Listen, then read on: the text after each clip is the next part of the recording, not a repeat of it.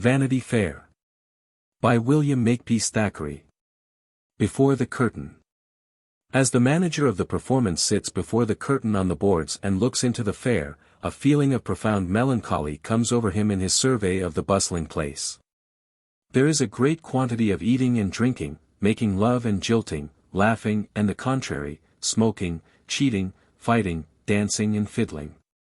There are bullies pushing about, bucks ogling the women, knaves picking pockets, policemen on the lookout, quacks, other quacks, plague take them, bawling in front of their booths, and yokels looking up at the tinsel dancers and poor old rouged tumblers, while the light-fingered folk are operating upon their pockets behind. Yes, this is Vanity Fair, not a moral place certainly. Nor a merry one, though very noisy. Look at the faces of the actors and buffoons when they come off from their business. And Tom Fool washing the paint off his cheeks before he sits down to dinner with his wife and the little Jack puddings behind the canvas. The curtain will be up presently, and he will be turning over head and heels, and crying, "How are you?" A man with a reflective turn of mind, walking through an exhibition of this sort, will not be oppressed, I take it, by his own or other people's hilarity. An episode of humor or kindness touches and amuses him here and there. A pretty child looking at a gingerbread stall, a pretty girl blushing whilst her lover talks to her and chooses her fairing. Poor Tom Fool, yonder behind the wagon, mumbling his bone with the honest family which lives by his tumbling, but the general impression is one more melancholy than mirthful. When you come home you sit down in a sober, contemplative, not uncharitable frame of mind, and apply yourself to your books or your business. I have no other moral than this to tag to the present story of Vanity Fair. Some people consider fairs immoral altogether, and eschew such, with their servants and families, very likely they are right. But persons who think otherwise, and are of a lazy, or a benevolent, or a sarcastic mood, may perhaps like to step in for half an hour, and look at the performances. There are scenes of all sorts. Some dreadful combats, some grand and lofty horse riding, some scenes of high life, and some of very middling indeed, some love-making for the sentimental, and some light comic business.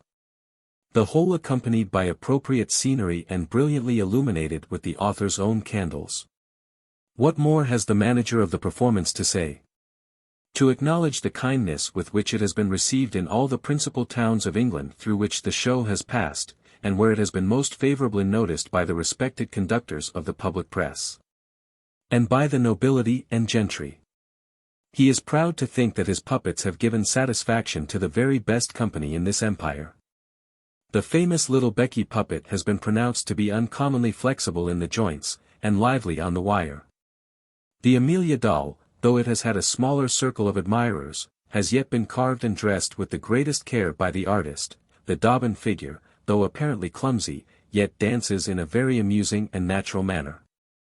The little boy's dance has been liked by some, and pleased to remark the richly dressed figure of the wicked nobleman, on which no expense has been spared, and which old Nick will fetch away at the end of this singular performance. And with this, and a profound bow to his patrons, the manager retires, and the curtain rises. London, June 28, 1848. Chapter 1. Chiswick Mall. While the present century was in its teens, and on one sunshiny morning in June, there drove up to the great iron gate of Miss Pinkerton's Academy for Young Ladies, on Chiswick Mall, a large family coach, with 2 fat horses in blazing harness, driven by a fat coachman in a 3-cornered hat and wig, at the rate of 4 miles an hour. A black servant, who reposed on the box beside the fat coachman, uncurled his bandy legs as soon as the equipage drew up opposite Miss Pinkerton's shining brass plate. And as he pulled the bell at least a score of young heads were seen peering out of the narrow windows of the stately old brick house. Nay, the acute observer might have recognized the little red nose of good-natured Miss Jemima Pinkerton herself, rising over some geranium pots in the window of that lady's own drawing-room. "It is Mrs. Sedley's coach, sister," said Miss Jemima. "Sambo, the black servant, has just rung the bell, and the coachman has a new red waistcoat." "Have you completed all the necessary preparations incident to Miss Sedley's departure, Miss Jemima?" asked Miss Pinkerton herself, that majestic lady.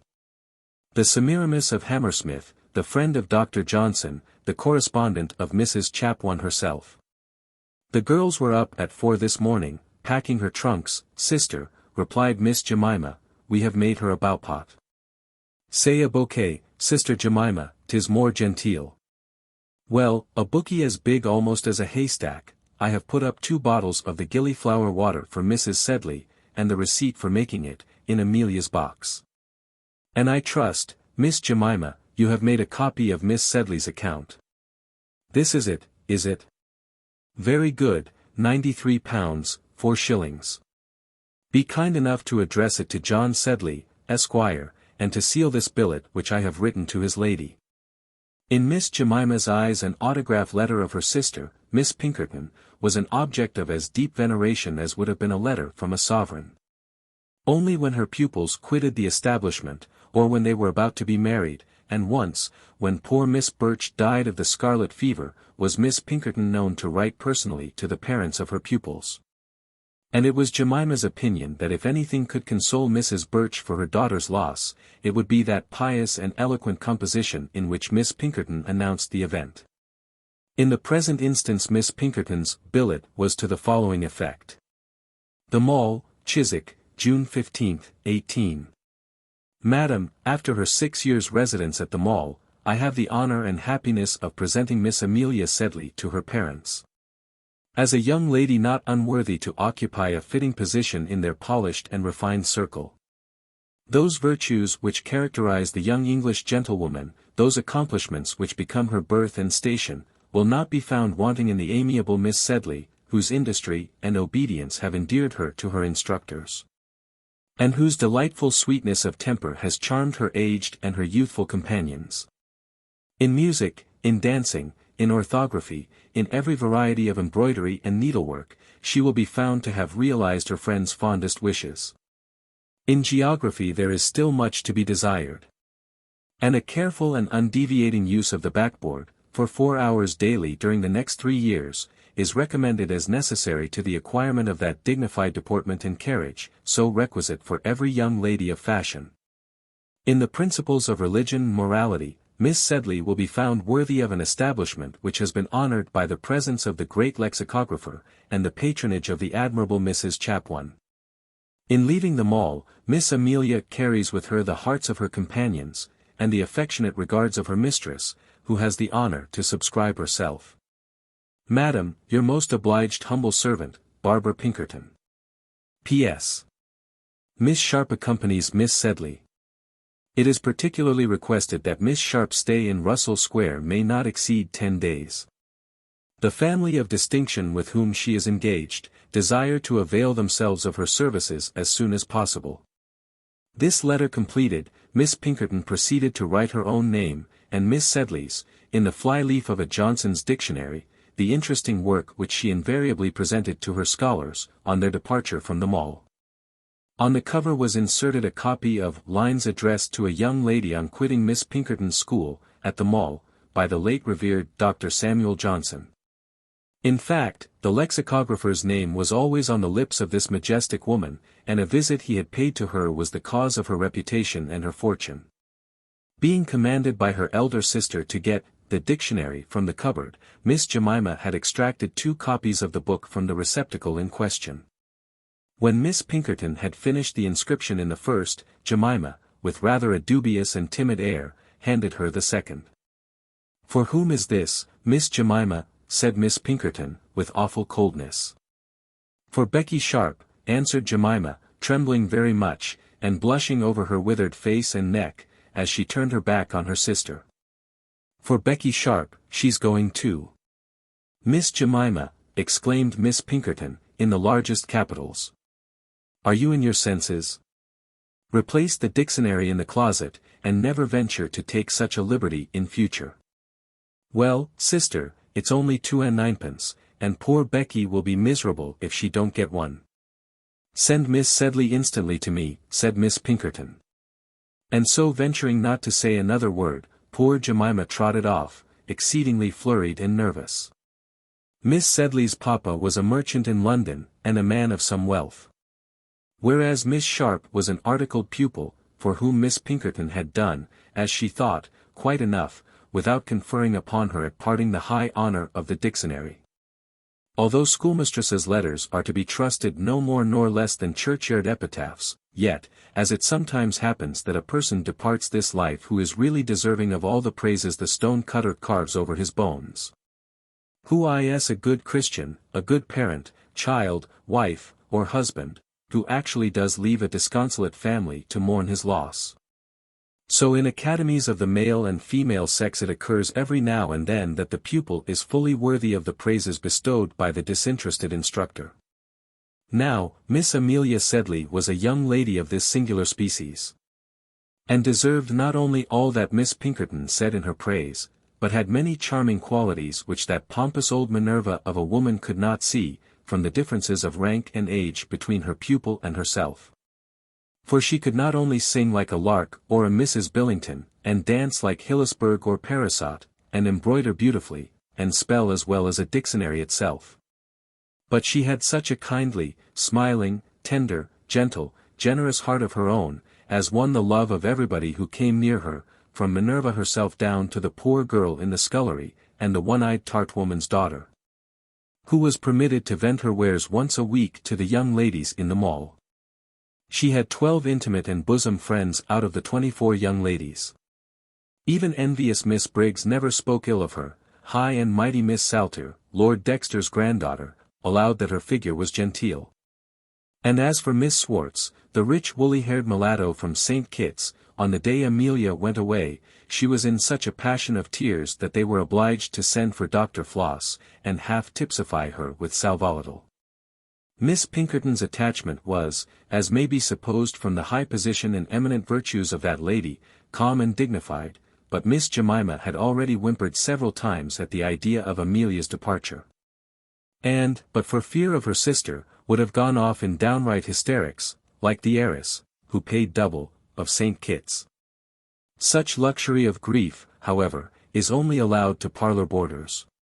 Honest Jemima had all the bills, and the washing, and the mending, and the puddings, and the plate and crockery, and the servants to superintend. But why speak about her? It is probable that we shall not hear of her again from this moment to the end of time, and that when the great filigree iron gates are once closed on her, she and her awful sister will never issue therefrom into this little world of history. But as we are to see a great deal of Amelia, there is no harm in saying, at the outset of our acquaintance, that she was a dear little creature.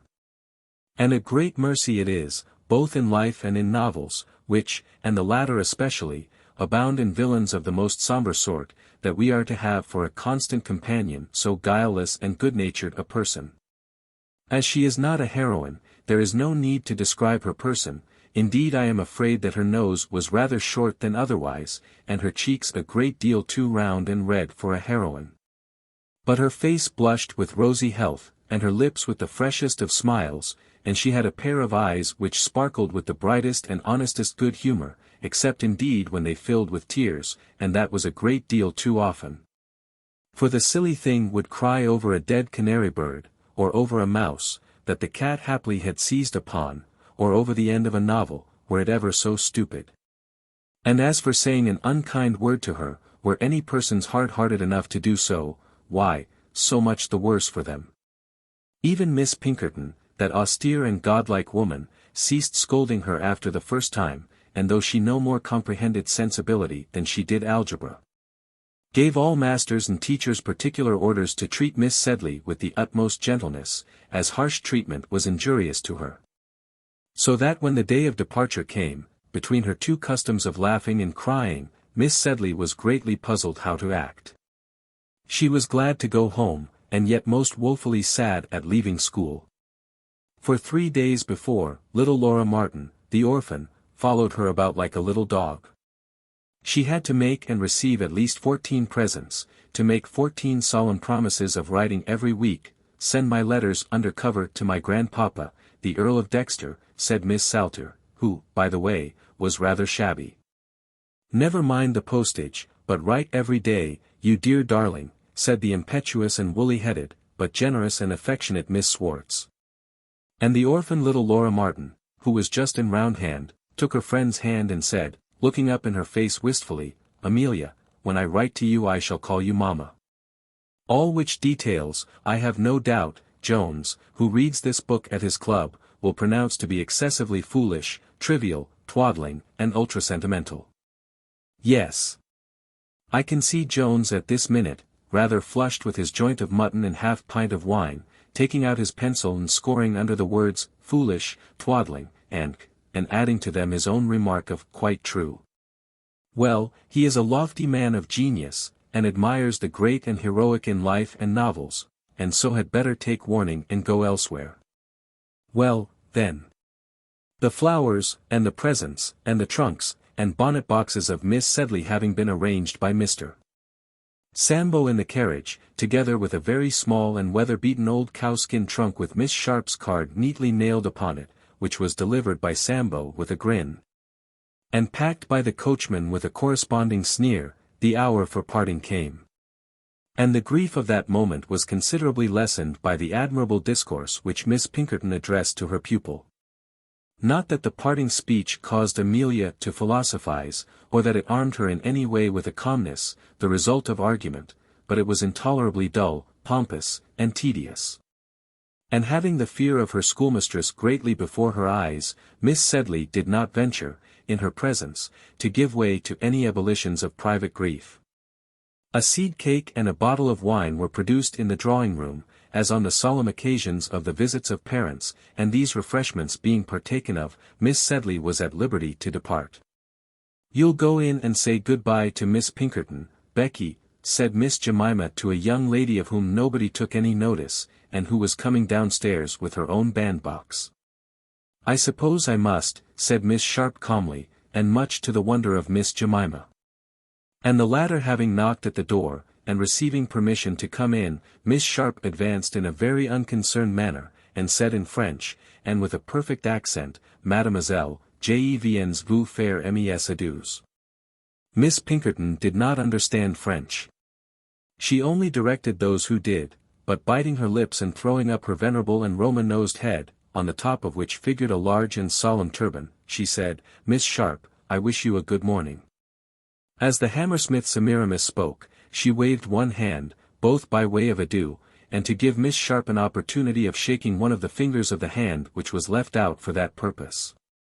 Miss Sharp only folded her own hands with a very frigid smile and bow, and quite declined to accept the proffered honor, on which Semiramis tossed up her turban more indignantly than ever.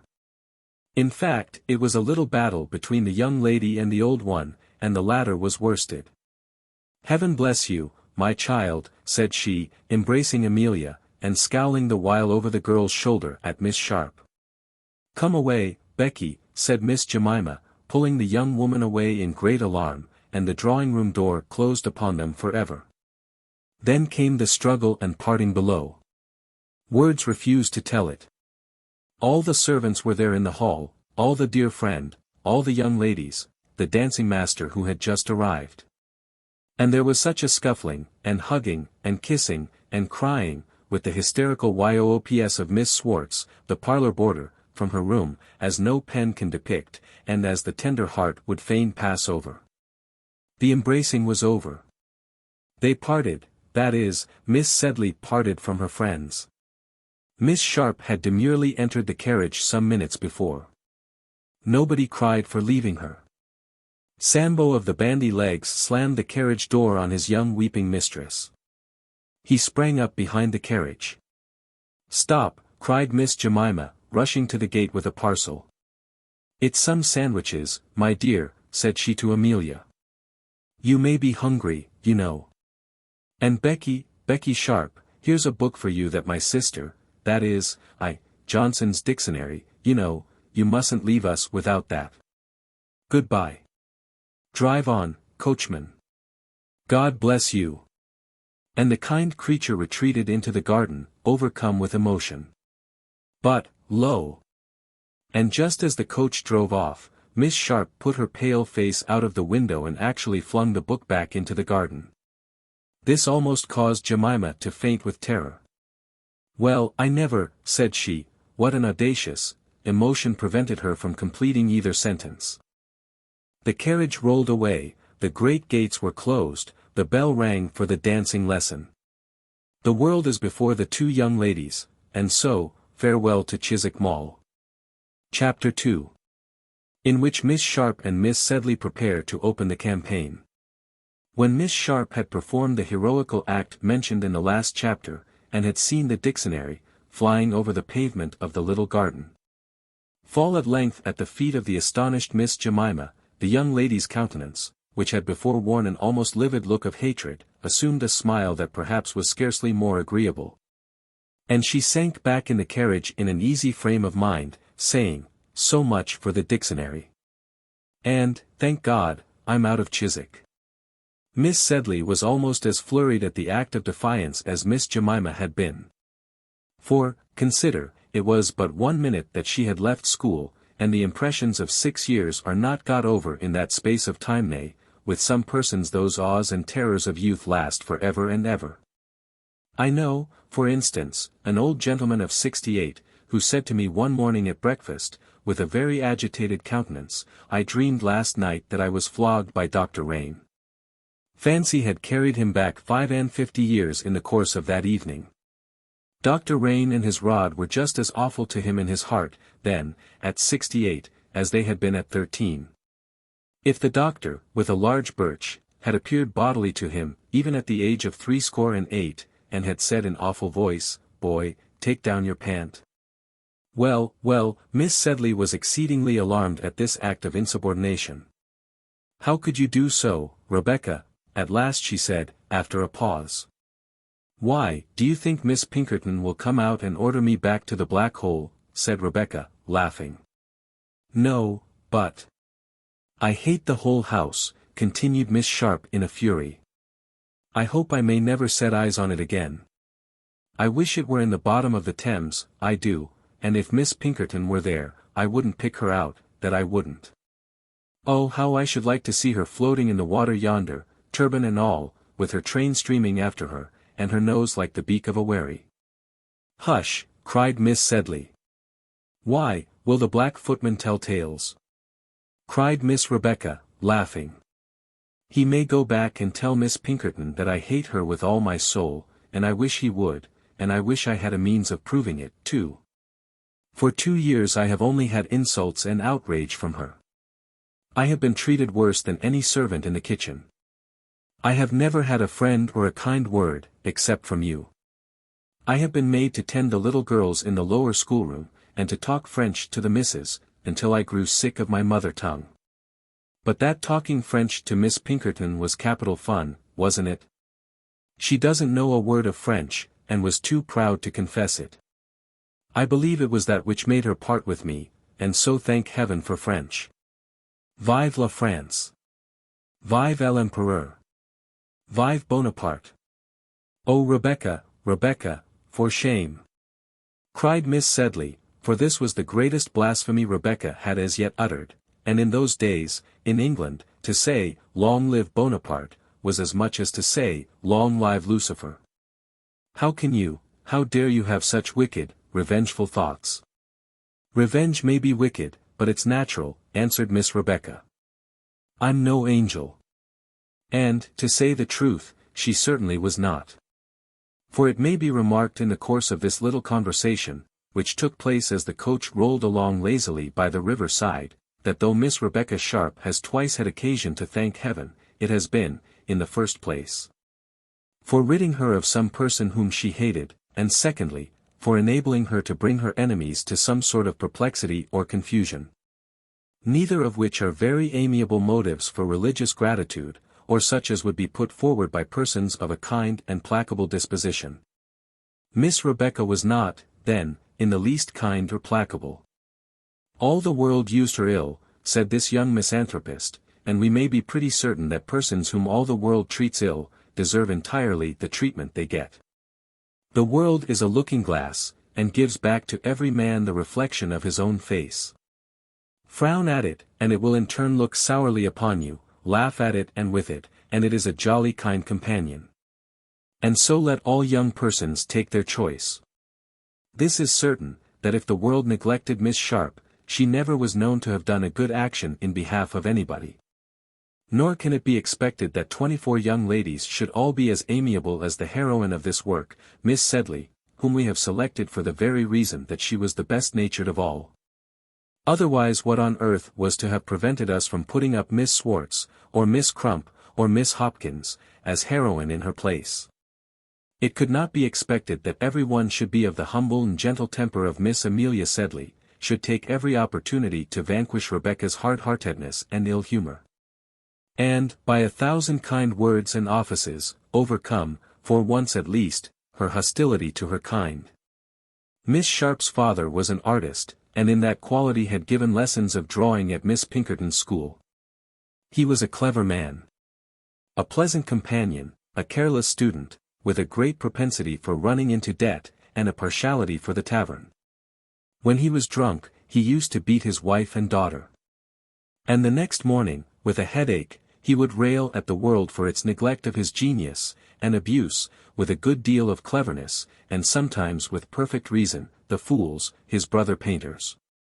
As it was with the utmost difficulty that he could keep himself, and as he owed money for a mile round Soho, where he lived, he thought to better his circumstances by marrying a young woman of the French nation, who was by profession an opera girl. The humble calling of her female parent Miss Sharp never alluded to, but used to state subsequently that the Entrechats were a noble family of Gascony, and took great pride in her descent from them. And curious it is that as she advanced in life this young lady's ancestors increased in rank and splendor. Rebecca's mother had had some education somewhere, and her daughter spoke French with purity and a Parisian accent. It was in those days rather a rare accomplishment, and led to her engagement with the orthodox Miss Pinkerton. For her mother being dead, her father, finding himself not likely to recover, after his third attack of delirium tremens, wrote a manly and pathetic letter to Miss Pinkerton, recommending the orphan child to her protection. And so descended to the grave, after 2 bailiffs had quarrelled over his corpse. Rebecca was 17 when she came to Chiswick, and was bound over as an articled pupil, her duties being to talk French, as we have seen, and her privileges to live cost-free, and, with a few guineas a year, to gather scraps of knowledge from the professors who attended the school. She was small and slight in person, pale, sandy-haired, and with eyes habitually cast down. When they looked up they were very large, odd, and attractive, so attractive that the Reverend Mr. Crisp, fresh from Oxford, and curate to the vicar of Chiswick, the Reverend Mr. Flowerdew, fell in love with Miss Sharp, being shot dead by a glance of her eyes which was fired all the way across Chiswick Church from the school pew to the reading desk. This infatuated young man used sometimes to take tea with Miss Pinkerton, to whom he had been presented by his mamma, and actually proposed something like marriage in an intercepted note, which the one-eyed apple woman was charged to deliver. Mrs. Crisp was summoned from Buxton, and abruptly carried off her darling boy. But the idea, even, of such an eagle in the Chiswick dovecot caused a great flutter in the breast of Miss Pinkerton, who would have sent away Miss Sharp but that she was bound to her under a forfeit, and who never could thoroughly believe the young lady's protestations that she had never exchanged a single word with Mr. Crisp, except under her own eyes on the 2 occasions when she had met him at tea. By the side of many tall and bouncing young ladies in the establishment, Rebecca Sharp looked like a child. But she had the dismal precocity of poverty. Many a dun had she talked to, and turned away from her father's door, many a tradesman had she coaxed and wheedled into good humour, and into the granting of 1 meal more. She sate commonly with her father, who was very proud of her wit, and heard the talk of many of his wild companions, often but ill-suited for a girl to hear. But she never had been a girl, she said, she had been a woman since she was 8 years old. Oh, why did Miss Pinkerton let such a dangerous bird into her cage? The fact is, the old lady believed Rebecca to be the meekest creature in the world, so admirably, on the occasions when her father brought her to Chiswick, used Rebecca to perform the part of the ingenue. And only a year before the arrangement by which Rebecca had been admitted into her house, and when Rebecca was 16 years old, Miss Pinkerton majestically, and with a little speech, made her a present of a doll, which was, by the way, the confiscated property of Miss Swindle, discovered surreptitiously nursing it in school hours. How the father and daughter laughed as they trudged home together after the evening party. It was on the occasion of the speeches, when all the professors were invited, and how Miss Pinkerton would have raged had she seen the caricature of herself which the little mimic, Rebecca, managed to make out of her doll. Becky used to go through dialogues with it. It formed the delight of Newman Street, Gerrard Street, and the Artists' Quarter, and the young painters, when they came to take their gin and water with their lazy, dissolute, clever, jovial senior. Used regularly to ask Rebecca if Miss Pinkerton was at home. She was as well known to them, poor soul, as Mr. Lawrence or President West. Once Rebecca had the honor to pass a few days at Chiswick, after which she brought back Jemima, and erected another doll as Miss Jemmy, for though that honest creature had made and given her jelly and cake enough for 3 children, and a 7-shilling piece at parting, the girl's sense of ridicule was far stronger than her gratitude, and she sacrificed Miss Jemmy quite as pitilessly as her sister.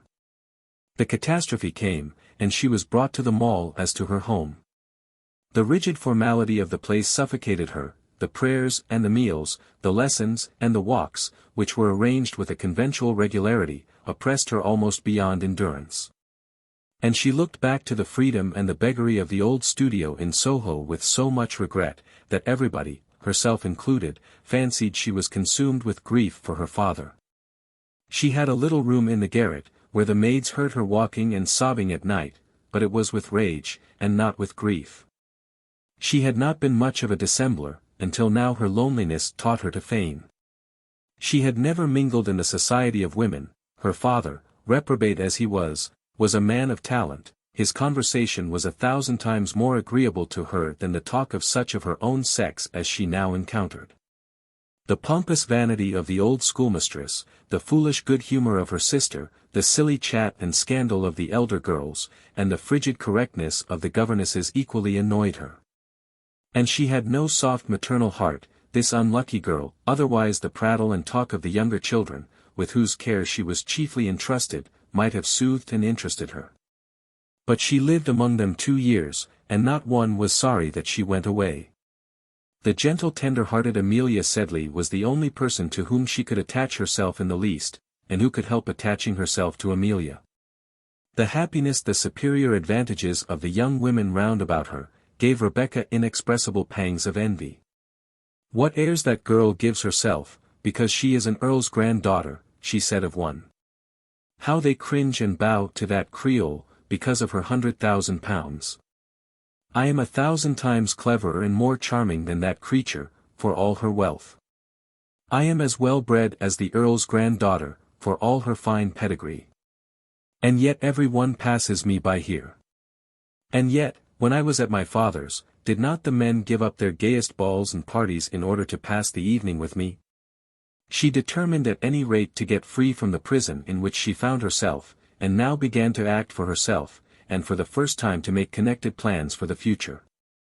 She took advantage, therefore, of the means of study the place offered her, and as she was already a musician and a good linguist, she speedily went through the little course of study which was considered necessary for ladies in those days.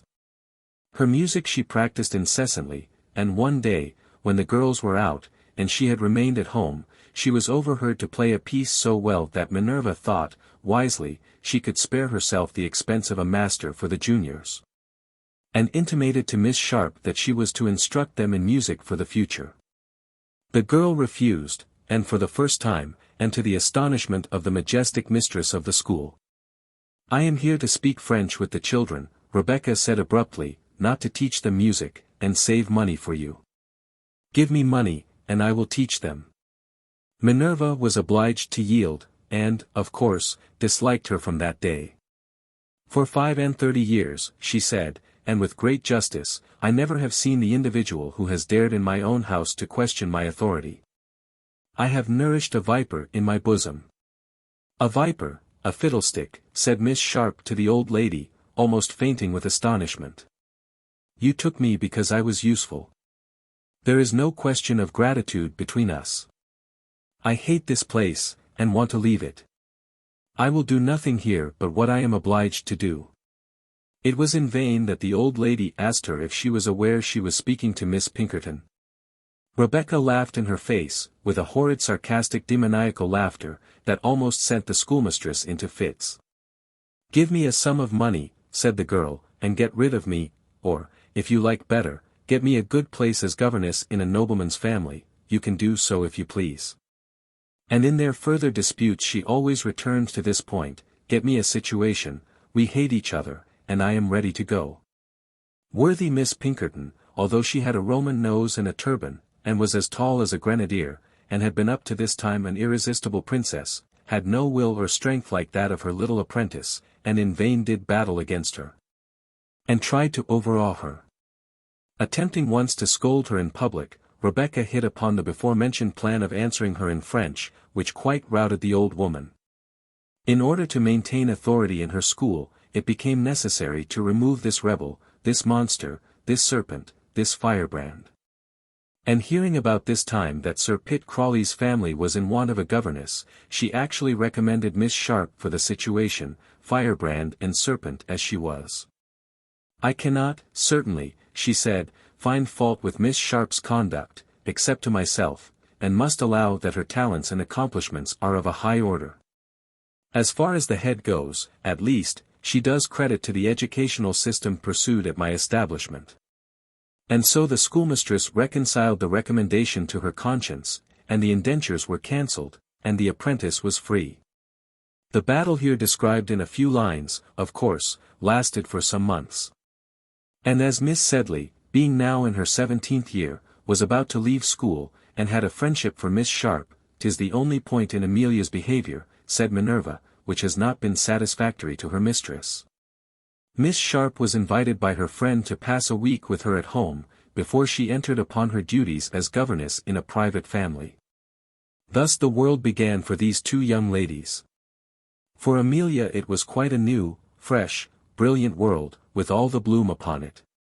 It was not quite a new one for Rebecca, indeed, if the truth must be told with respect to the crisp affair, the tart woman hinted to somebody, who took an affidavit of the fact to somebody else, that there was a great deal more than was made public regarding Mr. Crisp and Miss Sharp, and that his letter was in answer to another letter. But who can tell you the real truth of the matter? At all events, if Rebecca was not beginning the world, she was beginning it over again. By the time the young ladies reached Kensington Turnpike, Amelia had not forgotten her companions, but had dried her tears, and had blushed very much and been delighted at a young officer of the Life Guards, who spied her as he was riding by, and said, "A dem fine gal, egad." And before the carriage arrived in Russell Square, a great deal of conversation had taken place about the drawing-room, and whether or not young ladies wore powder as well as hoops when presented, and whether she was to have that honour. To the Lord Mayor's ball she knew she was to go. And when at length home was reached, Miss Amelia Sedley skipped out on Sambo's arm, as happy and as handsome a girl as any in the whole big city of London. Both he and coachman agreed on this point, and so did her father and mother, and so did every one of the servants in the house, as they stood bobbing, and curtsying, and smiling, in the hall to welcome their young mistress. You may be sure that she showed Rebecca over every room of the house, and everything in every one of her drawers, and her books, and her piano, and her dresses, and all her necklaces, brooches, laces, and gimcracks.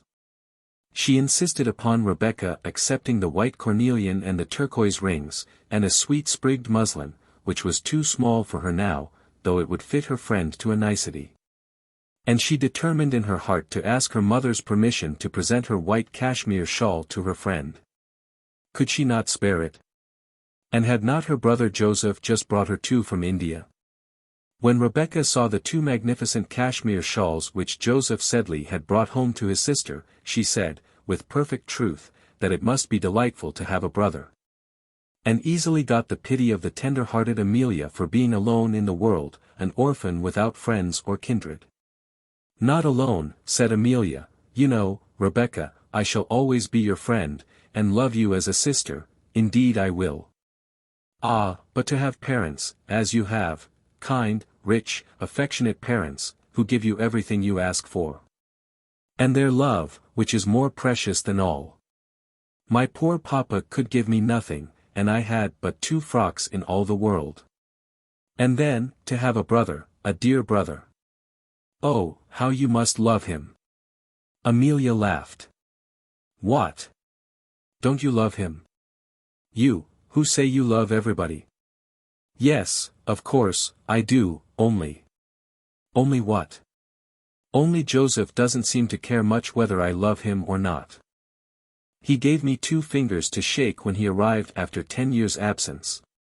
He is very kind and good, but he scarcely ever speaks to me. I think he loves his pipe a great deal better than his, but here Amelia checked herself, for why should she speak ill of her brother? He was very kind to me as a child, she added. I was but 5 years old when he went away. Isn't he very rich? Said Rebecca. They say all Indian nabobs are enormously rich. I believe he has a very large income. And is your sister-in-law a nice pretty woman? La! Joseph is not married, said Amelia, laughing again. Perhaps she had mentioned the fact already to Rebecca, but that young lady did not appear to have remembered it. Indeed, vowed and protested that she expected to see a number of Amelia's nephews and nieces.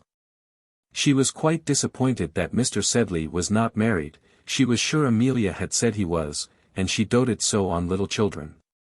I think you must have had enough of them at Chiswick, said Amelia, rather wondering at the sudden tenderness on her friend's part. And indeed in later days Miss Sharp would never have committed herself so far as to advance opinions, the untruth of which would have been so easily detected. But we must remember that she is but 19 as yet, and used to the art of deceiving, poor innocent creature. And making her own experience in her own person.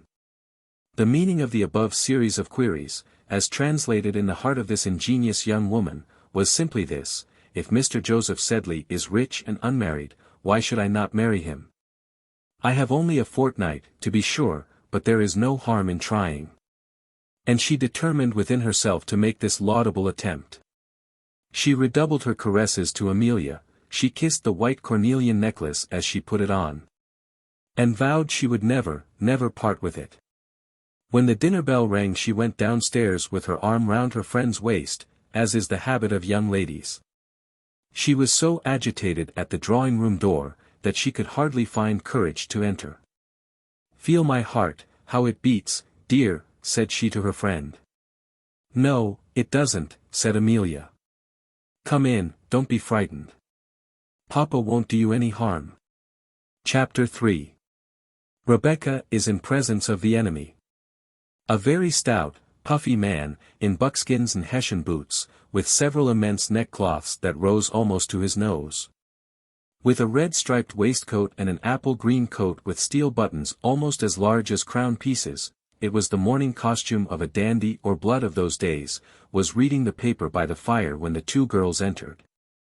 And bounced off his armchair, and blushed excessively, and hid his entire face almost in his neckcloths at this apparition. It's only your sister, Joseph, said Amelia, laughing and shaking the 2 fingers which he held out. I've come home for good, you know, and this is my friend, Miss Sharp, whom you have heard me mention. No, never, upon my word, said the head under the neckcloth, shaking very much, that is, yes, what abominably cold weather, miss, and herewith he fell to poking the fire with all his might, although it was in the middle of June. He's very handsome, whispered Rebecca to Amelia, rather loud. Do you think so? Said the latter. I'll tell him. Darling. Not for worlds, said Miss Sharp, starting back as timid as a fawn. She had previously made a respectful virgin-like curtsy to the gentleman, and her modest eyes gazed so perseveringly on the carpet that it was a wonder how she should have found an opportunity to see him. Thank you for the beautiful shawls, brother, said Amelia to the fire poker. Are they not beautiful, Rebecca? Oh heavenly, said Miss Sharp, and her eyes went from the carpet straight to the chandelier. Joseph still continued a huge clattering at the poker and tongs, puffing and blowing the while, and turning as red as his yellow face would allow him. I can't make you such handsome presents, Joseph, continued his sister, but while I was at school, I have embroidered for you a very beautiful pair of braces. Good gad! Amelia, cried the brother, in serious alarm, what do you mean? And plunging with all his might at the bell-rope, that article of furniture came away in his hand, and increased the honest fellow's confusion. For heaven's sake, see if my buggy's at the door. I can't wait. I must go. That groom of mine. I must go. At this minute the father of the family walked in, rattling his seals like a true British merchant. What's the matter, Emmy, says he. Joseph wants me to see if his buggy is at the door. What is a buggy, Papa? It is a one-horse palanquin, said the old gentleman, who was a wag in his way. Joseph at this burst out into a wild fit of laughter, in which, encountering the eye of Miss Sharp, he stopped all of a sudden, as if he had been shot. This young lady is your friend? Miss Sharp, I am very happy to see you. Have you and Emmy been quarrelling already with Joseph, that he wants to be off? I promised Bonamy of our service, sir, said Joseph, to dine with him. Oh fie! Didn't you tell your mother you would dine here? But in this dress it's impossible. Look at him, isn't he handsome enough to dine anywhere, Miss Sharp? On which, of course, Miss Sharp looked at her friend, and they both set off in a fit of laughter, highly agreeable to the old gentleman. Did you ever see a pair of buckskins like those at Miss Pinkerton's? Continued he, following up his advantage. Gracious heavens! Father, cried Joseph. There now, I have hurt his feelings. Mrs. Sedley, my dear, I have hurt your son's feelings. I have alluded to his buckskins. Ask Miss Sharp if I haven't. Come, Joseph, be friends with Miss Sharp, and let us all go to dinner. There's a pillow, Joseph, just as you like it, and Papa has brought home the best turbot in Billingsgate. Come, sir, walk downstairs with Miss Sharp, and I will follow with these two young women, said the father, and he took an arm of wife and daughter and walked merrily off. If Miss Rebecca Sharp had determined in her heart upon making the conquest of this big beau, I don't think, ladies, we have any right to blame her. For though the task of husband hunting is generally, and with becoming modesty, entrusted by young persons to their mammas, recollect that Miss Sharp had no kind parent to arrange these delicate matters for her. And that if she did not get a husband for herself, there was no one else in the wide world who would take the trouble off her hands. What causes young people to come out, but the noble ambition of matrimony? What sends them trooping to watering places? What keeps them dancing till 5 o'clock in the morning through a whole mortal season? What causes them to labor at pianoforte sonatas, and to learn four songs from a fashionable master at a guinea a lesson, and to play the harp if they have handsome arms and neat elbows, and to wear Lincoln green toxopholite hats and feathers? But that they may bring down some desirable young man with those killing bows and arrows of theirs. What causes respectable parents to take up their carpets, set their houses topsy-turvy, and spend a fifth of their year's income in ball suppers and iced champagne? Is it sheer love of their species, and an unadulterated wish to see young people happy in dancing? Pshaw!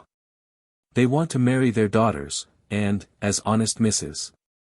Sedley has, in the depths of her kind heart, already arranged a score of little schemes for the settlement of her Amelia, so also had our beloved but unprotected Rebecca determined to do her very best to secure the husband, who was even more necessary for her than for her friend. She had a vivid imagination, she had, besides, read the Arabian Nights and Guthrie's Geography. And it is a fact that while she was dressing for dinner, and after she had asked Amelia whether her brother was very rich, she had built for herself a most magnificent castle in the air, of which she was mistress. With a husband somewhere in the background, she had not seen him as yet, and his figure would not therefore be very distinct. She had arrayed herself in an infinity of shawls, turbans, and diamond necklaces, and had mounted upon an elephant to the sound of the march in Bluebeard, in order to pay a visit of ceremony to the Grand Mogul. Charming Alnaschar visions! It is the happy privilege of youth to construct you, and many a fanciful young creature besides Rebecca Sharp has indulged in these delightful daydreams ere now. Joseph Sedley was 12 years older than his sister Amelia. He was in the East India Company's civil service, and his name appeared, at the period of which we write, in the Bengal division of the East India Register, as collector of Bagali Woola, an honourable and lucrative post. As everybody knows, in order to know to what higher posts Joseph rose in the service, the reader is referred to the same periodical. Bagali Woola is situated in a fine, lonely, marshy, Yungli district, famous for snipe shooting, and where not unfrequently you may flush a tiger. Ramgunj, where there is a magistrate, is only 40 miles off, and there is a cavalry station about 30 miles farther, so Joseph wrote home to his parents, when he took possession of his collectorship. He had lived for about 8 years of his life, quite alone, at this charming place, scarcely seeing a Christian face except twice a year, when the detachment arrived to carry off the revenues which he had collected, to Calcutta. Luckily, at this time he caught a liver complaint, for the cure of which he returned to Europe, and which was the source of great comfort and amusement to him in his native country. He did not live with his family while in London, but had lodgings of his own, like a gay young bachelor.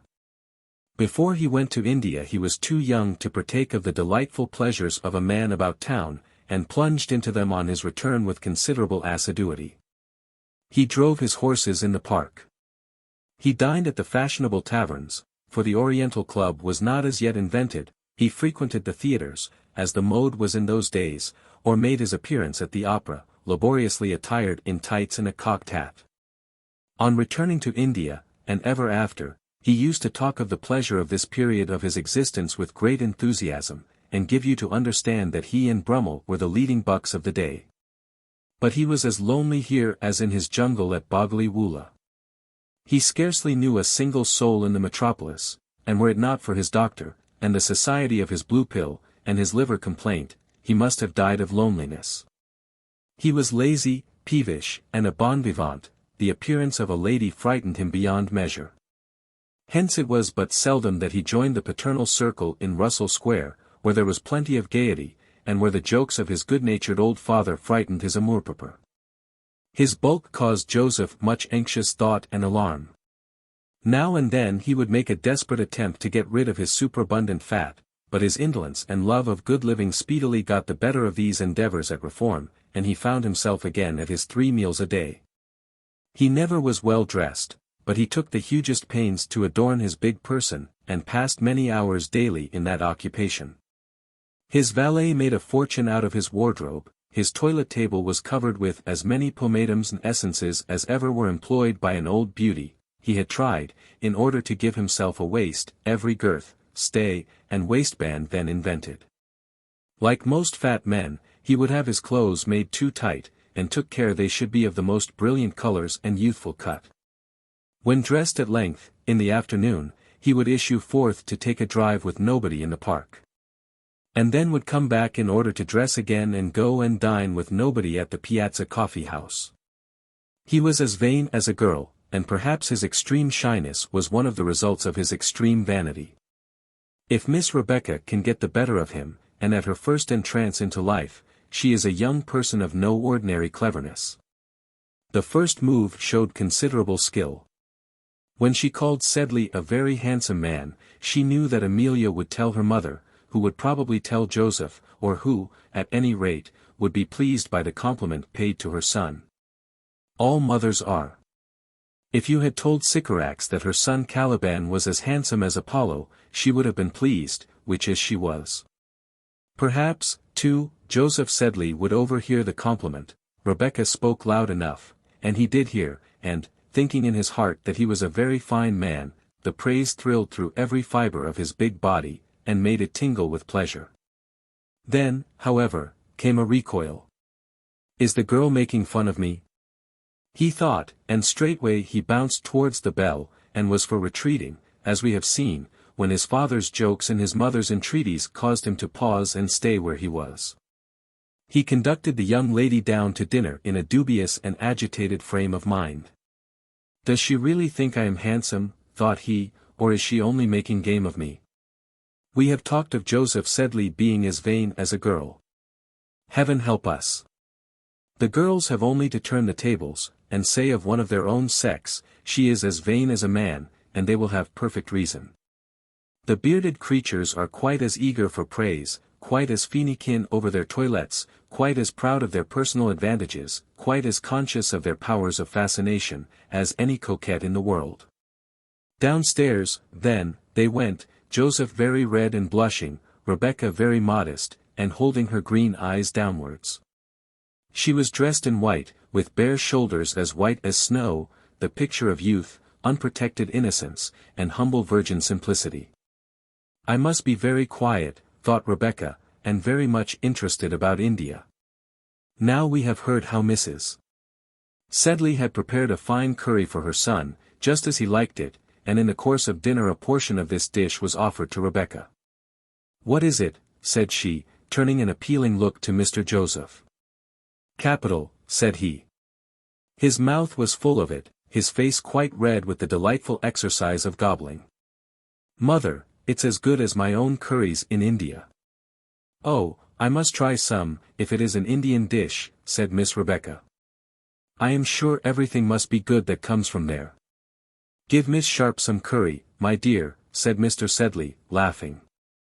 Rebecca had never tasted the dish before. "Do you find it as good as everything else from India?" said Mr. Sedley.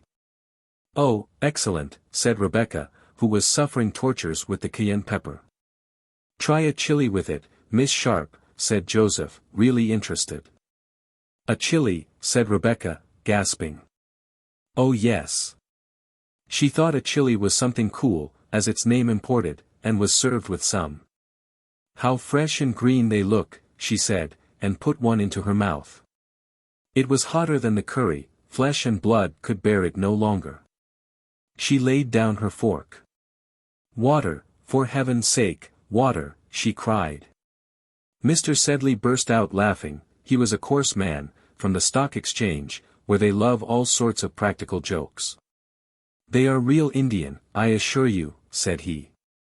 "Sambo, give Miss Sharp some water."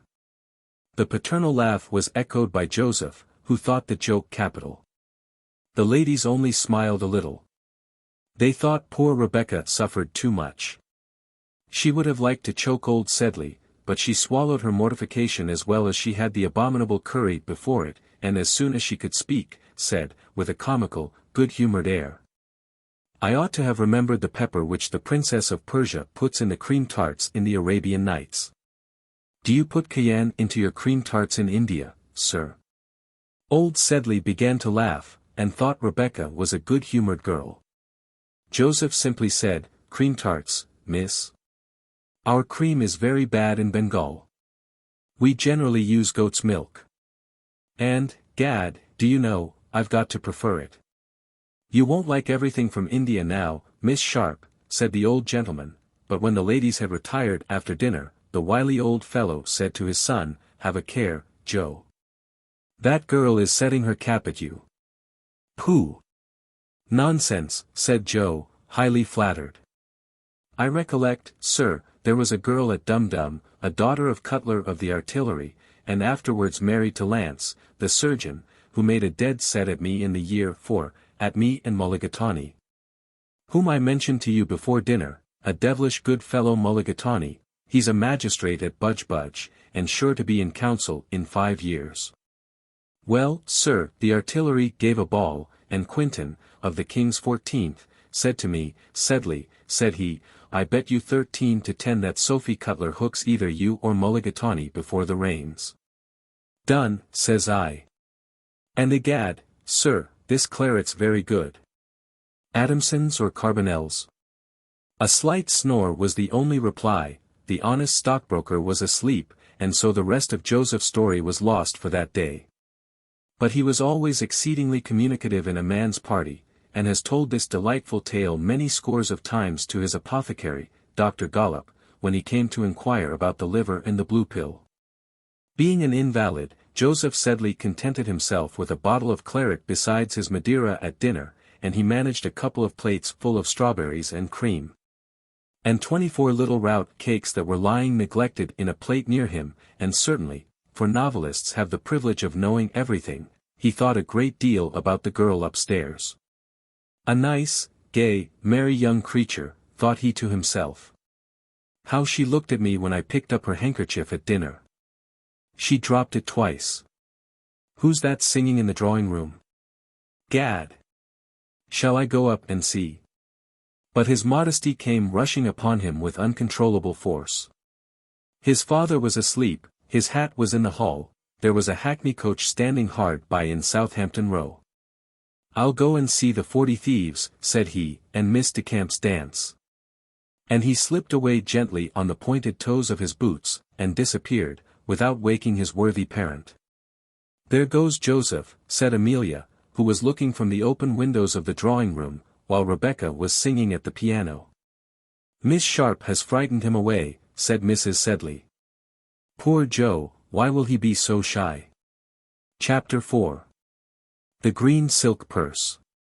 Poor Joe's panic lasted for 2 or 3 days.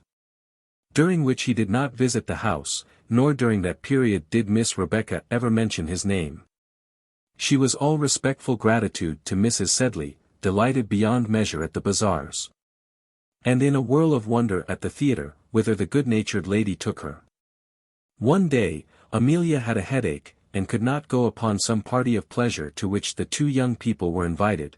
Nothing could induce her friend to go without her. "What? You who have shown the poor orphan what happiness and love are for the first time in her life, quit you?" "Never," and the green eyes looked up to heaven and filled with tears, and Mrs. Sedley could not but own that her daughter's friend had a charming kind heart of her own. As for Mr. Sedley's jokes, Rebecca laughed at them with a cordiality and perseverance which not a little pleased and softened that good-natured gentleman. Nor was it with the chiefs of the family alone that Miss Sharp found favour. She interested Mrs. Blenkinsop by evincing the deepest sympathy in the raspberry jam preserving, which operation was then going on in the housekeeper's room. She persisted in calling Sambo Sir, and Mr. Sambo, to the delight of that attendant.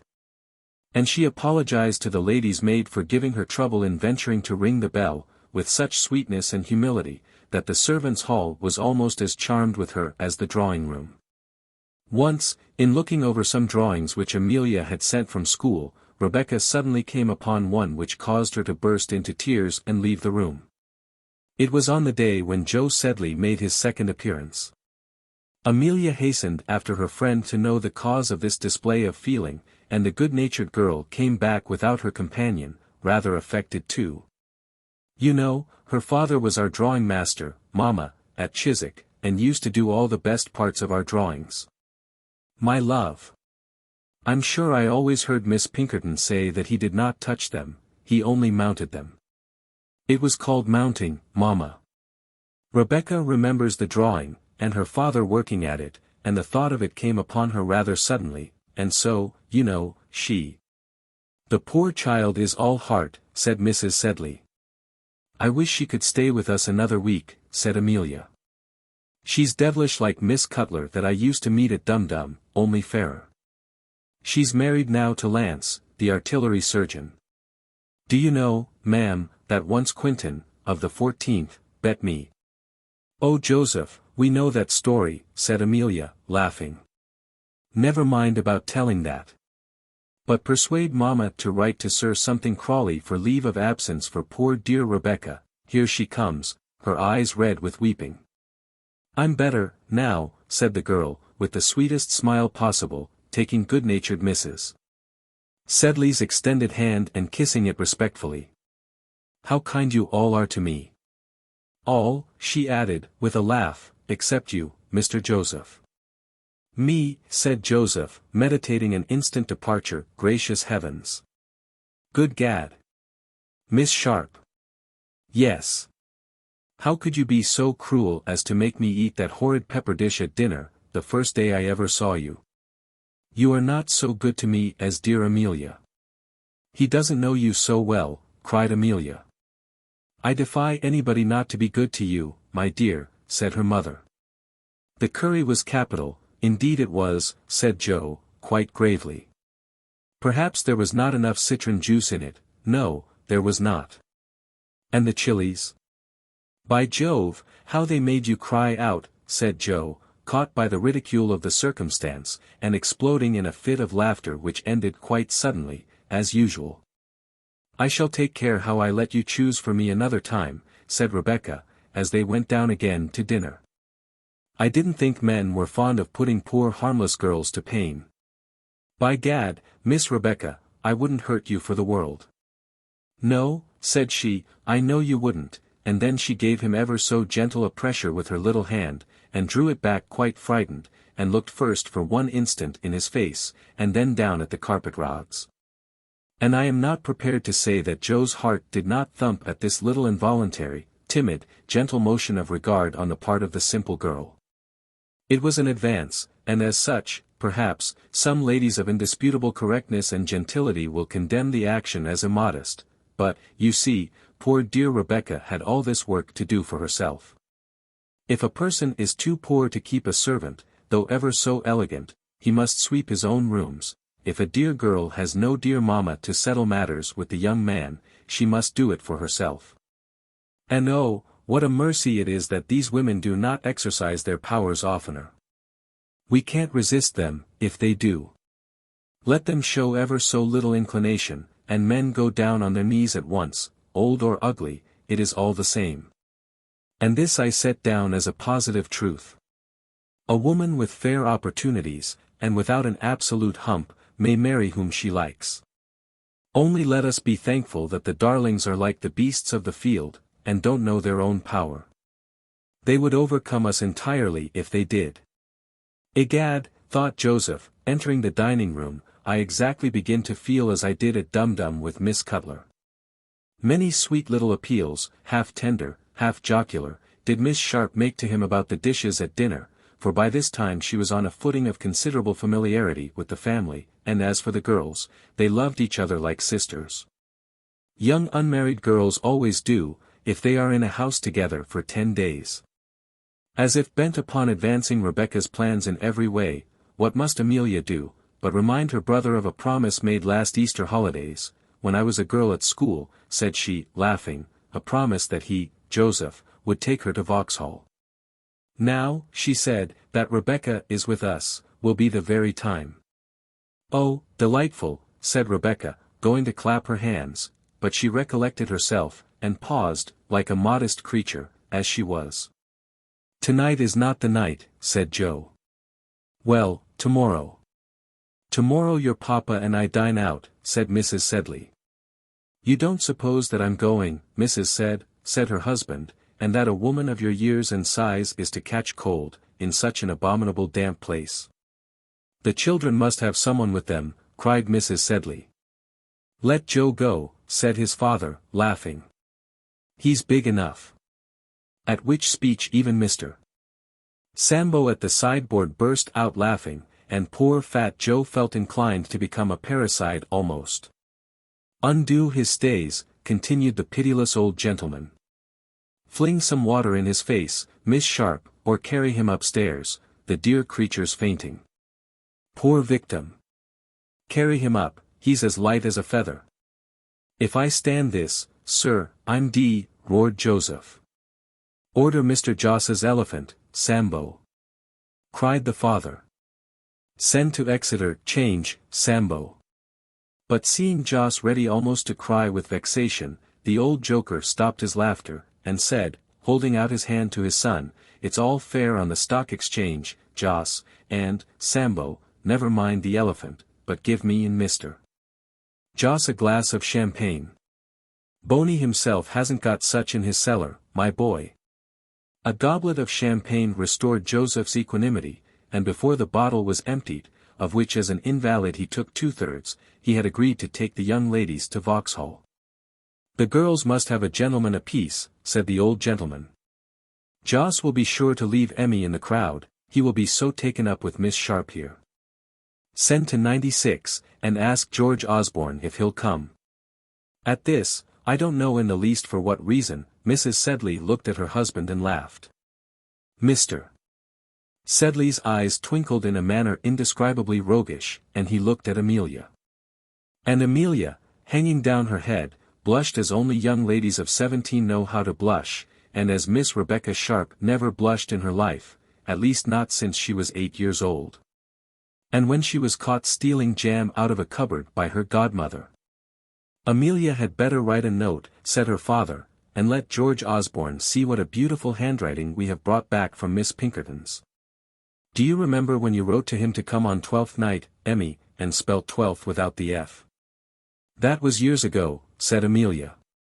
It seems like yesterday, don't it, John, said Mrs. Sedley to her husband. And that night in a conversation which took place in a front room in the second floor, in a sort of tent, hung round with chintz of a rich and fantastic India pattern, and double with calico of a tender rose color. In the interior of which species of marquee was a feather bed, on which were 2 pillows, on which were 2 round red faces, one in a lace nightcap, and one in a simple cotton one, ending in a tassel, in a curtain lecture, I say, Mrs. Sedley took her husband to task for his cruel conduct to poor Joe. It was quite wicked of you, Mr. Sedley, said she, to torment the poor boy so. My dear, said the cotton tassel in defense of his conduct, Joss is a great deal vainer than you ever were in your life, and that's saying a good deal. Though, some 30 years ago, in the year 1780, what was it? Perhaps you had a right to be vain, I don't say no. But I've no patience with Joss and his dandified modesty. It is out Josephing Joseph, my dear, and all the while the boy is only thinking of himself, and what a fine fellow he is. I doubt, ma'am, we shall have some trouble with him yet. Here is Emmy's little friend making love to him as hard as she can, that's quite clear, and if she does not catch him some other will. That man is destined to be a prey to woman, as I am to go on 'change every day. It's a mercy he did not bring us over a black daughter-in-law, my dear. But, mark my words, the first woman who fishes for him, hooks him. She shall go off tomorrow, the little artful creature, said Mrs. Sedley, with great energy. Why not she as well as another, Mrs. Sedley? The girl's a white face at any rate. I don't care who marries him. Let Joe please himself. And presently the voices of the 2 speakers were hushed, or were replaced by the gentle but unromantic music of the nose. And save when the church bells tolled the hour and the watchman called it, all was silent at the house of John Sedley, Esquire, of Russell Square, and the Stock Exchange. When morning came, the good-natured Mrs. Sedley no longer thought of executing her threats with regard to Miss Sharp. For though nothing is more keen, nor more common, nor more justifiable, than maternal jealousy, yet she could not bring herself to suppose that the little, humble, grateful, gentle governess would dare to look up to such a magnificent personage as the collector of Boggley Woola. The petition, too, for an extension of the young lady's leave of absence had already been dispatched, and it would be difficult to find a pretext for abruptly dismissing her. And as if all things conspired in favor of the gentle Rebecca, the very elements, although she was not inclined at first to acknowledge their action in her behalf, interposed to aid her. For on the evening appointed for the Vauxhall party, George Osborne having come to dinner, and the elders of the house having departed, according to invitation, to dine with Alderman Balls at Highbury Barn, there came on such a thunderstorm as only happens on Vauxhall nights, and as obliged the young people, perforce, to remain at home. Mr. Osborne did not seem in the least disappointed at this occurrence. He and Joseph Sedley drank a fitting quantity of port wine, tete-a-tete, in the dining-room, during the drinking of which Sedley told a number of his best Indian stories. For he was extremely talkative in man's society, and afterwards Miss Amelia Sedley did the honours of the drawing-room. And these 4 young persons passed such a comfortable evening together, that they declared they were rather glad of the thunderstorm than otherwise, which had caused them to put off their visit to Vauxhall. Osborne was Sedley's godson, and had been one of the family any time these 23 years. At 6 weeks old, he had received from John Sedley a present of a silver cup, at 6 months old, a coral with gold whistle and bells. From his youth upwards he was tipped regularly by the old gentleman at Christmas, and on going back to school, he remembered perfectly well being thrashed by Joseph Sedley, when the latter was a big, swaggering hobbadyhoy, and George an impudent urchin of 10 years old. In a word, George was as familiar with the family as such daily acts of kindness and intercourse could make him. Do you remember, Sedley, what a fury you were in, when I cut off the tassels of your Hessian boots, and how Miss How Amelia rescued me from a beating, by falling down on her knees and crying out to her brother Jos, not to beat little George. Jos remembered this remarkable circumstance perfectly well, but vowed that he had totally forgotten it. Well, do you remember coming down in a gig to Dr. Swishtail's to see me, before you went to India, and giving me half a guinea and a pat on the head? I always had an idea that you were at least 7 feet high, and was quite astonished at your return from India to find you no taller than myself. How good of Mr. Sedley to go to your school and give you the money!" exclaimed Rebecca, in accents of extreme delight. "Yes, and after I had cut the tassels of his boots too. Boys never forget those tips at school, nor the givers." "I delight in Hessian boots," said Rebecca. Jos Sedley, who admired his own legs prodigiously, and always wore this ornamental chaussure, was extremely pleased at this remark, though he drew his legs under his chair as it was made. "Miss Sharp," said George Osborne, "you who are so clever an artist, you must make a grand historical picture of the scene of the boots. Sedley shall be represented in buckskins, and holding one of the injured boots in one hand. By the other he shall have hold of my shirt frill. Amelia shall be kneeling near him, with her little hands up, and the picture shall have a grand allegorical title, as the frontispieces have in the medulla and the spelling book." "I shan't have time to do it here," said Rebecca. "I'll do it when I'm gone." And she dropped her voice, and looked so sad and piteous, that everybody felt how cruel her lot was, and how sorry they would be to part with her. "Oh, that you could stay longer, dear Rebecca," said Amelia. "Why," answered the other, still more sadly, "that I may be only the more unwilling to lose you." And she turned away her head. Amelia began to give way to that natural infirmity of tears which, we have said, was one of the defects of this silly little thing. George Osborne looked at the two young women with a touched curiosity. And Joseph Sedley heaved something very like a sigh out of his big chest, as he cast his eyes down towards his favorite Hessian boots. "Let us have some music, Miss Sedley, Amelia," said George, who felt at that moment an extraordinary, almost irresistible impulse to seize the above-mentioned young woman in his arms, and to kiss her in the face of the company. And she looked at him for a moment, and if I should say that they fell in love with each other at that single instant of time, I should perhaps be telling an untruth. For the fact is that these two young people had been bred up by their parents for this very purpose, and their banns had, as it were, been read in their respective families any time these 10 years. They went off to the piano, which was situated, as pianos usually are, in the back drawing-room, and as it was rather dark, Miss Amelia, in the most unaffected way in the world, put her hand into Mr. Osborne's, who, of course, could see the way among the chairs and ottomans a great deal better than she could. But this arrangement left Mr. Joseph Sedley tête-à-tête with Rebecca, at the drawing-room table, where the latter was occupied in knitting a green silk purse.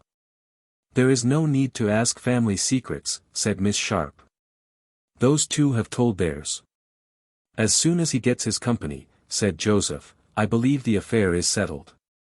George Osborne is a capital fellow." "And your sister the dearest creature in the world," said Rebecca. "Happy the man who wins her." With this, Miss Sharp gave a great sigh. When two unmarried persons get together, and talk upon such delicate subjects as the present, a great deal of confidence and intimacy is presently established between them. There is no need of giving a special report of the conversation which now took place between Mr. Sedley and the young lady, for the conversation, as may be judged from the foregoing specimen, was not especially witty or eloquent.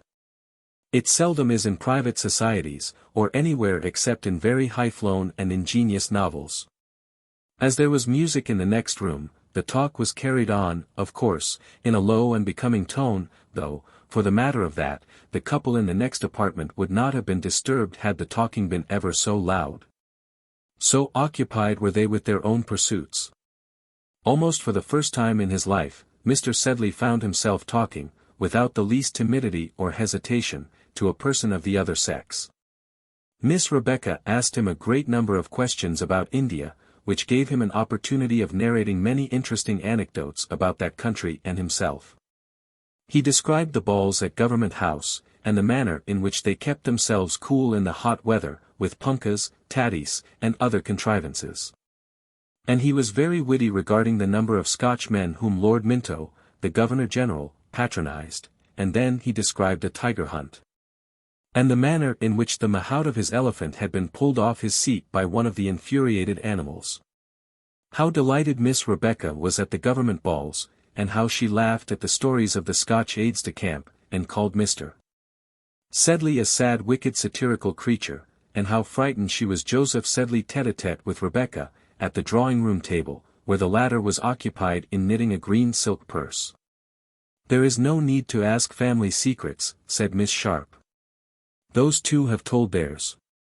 "As soon as he gets his company," said Joseph, "I believe the affair is settled. George Osborne is a capital fellow." "And your sister the dearest creature in the world," said Rebecca. "Happy the man who wins her." With this, Miss Sharp gave a great sigh.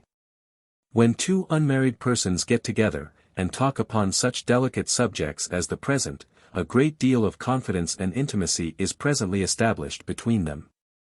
There is no need of giving a special report of the conversation which now took place between Mr. Sedley and the young lady, for the conversation, as may be judged from the foregoing specimen, was not especially witty or eloquent. It seldom is in private societies, or anywhere except in very high-flown and ingenious novels. As there was music in the next room, the talk was carried on, of course, in a low and becoming tone, though, for the matter of that, the couple in the next apartment would not have been disturbed had the talking been ever so loud. So occupied were they with their own pursuits. Almost for the first time in his life, Mr. Sedley found himself talking, without the least timidity or hesitation, to a person of the other sex.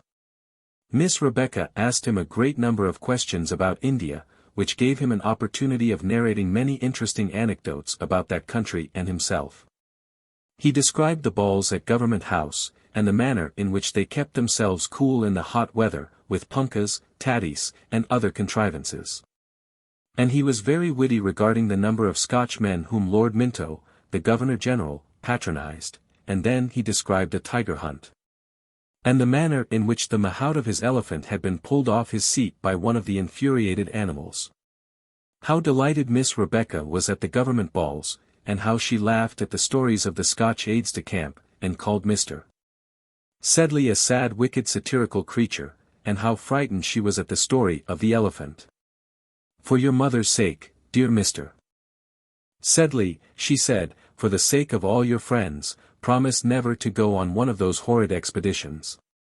"Pooh, pooh, Miss Sharp," said he, pulling up his shirt collars, "the danger makes the sport only the pleasanter." He had never been but once at a tiger hunt, when the accident in question occurred, and when he was half killed, not by the tiger, but by the fright.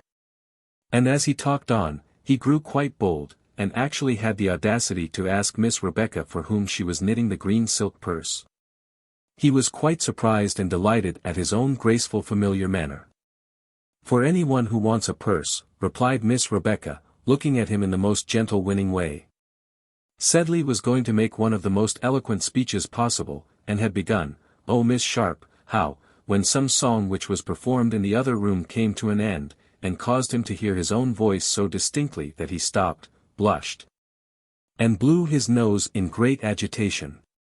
"Did you ever hear anything like your brother's eloquence?" whispered Mr. Osborne to Amelia. "Why, your friend has worked miracles." "The more the better," said Miss Amelia, who, like almost all women who are worth a pin, was a matchmaker in her heart, and would have been delighted that Joseph should carry back a wife to India. She had, too, in the course of this few days' constant intercourse, warmed into a most tender friendship for Rebecca, and discovered a million of virtues and amiable qualities in her which she had not perceived when they were at Chiswick together. For the affection of young ladies is of as rapid growth as Jack's beanstalk, and reaches up to the sky in a night. It is no blame to them that after marriage this Sehnsucht nach der Liebe subsides. It is what sentimentalists, who deal in very big words, call a yearning after the ideal, and simply means that women are commonly not satisfied until they have husbands and children on whom they may center affections, which are spent elsewhere. As it were, in small change. Having expended her little store of songs, or having stayed long enough in the back drawing-room, it now appeared proper to Miss Amelia to ask her friend to sing. "You would not have listened to me," she said to Mr. Osborne, though she knew she was telling a fib, "had you heard Rebecca first. I give Miss Sharp warning, though," said Osborne, "that, right or wrong, I consider Miss Amelia Sedley the first singer in the world." "You shall hear," said Amelia. And Joseph Sedley was actually polite enough to carry the candles to the piano. Osborne hinted that he should like quite as well to sit in the dark. But Miss Sedley, laughing, declined to bear him company any farther, and the two accordingly followed Mr. Joseph. Rebecca sang far better than her friend, though of course Osborne was free to keep his opinion, and exerted herself to the utmost, and, indeed, to the wonder of Amelia, who had never known her perform so well. She sang a French song, which Joseph did not understand in the least, and which George confessed he did not understand, and then a number of those simple ballads which were the fashion 40 years ago, and in which British tars, our king, Poor Susan, Blue-eyed Mary, and the like, were the principal themes. They are not, it is said, very brilliant, in a musical point of view, but contain numberless good-natured, simple appeals to the affections, which people understood better than the milk-and-water lagrime, Suspiri, and Felicita of the eternal Donizettian music with which we are favored nowadays. Conversation of a sentimental sort, befitting the subject, was carried on between the songs, to which Sambo, after he had brought the tea, the delighted cook, and even Mrs. Blenkinsop, the housekeeper, condescended to listen on the landing-place. Among these ditties was one, the last of the concert, and to the following effect. Ah! Bleak and barren was the moor, ah! Loud and piercing was the storm, the cottage roof was sheltered sure, the cottage hearth was bright and warm, an orphan boy the lattice passed, and, as he marked its cheerful glow, felt doubly keen the midnight blast, and doubly cold the fallen snow. They marked him as he onward pressed, with fainting heart and weary limb, kind voices bade him turn and rest, and gentle faces welcomed him. The dawn is up, the guest is gone, the cottage hearth is blazing still, heaven pity all poor wanderers lone. Hark to the wind upon the hill. It was the sentiment of the before-mentioned words, when I'm gone, over again. As she came to the last words, Miss Sharp's deep-toned voice faltered. Everybody felt the allusion to her departure, and to her hapless orphan state. Joseph Sedley, who was fond of music, and soft-hearted, was in a state of ravishment during the performance of the song, and profoundly touched at its conclusion. If he had had the courage, if George and Miss Sedley had remained, according to the former's proposal, in the farther room, Joseph Sedley's bachelorhood would have been at an end, and this work would never have been written. But at the close of the ditty, Rebecca quitted the piano, and giving her hand to Amelia, walked away into the front drawing-room twilight, and, at this moment, Mr. Sambo made his appearance with a tray, containing sandwiches, jellies, and some glittering glasses and decanters, on which Joseph Sedley's attention was immediately fixed. When the parents of the house of Sedley returned from their dinner party, they found the young people so busy in talking, that they had not heard the arrival of the carriage, and Mr. Joseph was in the act of saying, "My dear Miss Sharp, one little teaspoonful of jelly to recruit you after your delightful exertions." "Bravo, Joss," said Mr. Sedley. On hearing the bantering of which well-known voice, Joss instantly relapsed into an alarmed silence, and quickly took his departure. He did not lie awake all night thinking whether or not he was in love with Miss Sharp. The passion of love never interfered with the appetite or the slumber of Mr. Joseph Sedley.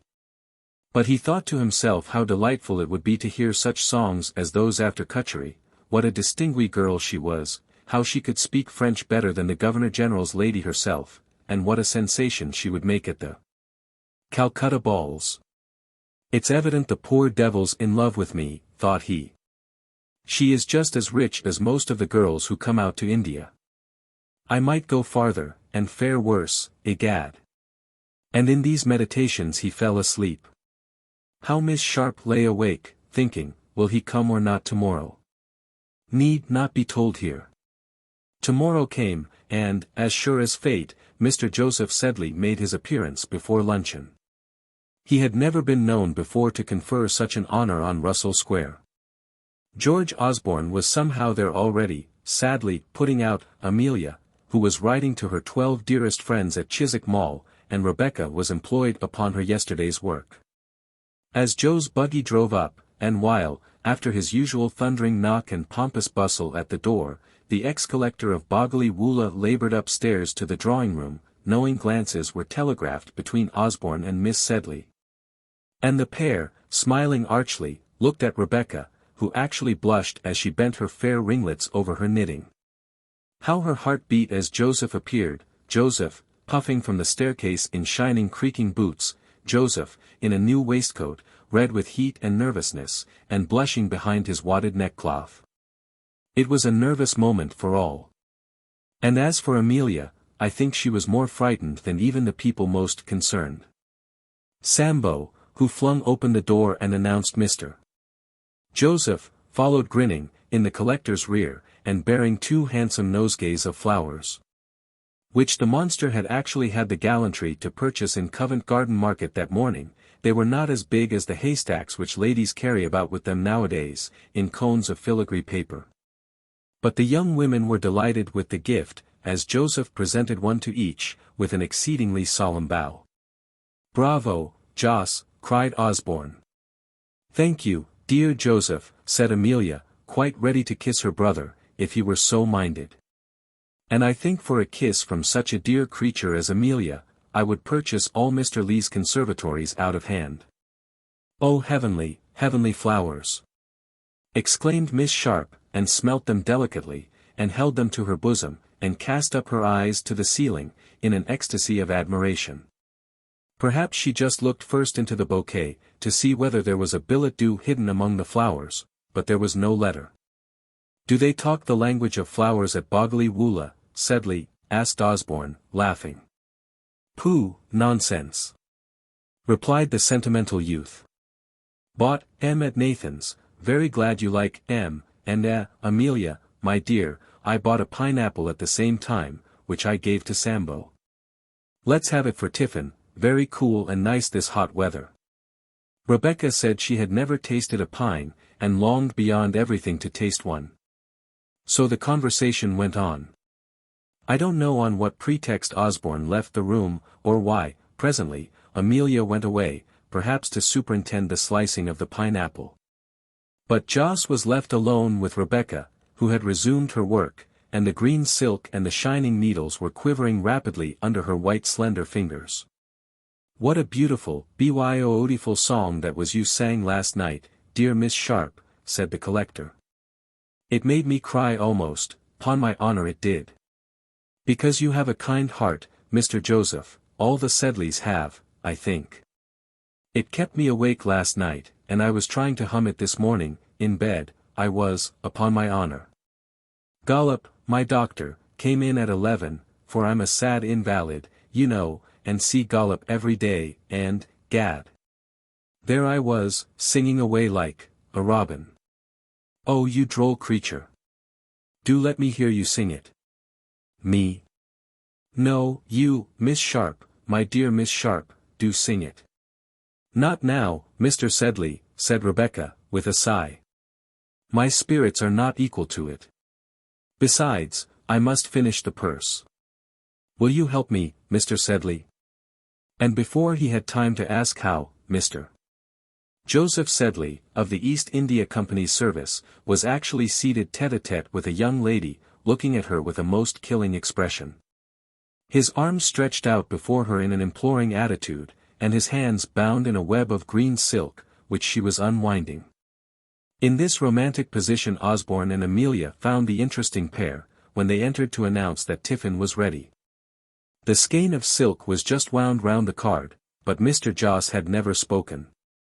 "I am sure he will tonight, dear," Amelia said, as she pressed Rebecca's hand, and Sedley, too, had communed with his soul, and said to himself, "Gad, I'll pop the question at Vauxhall."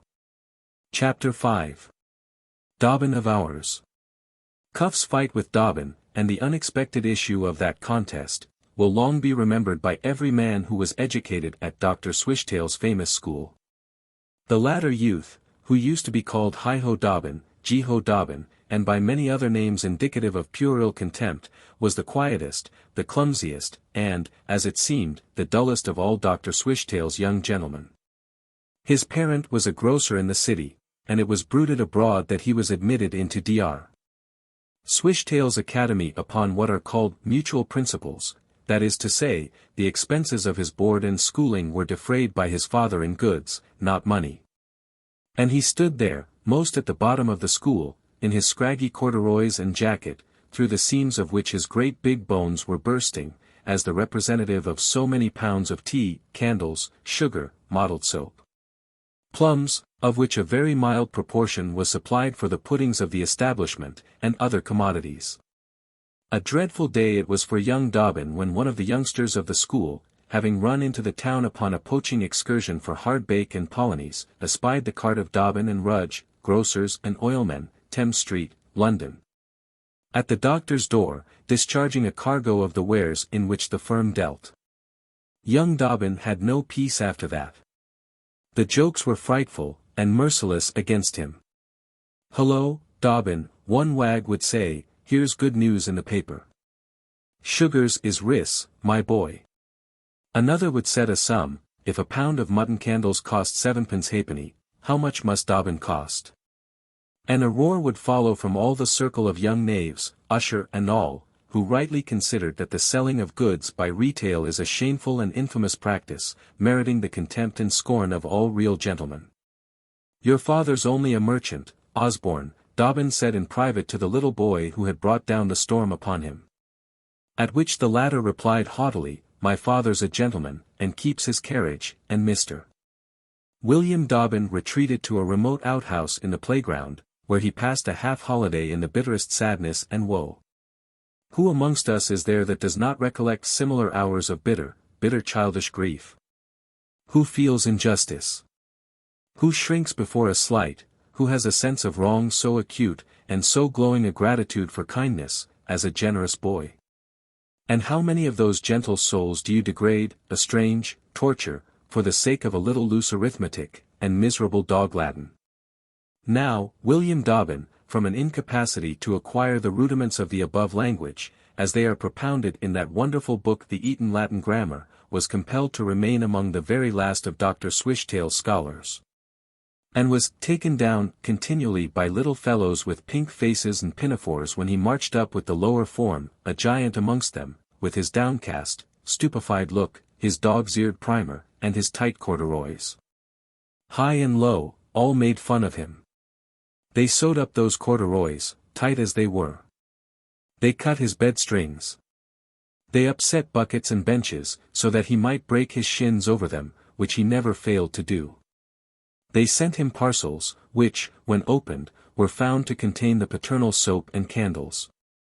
There was no little fellow but had his jeer and joke at Dobbin, and he bore everything quite patiently, and was entirely dumb and miserable. Cuff, on the contrary, was the great chief and dandy of the Swishtail Seminary. He smuggled wine in. He fought the town boys. Ponies used to come for him to ride home on Saturdays. He had his top boots in his room, in which he used to hunt in the holidays. He had a gold repeater, and took snuff like the doctor. He had been to the opera, and knew the merits of the principal actors, preferring Mr. Kean to Mr. Kemble. He could knock you off 40 Latin verses in an hour. He could make French poetry. What else didn't he know, or couldn't he do? They said even the doctor himself was afraid of him. Cuff, the unquestioned king of the school, ruled over his subjects, and bullied them, with splendid superiority. This one blacked his shoes, that toasted his bread, others would fag out, and give him balls at cricket during whole summer afternoons.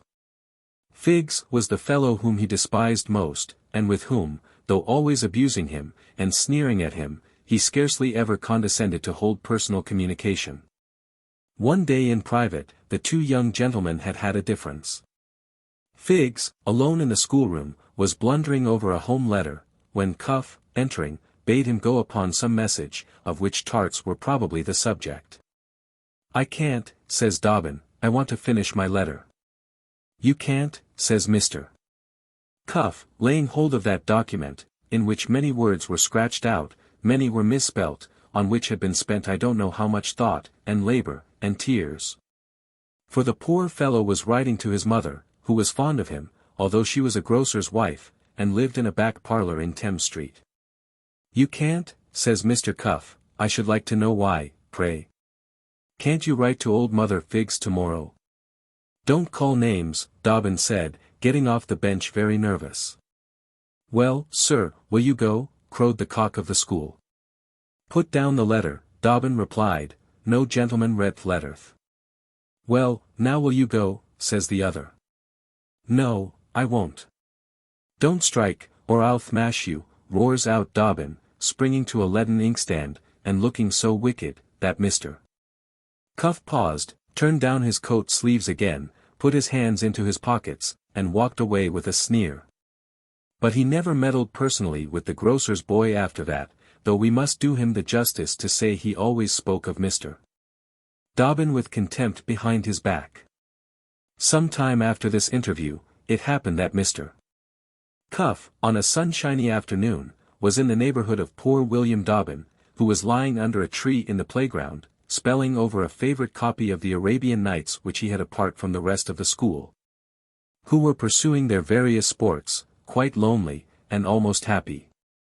If people would but leave children to themselves, if teachers would cease to bully them, if parents would not insist upon directing their thoughts, and dominating their feelings, those feelings and thoughts which are a mystery to all, for how much do you and I know of each other, of our children, of our fathers, of our neighbor?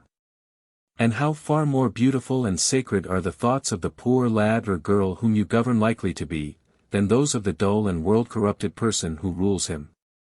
If, I say, parents and masters would leave their children alone a little more, small harm would accrue, although a less quantity of as in presenti might be acquired.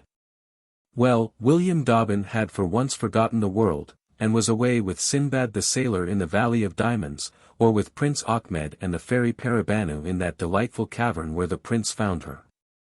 And whither we should all like to make a tour. When shrill cries, as of a little fellow weeping, woke up his pleasant reverie, and looking up, he saw Cuff before him, belabouring a little boy.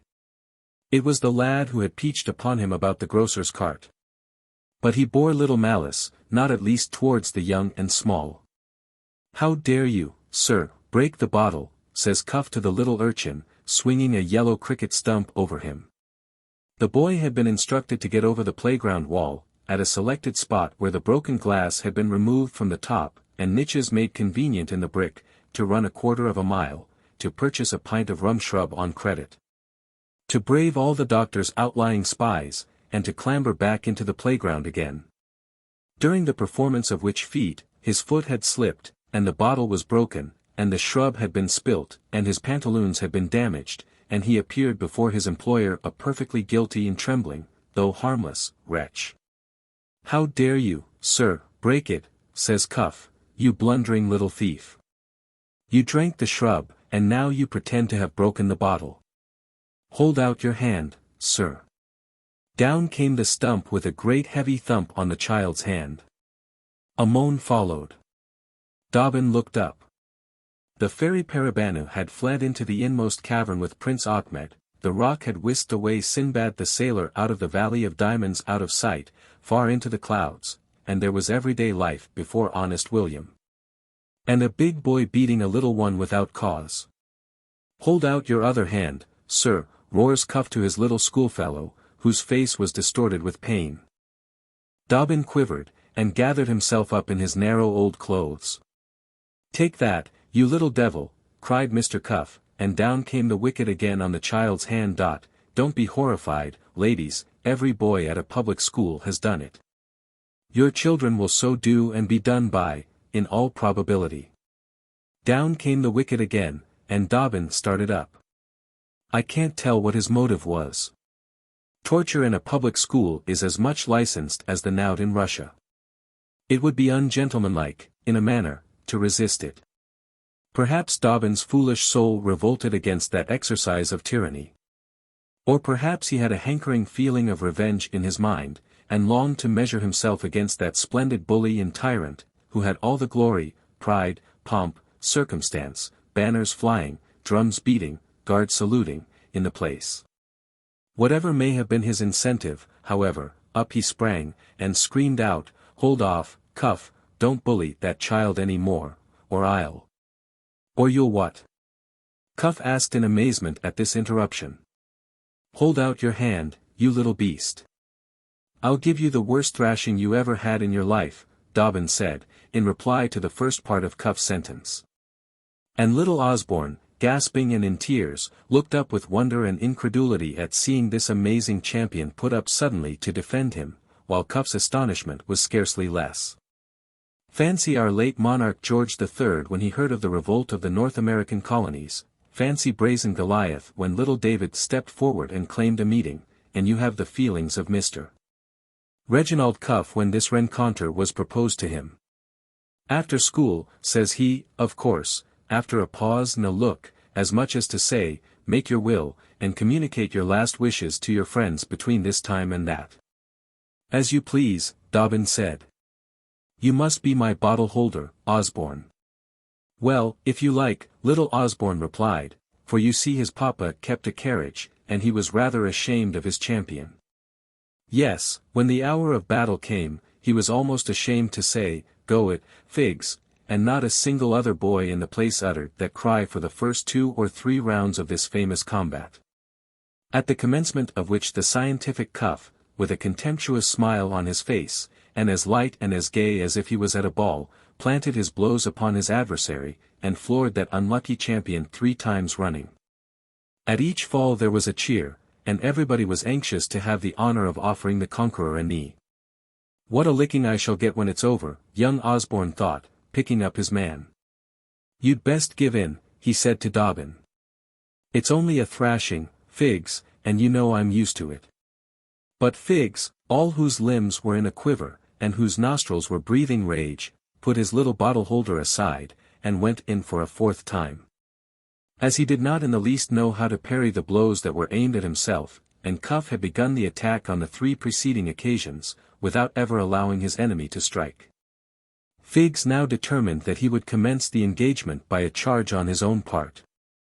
And accordingly, being a left-handed man, brought that arm into action, and hit out a couple of times with all his might, once at Mr. Cuff's left eye, and once on his beautiful Roman nose. Cuff went down this time, to the astonishment of the assembly. "Well hit, by Jove," says little Osborne, with the air of a connoisseur, clapping his man on the back. "Give it him with the left, Figs my boy." Figs's left made terrific play during all the rest of the combat. Cuff went down every time. At the 6th round, there were almost as many fellows shouting out, "Go it, Figs," as there were youths exclaiming, "Go it, Cuff." At the 12th round the latter champion was all abroad, as the saying is, and had lost all presence of mind and power of attack or defense. Figs, on the contrary, was as calm as a Quaker. His face being quite pale, his eyes shining open, and a great cut on his underlip bleeding profusely, gave this young fellow a fierce and ghastly air, which perhaps struck terror into many spectators. Nevertheless, his intrepid adversary prepared to close for the 13th time. If I had the pen of a Napier, or a Bell's Life, I should like to describe this combat properly. It was the last charge of the guard, that is, it would have been, only Waterloo had not yet taken place. It was Ney's column breasting the hill of La Haye Sainte, bristling with 10,000 bayonets. And crowned with 20 eagles, it was the shout of the beef-eating British, as leaping down the hill they rushed to hug the enemy in the savage arms of battle, in other words, Cuff coming up full of pluck, but quite reeling and groggy.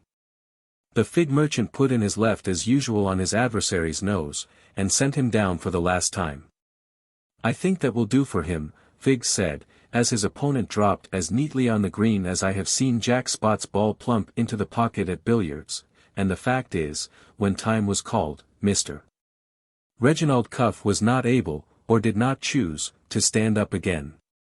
And now all the boys set up such a shout for Figs as would have made you think he had been their darling champion through the whole battle, and as absolutely brought Dr.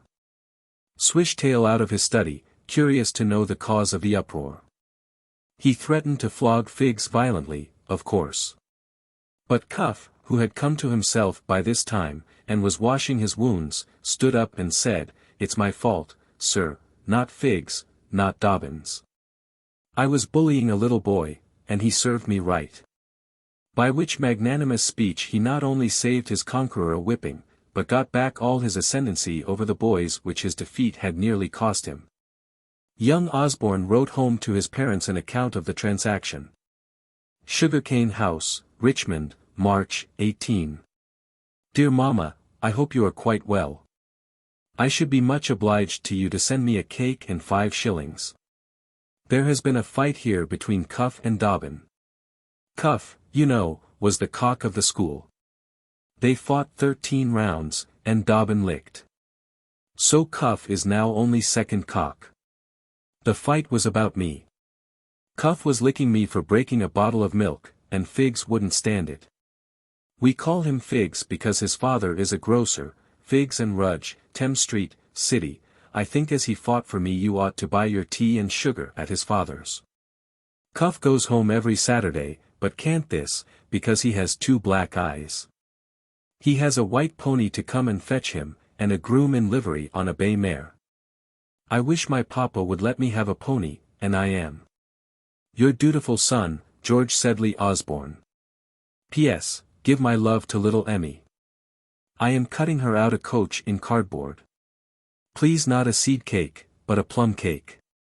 In consequence of Dobbin's victory, his character rose prodigiously in the estimation of all his schoolfellows, and the name of Figs, which had been a byword of reproach, became as respectable and popular a nickname as any other in use in the school.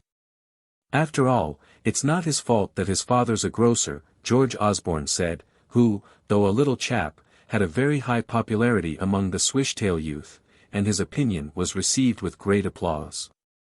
It was voted low to sneer at Dobbin about this accident of birth.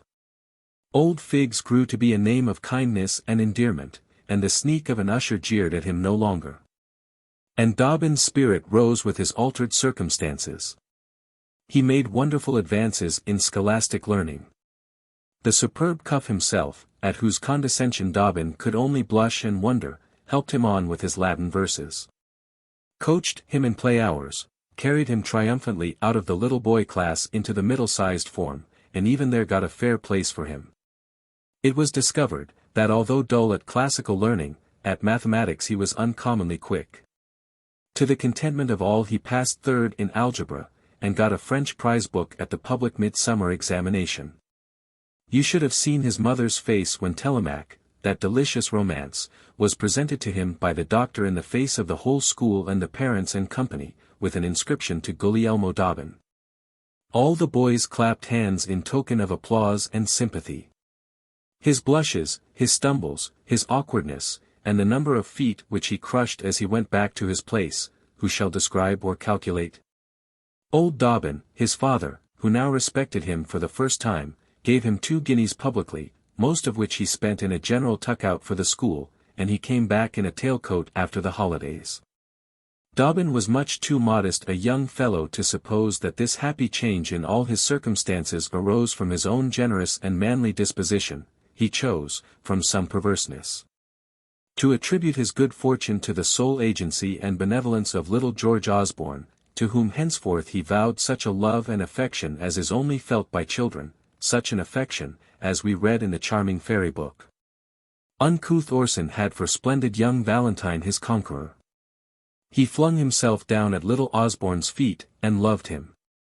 Even before they were acquainted, he had admired Osborne in secret. Now he was his valet, his dog, his man Friday. He believed Osborne to be the possessor of every perfection, to be the handsomest, the bravest, the most active, the cleverest, the most generous of created boys. He shared his money with him, bought him uncountable presents of knives, pencil cases, gold seals, toffee, little warblers, and romantic books, with large colored pictures of knights and robbers, in many of which latter you might read inscriptions to George Sedley Osborne, Esquire, from his attached friend William Dobbin, the which tokens of homage George received very graciously, as became his superior merit. So that Lieutenant Osborne, when coming to Russell Square on the day of the Vauxhall party, said to the ladies, "Mrs. Sedley, ma'am, I hope you have room. I've asked Dobbin of ours to come and dine here, and go with us to Vauxhall. He's almost as modest as Joss." "Modesty! Pooh," said the stout gentleman, casting a vain look at Miss Sharp. "He is, but you are incomparably more graceful, Sedley," Osborne added, laughing. "I met him at the Bedford, when I went to look for you, and I told him that Miss Amelia was come home, and that we were all bent on going out for a night's pleasuring, and that Mrs. Sedley had forgiven his breaking the punch bowl at the child's party. Don't you remember the catastrophe, ma'am, 7 years ago? Over Mrs. Flamingo's crimson silk gown," said good-natured Mrs. Sedley. "What a gawky it was! And his sisters are not much more graceful. Lady Dobbin was at Highbury last night with 3 of them. Such figures! My dears! The alderman's very rich, isn't he?" Osborne said archly. "Don't you think one of the daughters would be a good spec for me, ma'am? You foolish creature! Who would take you, I should like to know, with your yellow face?" "Mine a yellow face? Stop till you see Dobbin. Why, he had the yellow fever 3 times, twice at Nassau, and once at St. Kitts. Well, well, yours is quite yellow enough for us. Isn't it, Emmy?" Mrs. Sedley said, at which speech Miss Amelia only made a smile and a blush, and looking at Mr. George Osborne's pale interesting countenance, and those beautiful black, curling, shining whiskers, which the young gentleman himself regarded with no ordinary complacency, she thought in her little heart that in His Majesty's army, or in the wide world, there never was such a face or such a hero. "I don't care about Captain Dobbin's complexion," she said, "or about his awkwardness. I shall always like him, I know," her little reason being, that he was the friend and champion of George. "There's not a finer fellow in the service," Osborne said, "nor a better officer, though he is not an Adonis, certainly." And he looked towards the glass himself with much naivete. And in so doing, caught Miss Sharp's eye fixed keenly upon him, at which he blushed a little, and Rebecca thought in her heart, "Ah, mon beau monsieur. I think I have your gauge, the little artful minx."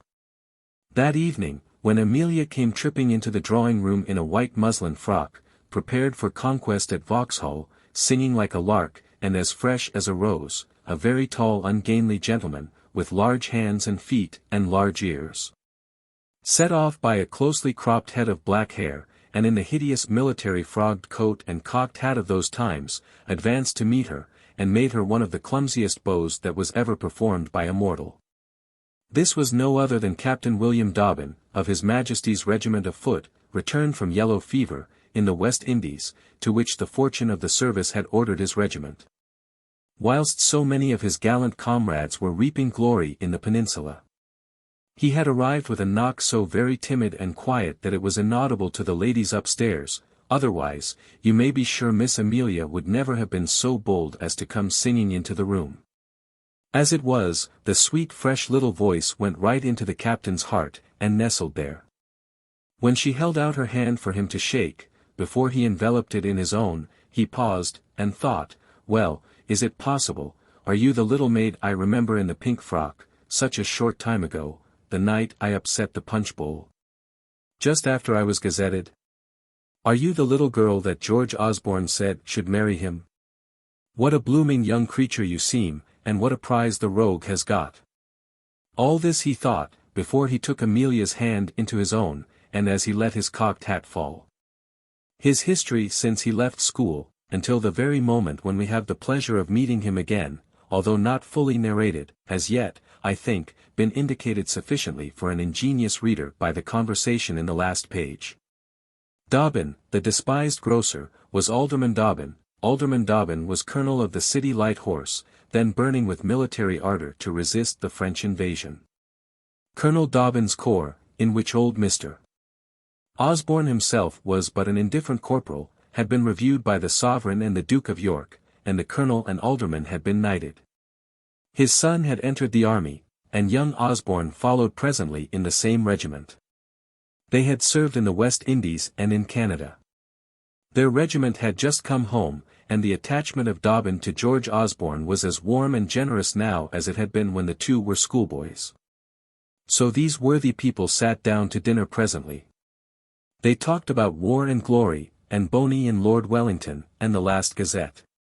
In those famous days every Gazette had a victory in it, and the two gallant young men longed to see their own names in the glorious list, and cursed their unlucky fate to belong to a regiment which had been away from the chances of honor. Miss Sharp kindled with this exciting talk, but Miss Sedley trembled and grew quite faint as she heard it. Mr. Joss told several of his tiger-hunting stories, finished the one about Miss Cutler and Lance the surgeon, helped Rebecca to everything on the table, and himself gobbled and drank a great deal. He sprang to open the door for the ladies, when they retired, with the most killing grace, and coming back to the table, filled himself bumper after bumper of claret, which he swallowed with nervous rapidity. "He's priming himself," Osborne whispered to Dobbin, and at length the hour and the carriage arrived for Vauxhall. Chapter 6. Vauxhall. I know that the tune I am piping is a very mild one, although there are some terrific chapters coming presently. And must beg the good-natured reader to remember that we are only discoursing at present about a stockbroker's family in Russell Square, who are taking walks, or luncheon, or dinner, or talking and making love as people do in common life. And without a single passionate and wonderful incident to mark the progress of their loves. The argument stands thus: Osborne, in love with Amelia, has asked an old friend to dinner and to Vauxhall. Jos Sedley is in love with Rebecca. Will he marry her? That is the great subject now in hand. We might have treated this subject in the genteel, or in the romantic, or in the facetious manner. Suppose we had laid the scene in Grosvenor Square, with the very same adventures, would not some people have listened? Suppose we had shown how Lord Joseph Sedley fell in love, and the Marquis of Osborne became attached to Lady Amelia, with the full consent of the Duke, her noble father, or instead of the supremely genteel. Suppose we had resorted to the entirely low, and described what was going on in Mr. Sedley's kitchen, how Black Sambo was in love with the cook, as indeed he was, and how he fought a battle with the coachman in her behalf. How the knife boy was caught stealing a cold shoulder of mutton, and Miss Sedley's new femme de chambre refused to go to bed without a wax candle. Such incidents might be made to provoke much delightful laughter, and be supposed to represent scenes of life. Or if, on the contrary, we had taken a fancy for the terrible, and made the lover of the new femme de chambre a professional burglar, who bursts into the house with his band, slaughters Black Sambo at the feet of his master, and carries off Amelia in her nightdress, not to be let loose again till the third volume, we should easily have constructed a tale of thrilling interest, through the fiery chapters of which the reader should hurry, panting. But my readers must hope for no such romance, only a homely story, and must be content with a chapter about Vauxhall, which is so short that it scarce deserves to be called a chapter at all. And yet it is a chapter, and a very important one too. Are not there little chapters in everybody's life, that seem to be nothing, and yet affect all the rest of the history? Let us then step into the coach with the Russell Square party, and be off to the gardens. There is barely room between Jos and Miss Sharp, who are on the front seat. Mr. Osborne sitting bodkin opposite, between Captain Dobbin and Amelia. Every soul in the coach agreed that on that night Jos would propose to make Rebecca Sharp Mrs. Sedley. The parents at home had acquiesced in the arrangement, though, between ourselves, old Mr. Sedley had a feeling very much akin to contempt for his son. He said he was vain, selfish, lazy, and effeminate. He could not endure his airs as a man of fashion, and laughed heartily at his pompous braggadocio stories.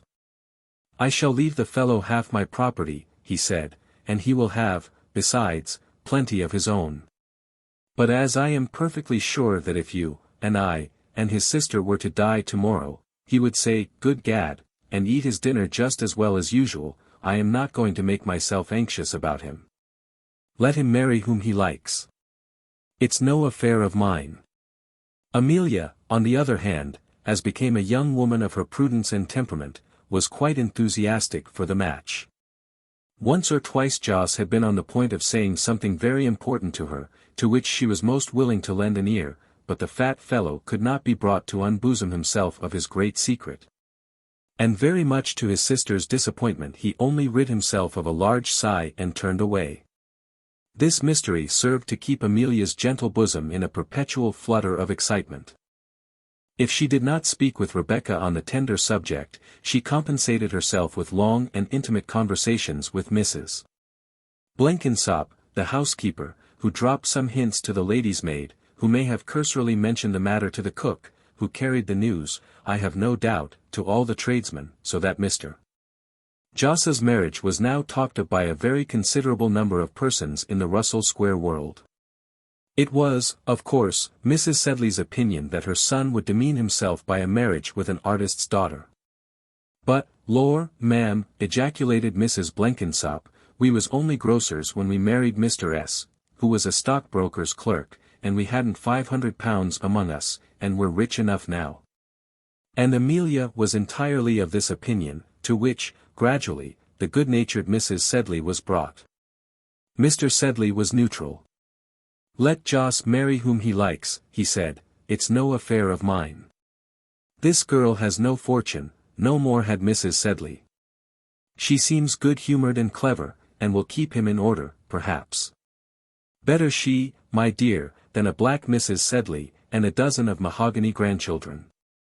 So that everything seemed to smile upon Rebecca's fortunes. She took Joss's arm, as a matter of course, on going to dinner. She had sate by him on the box of his open carriage, a most tremendous buck he was, as he sat there, serene, in state, driving his greys, and though nobody said a word on the subject of the marriage, everybody seemed to understand it. All she wanted was the proposal, and ah! How Rebecca now felt the want of a mother. A dear, tender mother, who would have managed the business in 10 minutes, and, in the course of a little delicate confidential conversation, would have extracted the interesting avowal from the bashful lips of the young man. Such was the state of affairs as the carriage crossed Westminster Bridge.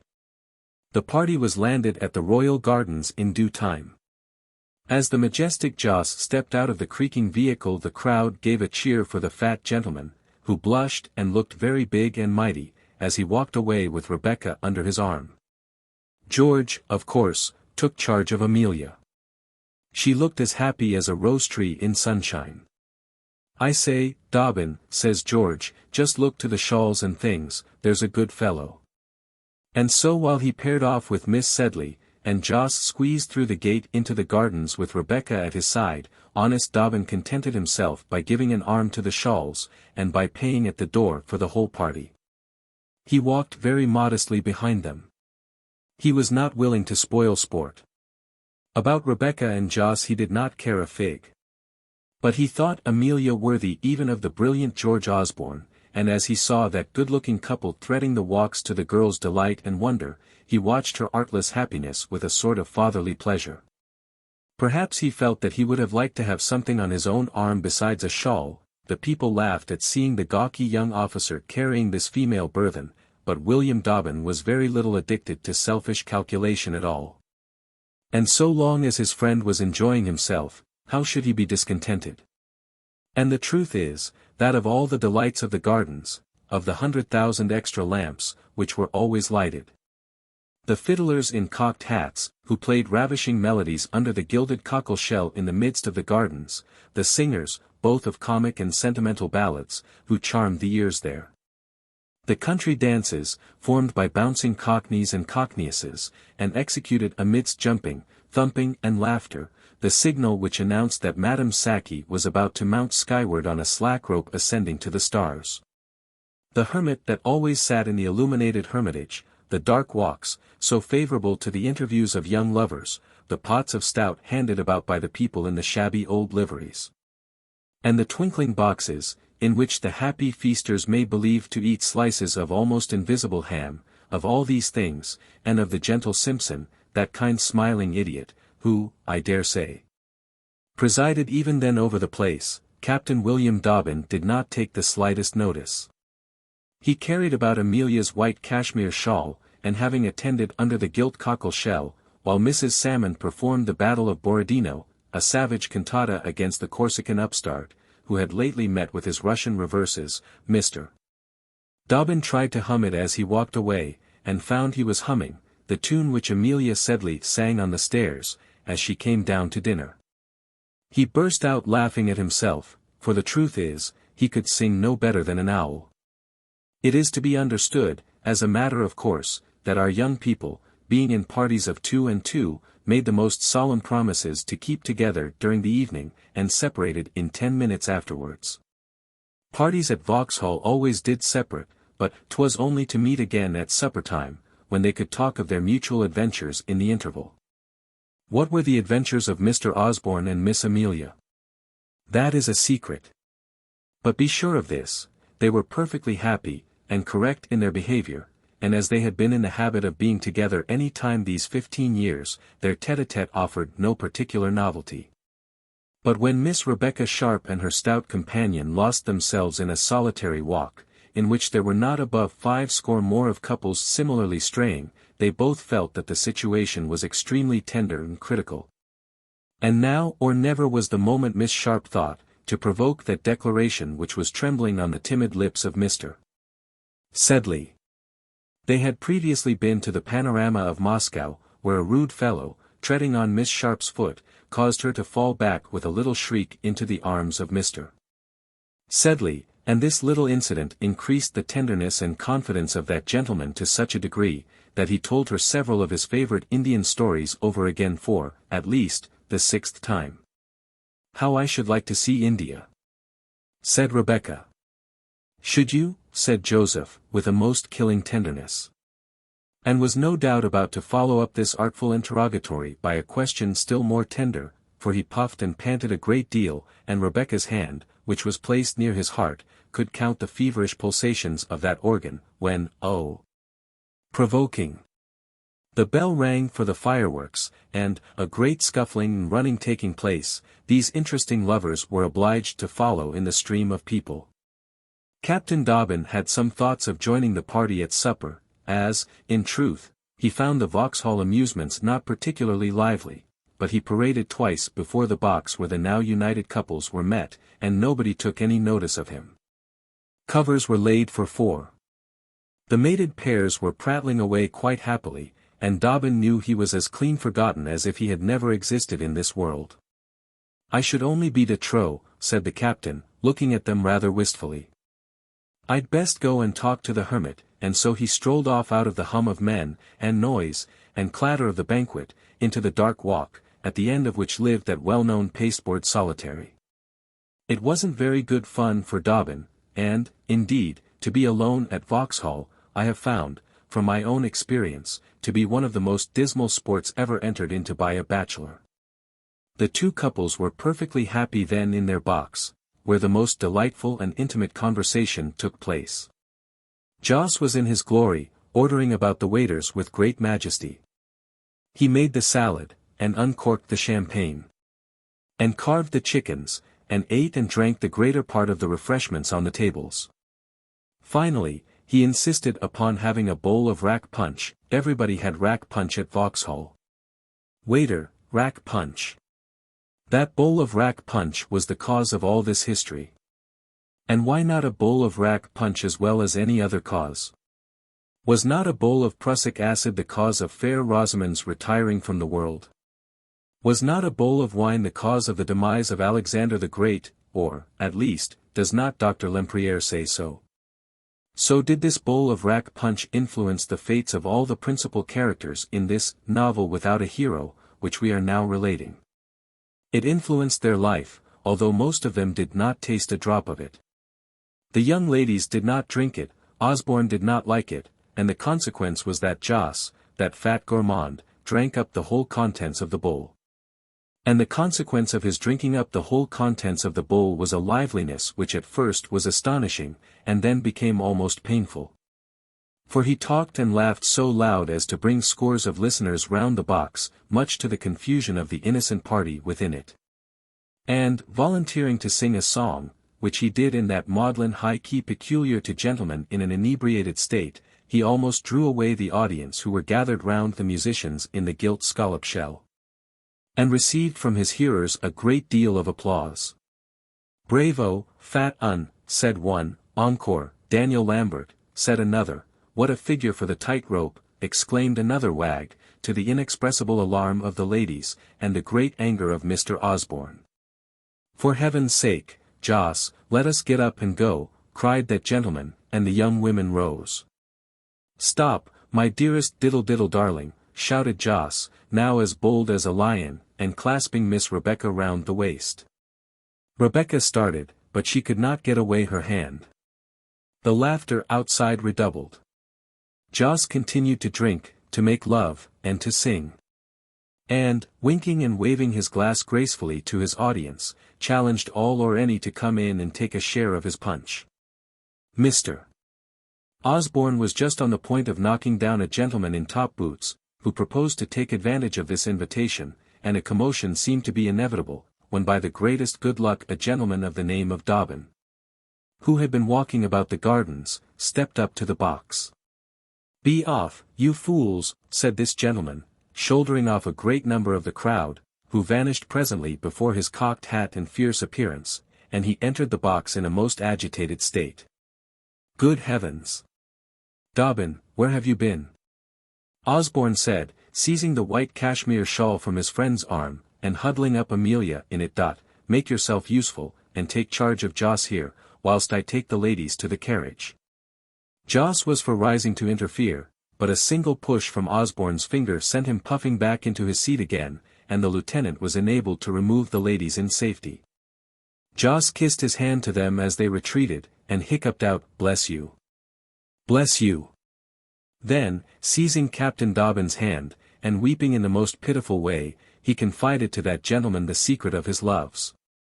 He adored that girl who had just gone out, he had broken her heart, he knew he had, by his conduct, he would marry her next morning at St. George's, Hanover Square, he'd knock up the Archbishop of Canterbury at Lambeth, he would, by Jove, and have him in readiness, and, acting on this hint, Captain Dobbin shrewdly induced him to leave the gardens and hasten to Lambeth Palace, and, when once out of the gates, easily conveyed Mr. Joss Sedley into a hackney coach, which deposited him safely at his lodgings. George Osborne conducted the girls home in safety, and when the door was closed upon them, and as he walked across Russell Square, laughed so as to astonish the watchman. Amelia looked very ruefully at her friend, as they went upstairs, and kissed her, and went to bed without any more talking. "He must propose tomorrow," thought Rebecca. "He called me his soul's darling, 4 times. He squeezed my hand in Amelia's presence.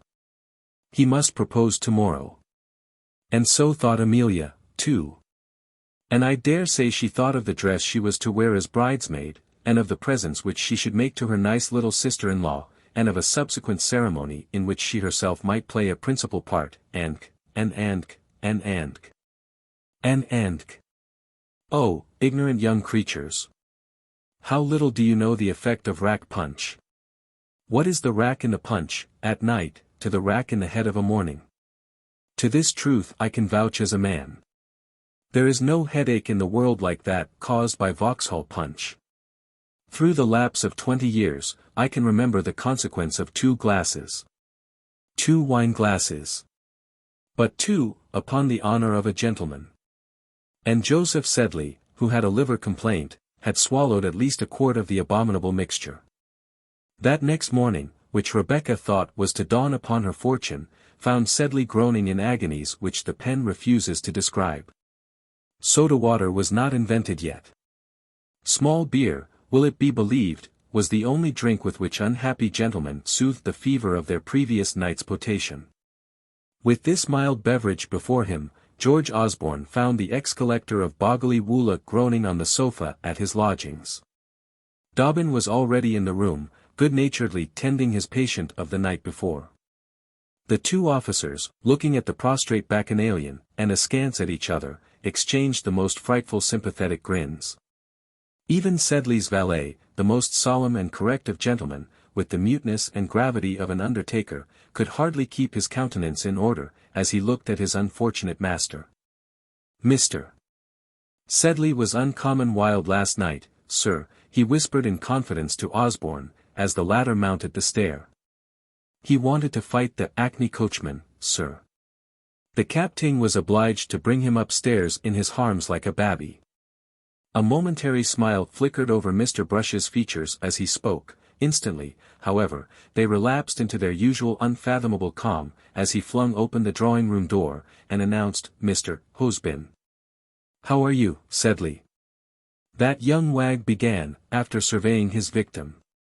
"No bones broke. There's a hackney coachman downstairs with a black eye, and a tied-up head, vowing he'll have the law of you." "What do you mean, law?" Sedley faintly asked. "For thrashing him last night, didn't he, Dobbin?" "You hit out, sir, like Molyneux. The watchman says he never saw a fellow go down so straight." "Ask Dobbin." "You did have a round with the coachman," Captain Dobbin said, "and showed plenty of fight too. And that fellow with the white coat at Vauxhall. How Joss drove at him. How the women screamed. By Jove, sir, it did my heart good to see you. I thought you civilians had no pluck, but I'll never get in your way when you are in your cups, Joss." "I believe I'm very terrible, when I'm roused," ejaculated Joss from the sofa, and made a grimace so dreary and ludicrous, that the captain's politeness could restrain him no longer, and he and Osborne fired off a ringing volley of laughter. Osborne pursued his advantage pitilessly. He thought Joss a milksop. He had been revolving in his mind the marriage question pending between Joss and Rebecca, and was not over well pleased that a member of a family into which he, George Osborne, of the th, was going to marry, should make a mésalliance with a little nobody, a little upstart governess. "You hit, you poor old fellow," said Osborne. "You terrible. Why, man, you couldn't stand, you made everybody laugh in the gardens, though you were crying yourself. You were maudlin, Joss, don't you remember singing a song?" "A what?" Joss asked. "A sentimental song, and calling Rosa, Rebecca, what's her name, Amelia's little friend, your dearest diddle-diddle darling."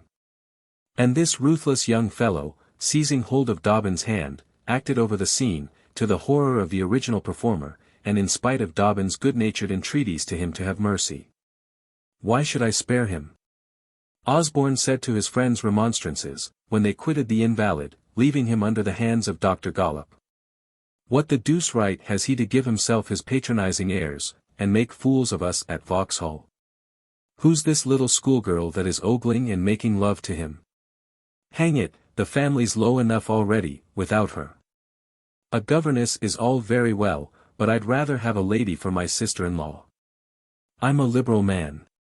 But I've proper pride, and know my own station, let her know hers. And I'll take down that great hectoring nabob, and prevent him from being made a greater fool than he is. That's why I told him to look out, lest she brought an action against him." "I suppose you know best," Dobbin said, though rather dubiously. "You always were a Tory, and your family's one of the oldest in England. But come and see the girls, and make love to Miss Sharp yourself." The lieutenant here interrupted his friend, but Captain Dobbin declined to join Osborne in his daily visit to the young ladies in Russell Square. As George walked down Southampton Row, from Holborn, he laughed as he saw, at the Sedley mansion, in 2 different stories, 2 heads on the lookout. The fact is, Miss Amelia, in the drawing-room balcony, was looking very eagerly towards the opposite side of the square, where Mr. Osborne dwelt, on the watch for the lieutenant himself. And Miss Sharp, from her little bedroom on the 2nd floor, was in observation until Mr. Joseph's great form should heave in sight. "Sister and is on the watch-tower," said he to Amelia, "but there's nobody coming." And laughing and enjoying the joke hugely, he described in the most ludicrous terms to Miss Sedley, the dismal condition of her brother. "I think it's very cruel of you to laugh, George," she said, looking particularly unhappy. But George only laughed the more at her piteous and discomfited mien, persisted in thinking the joke a most diverting one, and when Miss Sharp came downstairs, bantered her with a great deal of liveliness upon the effect of her charms on the fat civilian. "Oh, Miss Sharp. If you could but see him this morning," he said, moaning in his flowered dressing gown, writhing on his sofa, "if you could but have seen him lolling out his tongue to Gollop the apothecary." "See whom?" said Miss Sharp. "Whom? Oh, whom?" "Captain Dobbin, of course, to whom we were all so attentive, by the way, last night." "We were very unkind to him," Emmy said, blushing very much. I quite forgot him." "Of course you did," cried Osborne, still on the laugh. "One can't be always thinking about Dobbin, you know, Amelia." "Can one, Miss Sharp?" "Except when he overset the glass of wine at dinner," Miss Sharp said, with a haughty air and a toss of the head. "I never gave the existence of Captain Dobbin one single moment's consideration." "Very good, Miss Sharp, I'll tell him," Osborne said. And as he spoke Miss Sharp began to have a feeling of distrust and hatred towards this young officer, which he was quite unconscious of having inspired. "He is to make fun of me, is he?" thought Rebecca. "Has he been laughing about me to Joseph? Has he frightened him? Perhaps he won't come." A film passed over her eyes, and her heart beat quite quick. "You're always joking," said she, smiling as innocently as she could.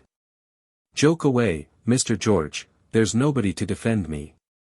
And George Osborne, as she walked away, and Amelia looked reprovingly at him, felt some little manly compunction for having inflicted any unnecessary unkindness upon this helpless creature. "My dearest Amelia," said he, "you are too good, too kind. You don't know the world. I do. And your little friend Miss Sharp must learn her station. Don't you think Joss will?"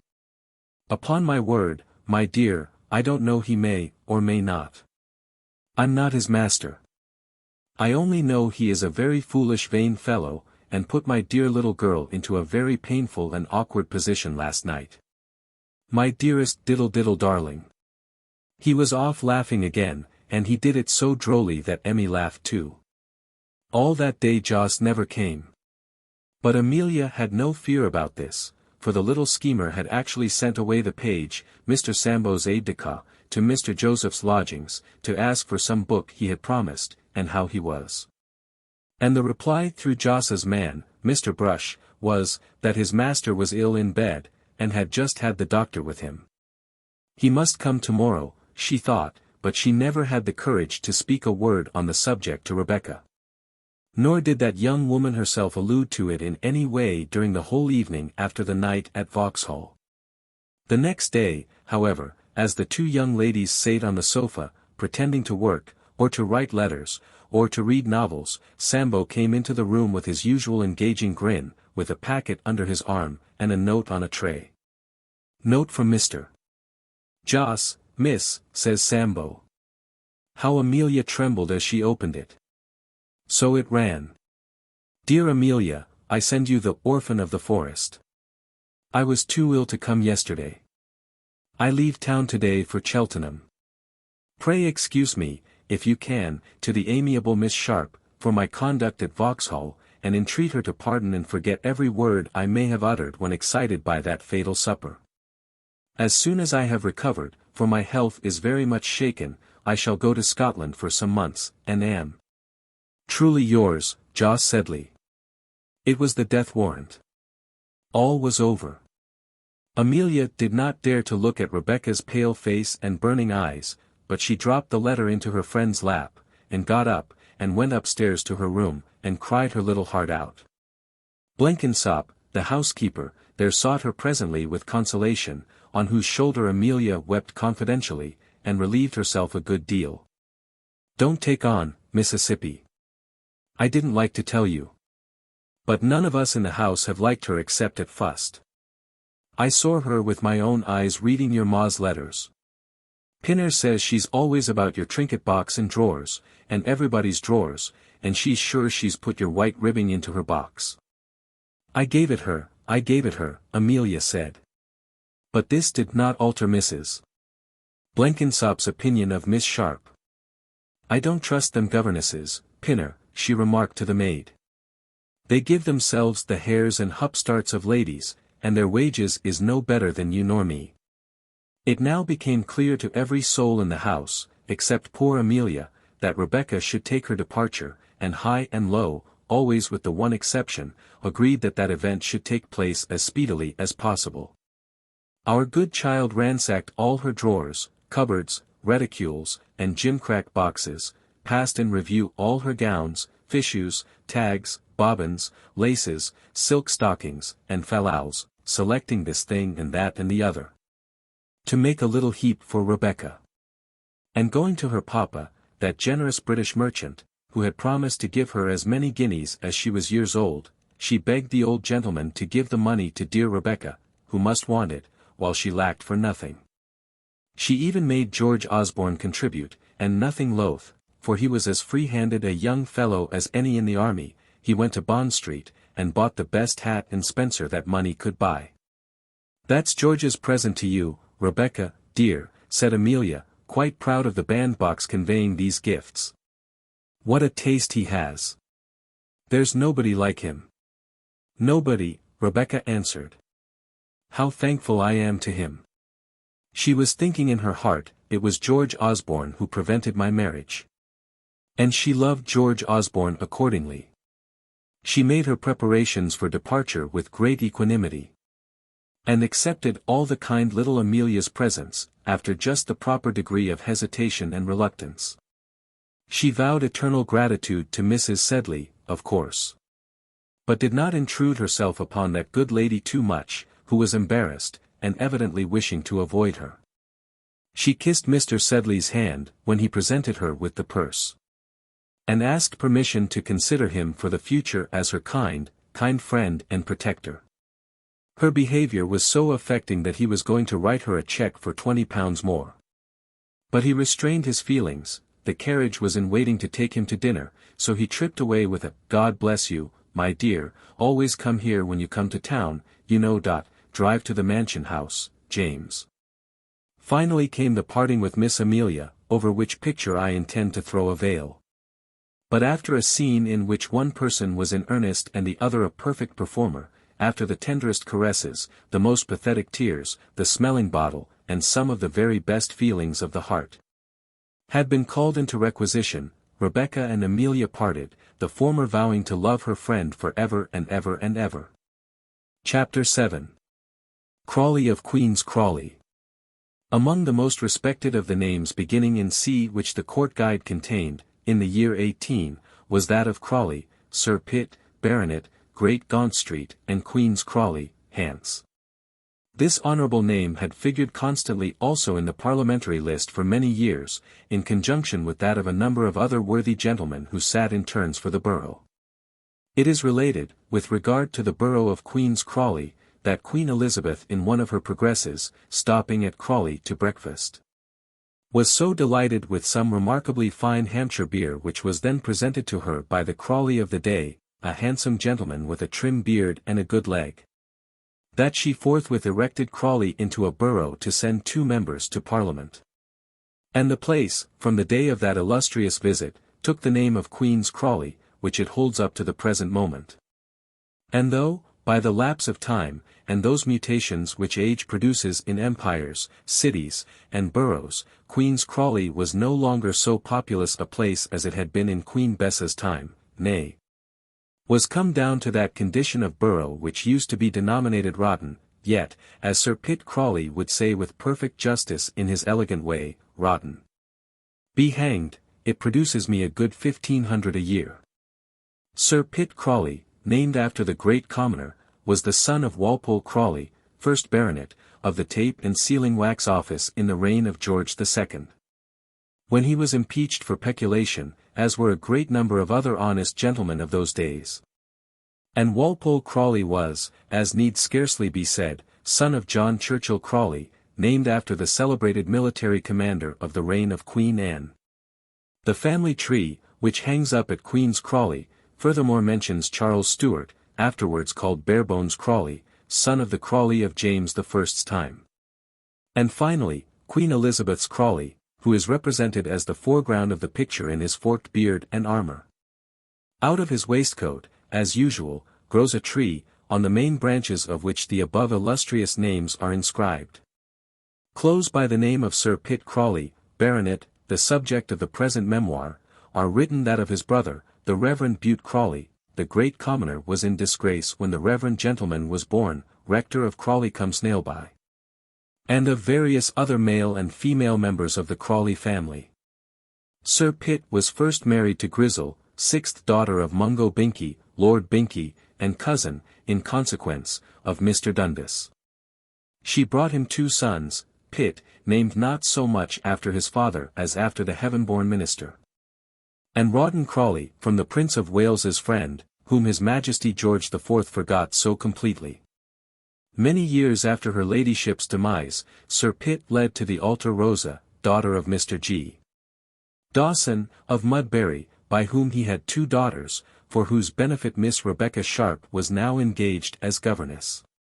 It will be seen that the young lady was come into a family of very genteel connections, and was about to move in a much more distinguished circle than that humble one which she had just quitted in Russell Square. She had received her orders to join her pupils, in a note which was written upon an old envelope, and which contained the following words: Sir Pitt Crawley begs Miss Sharp and baggage may be here on Tuesday, as I leave for Queen's Crawley tomorrow morning ERLY. Great Gaunt Street.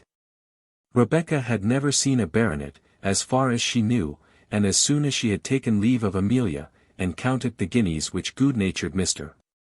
Sedley had put into a purse for her, and as soon as she had done wiping her eyes with her handkerchief, which operation she concluded the very moment the carriage had turned the corner of the street, she began to depict in her own mind what a baronet must be.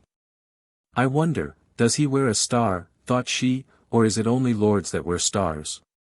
But he will be very handsomely dressed in a court suit, with ruffles, and his hair a little powdered, like Mr. Rawdon at Covent Garden. I suppose he will be awfully proud, and that I shall be treated most contemptuously. Still I must bear my hard lot as well as I can, at least, I shall be amongst gentlefolks, and not with vulgar city people, and she fell to thinking of her Russell Square friends with that very same philosophical bitterness with which, in a certain apologue, the fox is represented as speaking of the grapes. Having passed through Gaunt Square into Great Gaunt Street, the carriage at length stopped at a tall gloomy house between 2 other tall gloomy houses, each with a hatchment over the middle drawing-room window. As is the custom of houses in Great Gaunt Street, in which gloomy locality death seems to reign perpetual. The shutters of the first-floor windows of Sir Pitt's mansion were closed, those of the dining-room were partially open, and the blinds neatly covered up in old newspapers. John, the groom, who had driven the carriage alone, did not care to descend to ring the bell, and so prayed a passing milk-boy to perform that office for him.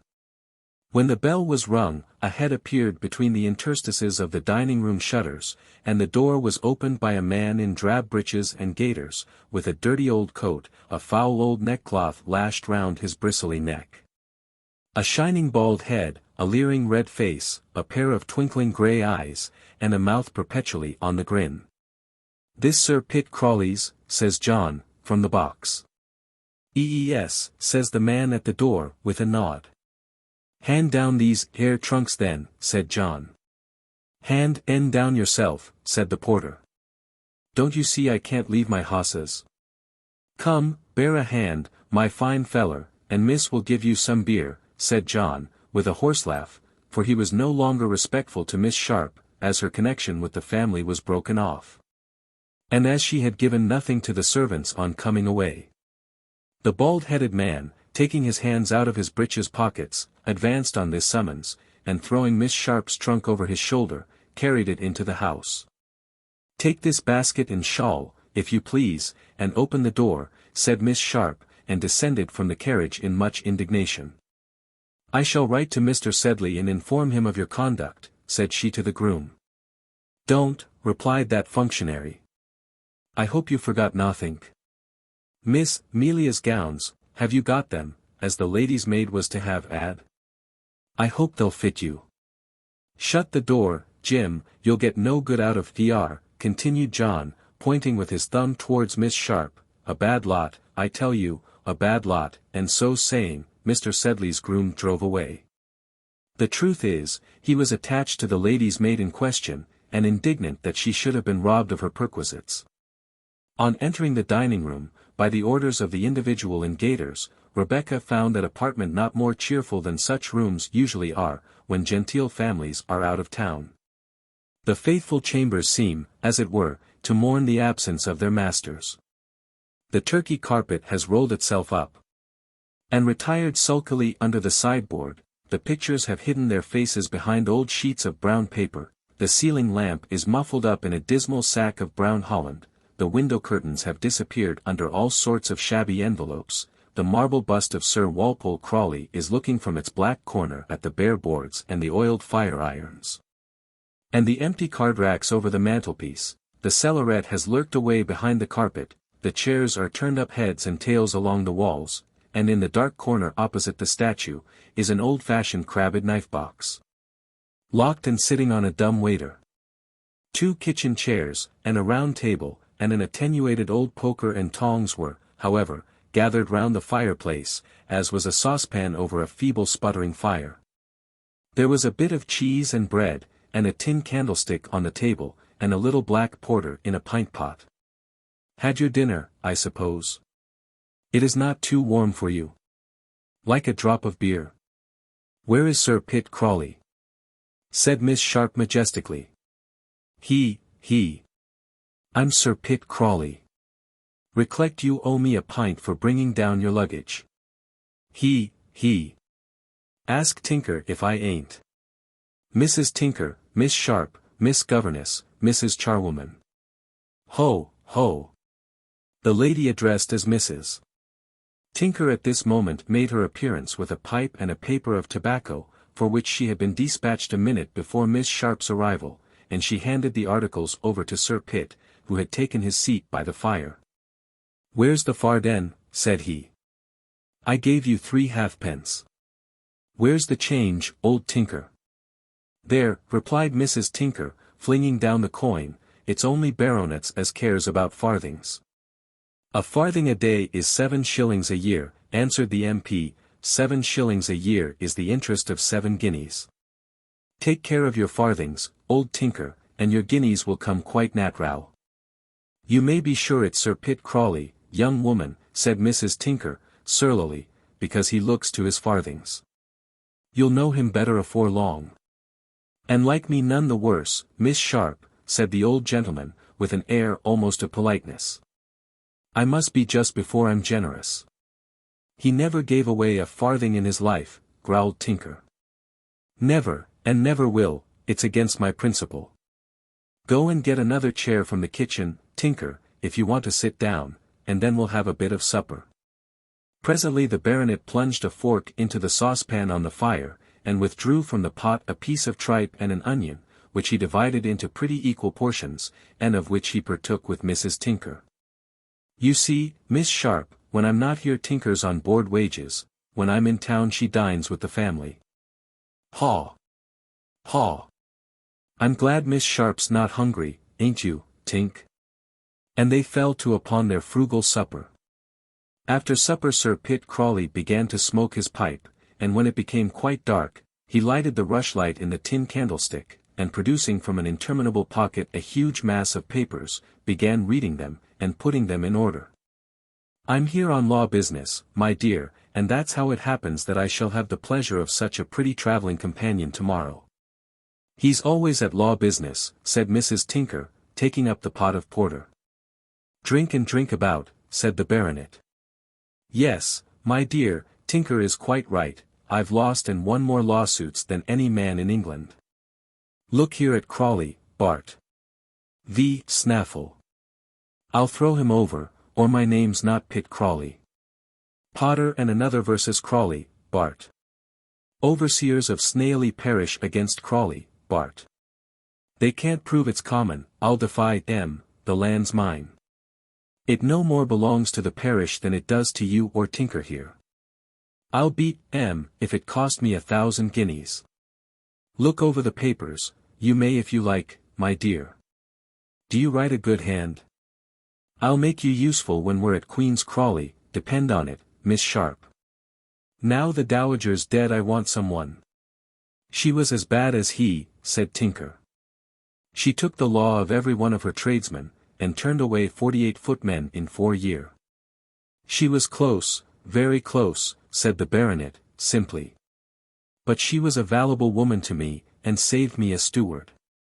And in this confidential strain, and much to the amusement of the newcomer, the conversation continued for a considerable time. Whatever Sir Pitt Crawley's qualities might be, good or bad, he did not make the least disguise of them. He talked of himself incessantly, sometimes in the coarsest and vulgarest Hampshire accent, sometimes adopting the tone of a man of the world. And so, with injunctions to Miss Sharp to be ready at 5 in the morning, he bade her good night. "You'll sleep with Tinker tonight," he said, "it's a big bed, and there's room for 2. Lady Crawley died in it. Good night." Sir Pitt went off after this benediction, and the solemn Tinker, rushlight in hand, led the way up the great bleak stone stairs, past the great dreary drawing-room doors, with the handles muffled up in paper, into the great front bedroom, where Lady Crawley had slept her last. The bed and chamber were so funereal and gloomy, you might have fancied, not only that Lady Crawley died in the room, but that her ghost inhabited it. Rebecca sprang about the apartment, however, with the greatest liveliness, and had peeped into the huge wardrobes, and the closets, and the cupboards, and tried the drawers which were locked, and examined the dreary pictures and toilette appointments, while the old charwoman was saying her prayers. "I shouldn't like to sleep in this yere bed without a good conscience, miss," said the old woman. "There's room for us and a half-dozen of ghosts in it," says Rebecca. "Tell me all about Lady Crawley and Sir Pitt Crawley, and everybody, my dear Mrs. Tinker." But old Tinker was not to be pumped by this little cross-questioner, in signifying to her that bed was a place for sleeping, not conversation, set up in her corner of the bed such a snore as only the nose of innocence can produce. Rebecca lay awake for a long, long time, thinking of the morrow, and of the new world into which she was going, and of her chances of success there. The rushlight flickered in the basin. The mantelpiece cast up a great black shadow, over half of a mouldy old sampler, which her defunct ladyship had worked, no doubt, and over 2 little family pictures of young lads, one in a college gown, and the other in a red jacket like a soldier. When she went to sleep, Rebecca chose that one to dream about. At 4 o'clock, on such a roseate summer's morning as even made Great Gaunt Street look cheerful, the faithful Tinker, having wakened her bedfellow, and bid her prepare for departure, unbarred and unbolted the great hall door, the clanging and clapping whereof startled the sleeping echoes in the street, and taking her way into Oxford Street, summoned a coach from a stand there. It is needless to particularize the number of the vehicle, or to state that the driver was stationed thus early in the neighborhood of Swallow Street, in hopes that some young buck, reeling homeward from the tavern, might need the aid of his vehicle, and pay him with the generosity of intoxication. It is likewise needless to say that the driver, if he had any such hopes as those above stated, was grossly disappointed, and that the worthy baronet whom he drove to the city did not give him 1 single penny more than his fare. It was in vain that Jehu appealed and stormed, that he flung down Miss Sharp's bandboxes in the gutter at the Connects, and swore he would take the law of his fare. "You'd better not," said one of the ostlers, "it's Sir Pitt Crawley." "So it is, Joe," cried the baronet, approvingly, "and I'd like to see the man can do me." "So should I," said Joe, grinning sulkily, and mounting the baronet's baggage on the roof of the coach. "Keep the box for me, leader," exclaims the Member of Parliament to the coachman, who replied, "Yes, Sir Pitt," with a touch of his hat, and rage in his soul, for he had promised the box to a young gentleman from Cambridge, who would have given a crown to a certainty. And Miss Sharp was accommodated with a back seat inside the carriage, which might be said to be carrying her into the wide world. How the young man from Cambridge sulkily put his 5 greatcoats in front, but was reconciled when little Miss Sharp was made to quit the carriage, and mount up beside him, when he covered her up in one of his Benjamins, and became perfectly good-humoured. How the asthmatic gentleman, the prim lady, who declared upon her sacred honour she had never travelled in a public carriage before, there is always such a lady in a coach, alas, was, for the coaches, where are they? And the fat widow with the brandy bottle, took their places inside, how the porter asked them all for money, and got 6 pence from the gentleman and 5 greasy halfpence from the fat widow, and how the carriage at length drove away, now threading the dark lanes of Aldersgate, anon clattering by the blue cupola of St. Paul's, jingling rapidly by the stranger's entry of Fleet Market, which, with Exeter, change, has now departed to the world of shadows, how they passed the White Bear in Piccadilly, and saw the dew rising up from the market gardens of Knightsbridge, how Turnham Green, Brentwood, Bagshot, were passed, need not be told here.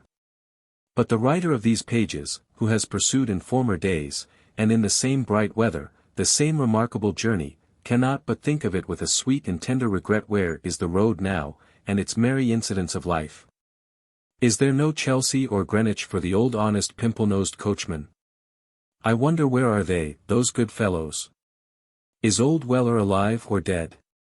And the waiters, and the inns at which they waited, and the cold rounds of beef inside, and the stunted ostler, with his blue nose and clinking pail, where is he, and where is his generation? To those great geniuses now in petticoats, who shall write novels for the beloved reader's children, these men and things will be as much legend and history as Nineveh, or Coeur de Lion, or Jack Sheppard. For them stage-coaches will have become romances, a team of 4 bays as fabulous as Bucephalus or Black Bess. Ah, how their coats shone, as the stablemen pulled their clothes off, and away they went. Ah, how their tails shook, as with smoking sides at the stage's end they demurely walked away into the inn-yard. Alas!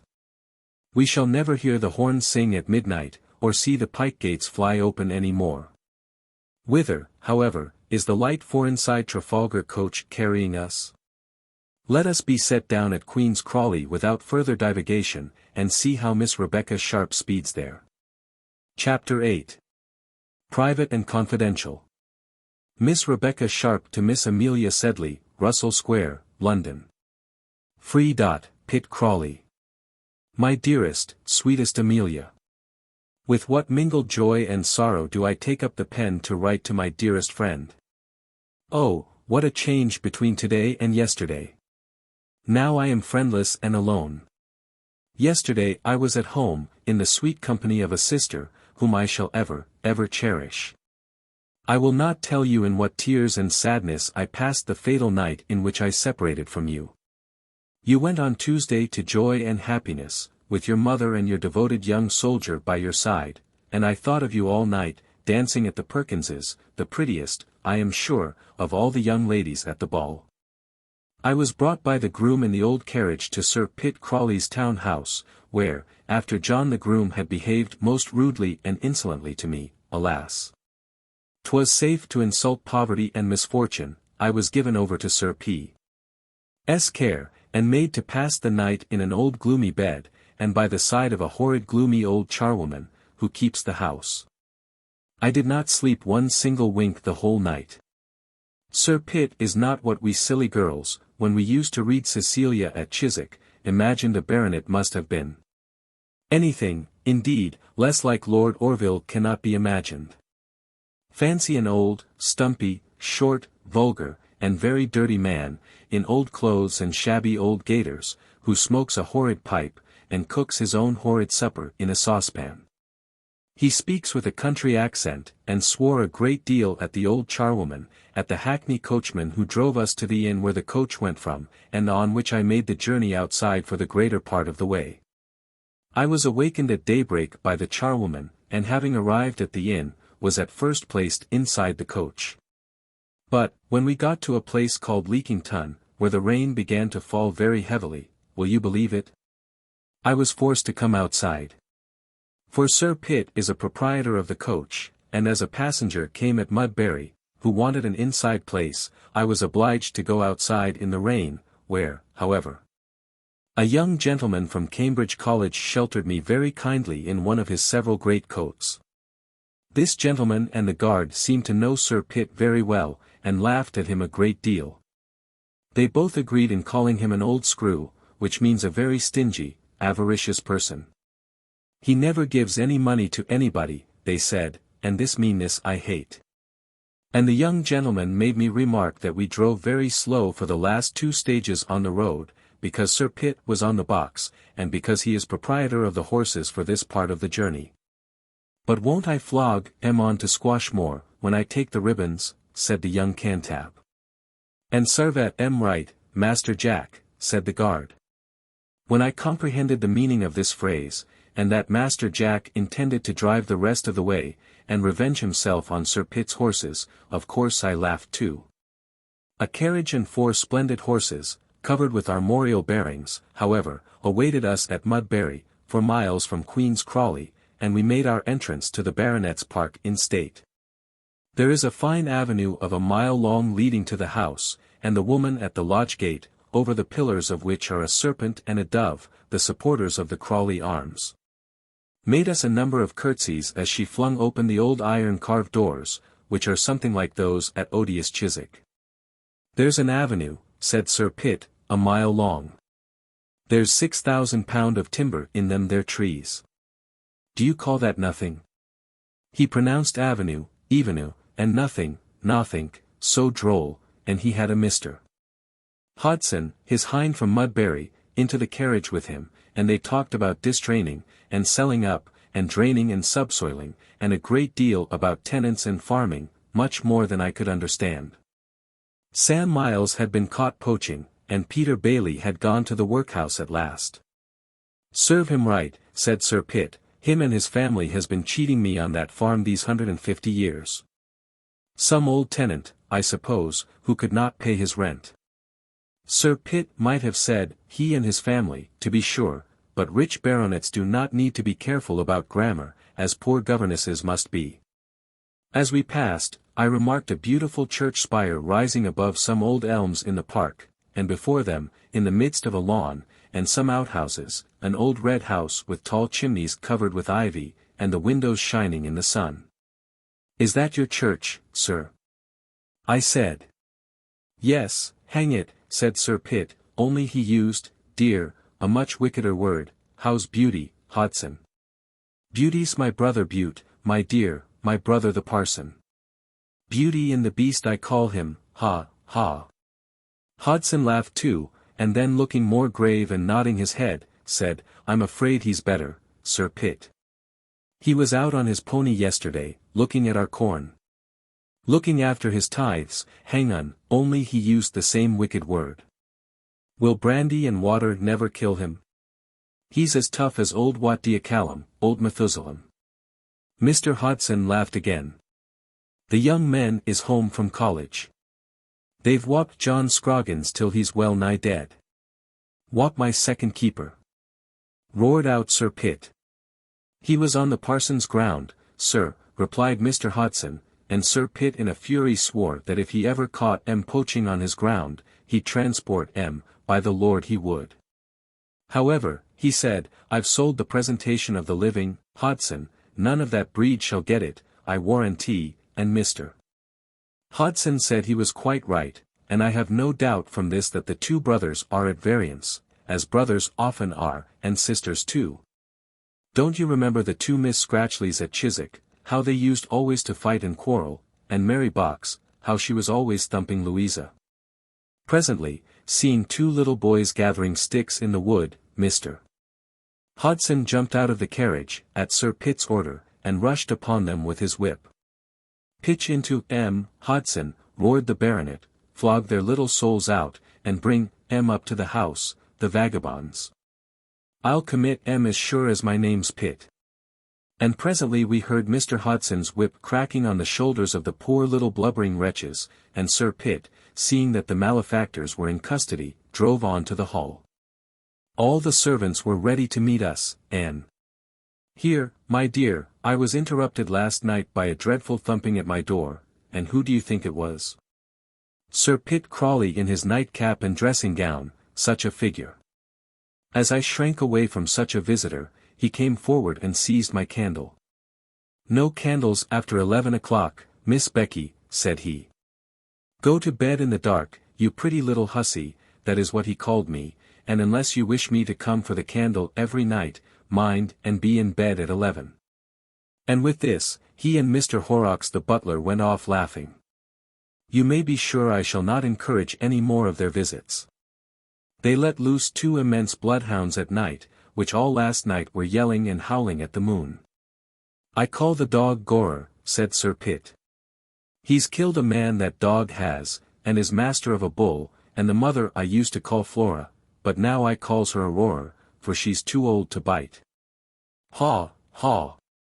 Before the house of Queen's Crawley, which is an odious old-fashioned red brick mansion, with tall chimneys and gables of the style of Queen Bess, there is a terrace flanked by the family Dove and Serpent, and on which the great hall door opens. And oh, my dear, the great hall I am sure is as big and as glum as the great hall in the dear castle of Udolpho.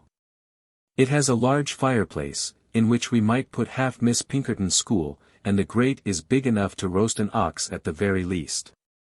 Round the room hang I don't know how many generations of Crawleys, some with beards and ruffs, some with huge wigs and toes turned out, some dressed in long straight stays and gowns that look as stiff as towers, and some with long ringlets, and oh, my dear, scarcely any stays at all.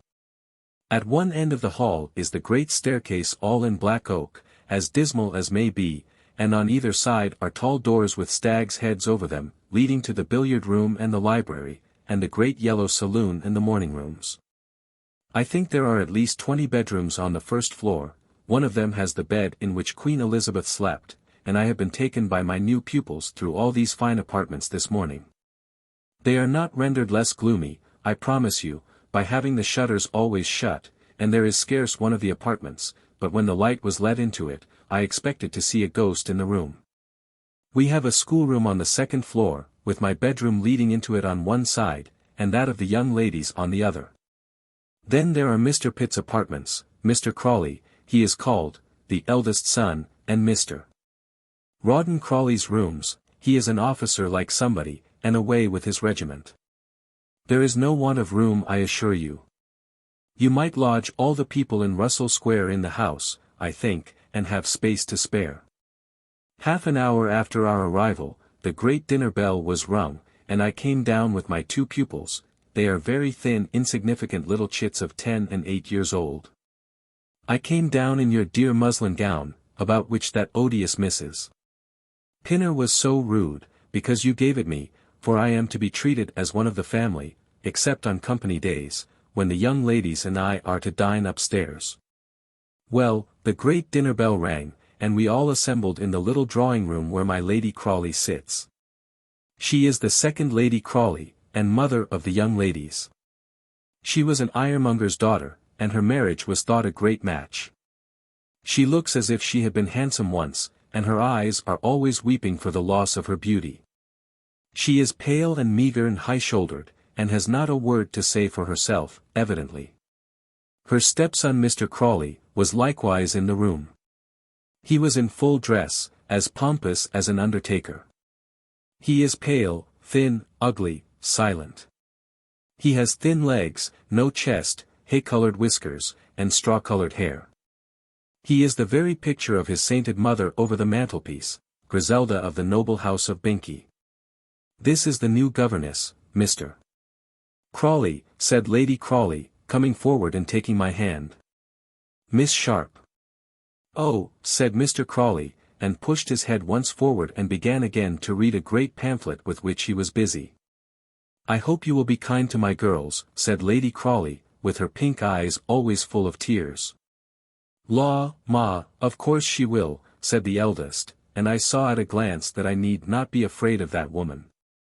My lady is served, says the butler in black, in an immense white shirt frill, that looked as if it had been one of the Queen Elizabeth's ruffs depicted in the hall, and so, taking Mr. Crawley's arm, she led the way to the dining-room, whither I followed with my little pupils in each hand. Sir Pitt was already in the room with a silver jug. He had just been to the cellar, and was in full dress too.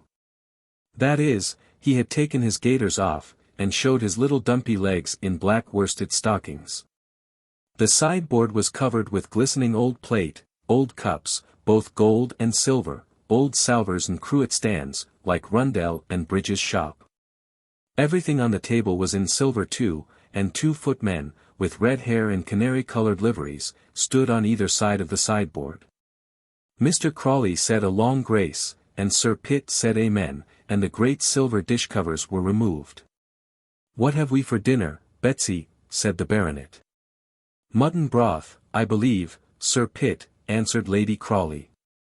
"Mouton aux navets," added the butler gravely, "pronounce, if you please, mutonganavi, and the soup is potage de mouton à l'écossaise. The side dishes contain pommes de terre au naturel, and choux-fleur à l'eau." "Mutton's mutton," said the baronet, "and a devilish good thing. What ship was it, Horrocks, and when did you kill?" "One of the black-faced Scotch, Sir Pitt, we killed on Thursday." "Who took any?" "Steele, of Mudbury, took the saddle and 2 legs, Sir Pitt, but he says the last was too young and confounded woolly, Sir Pitt." "Will you take some potage, Miss Blunt?" said Mr. Crawley. "Capital Scotch broth, my dear," said Sir Pitt, "though they call it by a French name." "I believe it is the custom, sir, in decent society," said Mr. Crawley, haughtily, "to call the dish as I have called it, and it was served to us on silver soup plates by the footmen in the canary coats, with the mouton aux navets. Then, ale and water were brought, and served to us young ladies in wineglasses. I am not a judge of ale, but I can say with a clear conscience I prefer water." While we were enjoying our repast, Sir Pitt took occasion to ask what had become of the shoulders of the mutton. "I believe they were eaten in the servants' hall," said my lady, humbly. "They was, my lady," said Horrocks, "and precious little else we get there neither." Sir Pitt burst into a hoarse laugh, and continued his conversation with Mr. Horrocks. "That there little black pig of the Kent sow's breed must be uncommon fat now." "It's not quite busting, Sir Pitt," said the butler with the gravest air, at which Sir Pitt, and with him the young ladies, this time, began to laugh violently. "Miss Crawley, Miss Rose Crawley," said Mr. Crawley, "your laughter strikes me as being exceedingly out of place." "Never mind, my lord," said the baronet, "we'll try the porker on Saturday."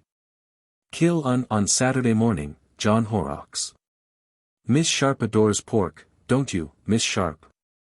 And I think this is all the conversation that I remember at dinner. When the repast was concluded, a jug of hot water was placed before Sir Pitt, with a case bottle containing, I believe, rum. Mr.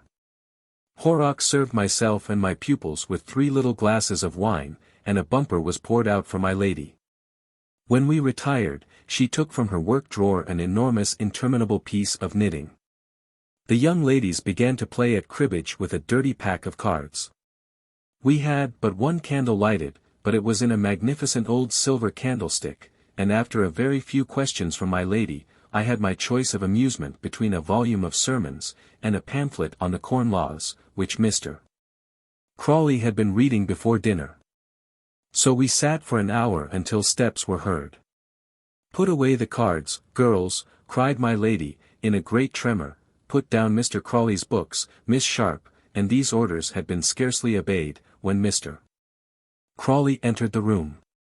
"We will resume yesterday's discourse, young ladies," said he, "and you shall each read a page by turns, so that Miss Short may have an opportunity of hearing you." And the poor girls began to spell a long dismal sermon delivered at Bethesda Chapel, Liverpool, on behalf of the mission for the Chickasaw Indians. Was it not a charming evening? At 10 the servants were told to call Sir Pitt and the household to prayers. Sir Pitt came in first, very much flushed, and rather unsteady in his gait, and after him the butler, the canaries, Mr. Crawley's man, 3 other men, smelling very much of the stable, and 4 women, one of whom, I remarked, was very much overdressed, and who flung me a look of great scorn as she plumped down on her knees. After Mr. Crawley had done haranguing and expounding, we received our candles, and then we went to bed, and then I was disturbed in my writing, as I have described to my dearest sweetest Amelia. Good night. 1,000 kisses. Saturday. This morning, at 5, I heard the shrieking of the little black pig. Rose and Violet introduced me to it yesterday. And to the stables, and to the kennel, and to the gardener, who was picking fruit to send to market, and from whom they begged hard a bunch of hothouse grapes. But he said that Sir Pitt had numbered every man jack of them, and it would be as much as his place was worth to give any away. The darling girls caught a colt in a paddock, and asked me if I would ride, and began to ride themselves, when the groom, coming with horrid oaths, drove them away. Lady Crawley is always knitting the worsted. Sir Pitt is always tipsy, every night. And, I believe, sits with Horrocks, the butler. Mr.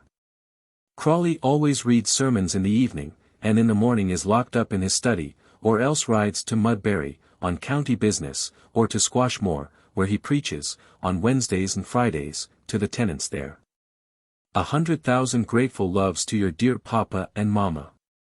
Is your poor brother recovered of his rack punch? Oh, dear. Oh, dear. How men should beware of wicked punch. Ever and ever thine own Rebecca. Everything considered, I think it is quite as well for our dear Amelia Sedley, in Russell Square, that Miss Sharp and she are parted. Rebecca is a droll funny creature, to be sure. And those descriptions of the poor lady weeping for the loss of her beauty, and the gentleman with hay-coloured whiskers and straw-coloured hair, are very smart, doubtless, and show a great knowledge of the world. That she might, when on her knees, have been thinking of something better than Miss Horrocks's ribbons, has possibly struck both of us. But my kind reader will please to remember that this history has Vanity Fair for a title, and that Vanity Fair is a very vain, wicked, foolish place, full of all sorts of humbugs and falsenesses and pretensions.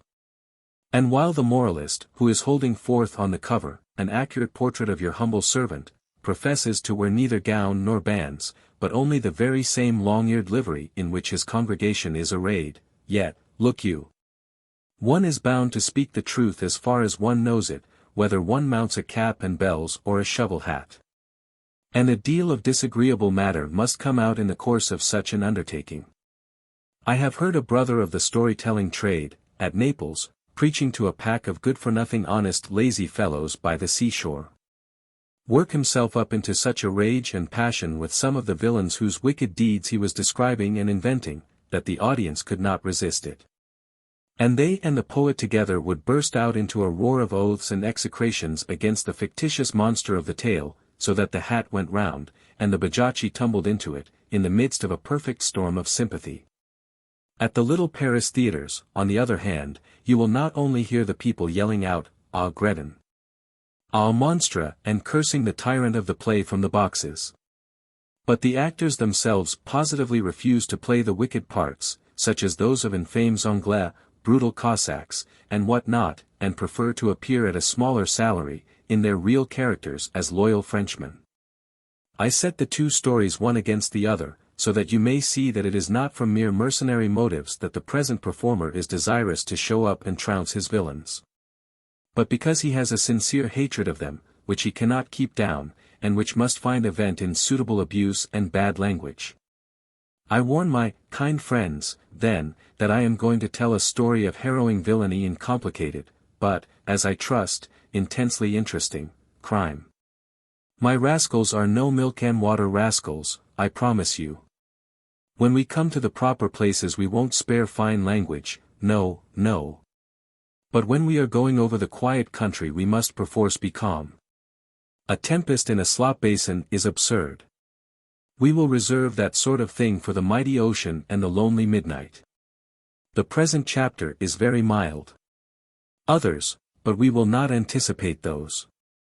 And, as we bring our characters forward, I will ask leave, as a man and a brother, not only to introduce them, but occasionally to step down from the platform, and talk about them, if they are good and kindly.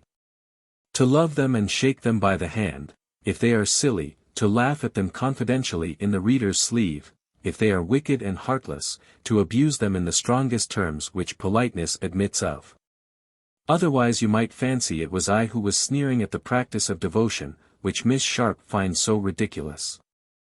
That it was I who laughed good-humouredly at the reeling old Silenus of a baronet, whereas the laughter comes from one who has no reverence except for prosperity, and no eye for anything beyond success.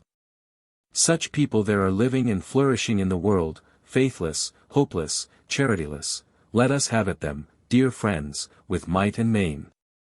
Some there are, and very successful too, mere quacks and fools, and it was to combat and expose such as those, no doubt, that laughter was made. Chapter 9. Family Portraits.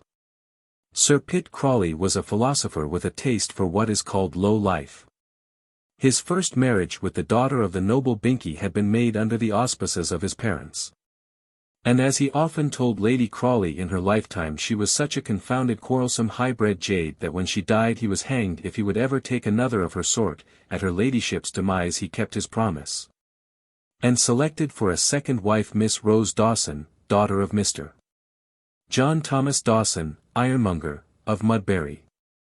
What a happy woman was Rose to be my Lady Crawley! Let us set down the items of her happiness. In the first place, she gave up Peter Butt, a young man who kept company with her, and in consequence of his disappointment in love, took to smuggling, poaching, and 1,000 other bad courses. Then she quarrelled, as in duty bound, with all the friends and intimates of her youth, who, of course, could not be received by my lady at Queen's Crawley, nor did she find in her new rank and abode any persons who were willing to welcome her. Who ever did? Sir Huddleston Fuddleston had 3 daughters who all hoped to be Lady Crawley. Sir Giles Wapshot's family were insulted that one of the Wapshot girls had not the preference in the marriage, and the remaining baronets of the county were indignant at their comrades' misalliance. Never mind the commoners, whom we will leave to grumble anonymously. Sir Pitt did not care, as he said, a brass farden for any one of them. He had his pretty Rose, and what more need a man require than to please himself? So he used to get drunk every night, to beat his pretty Rose sometimes, to leave her in Hampshire when he went to London for the parliamentary session, without a single friend in the wide world. Even Mrs. Bute Crawley, the rector's wife, refused to visit her, as she said she would never give the pas to a tradesman's daughter. As the only endowments with which nature had gifted Lady Crawley were those of pink cheeks and a white skin, and as she had no sort of character, nor talents, nor opinions, nor occupations, nor amusements, nor that vigor of soul and ferocity of temper which often falls to the lot of entirely foolish women, her hold upon Sir Pitt's affections was not very great. Her roses faded out of her cheeks, and the pretty freshness left her figure after the birth of a couple of children, and she became a mere machine in her husband's house of no more use than the late Lady Crawley's grand piano. Being a light-complexioned woman, she wore light clothes, as most blondes will, and appeared, in preference, in draggled sea-green, or slatternly sky-blue. She worked that worsted day and night, or other pieces like it. She had counterpanes in the course of a few years to all the beds in Crawley. She had a small flower garden, for which she had rather an affection, but beyond this no other like or disliking. When her husband was rude to her she was apathetic, whenever he struck her she cried. She had not character enough to take to drinking, and moaned about, slipshod and in curl papers all day. Oh Vanity Fair, Vanity Fair! This might have been, but for you, a cheery lass, Peter Butt and Rose a happy man and wife, in a snug farm, with a hearty family. And an honest portion of pleasures, cares, hopes and struggles, but a title and a coach and 4 are toys more precious than happiness in Vanity Fair, and if Harry VIII or Bluebeard were alive now, and wanted a 10th wife, do you suppose he could not get the prettiest girl that shall be presented this season? The languid dullness of their mamma did not, as it may be supposed, awaken much affection in her little daughters, but they were very happy in the servants' hall and in the stables. And the Scotch gardener having luckily a good wife and some good children, they got a little wholesome society and instruction in his lodge, which was the only education bestowed upon them until Miss Sharp came. Her engagement was owing to the remonstrances of Mr. Pitt Crawley, the only friend or protector Lady Crawley ever had, and the only person, besides her children, for whom she entertained a little feeble attachment. Mr. Pitt took after the noble Binkies, from whom he was descended, and was a very polite and proper gentleman. When he grew to man's estate, and came back from Christchurch, he began to reform the slackened discipline of the hall, in spite of his father, who stood in awe of him. He was a man of such rigid refinement, that he would have starved rather than have dined without a white neckcloth. Once, when just from college, and when Horrocks the butler brought him a letter without placing it previously on a tray, he gave that domestic a look, and administered to him a speech so cutting, that Horrocks ever after trembled before him. The whole household bowed to him. Lady Crawley's curl papers came off earlier when he was at home, Sir Pitt's muddy gaiters disappeared. And if that incorrigible old man still adhered to other old habits, he never fuddled himself with rum and water in his son's presence, and only talked to his servants in a very reserved and polite manner. And those persons remarked that Sir Pitt never swore at Lady Crawley while his son was in the room. It was he who taught the butler to say, "My lady is served," and who insisted on handing her ladyship in to dinner. He seldom spoke to her, but when he did it was with the most powerful respect, and he never let her quit the apartment without rising in the most stately manner to open the door, and making an elegant bow at her egress. At Eton he was called Miss Crawley, and there, I am sorry to say, his younger brother Rawdon used to lick him violently. But though his parts were not brilliant, he made up for his lack of talent by meritorious industry, and was never known, during 8 years at school, to be subject to that punishment which it is generally thought none but a cherub can escape. At college his career was of course highly creditable. And here he prepared himself for public life, into which he was to be introduced by the patronage of his grandfather, Lord Binkie, by studying the ancient and modern orators with great assiduity, and by speaking unceasingly at the debating societies. But though he had a fine flux of words, and delivered his little voice with great pomposity and pleasure to himself, and never advanced any sentiment or opinion which was not perfectly trite and stale, and supported by a Latin quotation, yet he failed somehow, in spite of a mediocrity which ought to have ensured any man a success.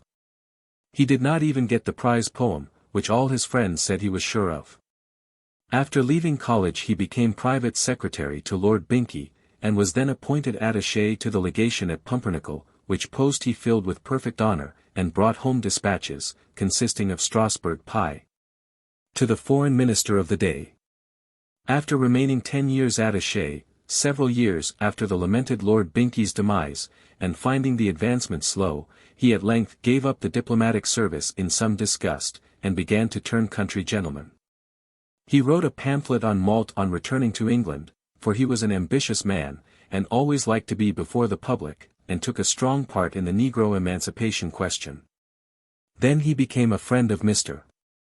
Wilberforce's, whose politics he admired, and had that famous correspondence with the Reverend Silas Hornblower, on the Ashanti Mission. He was in London, if not for the Parliament session, at least in May, for the religious meetings. In the country he was a magistrate, and an active visitor and speaker among those destitute of religious instruction. He was said to be paying his addresses to Lady Jane Sheepshanks, Lord Southdown's third daughter, and whose sister, Lady Emily, wrote those sweet tracts, The Sailor's True Binnacle, and The Apple Woman of Finchley Common. Miss Sharp's accounts of his employment at Queen's Crawley were not caricatures. He subjected the servants there to the devotional exercises before mentioned, in which, and so much the better, he brought his father to join.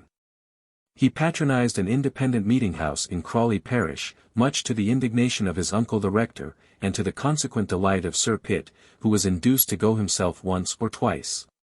Which occasioned some violent sermons at Crawley parish church, directed point-blank at the baronet's old Gothic pew there. Honest Sir Pitt, however, did not feel the force of these discourses, as he always took his nap during sermon time. Mr. Crawley was very earnest, for the good of the nation and of the Christian world, that the old gentleman should yield him up his place in Parliament, but this the elder constantly refused to do. Both were of course too prudent to give up the 1,500 a year which was brought in by the second seat, at this period filled by Mr. Quadroon, with carte blanche on the slave question. Indeed the family estate was much embarrassed, and the income drawn from the borough was of great use to the house of Queen's Crawley. It had never recovered the heavy fine imposed upon Walpole Crawley, first baronet, for peculation in the tape and sealing wax office. Sir Walpole was a jolly fellow, eager to seize and to spend money, alieni appetens, sui profusus, as Mr. Crawley would remark with a sigh, and in his day beloved by all the county for the constant drunkenness and hospitality which was maintained at Queen's Crawley. The cellars were filled with Burgundy then, the kennels with hounds, and the stables with gallant hunters. Now, such horses as Queen's Crawley possessed went to plough, or ran in the Trafalgar coach. And it was with a team of these very horses, on an off day, that Miss Sharp was brought to the Hall. For boor as he was, Sir Pitt was a stickler for his dignity while at home, and seldom drove out but with 4 horses, and though he dined off boiled mutton, had always 3 footmen to serve it. If mere parsimony could have made a man rich, Sir Pitt Crawley might have become very wealthy. If he had been an attorney in a country town, with no capital but his brains, it is very possible that he would have turned them to good account, and might have achieved for himself a very considerable influence and competency.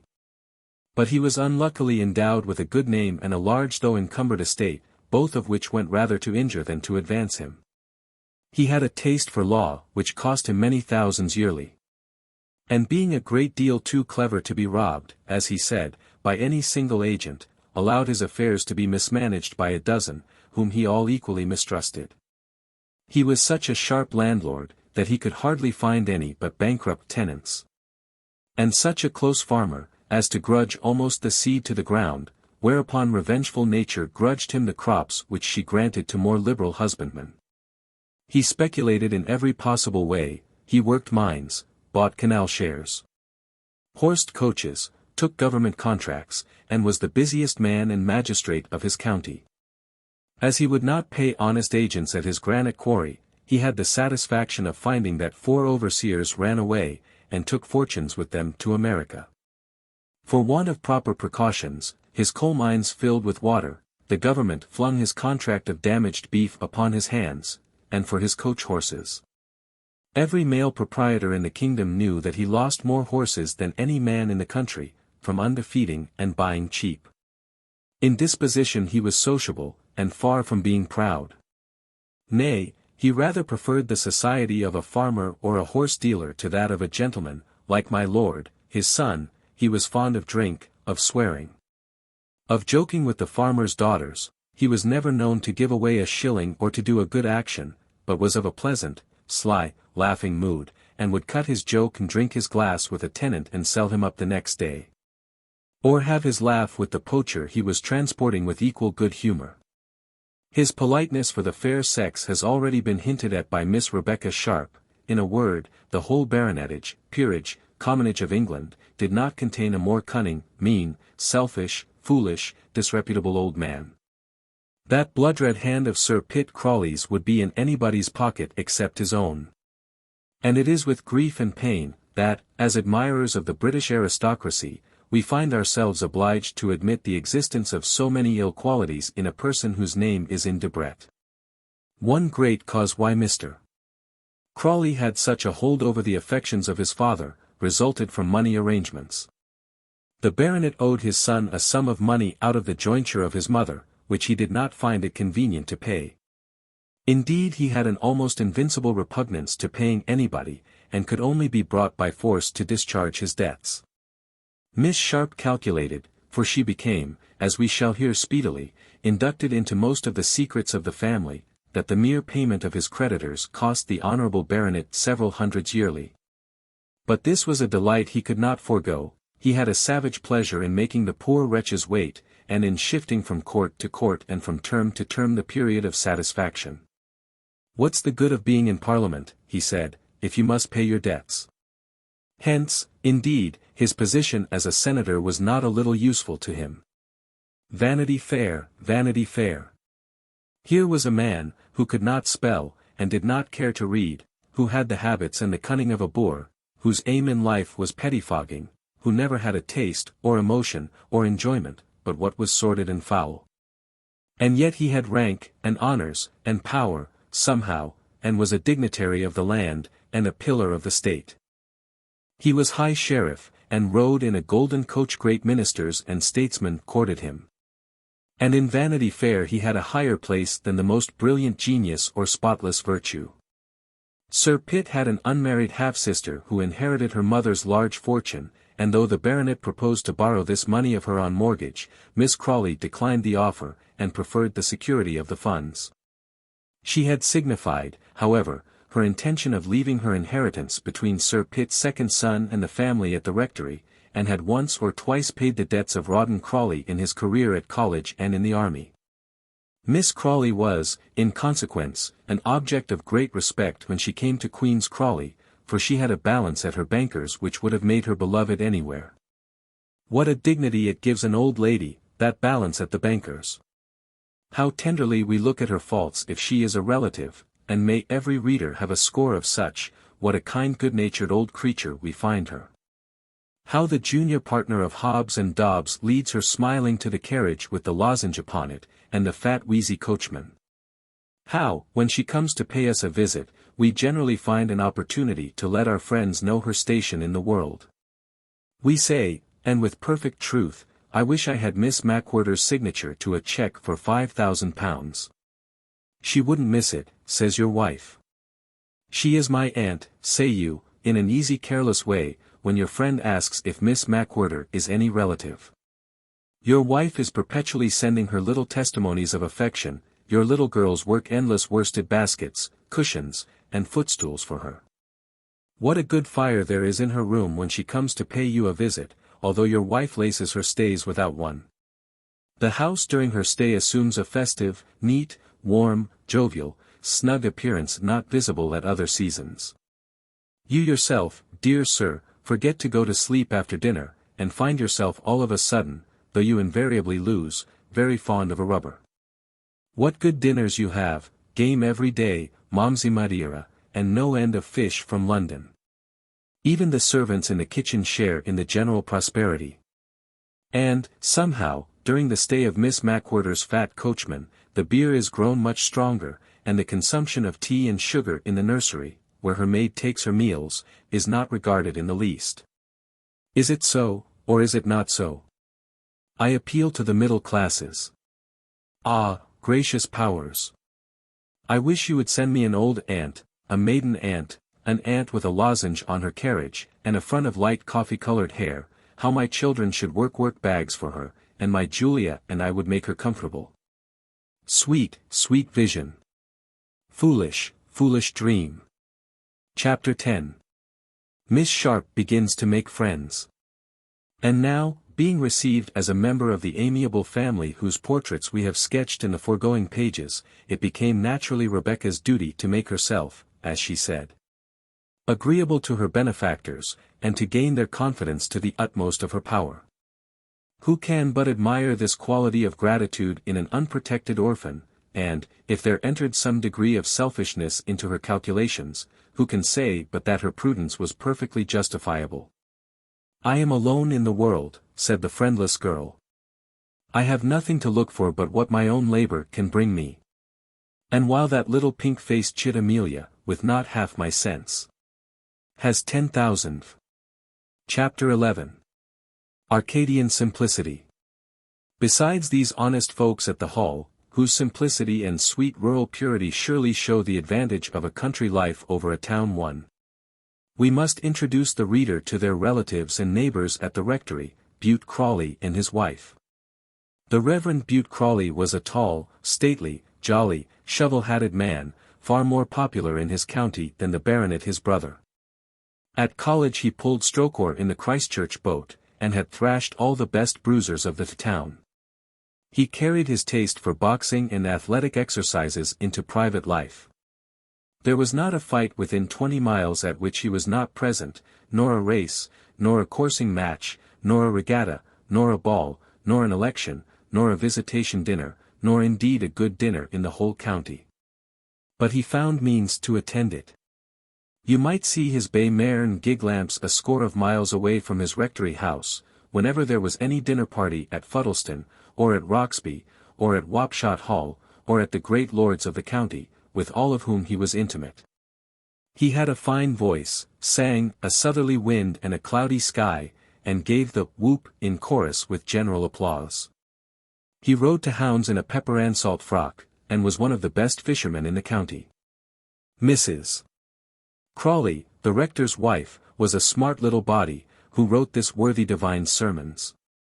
Being of a domestic turn, and keeping the house a great deal with her daughters, she ruled absolutely within the rectory, wisely giving her husband full liberty without. He was welcome to come and go, and dine abroad as many days as his fancy dictated, for Mrs. Crawley was a saving woman and knew the price of port wine. Ever since Mrs. Bute carried off the young rector of Queen's Crawley, she was of a good family, daughter of the late Lieutenant, Colonel Hector McTavish, and she and her mother played for Bute and won him at Harrogate. She had been a prudent and thrifty wife to him. In spite of her care, however, he was always in debt. It took him at least 10 years to pay off his college bills contracted during his father's lifetime.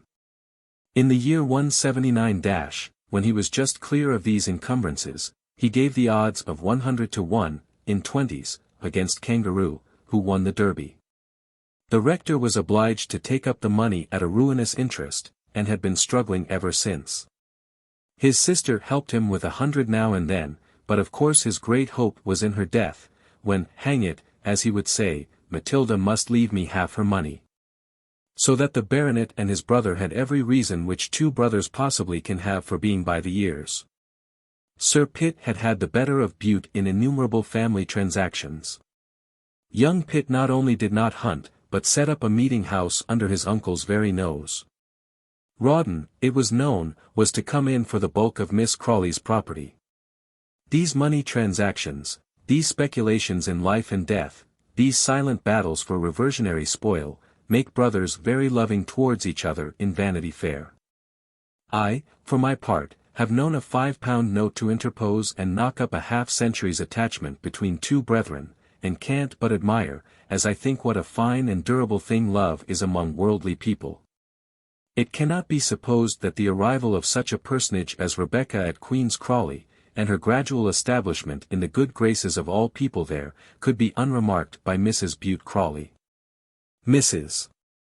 Bute, who knew how many days the sirloin of beef lasted at the Hall, how much linen was got ready at the Great Wash, how many peaches were on the south wall, how many doses her ladyship took when she was ill, for such points are matters of intense interest to certain persons in the country. Mrs.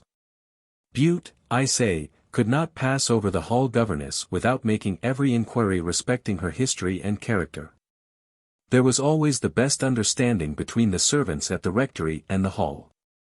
There was always a good glass of ale in the kitchen of the former place for the hall people, whose ordinary drink was very small, and, indeed, the rector's lady knew exactly how much malt went to every barrel of hall beer. Ties of relationship existed between the hall and rectory domestics, as between their masters. And through these channels each family was perfectly well acquainted with the doings of the other.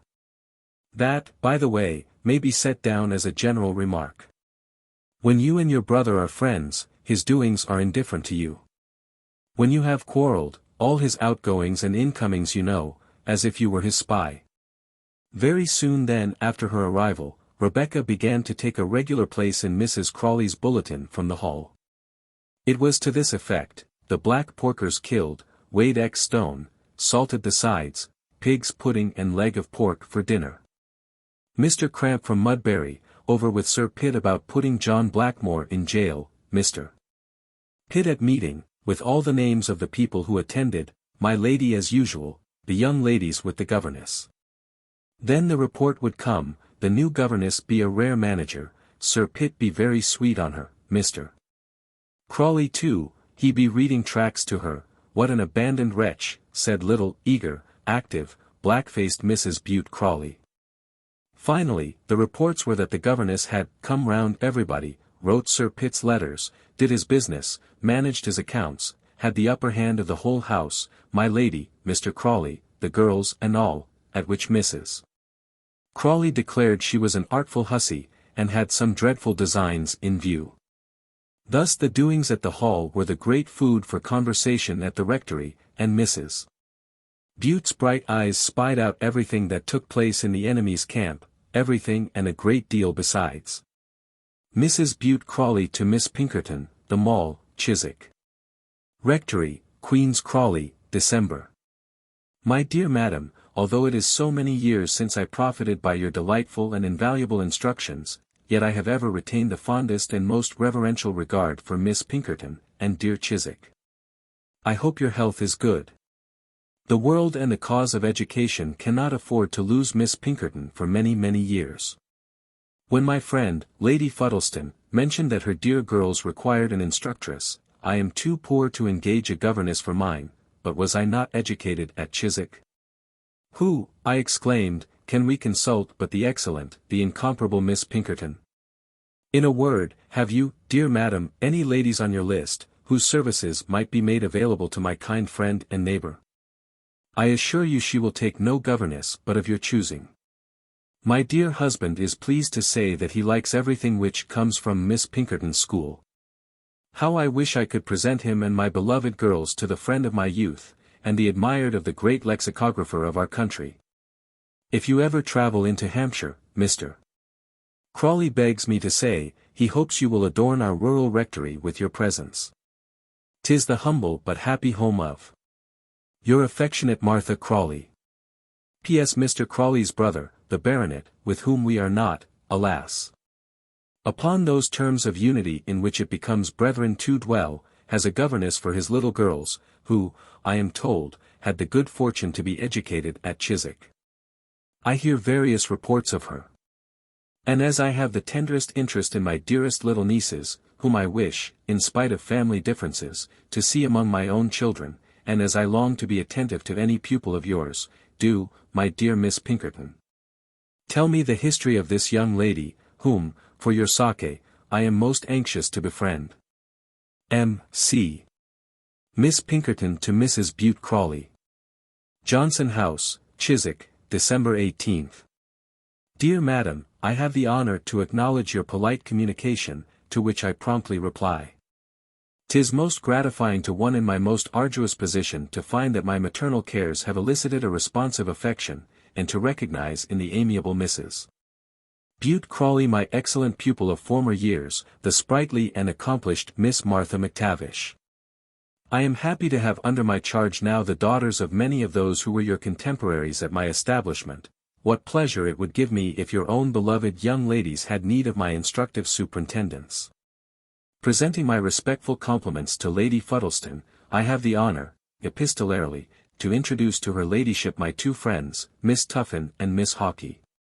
Either of these young ladies is perfectly qualified to instruct in Greek, Latin, and the rudiments of Hebrew, in mathematics and history, in Spanish, French, Italian, and geography, in music, vocal and instrumental, in dancing, without the aid of a master, and in the elements of natural sciences.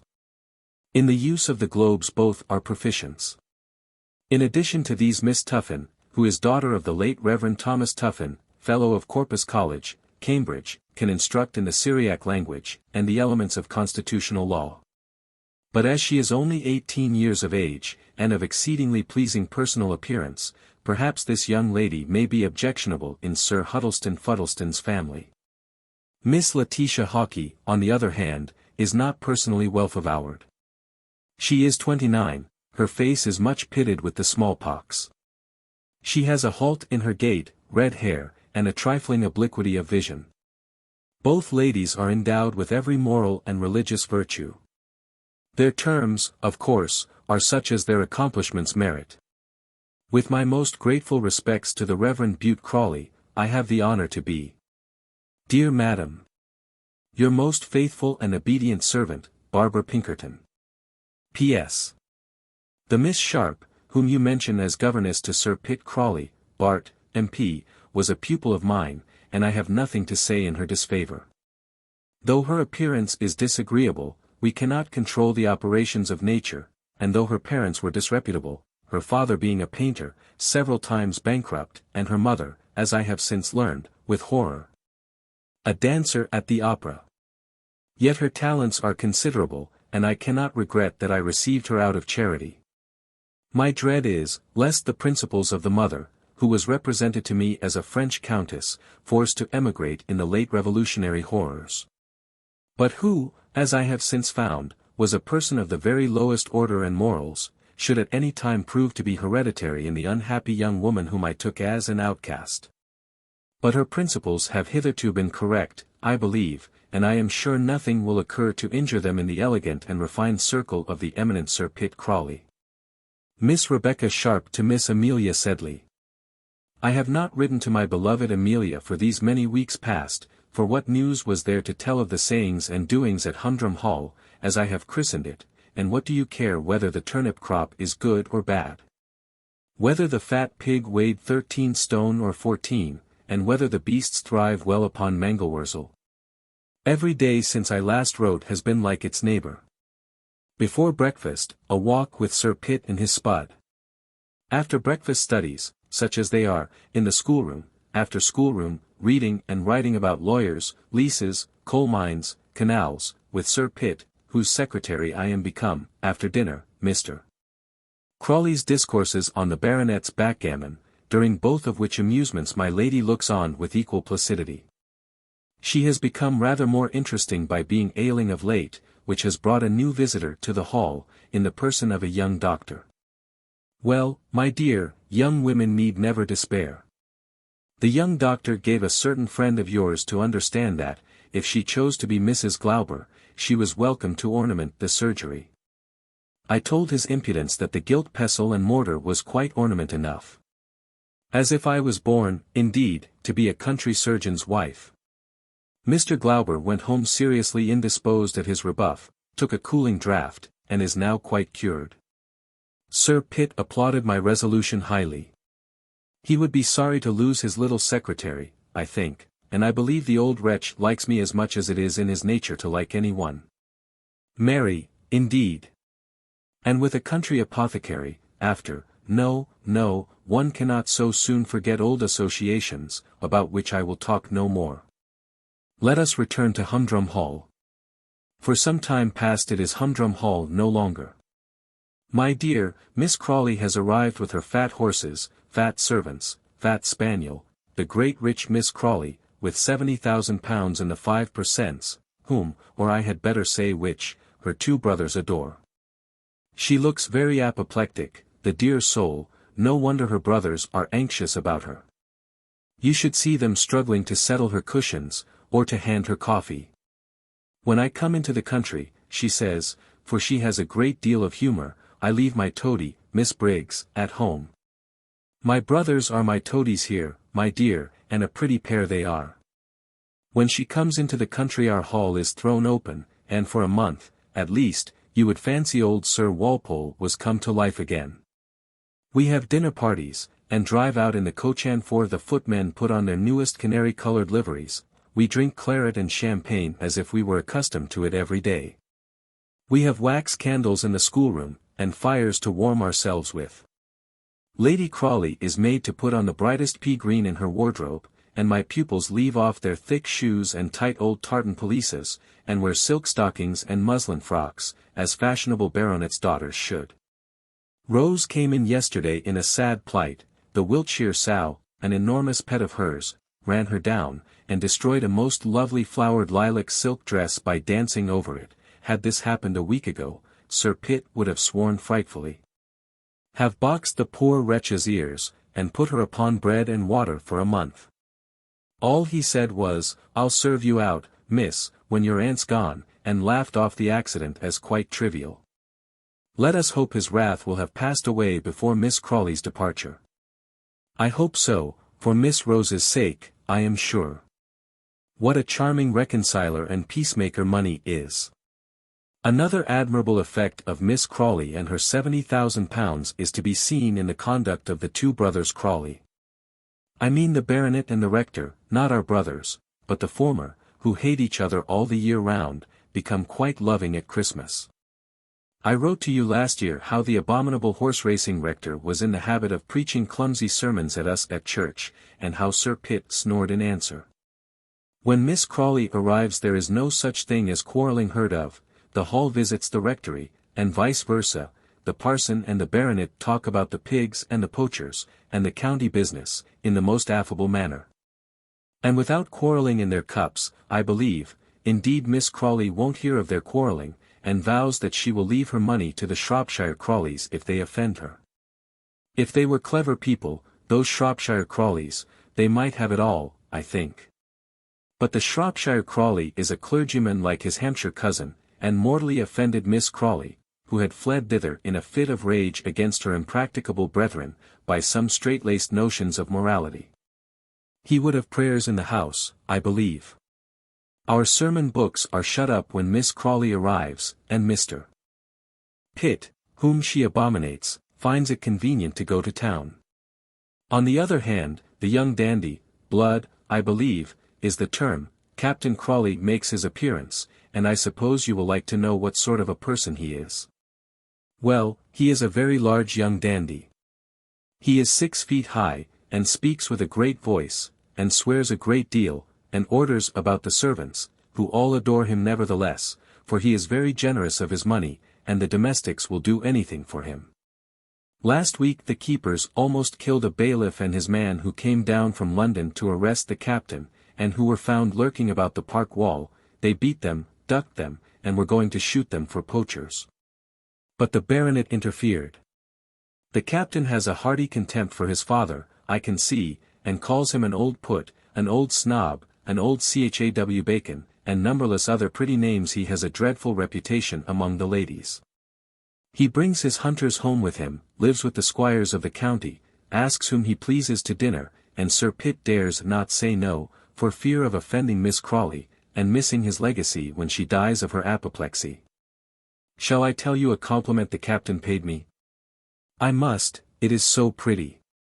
One evening we actually had a dance. There was Sir Huddleston Fuddleston and his family, Sir Giles Wapshot and his young ladies, and I don't know how many more.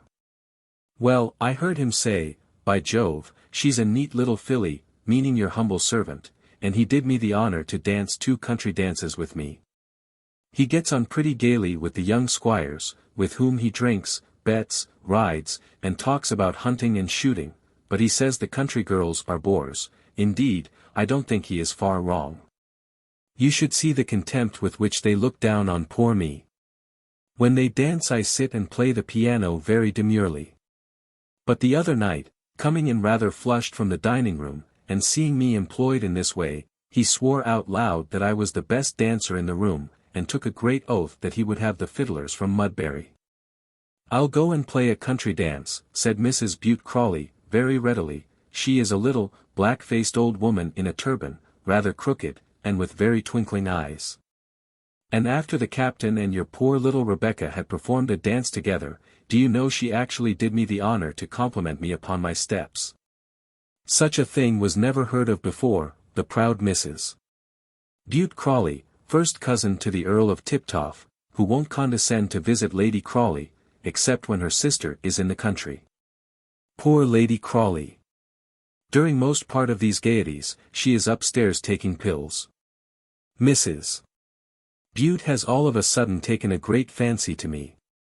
My dear Miss Sharp, she says, why not bring over your girls to the rectory, their cousins will be so happy to see them. I know what she means. Signor Clementi did not teach us the piano for nothing, at which price Mrs. Bute hopes to get a professor for her children. I can see through her schemes, as though she told them to me. But I shall go, as I am determined to make myself agreeable. Is it not a poor governess's duty, who has not a friend or protector in the world? The rector's wife paid me a score of compliments about the progress my pupils made, and thought, no doubt, to touch my heart, poor, simple, country soul, as if I cared a fig about my pupils. Your India muslin and your pink silk, dearest Amelia, are said to become me very well. They are a good deal worn now, but, you know, we poor girls can't afford de fresh toilettes. Happy, happy you, who have but to drive to St. James's Street, and a dear mother who will give you anything you ask. Farewell, dearest girl. Your affectionate Rebecca. P.S. I wish you could have seen the faces of the Miss Blackbrooks, Admiral Blackbrook's daughters, my dear, fine young ladies, with dresses from London, when Captain Rawdon selected poor me for a partner. When Mrs. Bute Crawley, whose artifices our ingenious Rebecca had so soon discovered, had procured from Miss Sharp the promise of a visit, she induced the all-powerful Miss Crawley to make the necessary application to Sir Pitt, and the good-natured old lady, who loved to be gay herself, and to see every one gay and happy round about her, was quite charmed, and ready to establish a reconciliation and intimacy between her two brothers. It was therefore agreed that the young people of both families should visit each other frequently for the future, and the friendship of course lasted as long as the jovial old mediatrix was there to keep the peace. "Why did you ask that scoundrel, Rawdon Crawley, to dine?" said the rector to his lady, as they were walking home through the park. "I don't want the fellow. He looks down upon us country people as so many blackamoors.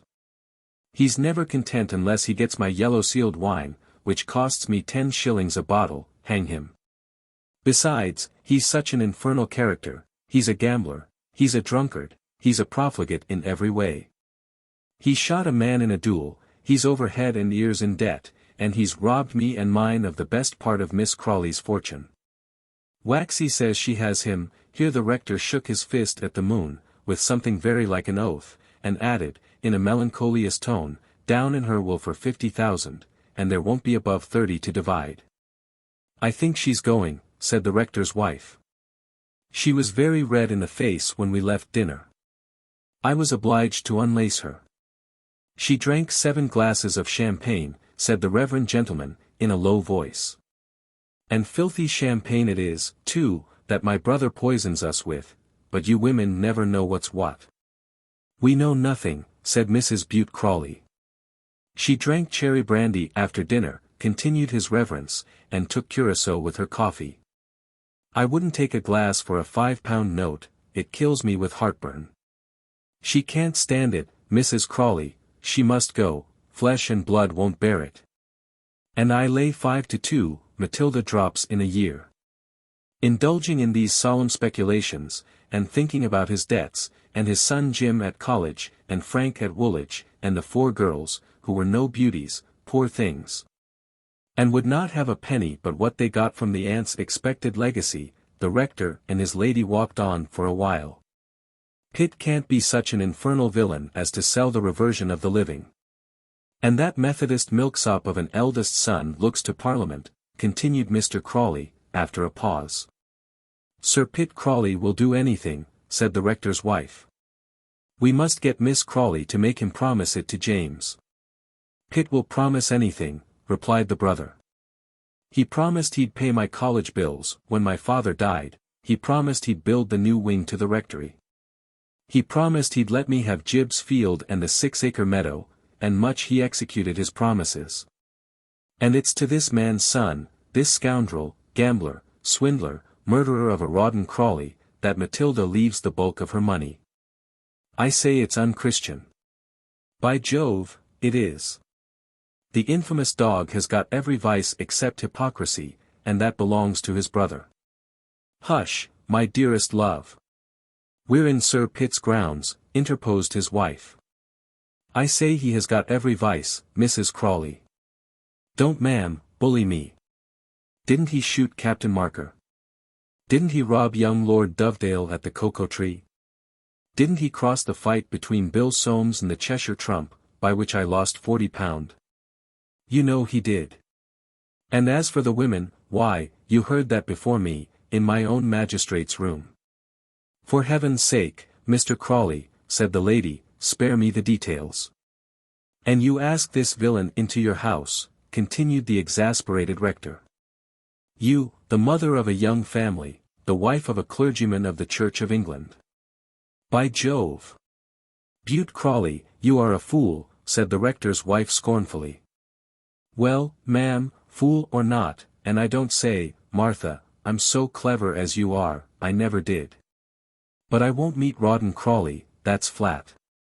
I'll go over to Huddleston, that I will, and see his black greyhound, Mrs. Crawley. And I'll run Lancelot against him for 50. By Jove, I will, or against any dog in England. But I won't meet that beast Rawdon Crawley." "Mr. Crawley, you are intoxicated, as usual," replied his wife. And the next morning, when the rector woke, and called for small beer, she put him in mind of his promise to visit Sir Huddleston Fuddleston on Saturday, and as he knew he should have a wet night, it was agreed that he might gallop back again in time for church on Sunday morning. Thus it will be seen that the parishioners of Crawley were equally happy in their squire and in their rector. Miss Crawley had not long been established at the Hall before Rebecca's fascinations had won the heart of that good-natured London rake, as they had of the country innocents whom we have been describing. Taking her accustomed drive, one day, she thought fit to order that little governess should accompany her to Mudbury. Before they had returned, Rebecca had made a conquest of her. Having made her laugh 4 times, and amused her during the whole of the little journey. "Not let Miss Sharp dine at table," said she to Sir Pitt, who had arranged a dinner of ceremony, and asked all the neighbouring baronets. "My dear creature, do you suppose I can talk about the nursery with Lady Fuddleston, or discuss justice's business with that goose, old Sir Giles Wapshot? I insist upon Miss Sharp appearing. Let Lady Crawley remain upstairs, if there is no room. But little Miss Sharp. Why, she's the only person fit to talk to in the county." Of course, after such a peremptory order as this, Miss Sharp, the governess, received commands to dine with the illustrious company below stairs. And when Sir Huddleston had, with great pomp and ceremony, handed Miss Crawley in to dinner, and was preparing to take his place by her side, the old lady cried out, in a shrill voice, "Becky Sharp! Miss Sharp!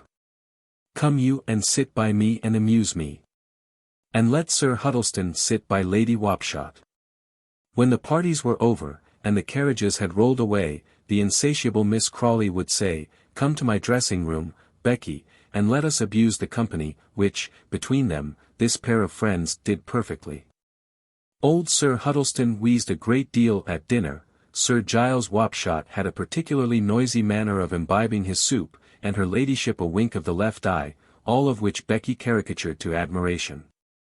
As well as the particulars of the night's conversation, the politics, the war, the quarter sessions, the famous run with the HH, and those heavy and dreary themes, about which country gentlemen converse. As for the Mrs. Wapshot's toilettes and Lady Fuddleston's famous yellow hat, Miss Sharp tore them to tatters, to the infinite amusement of her audience. "My dear, you are a perfect trouvaille," Miss Crawley would say. "I wish you could come to me in London, but I couldn't make a butt of you as I do of poor Briggs. No, no, you little sly creature, you are too clever, isn't she, Firkin?" Mrs. Firkin, who was dressing the very small remnant of hair which remained on Miss Crawley's pate, flung up her head and said, "I think Miss is very clever," with the most killing sarcastic air. In fact, Mrs. Firkin had that natural jealousy which is one of the main principles of every honest woman. After rebuffing Sir Huddleston Fuddleston, Miss Crawley ordered that Rawdon Crawley should lead her in to dinner every day, and that Becky should follow with her cushion, or else she would have Becky's arm and Rawdon with the pillow. "We must sit together," she said. "We're the only 3 Christians in the county, my love," in which case, it must be confessed, that religion was at a very low ebb in the county of Hants. Besides being such a fine religionist, Miss Crawley was, as we have said, an ultra-liberal in opinions, and always took occasion to express these in the most candid manner. "What is birth, my dear?" she would say to Rebecca. "Look at my brother Pitt. Look at the Huddlestons, who have been here since Henry II, look at poor Bute at the parsonage. Is any one of them equal to you in intelligence or breeding? Equal to you, they are not even equal to poor dear Briggs, my companion, or Bowles, my butler. You, my love, are a little paragon, positively a little jewel, you have more brains than half the shire, if merit had its reward you ought to be a duchess. No, there ought to be no duchesses at all, but you ought to have no superior, and I consider you, my love, as my equal in every respect. And, will you put some coals on the fire, my dear, and will you pick this dress of mine, and alter it, you who can do it so well?" So this old philanthropist used to make her equal run of her errands, execute her millinery, and read her to sleep with French novels, every night. At this time, as some old readers may recollect, the genteel world had been thrown into a considerable state of excitement by 2 events, which, as the papers say, might give employment to the gentleman of the long robe. Ensign Shafton had run away with Lady Barbara Fitzurse, the Earl of Bruin's daughter and heiress. And poor Vere Vane, a gentleman who, up to 40, had maintained a most respectable character and reared a numerous family, suddenly and outrageously left his home, for the sake of Mrs. Rougemont, the actress, who was 65 years of age. That was the most beautiful part of dear Lord Nelson's character, Miss Crawley said. He went to the deuce for a woman. There must be good in a man who will do that. I adore all impudent matches. What I like best, is for a nobleman to marry a miller's daughter, as Lord Flowerdale did. It makes all the women so angry. I wish some great man would run away with you, my dear. I'm sure you're pretty enough. 2 post boys. Oh, it would be delightful. Rebecca owned. And what I like next best, is for a poor fellow to run away with a rich girl. I have set my heart on Rawdon running away with someone. A rich someone, or a poor someone? Why, you goose. Rawdon has not a shilling but what I give him. He is cribbled to debts, he must repair his fortunes, and succeed in the world. Is he very clever? Rebecca asked. Clever, my love. Not an idea in the world beyond his horses, and his regiment, and his hunting, and his play, but he must succeed, he's so delightfully wicked. Don't you know he has hit a man, and shot an injured father through the hat only?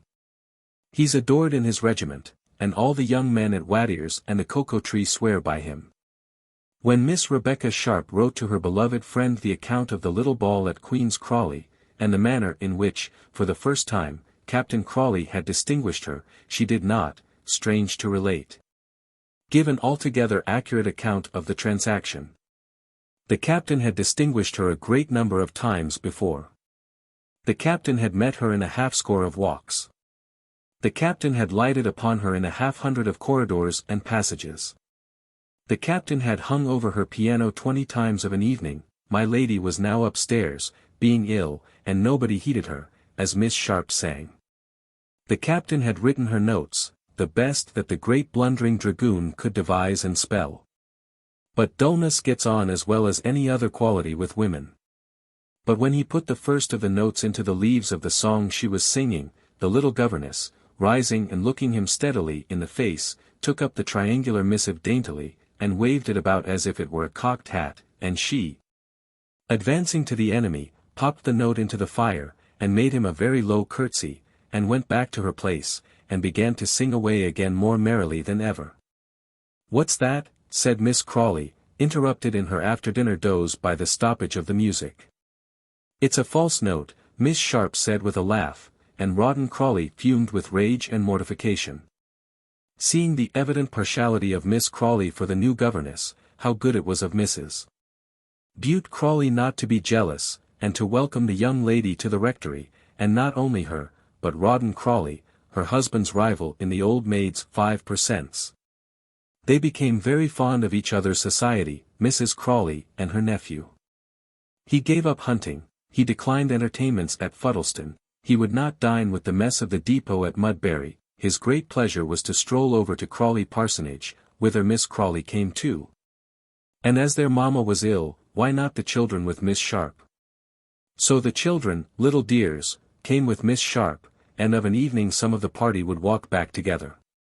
Not Miss Crawley, she preferred her carriage, but the walk over the rectory fields, and in at the little park wicket, and through the dark plantation, and up the checkered avenue to Queen's Crawley, was charming in the moonlight to 2 such lovers of the picturesque as the captain and Miss Rebecca. Oh, those stars, those stars! Miss Rebecca would say, turning her twinkling green eyes up towards them. I feel myself almost a spirit when I gaze upon them. Oh, ah, gad, yes, so do I exactly, Miss Sharp, the other enthusiast replied. You don't mind my cigar, do you, Miss Sharp? Miss Sharp loved the smell of a cigar out of doors beyond everything in the world, and she just tasted one too, in the prettiest way possible, and gave a little puff, and a little scream, and a little giggle, and restored the delicacy to the captain, who twirled his mustache, and straightway puffed it into a blaze that glowed quite red in the dark plantation, and swore, Jove, gad, it's the finest cigar I ever smoked in the world, For his intellect and conversation were alike brilliant and becoming to a heavy young dragoon. Old Sir Pitt, who was taking his pipe and beer, and talking to John Horrocks about a ship that was to be killed, espied the pair so occupied from his study window, and with dreadful oaths swore that if it wasn't for Miss Crawley, he'd take Rawdon and bundle on out of doors, like a rogue as he was. He be a bad un, sure enough, Mr. Horrocks remarked. And his man Flethers is wuss, and have made such a row in the housekeeper's room about the dinners and hale, as no lord would make, but I think Miss Sharp's a match for Sir Pitt, he added, after a pause. And so, in truth, she was, for father and son too. Chapter 12. Quite a sentimental chapter. We must now take leave of Arcadia, and those amiable people practicing the rural virtues there, and travel back to London, to inquire what has become of Miss Amelia. We don't care a fig for her. Writes some unknown correspondent with a pretty little handwriting and a pink seal to her note. She is fade and insipid, and adds some more kind remarks in this strain, which I should never have repeated at all, but that they are in truth prodigiously complimentary to the young lady whom they concern. Has the beloved reader, in his experience of society, never heard similar remarks by good-natured female friends, who always wonder what you can see in Miss Smith that is so fascinating? Or what could induce Major Jones to propose for that silly insignificant simpering Miss Thompson, who has nothing but her wax-doll face to recommend her? What is there in a pair of pink cheeks and blue eyes forsooth? These dear moralists ask, and hint wisely that the gifts of genius, the accomplishments of the mind, the mastery of Mangnall's questions, and a ladylike knowledge of botany and geology, the knack of making poetry, the power of rattling sonatas in the Hers manner, and so forth, are far more valuable endowments for a female, than those fugitive charms which a few years will inevitably tarnish. It is quite edifying to hear women speculate upon the worthlessness and the duration of beauty. But though virtue is a much finer thing, and those hapless creatures who suffer under the misfortune of good looks ought to be continually put in mind of the fate which awaits them. And though, very likely, the heroic female character which ladies admire is a more glorious and beautiful object than the kind, fresh, smiling, artless, tender little domestic goddess, whom men are inclined to worship, yet the latter and inferior sort of women must have this consolation, that the men do admire them after all. And that, in spite of all our kind friends' warnings and protests, we go on in our desperate error and folly, and shall to the end of the chapter. Indeed, for my own part, though I have been repeatedly told by persons for whom I have the greatest respect, that Miss Brown is an insignificant chit, and Mrs. White has nothing but her petit minois chiffon, and Mrs. Black has not a word to say for herself, yet I know that I have had the most delightful conversations with Mrs. Black. Of course, my dear madam, they are inviolable. I see all the men in a cluster round Mrs. White's chair, all the young fellows battling to dance with Miss Brown, and so I am tempted to think that to be despised by her sex is a very great compliment to a woman. The young ladies in Amelia's society did this for her very satisfactorily. For instance, there was scarcely any point upon which the Mrs. Osborne, George's sisters, and the Mademoiselle Dobbin agreed so well as in their estimate of her very trifling merits, and their wonder that their brothers could find any charms in her. We are kind to her, the Mrs. Osborne said, a pair of fine black-browed young ladies who had had the best of governesses, masters, and milliners. And they treated her with such extreme kindness and condescension, and patronized her so insufferably, that the poor little thing was in fact perfectly dumb in their presence, and to all outward appearance as stupid as they thought her. She made efforts to like them, as in duty bound, and as sisters of her future husband.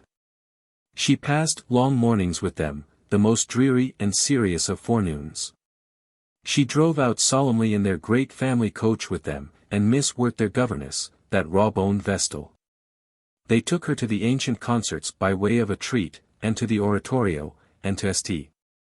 Paul's to see the charity children, where in such terror was she of her friends, she almost did not dare be affected by the hymn the children sang. Their house was comfortable, their papa's table rich and handsome, their society solemn and genteel.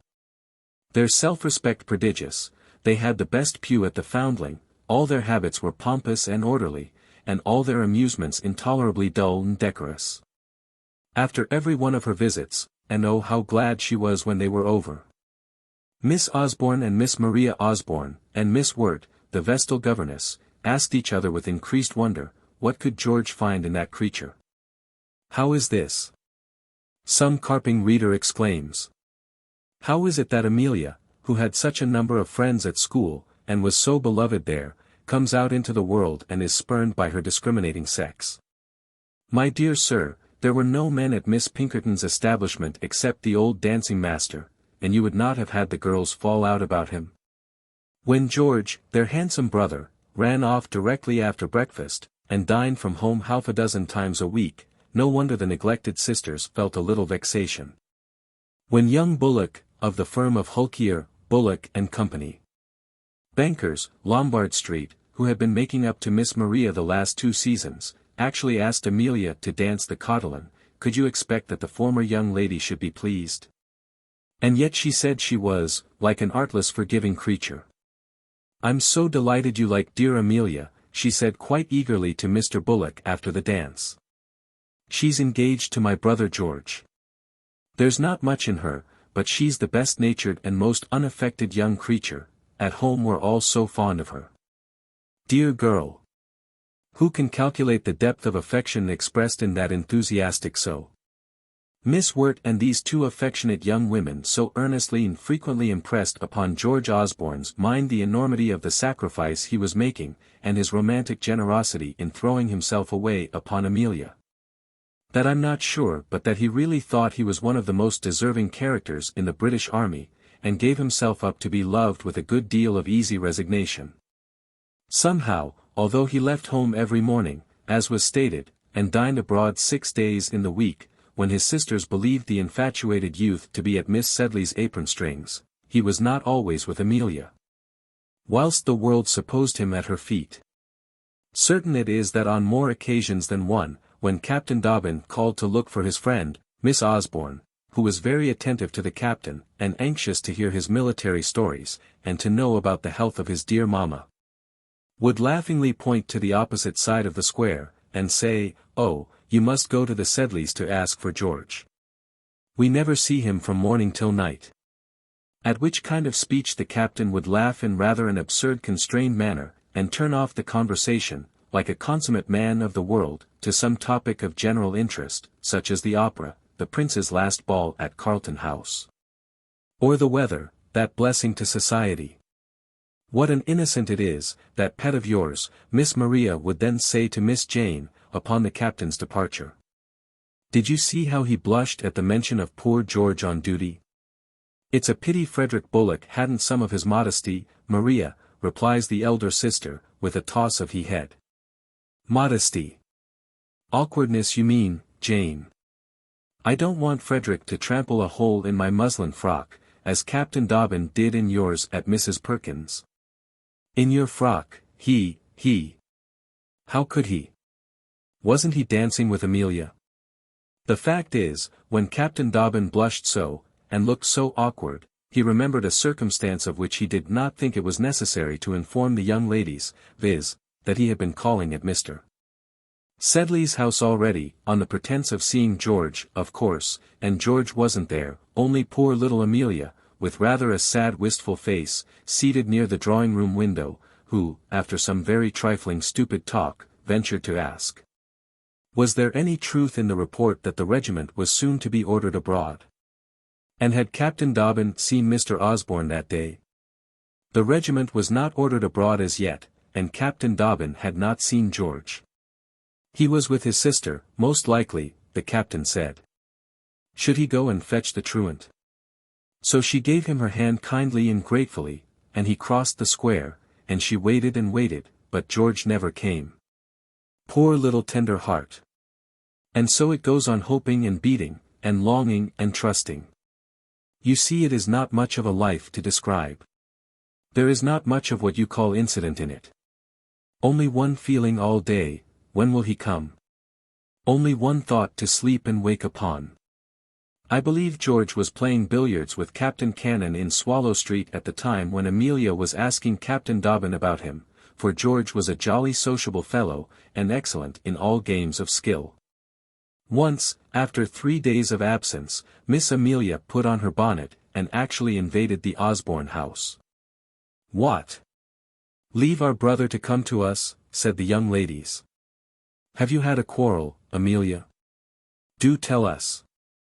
No, indeed, there had been no quarrel.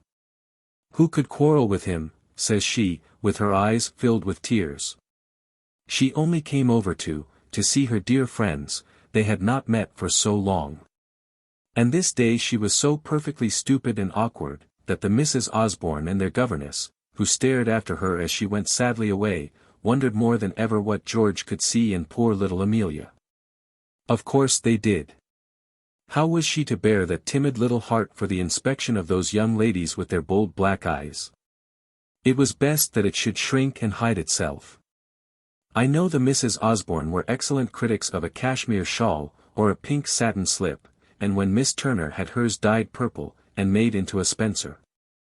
And when Miss Pickford had her ermine tippet twisted into a muff and trimmings, I warrant you the changes did not escape the two intelligent young women before mentioned. But there are things, look you, of a finer texture than fur or satin, and all Solomon's glories, and all the wardrobe of the Queen of Sheba, things whereof the beauty escapes the eyes of many connoisseurs.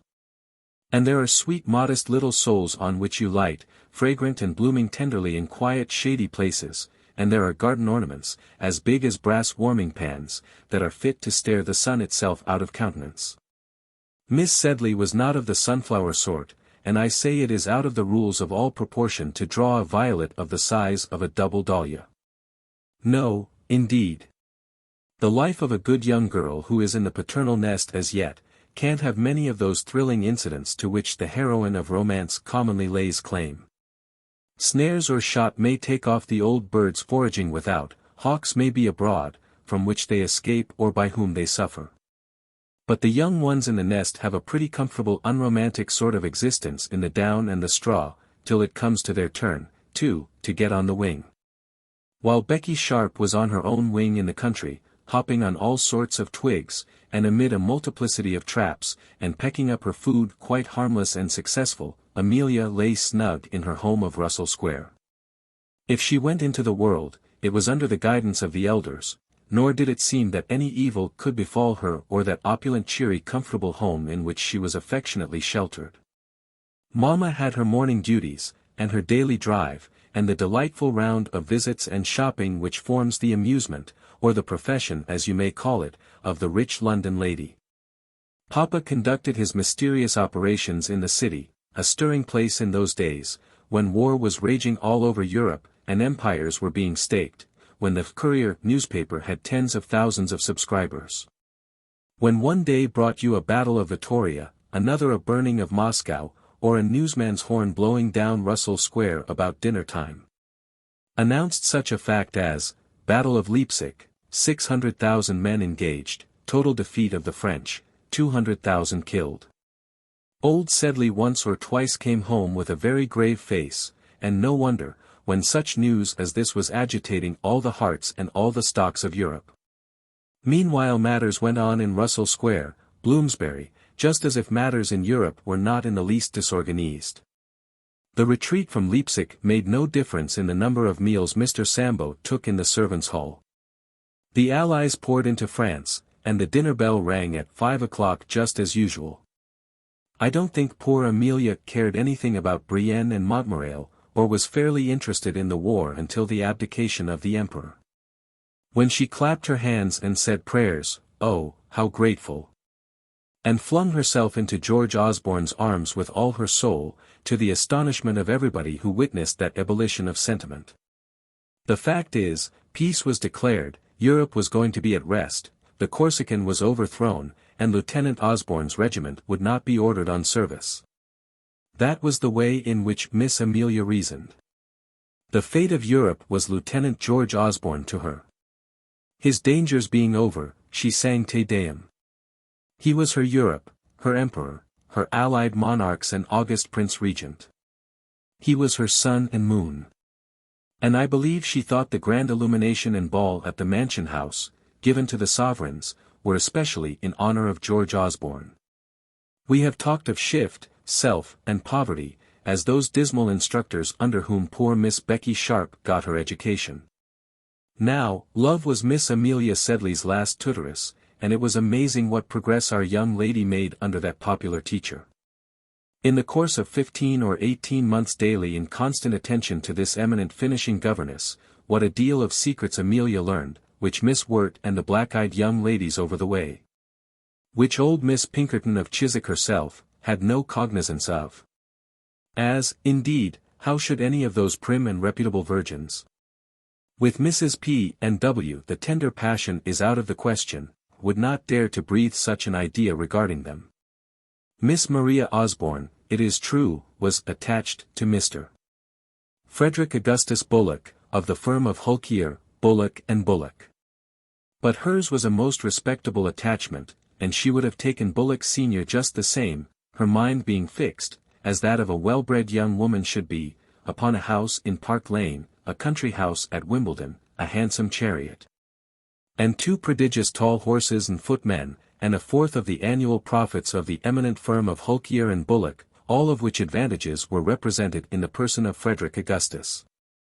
Had orange blossoms been invented then, those touching emblems of female purity imported by us from France, where people's daughters are universally sold in marriage, Miss Maria, I say, would have assumed the spotless wreath, and stepped into the travelling carriage by the side of gouty, old, bald-headed, bottle-nosed Bullock Senior, and devoted her beautiful existence to his happiness with perfect modesty. Only the old gentleman was married already, so she bestowed her young affections on the junior partner. Sweet, blooming, orange flowers. The other day I saw Miss Trotter, that was, arrayed in them, trip into the travelling carriage at St. George's, Hanover Square, and Lord Methuselah hobbled in after. With what an engaging modesty she pulled down the blinds of the chariot, the dear innocent. There were half the carriages of Vanity Fair at the wedding. This was not the sort of love that finished Amelia's education, and in the course of a year turned a good young girl into a good young woman, to be a good wife presently, when the happy time should come. This young person, perhaps it was very imprudent in her parents to encourage her, and abet her in such idolatry and silly romantic ideas, loved, with all her heart, the young officer in His Majesty's service with whom we have made a brief acquaintance. She thought about him the very first moment on waking, and his was the very last name mentioned in her prayers. She never had seen a man so beautiful or so clever, such a figure on horseback, such a dancer, such a hero in general. Talk of the prince's bow. What was it to George's? She had seen Mr. Brummel, whom everybody praised so. Compare such a person as that to her George. Not amongst all the beaux at the opera, and there were beaux in those days with actual opera hats, was there anyone to equal him. He was only good enough to be a fairy prince, and oh, what magnanimity to stoop to such a humble Cinderella. Miss Pinkerton would have tried to check this blind devotion very likely, had she been Amelia's confidante, but not with much success, depend upon it. It is in the nature and instinct of some women. Some are made to scheme, and some to love. And I wish any respected bachelor that reads this may take the sort that best likes him. While under this overpowering impression, Miss Amelia neglected her 12 dear friends at Chiswick most cruelly, as such selfish people commonly will do. She had but this subject, of course, to think about, and Miss Salter was too cold for a confidante, and she couldn't bring her mind to tell Miss Swartz, the woolly-haired young heiress from St. Kitts. She had little Laura Martin home for the holidays. And my belief is, she made a confidante of her, and promised that Laura should come and live with her when she was married, and gave Laura a great deal of information regarding the passion of love, which must have been singularly useful and novel to that little person. Alas, alas! I fear poor Emmy had not a well-regulated mind. What were her parents doing, not to keep this little heart from beating so fast? Old Sedley did not seem much to notice matters. He was graver of late, and his city affairs absorbed him. Mrs. Sedley was of so easy and uninquisitive a nature that she wasn't even jealous. Mr. Joss was away, being besieged by an Irish widow at Cheltenham. Amelia had the house to herself. Ah! Too much to herself sometimes, not that she ever doubted. For, to be sure, George must be at the Horse Guards, and he can't always get leave from Chatham, and he must see his friends and sisters, and mingle in society when in town, he, such an ornament to every society. And when he is with the regiment, he is too tired to write long letters. I know where she kept that packet she had, and can steal in and out of her chamber like Iachimo. No, that is a bad part. I will only act moonshine, and peep harmless into the bed where faith and beauty and innocence lie dreaming. But if Osborne's were short and soldier-like letters, it must be confessed, that were Miss Sedley's letters to Mr.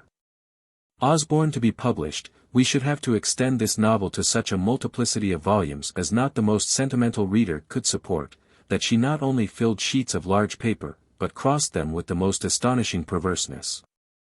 That she wrote whole pages out of poetry books without the least pity, that she underlined words and passages with quite a frantic emphasis, and, in fine, gave the usual tokens of her condition.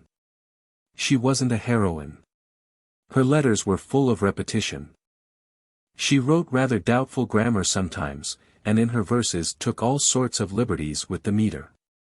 But oh, mesdames, if you are not allowed to touch the heart sometimes in spite of syntax, and are not to be loved until you all know the difference between trimeter and tetrameter, may all poetry go to the deuce. And every schoolmaster perish miserably. Chapter 13. Sentimental and Otherwise. I fear the gentleman to whom Miss Amelia's letters were addressed was rather an obdurate critic. Such a number of notes followed Lieutenant Osborne about the country, that he became almost ashamed of the jokes of his mess-room companions regarding them, and ordered his servant never to deliver them except at his private apartment. He was seen lighting his cigar with one, to the horror of Captain Dobbin, who, it is my belief, would have given a banknote for the document. For some time George strove to keep the liaison a secret. There was a woman in the case, that he admitted. And not the first either, said Ensign Spooney to Ensign Stubble. That Osborne's a devil of a fellow. There was a judge's daughter at Demerara went almost mad about him, then there was that beautiful quadroon girl, Miss Pye, at St. Vincent's, you know, and since he's been home, they say he's a regular Don Giovanni, by Jove. Stubble and Spooney thought that to be a regular Don Giovanni, by Jove, was one of the finest qualities a man could possess, and Osborne's reputation was prodigious amongst the young men of the regiment. He was famous in field sports, famous at a song, famous on parade, free with his money, which was bountifully supplied by his father. His coats were better made than any man's in the regiment, and he had more of them. He was adored by the men. He could drink more than any officer of the whole mess, including old Heavytop, the colonel. He could spar better than Knuckles, the private, who would have been a corporal but for his drunkenness, and who had been in the prize ring. And was the best batter and bowler, out and out, of the regimental club. He rode his own horse, Greased Lightning, and won the Garrison Cup at Quebec races. There were other people besides Amelia who worshipped him. Stubble and Spooney thought him a sort of Apollo, Dobbin took him to be an admirable Crichton, and Mrs. Major O'Dowd acknowledged he was an elegant young fellow, and put her in mind of Fitzgerald Fogarty, Lord Castlefogarty's second son.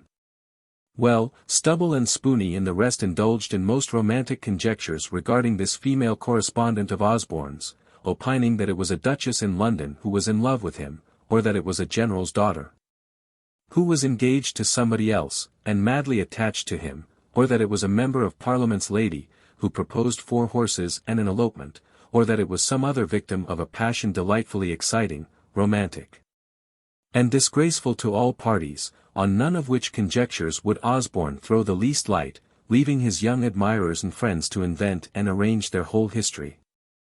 And the real state of the case would never have been known at all in the regiment but for Captain Dobbin's indiscretion. The captain was eating his breakfast one day in the mess room, while Cackle, the assistant surgeon, and the 2 above-named worthies were speculating upon Osborne's intrigue, Stubble holding out that the lady was a duchess about Queen Charlotte's court, and Cackle vowing she was an opera singer of the worst reputation. At this idea Dobbin became so moved, that though his mouth was full of eggs and bread and butter at the time, and though he ought not to have spoken at all, yet he couldn't help blurting out, "Cackle, you're a stupid fool. You're always talking nonsense and scandal. Osborne is not going to run off with a duchess or ruin a milliner. Miss Sedley is one of the most charming young women that ever lived. He's been engaged to her ever so long. And the man who calls her names had better not do so in my hearing." With which, turning exceedingly red, Dobbin ceased speaking, and almost choked himself with a cup of tea.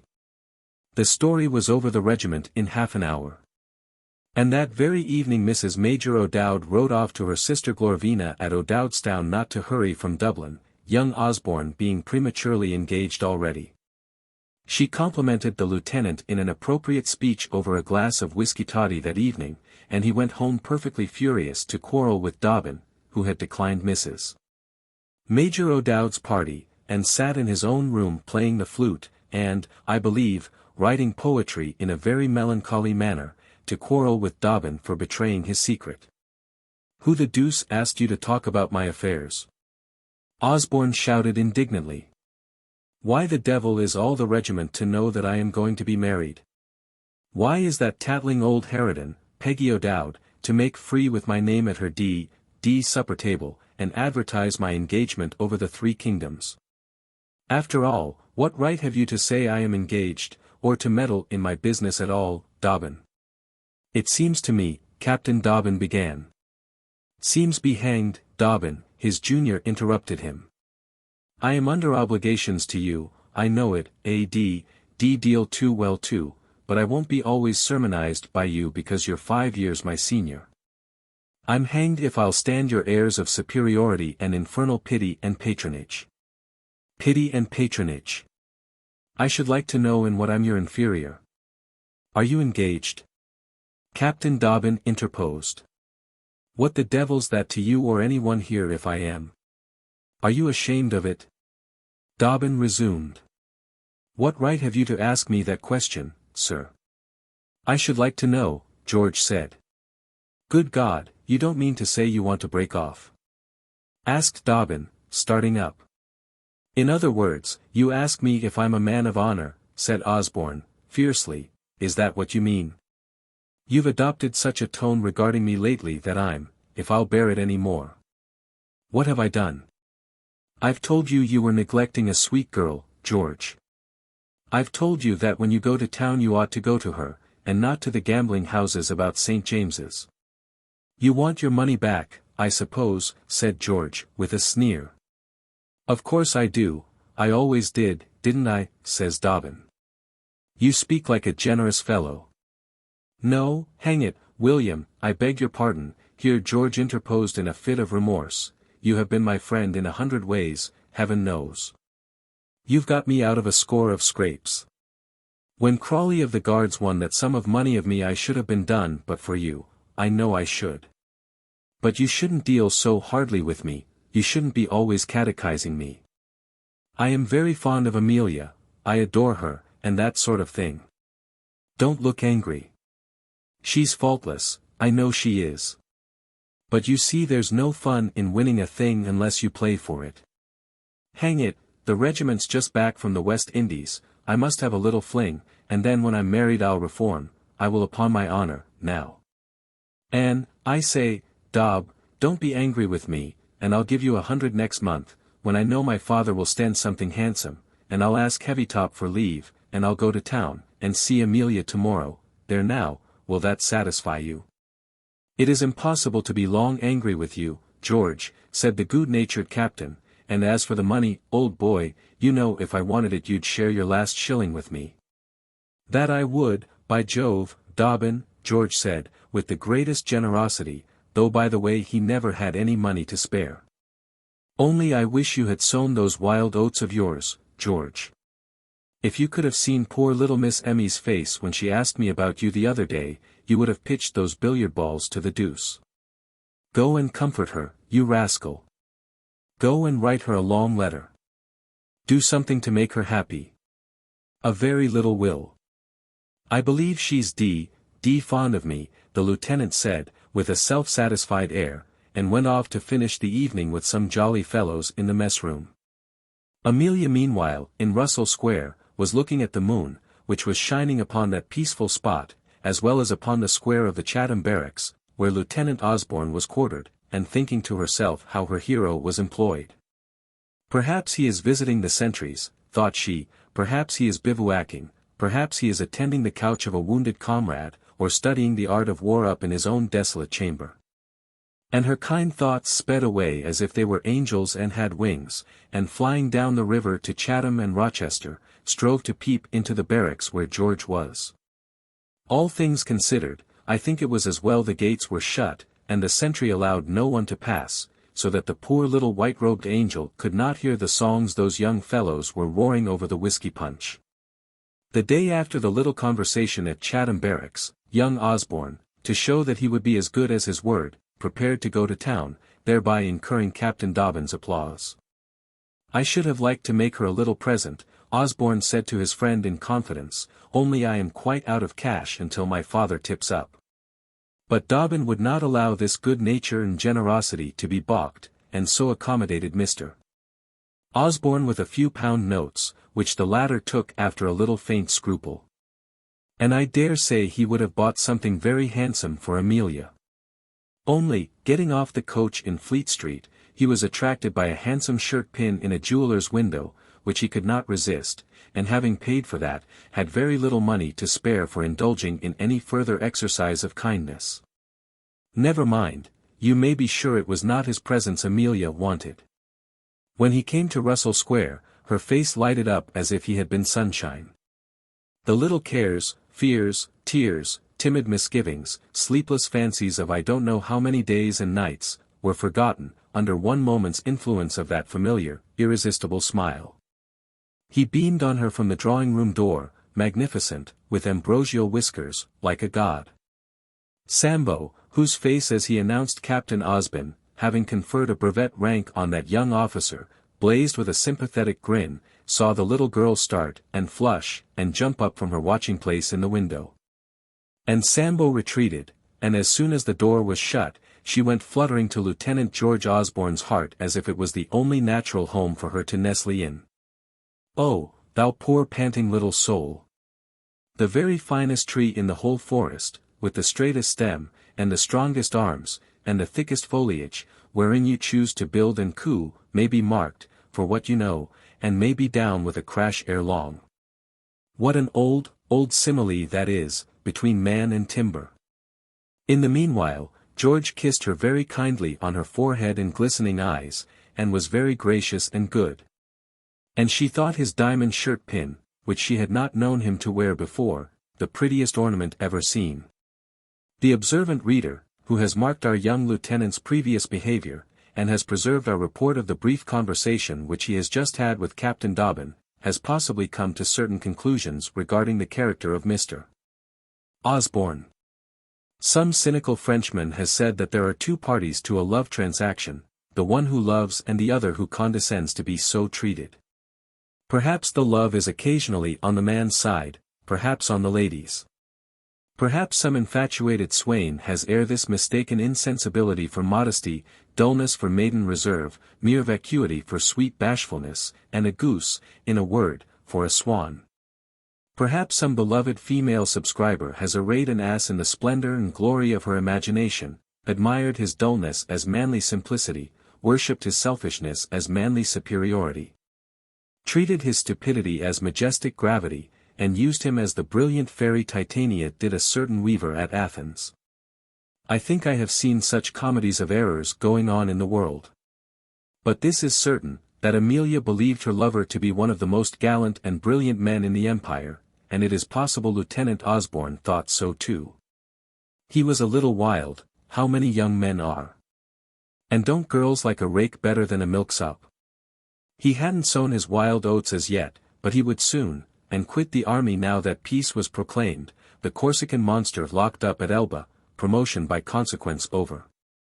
And no chance left for the display of his undoubted military talents and valor, and his allowance, with Amelia's settlement, would enable them to take a snug place in the country somewhere, in a good sporting neighborhood. And he would hunt a little, and farm a little, and they would be very happy. As for remaining in the army as a married man, that was impossible. Fancy Mrs. George Osborne in lodgings in a county town. Or, worse still, in the East or West Indies, with a society of officers, and patronized by Mrs. Major O'Dowd. Amelia died with laughing at Osborne's stories about Mrs. Major O'Dowd. He loved her much too fondly to subject her to that horrid woman and her vulgarities, and the rough treatment of a soldier's wife. He didn't care for himself, not he. But his dear little girl should take the place in society to which, as his wife, she was entitled, and to these proposals you may be sure she acceded, as she would to any other from the same author. Holding this kind of conversation, and building numberless castles in the air, which Amelia adorned with all sorts of flower gardens, rustic walks, country churches, Sunday schools, and the like. While George had his mind's eye directed to the stables, the kennel, and the cellar, this young pair passed away a couple of hours very pleasantly. And as the lieutenant had only that single day in town, and a great deal of most important business to transact, it was proposed that Miss Emmy should dine with her future sisters-in-law. This invitation was accepted joyfully. He conducted her to his sister's, where he left her talking and prattling in a way that astonished those ladies, who thought that George might make something of her, and he then went off to transact his business. In a word, he went out and ate ices at a pastry cook's shop in Charing Cross, tried a new coat in Pall Mall, dropped in at the old Slaughter's, and called for Captain Cannon. Played 11 games at billiards with the captain, of which he won 8, and returned to Russell Square half an hour late for dinner, but in very good humor. It was not so with old Mr. Osborne.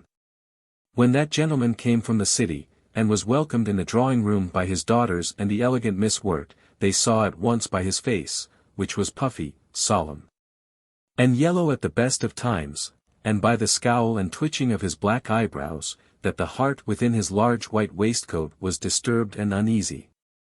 When Amelia stepped forward to salute him, which she always did with great trembling and timidity, he gave a surly grunt of recognition, and dropped the little hand out of his great hirsute paw without any attempt to hold it there. He looked round gloomily at his eldest daughter, who, comprehending the meaning of his look, which asked unmistakably, "Why the devil is she here?" said at once, "George is in town, papa. And has gone to the Horse Guards, and will be back to dinner." "Oh, he is he? I won't have the dinner kept waiting for him, Jane." With which this worthy man lapsed into his particular chair, and then the utter silence in his genteel, well-furnished drawing-room was only interrupted by the alarmed ticking of the great French clock. When that chronometer, which was surmounted by a cheerful brass group of the Sacrifice of Iphigenia, told 5 in a heavy cathedral tone, Mr. Osborne pulled the bell at his right hand violently, and the butler rushed up. "Dinner," roared Mr. Osborne. "Mr. George isn't come in, sir," interposed the man. "Damn Mr. George, sir. Am I master of the house? Dinner." Mr. Osborne scowled. Amelia trembled. A telegraphic communication of eyes passed between the other 3 ladies. The obedient bell in the lower regions began ringing the announcement of the meal. The tolling over, the head of the family thrust his hands into the great tail pockets of his great blue coat with brass buttons, and without waiting for a further announcement strode downstairs alone, scowling over his shoulder at the 4 females. "What's the matter now, my dear?" asked one of the other, as they rose and tripped gingerly behind the sire. "I suppose the funds are falling," whispered Miss Wirt. And so, trembling and in silence, this hushed female company followed their dark leader. They took their places in silence. He growled out a blessing, which sounded as gruffly as a curse. The great silver dish covers were removed. Amelia trembled in her place, for she was next to the awful Osborne, and alone on her side of the table, the gap being occasioned by the absence of George. "Soup," says Mr. Osborne, clutching the ladle, fixing his eyes on her, in a sepulchral tone. And having helped her and the rest, did not speak for a while. "Take Miss Sedley's plate away," at last he said. "She can't eat the soup, no more can I. It's beastly. Take away the soup, Hicks, and tomorrow turn the cook out of the house, Jane." Having concluded his observations upon the soup, Mr. Osborne made a few curt remarks respecting the fish, also of a savage and satirical tendency, and cursed Billingsgate with an emphasis quite worthy of the place. Then he lapsed into silence, and swallowed sundry glasses of wine, looking more and more terrible, till a brisk knock at the door told of George's arrival when everybody began to rally. He could not come before. General Dagwolet had kept him waiting at the Horse Guards. Never mind soup or fish. Give him anything, he didn't care what. Capital mutton, capital everything. His good humor contrasted with his father's severity. And he rattled on unceasingly during dinner, to the delight of all, of one especially, who need not be mentioned. As soon as the young ladies had discussed the orange and the glass of wine which formed the ordinary conclusion of the dismal banquets at Mr. Osborne's house, the signal to make sail for the drawing-room was given, and they all arose and departed. Amelia hoped George would soon join them there. She began playing some of his favorite waltzes, then newly imported, at the great carved-legged, leather-cased grand piano in the drawing-room overhead. This little artifice did not bring him. He was deaf to the waltzes, they grew fainter and fainter, the discomfited performer left the huge instrument presently. And though her three friends performed some of the loudest and most brilliant new pieces of their repertoire, she did not hear a single note, but sate thinking, and boding evil. Old Osborne's scowl, terrific always, had never before looked so deadly to her. His eyes followed her out of the room, as if she had been guilty of something. When they brought her coffee, she started as though it were a cup of poison which Mr. Hicks, the butler, wished to propose to her. What mystery was there lurking? Oh, those women! They nurse and cuddle their presentiments, and make darlings of their ugliest thoughts, as they do of their deformed children. The gloom on the paternal countenance had also impressed George Osborne with anxiety. With such eyebrows, and a look so decidedly bilious, how was he to extract that money from the governor, of which George was consumedly in want? He began praising his father's wine that was generally a successful means of cajoling the old gentleman. We never got such Madeira in the West Indies, sir, as yours. Colonel Heavytop took off 3 bottles of that you sent me down, under his belt the other day. Did he? Said the old gentleman. It stands me in 8 shillings a bottle. Will you take 6 guineas a dozen for it, sir? Said George, with a laugh. There's one of the greatest men in the kingdom wants some. Does he? Growled the senior. Wish he may get it. When General Dagwolet was at Chatham, sir, Heavytop gave him a breakfast, and asked me for some of the wine. The general liked it just as well, wanted a pipe for the commander-in-chief. He's His Royal Highness's right-hand man. It is devilish fine wine, said the eyebrows, and they looked more good-humored. And George was going to take advantage of this complacency, and bring the supply question on the mahogany, when the father, relapsing into solemnity, though rather cordial in manner, bade him ring the bell for claret. And we'll see if that's as good as the Madeira, George, to which His Royal Highness is welcome, I'm sure. And as we are drinking it, I'll talk to you about a matter of importance. Amelia heard the claret bell ringing as she sat nervously upstairs. She thought, somehow, it was a mysterious and presentimental bell. Of the presentiments which some people are always having, some surely must come right. What I want to know, George, the old gentleman said, after slowly smacking his first bumper, what I want to know is, how you and, that little thing upstairs, are carrying on. I think, sir, it is not hard to see, George said, with a self-satisfied grin. Pretty clear, Sir. What capital wine. What do you mean, pretty clear, sir? Why, hang it, sir, don't push me too hard. I'm a modest man. I don't set up to be a lady killer, but I do own that she's as devilish fond of me as she can be. Anybody can see that with half an eye. And you yourself? Why, sir, didn't you order me to marry her, and ain't I a good boy? Haven't our papas settled it ever so long? A pretty boy, indeed. Haven't I heard of your doings, sir, with Lord Tarquin, Captain Crawley of the Guards, the Honourable Mr. Deuceace and that set. Have a care, sir, have a care.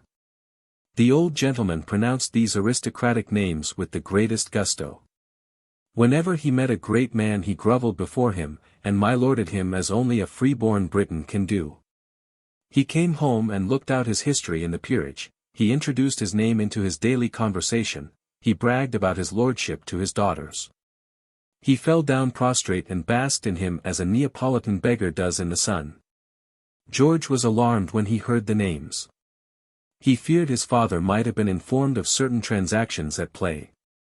But the old moralist eased him by saying serenely, "Well, well, young men will be young men. And the comfort to me is, George, that living in the best society in England, as I hope you do, as I think you do, as my means will allow you to do." "Thank you, sir," says George, making his point at once. "One can't live with these great folks for nothing, and my purse, sir, look at it," and he held up a little token which had been netted by Amelia, and contained the very last of Dobbin's pound notes. "You shan't want, sir. The British merchant's son shan't want, sir. My guineas are as good as theirs, George, my boy, and I don't grudge 'em. Call on Mr. Chopper as you go through the city tomorrow, he'll have something for you. I don't grudge money when I know you're in good society, because I know that good society can never go wrong. There's no pride in me. I was a humbly born man, but you have had advantages. Make a good use of 'em. Mix with the young nobility. There's many of 'em who can't spend $1 to your guinea, my boy. And as for the pink bonnets," here from under the heavy eyebrows there came a knowing and not very pleasing leer, "why boys will be boys. Only there's one thing I order you to avoid, which, if you do not, I'll cut you off with a shilling, by Jove, and that's gambling." "Oh, of course, sir," said George. "But to return to the other business about Amelia, why shouldn't you marry higher than a stockbroker's daughter, George, that's what I want to know." "It's a family business, sir, that," says George, cracking filberts. "You and Mr. Sedley made the match 100 years ago. I don't deny it, but people's positions alter, sir. I don't deny that Sedley made my fortune, or rather put me in the way of acquiring, by my own talents and genius, that proud position, which, I may say, I occupy in the tallow trade in the City of London. I've shown my gratitude to Sedley. And he's tried it of late, sir, as my cheque-book can show. George, I tell you in confidence I don't like the looks of Mr. Sedley's affairs. My chief clerk, Mr. Chopper, does not like the looks of 'em, and he's an old file, and knows change as well as any man in London. Hulkier and Bullock are looking shy at him. He's been dabbling on his own account, I fear. They say the Jeune Amélie was his, which was taken by the Yankee privateer Molasses. And that's flat, unless I see Amelia's 10,000 down you don't marry her. I'll have no lame duck's daughter in my family. Pass the wine, sir, or ring for coffee." With which Mr. Osborne spread out the evening paper, and George knew from this signal that the colloquy was ended, and that his papa was about to take a nap. He hurried upstairs to Amelia in the highest spirits.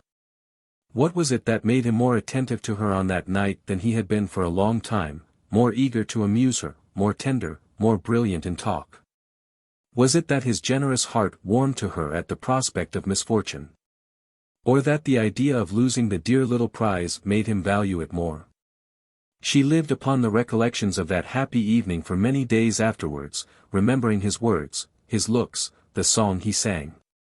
His attitude, as he leant over her or looked at her from a distance. As it seemed to her, no night ever passed so quickly at Mr. Osborne's house before, and for once this young person was almost provoked to be angry by the premature arrival of Mr. Sambo with her shawl. George came and took a tender leave of her the next morning, and then hurried off to the city, where he visited Mr. Chopper, his father's head man, and received from that gentleman a document which he exchanged at Hulkier and Bullock's for a whole pocketful of money.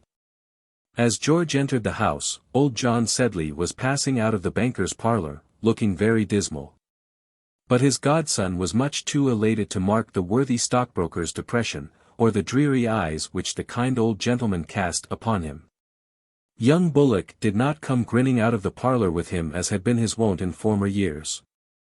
And as the swinging doors of Hulkier, Bullock and Company closed upon Mr. Sedley, Mr. Quill, the cashier, whose benevolent occupation it is to hand out crisp banknotes from a drawer and dispense sovereigns out of a copper shovel, winked at Mr. Driver, the clerk at the desk on his right. Mr. Driver winked again. "No go, Mr. D. whispered. "Not at no price," Mr. Q. said. "Mr. George Osborne, sir, how will you take it?" George crammed eagerly a quantity of notes into his pockets, and paid Dobbin £50 that very evening at mess. That very evening Amelia wrote him the tenderest of long letters. Her heart was overflowing with tenderness, but it still foreboded evil. What was the cause of Mr. Osborne's dark looks? She asked. Had any difference arisen between him and her papa? Her poor papa returned so melancholy from the city, that all were alarmed about him at home. In fine, there were 4 pages of loves and fears and hopes and forebodings. Poor little Emmy, dear little Emmy. "How fond she is of me," George said, as he perused the missive, "and gad, what a headache that mixed punch has given me. Poor little Emmy, indeed." Chapter 14.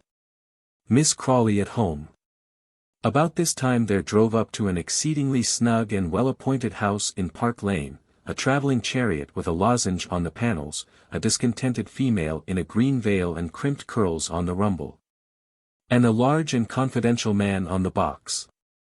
It was the equipage of our friend Miss Crawley, returning from Hants. The carriage windows were shut, the fat spaniel, whose head and tongue ordinarily lolled out of one of them, reposed on the lap of the discontented female. When the vehicle stopped, a large round bundle of shawls was taken out of the carriage by the aid of various domestics and a young lady who accompanied the heap of cloaks. That bundle contained Miss Crawley, who was conveyed upstairs forthwith, and put into a bed and chamber warmed properly as for the reception of an invalid. Messengers went off for her physician and medical man. They came, consulted, prescribed, vanished. The young companion of Miss Crawley, at the conclusion of their interview, came in to receive their instructions, and administered those antiphlogistic medicines which the eminent men ordered. Captain Crawley of the Life Guards rode up from Knightsbridge Barracks the next day. His black charger pawed the straw before his invalid aunt's door. He was most affectionate in his inquiries regarding that amiable relative. There seemed to be much source of apprehension. He found Miss Crawley's maid, the discontented female, unusually sulky and despondent. He found Miss Briggs, her dame de company, in tears alone in the drawing-room. She had hastened home, hearing of her beloved friend's illness. She wished to fly to her couch, that couch which she, Briggs, had so often smoothed in the hour of sickness. She was denied admission to Miss Crawley's apartment. A stranger was administering her medicines, a stranger from the country, an odious miss. Tears choked the utterance of the dame de company, and she buried her crushed affections and her poor old red nose in her pocket handkerchief. Rawdon Crawley sent up his name by the sulky femme de chambre, and Miss Crawley's new companion, coming tripping down from the sick-room, put a little hand into his as he stepped forward eagerly to meet her. Gave a glance of great scorn at the bewildered Briggs, and beckoning the young guardsman out of the back drawing-room, led him downstairs into that now desolate dining-parlour, where so many a good dinner had been celebrated. Here these two talked for 10 minutes, discussing, no doubt, the symptoms of the old invalid above stairs, at the end of which period the parlour bell was rung briskly, and answered on that instant by Mr. Bowles, Miss Crawley's large confidential butler, who, indeed, happened to be at the keyhole during the most part of the interview. And the captain coming out, curling his mustachios, mounted the black charger pawing among the straw, to the admiration of the little blackguard boys collected in the street. He looked in at the dining-room window, managing his horse, which curveted and capered beautifully. For one instant the young person might be seen at the window, when her figure vanished, and, doubtless, she went upstairs again to resume the affecting duties of benevolence. Who could this young woman be, I wonder? That evening a little dinner for 2 persons was laid in the dining room, when Mrs. Firkin, the lady's maid, pushed into her mistress's apartment, and bustled about there during the vacancy occasioned by the departure of the new nurse, and the latter and Miss Briggs sat down to the neat little meal.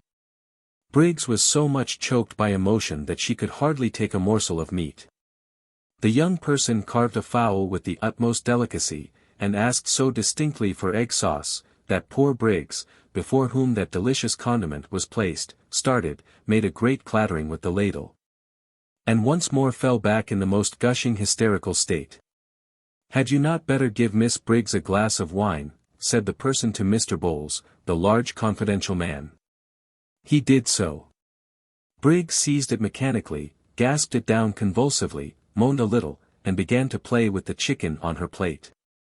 "I think we shall be able to help each other," said the person with great suavity, "and shall have no need of Mr. Bowles's kind services. Mr. Bowles, if you please, we will ring when we want you." He went downstairs, where, by the way, he vented the most horrid curses upon the unoffending footman, his subordinate. "It is a pity you take on so, Miss Briggs," the young lady said, with a cool, slightly sarcastic, air. "My dearest friend is so ill, and won't see me," gurgled out Briggs in an agony of renewed grief. "She's not very ill any more. Console yourself, dear Miss Briggs. She has only overeaten herself, that is all. She is greatly better. She will soon be quite restored again. She is weak from being cupped and from medical treatment, but she will rally immediately. Pray console yourself, and take a little more wine." "But why won't she see me again?" Miss Briggs bleated out. "Oh, Matilda, Matilda, after 23 years' tenderness. Is this the return to your poor Arabella?" "Don't cry too much, poor Arabella," the other said, with ever so little of a grin. "She only won't see you, because she says you don't nurse her as well as I do. It's no pleasure to me to sit up all night. I wish you might do it instead.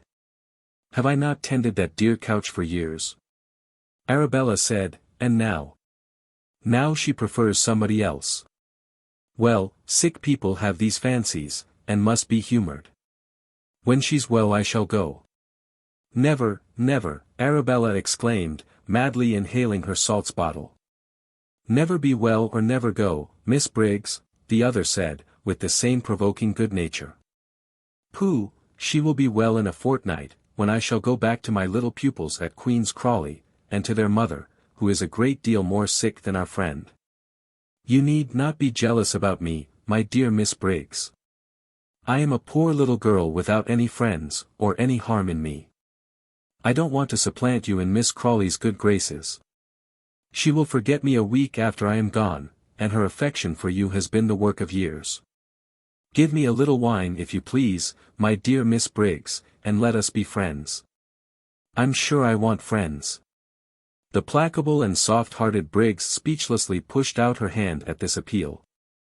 But she felt the desertion most keenly for all that, and bitterly moaned the fickleness of her Matilda.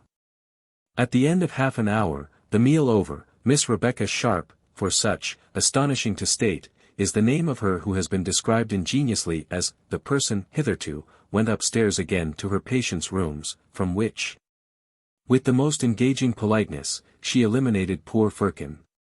"Thank you, Mrs. Firkin, that will quite do. How nicely you make it. I will ring when anything is wanted." "Thank you." And Firkin came downstairs in a tempest of jealousy, only the more dangerous because she was forced to confine it in her own bosom. Could it be the tempest which, as she passed the landing of the first floor, blew open the drawing-room door? No. It was stealthily opened by the hand of Briggs. Briggs had been on the watch. Briggs too well heard the creaking Firkin descend the stairs, and the clink of the spoon and gruel basin the neglected female carried. "Well, Firkin?" says she, as the other entered the apartment. "Well, Jane?" "Wuss and wuss, Miss B," Firkin said, wagging her head. "Is she not better then?" "She never spoke but once, and I asked her if she felt a little more easy, and she told me to hold my stupid tongue. Oh, Miss B, I never thought to have seen this day. And the waterworks again began to play. What sort of a person is this Miss Sharp, Firkin? I little thought, while enjoying my Christmas revels in the elegant home of my firm friends, the Reverend Lionel Delamere and his amiable lady, to find a stranger had taken my place in the affections of my dearest, my still dearest Matilda. Miss Briggs, it will be seen by her language, was of a literary and sentimental turn, and had once published a volume of poems, Trills of the Nightingale, by subscription. Miss B, they are all infuriated about that young woman, Firkin replied. Sir Pitt wouldn't have let her go, but he daren't refuse Miss Crawley anything. Mrs. Bute at the rectory just as bad, never happy out of her sight. The captain quite wild about her. Mr. Crawley mortial jealous. Since Miss C. was took ill, she won't have nobody near her but Miss Sharp, I can't tell for where nor for why, and I think some think has bewitched everybody. Rebecca passed that night in constant watching upon Miss Crawley. The next night the old lady slept so comfortably, that Rebecca had time for several hours comfortable repose herself on the sofa, at the foot of her patroness's bed. Very soon, Miss Crawley was so well that she sat up and laughed heartily at a perfect imitation of Miss Briggs and her grief, which Rebecca described to her. Briggs' weeping snuffle, and her manner of using the handkerchief, were so completely rendered that Miss Crawley became quite cheerful, to the admiration of the doctors when they visited her, who usually found this worthy woman of the world.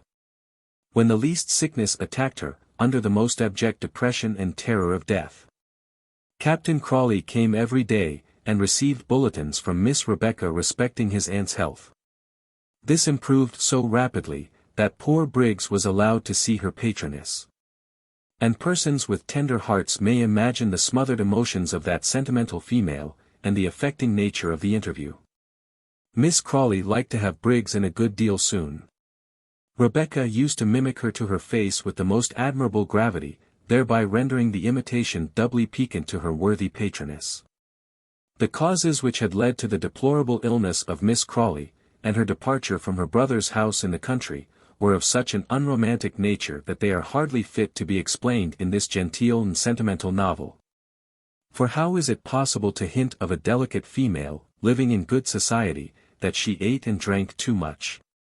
And that a hot supper of lobsters profusely enjoyed at the rectory was the reason of an indisposition which Miss Crawley herself persisted was solely attributable to the dampness of the weather? The attack was so sharp that Matilda, as his reverence expressed it, was very nearly off the hooks. All the family were in a fever of expectation regarding the will, and Rawdon Crawley was making sure of at least £40,000 before the commencement of the London season. Mr. Crawley sent over a choice parcel of tracts, to prepare her for the change from Vanity Fair and Park Lane for another world. But a good doctor from Southampton being called in time, vanquished the lobster which was so nearly fatal to her, and gave her sufficient strength to enable her to return to London. The baronet did not disguise his exceeding mortification at the turn which affairs took. While everybody was attending on Miss Crawley, and messengers every hour from the rectory were carrying news of her health to the affectionate folks there was a lady in another part of the house, being exceedingly ill, of whom no one took any notice at all. And this was the Lady of Crawley herself. The good doctor shook his head after seeing her, to which visit Sir Pitt consented, as it could be paid without a fee. And she was left fading away in her lonely chamber, with no more heed paid to her than to a weed in the park. The young ladies, too, lost much of the inestimable benefit of their governess's instruction, so affectionate a nurse was Miss Sharp, that Miss Crawley would take her medicines from no other hand. Firkin had been deposed long before her mistress's departure from the country. That faithful attendant found a gloomy consolation on returning to London, in seeing Miss Briggs suffer the same pangs of jealousy and undergo the same faithless treatment to which she herself had been subject. Captain Rawdon got an extension of leave on his aunt's illness, and remained dutifully at home. He was always in her antechamber. She lay sick in the state bedroom, into which you entered by the little blue saloon. His father was always meeting him there, or if he came down the corridor ever so quietly, his father's door was sure to open, and the hyena face of the old gentleman to glare out. What was it set one to watch the other so? A generous rivalry, no doubt, as to which should be most attentive to the dear sufferer in the state bedroom. Rebecca used to come out and comfort both of them, or one or the other of them rather. Both of these worthy gentlemen were most anxious to have news of the invalid from her little confidential messenger. At dinner, to which meal she descended for half an hour, she kept the peace between them, after which she disappeared for the night. When Rawdon would ride over to the depot of the 150th at Mudbury, leaving his papa to the society of Mr. Horrocks and his rum and water, she passed as weary a fortnight as ever mortal spent in Miss Crawley's sick room. But her little nerves seemed to be of iron, as she was quite unshaken by the duty and the tedium of the sick chamber. She never told until long afterwards how painful that duty was, how peevish a patient was the jovial old lady, how angry, how sleepless, in what horrors of death, during what long nights she lay moaning, and in almost delirious agonies respecting that future world which she quite ignored when she was in good health. Picture to yourself, O fair young reader, a worldly, selfish, graceless, thankless, religionless old woman, writhing in pain and fear, and without her wig. Picture her to yourself, and ere you be old, learn to love and pray. Sharp watched this graceless bedside with indomitable patience. Nothing escaped her, and, like a prudent steward, she found a use for everything. She told many a good story about Miss Crawley's illness in after days, stories which made the lady blush through her artificial carnations. During the illness she was never out of temper, always alert. She slept light, having a perfectly clear conscience, and could take that refreshment at almost any minute's warning. And so you saw very few traces of fatigue in her appearance. Her face might be a trifle paler, and the circles round her eyes a little blacker than usual. But whenever she came out from the sick room she was always smiling, fresh, and neat, and looked as trim in her little dressing gown and cap, as in her smartest evening suit. The captain thought so, and raved about her in uncouth convulsions. The barbed shaft of love had penetrated his dull hide. 6 weeks, appropinquity, opportunity, had victimized him completely. He made a confidant of his aunt at the rectory, of all persons in the world. She rallied him about it. She had perceived his folly, she warned him, she finished by owning that little Sharp was the most clever, droll, odd, good-natured, simple, kindly creature in England. Rawdon must not trifle with her affections, though, dear Miss Crawley would never pardon him for that, for she, too, was quite overcome by the little governess, and loved Sharp like a daughter. Rawdon must go away, go back to his regiment and naughty London, and not play with a poor artless girl's feelings. Many and many a time this good-natured lady, compassionating the forlorn lifeguardsman's condition, gave him an opportunity of seeing Miss Sharp at the rectory, and of walking home with her, as we have seen.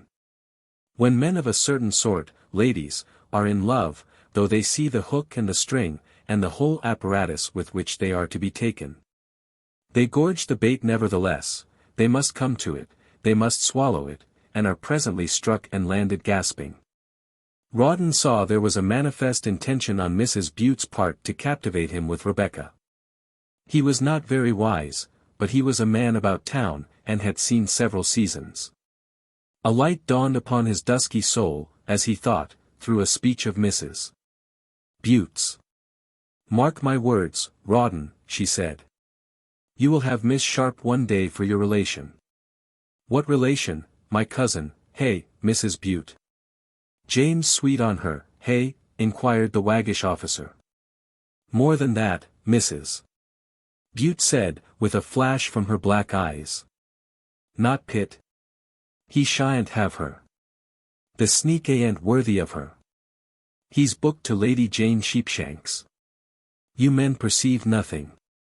You silly, blind creature, if anything happens to Lady Crawley, Miss Sharp will be your mother-in-law, and that's what will happen." Rawdon Crawley, Esquire, gave vent to a prodigious whistle, in token of astonishment at this announcement. He couldn't deny it. His father's evident liking for Miss Sharp had not escaped him. He knew the old gentleman's character well. And a more unscrupulous old, whyou, he did not conclude the sentence, but walked home, curling his mustachios, and convinced he had found a clue to Mrs. Butte's mystery. By Jove, it's too bad, thought Rawdon, too bad, by Jove. I do believe the woman wants the poor girl to be ruined, in order that she shouldn't come into the family as Lady Crawley. When he saw Rebecca alone, he rallied her about his father's attachment in his graceful way. She flung up her head scornfully, looked him full in the face, and said, "Well, suppose he is fond of me. I know he is, and others too. You don't think I am afraid of him, Captain Crawley?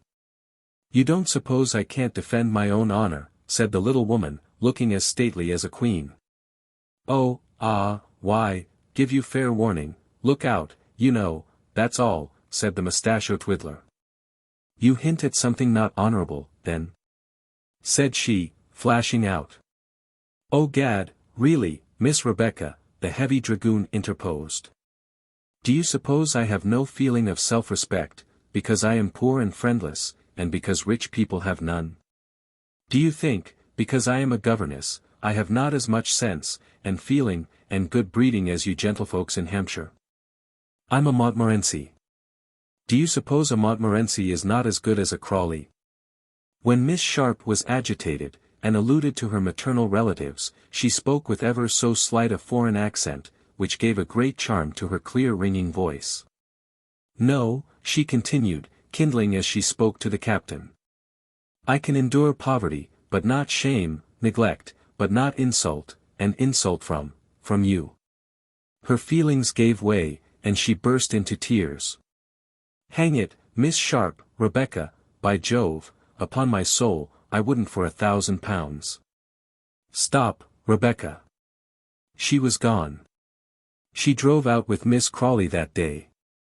It was before the latter's illness. At dinner she was unusually brilliant and lively. But she would take no notice of the hints, or the nods, or the clumsy expostulations of the humiliated, infatuated guardsman. Skirmishes of this sort passed perpetually during the little campaign, tedious to relate, and similar in result. The Crawley heavy cavalry was maddened by defeat, and routed every day. If the Baronet of Queen's Crawley had not had the fear of losing his sister's legacy before his eyes, he never would have permitted his dear girls to lose the educational blessings which their invaluable governess was conferring upon them. The old house at home seemed a desert without her, so useful and pleasant had Rebecca made herself there. Sir Pitt's letters were not copied and corrected, his books not made up. His household business and manifold schemes neglected, now that his little secretary was away. And it was easy to see how necessary such an amanuensis was to him, by the tenor and spelling of the numerous letters which he sent to her, entreating her and commanding her to return. Almost every day brought a frank from the baronet, enclosing the most urgent prayers to Becky for her return, or conveying pathetic statements to Miss Crawley, regarding the neglected state of his daughter's education. Of which documents Miss Crawley took very little heed. Miss Briggs was not formally dismissed, but her place as companion was a sinecure and a derision. And her company was the fat spaniel in the drawing-room, or occasionally the discontented firkin in the housekeeper's closet. Nor though the old lady would by no means hear of Rebecca's departure, was the latter regularly installed in office in Park Lane. Like many wealthy people, it was Miss Crawley's habit to accept as much service as she could get from her inferiors, and good-naturedly to take leave of them when she no longer found them useful. Gratitude among certain rich folks is scarcely natural or to be thought of. They take needy people's services as their due. Nor have you, O poor parasite and humble hanger-on, much reason to complain. Your friendship for Dives is about as sincere as the return which it usually gets. It is money you love, and not the man. And were Croesus and his footman to change places, you poor rogue, who would have the benefit of your allegiance? And I am not sure that, in spite of Rebecca's simplicity and activity, and gentleness and untiring good humor, the shrewd old London lady, upon whom these treasures of friendship were lavished, had not a lurking suspicion all the while of her affectionate nurse and friend. It must have often crossed Miss Crawley's mind that nobody does anything for nothing. If she measured her own feeling towards the world, she must have been pretty well able to gauge those of the world towards herself. And perhaps she reflected that it is the ordinary lot of people to have no friends if they themselves care for nobody. Well, meanwhile Becky was the greatest comfort and convenience to her, and she gave her a couple of new gowns, and an old necklace and shawl. And showed her friendship by abusing all her intimate acquaintances to her new confidant, than which there can't be a more touching proof of regard, and meditated vaguely some great future benefit, to marry her perhaps to Clump, the apothecary. Or to settle her in some advantageous way of life. Or at any rate, to send her back to Queen's Crawley when she had done with her, and the full London season had begun. When Miss Crawley was convalescent and descended to the drawing-room, Becky sang to her, and otherwise amused her. When she was well enough to drive out, Becky accompanied her. And amongst the drives which they took, whither, of all places in the world, did Miss Crawley's admirable good nature and friendship actually induce her to penetrate, but to Russell Square, Bloomsbury, and the house of John Sedley, Esquire. Ere that event, many notes had passed, as may be imagined, between the two dear friends. During the months of Rebecca's stay in Hampshire, the eternal friendship had, must it be owned, suffered considerable diminution, and grown so decrepit and feeble with old age as to threaten demise altogether. The fact is, both girls had their own real affairs to think of, Rebecca her advance with her employers, Amelia her own absorbing topic. When the two girls met, and flew into each other's arms with that impetuosity which distinguishes the behavior of young ladies towards each other, Rebecca performed her part of the embrace with the most perfect briskness and energy. Poor little Amelia blushed as she kissed her friend, and thought she had been guilty of something very like coldness towards her. Their first interview was but a very short one. Amelia was just ready to go out for a walk. Miss Crawley was waiting in her carriage below, her people wondering at the locality in which they found themselves, and gazing upon honest Sambo, the black footman of Bloomsbury, as one of the queer natives of the place. But when Amelia came down with her kind smiling looks, Rebecca must introduce her to her friend. Miss Crawley was longing to see her, and was too ill to leave her carriage, when, I say, Amelia came down. The Park Lane shoulder-knot aristocracy wondered more and more that such a thing could come out of Bloomsbury. And Miss Crawley was fairly captivated by the sweet blushing face of the young lady who came forward so timidly and so gracefully to pay her respects to the protector of her friend. What a complexion, my dear! What a sweet voice! Miss Crawley said, as they drove away westward after the little interview. My dear Sharp, your young friend is charming. Send for her to Park Lane, do you hear? Miss Crawley had a good taste. She liked natural manners, a little timidity only set them off. She liked pretty faces near her, as she liked pretty pictures and nice china. She talked of Amelia with rapture half a dozen times that day. She mentioned her to Rawdon Crawley, who came dutifully to partake of his aunt's chicken. Of course, on this Rebecca instantly stated that Amelia was engaged to be married, to a Lieutenant Osborne, a very old flame. Is he a man in a line regiment?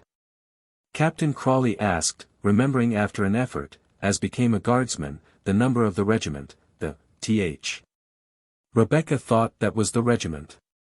The captain's name, she said, was Captain Dobbin. A lanky gawky fellow, said Crawley, tumbles over everybody. I know him, and Osborne's a goodish-looking fellow with large black whiskers. Enormous, Miss Rebecca Sharp said, and enormously proud of them, I assure you. Captain Rawdon Crawley burst into a horse laugh by way of reply, and being pressed by the ladies to explain, did so when the explosion of hilarity was over. He fancies he can play at billiards, said he. I won 200 of him at the Cocoa Tree. He play, the young flat. He'd have played for anything that day, but his friend Captain Dobbin carried him off, hang him. Rawdon, don't be so wicked, Miss Crawley remarked, highly pleased. Why, ma'am, of all the young fellows I've seen out of the line, I think this fellow's the greenest. Tarquin and Deuceace get what money they like out of him. He'd go to the deuce to be seen with a lord. He pays their dinners at Greenwich, and they invite the company. And very pretty company too, I dare say. Quite right, Miss Sharp. Right, as usual, Miss Sharp. Uncommon pretty company, haw, haw. And the captain laughed more and more, thinking he had made a good joke. Rawdon, don't be naughty, his aunt exclaimed. Well, his father's a city man, immensely rich, they say. Hang those city fellows, they must bleed. And I've not done with him yet, I can tell you. Haw, haw. Fie, Captain Crawley, I shall warn Amelia. A gambling husband. Horrid, ain't he, hey, the captain said with great solemnity. And then added, a sudden thought having struck him, Gad, I say, ma'am, we'll have him here. Is he a presentable sort of a person? The aunt inquired. Presentable, oh, very well. You wouldn't see any difference, Captain Crawley answered. Do let's have him, when you begin to see a few people, and his what d'ye call him, his inamorado, Miss Sharp, that's what you call it, comes. Gad, I'll write him a note, and have him, and I'll try if he can play piquet as well as billiards. Where does he live, Miss Sharp? Miss Sharp told Crawley the lieutenant's town address. And a few days after this conversation, Lieutenant Osborne received a letter, in Captain Rawdon's schoolboy hand, and enclosing a note of invitation from Miss Crawley. Rebecca dispatched also an invitation to her darling Amelia, who, you may be sure, was ready enough to accept it when she heard that George was to be of the party. It was arranged that Amelia was to spend the morning with the ladies of Park Lane, where all were very kind to her. Rebecca patronized her with calm superiority, she was so much the cleverer of the two, and her friend so gentle and unassuming, that she always yielded when anybody chose to command. And so took Rebecca's orders with perfect meekness and good humor. Miss Crawley's graciousness was also remarkable. She continued her raptures about little Amelia, talked about her before her face as if she were a doll, or a servant, or a picture, and admired her with the most benevolent wonder possible. I admire that admiration which the genteel world sometimes extends to the commonalty. There is no more agreeable object in life than to see Mayfair folks condescending. Miss Crawley's prodigious benevolence rather fatigued poor little Amelia, and I am not sure that of the three ladies in Park Lane she did not find honest Miss Briggs the most agreeable. She sympathized with Briggs as with all neglected or gentle people, she wasn't what you call a woman of spirit. George came to dinner, a repast en garçon with Captain Crawley.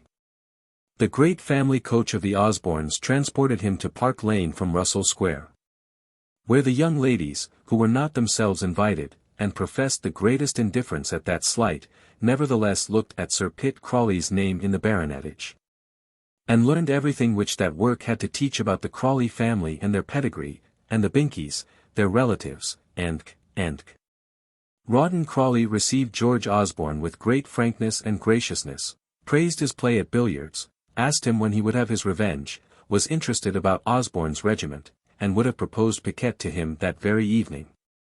But Miss Crawley absolutely forbade any gambling in her house. So that the young lieutenant's purse was not lightened by his gallant patron, for that day at least. However, they made an engagement for the next, somewhere, to look at a horse that Crawley had to sell, and to try him in the park. And to dine together, and to pass the evening with some jolly fellows. That is, if you're not on duty to that pretty Miss Sedley, Crawley said, with a knowing wink. Monstrous nice girl, 'pon my honor, though, Osborne, he was good enough to add. Lots of tin, I suppose, eh?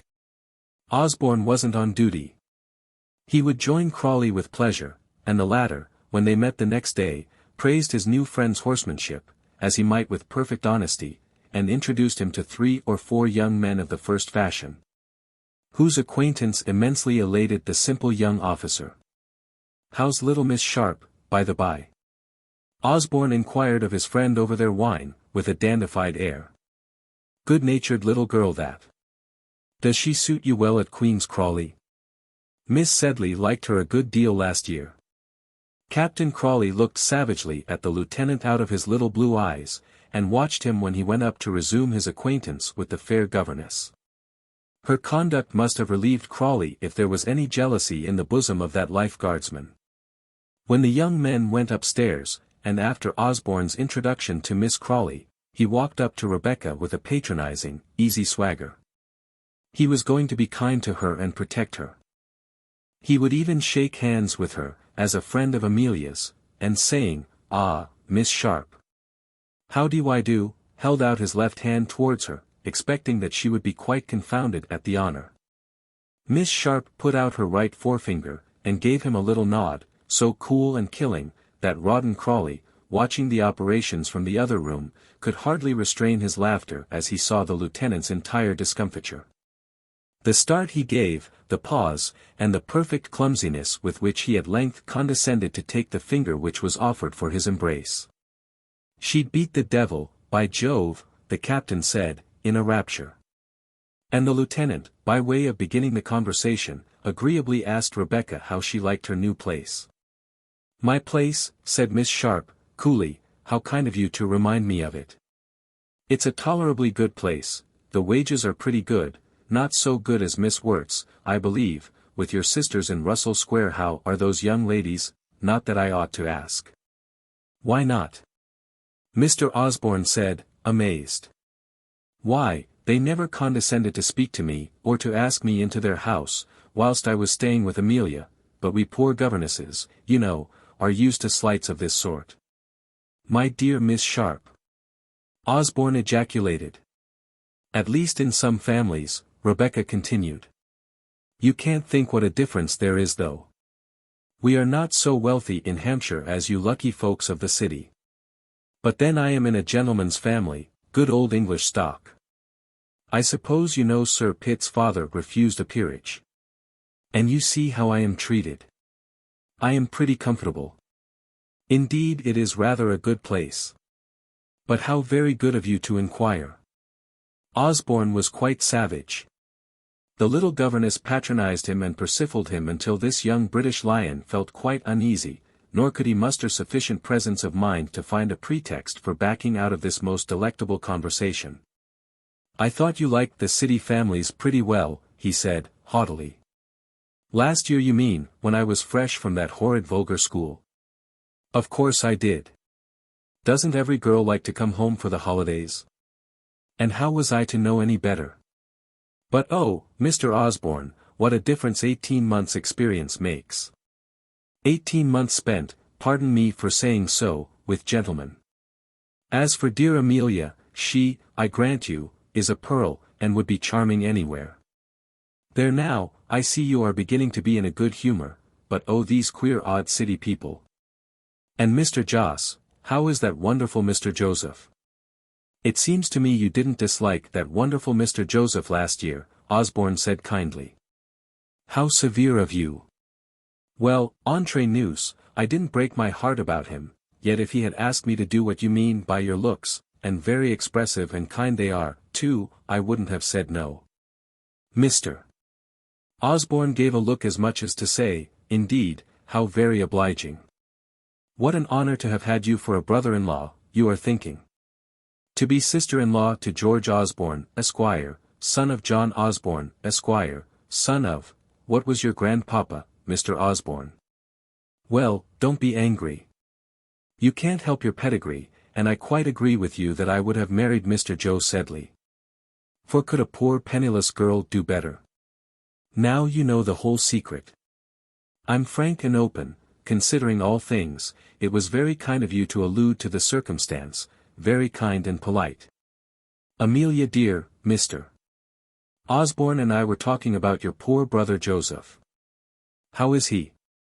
Thus was George utterly routed. Not that Rebecca was in the right, but she had managed most successfully to put him in the wrong.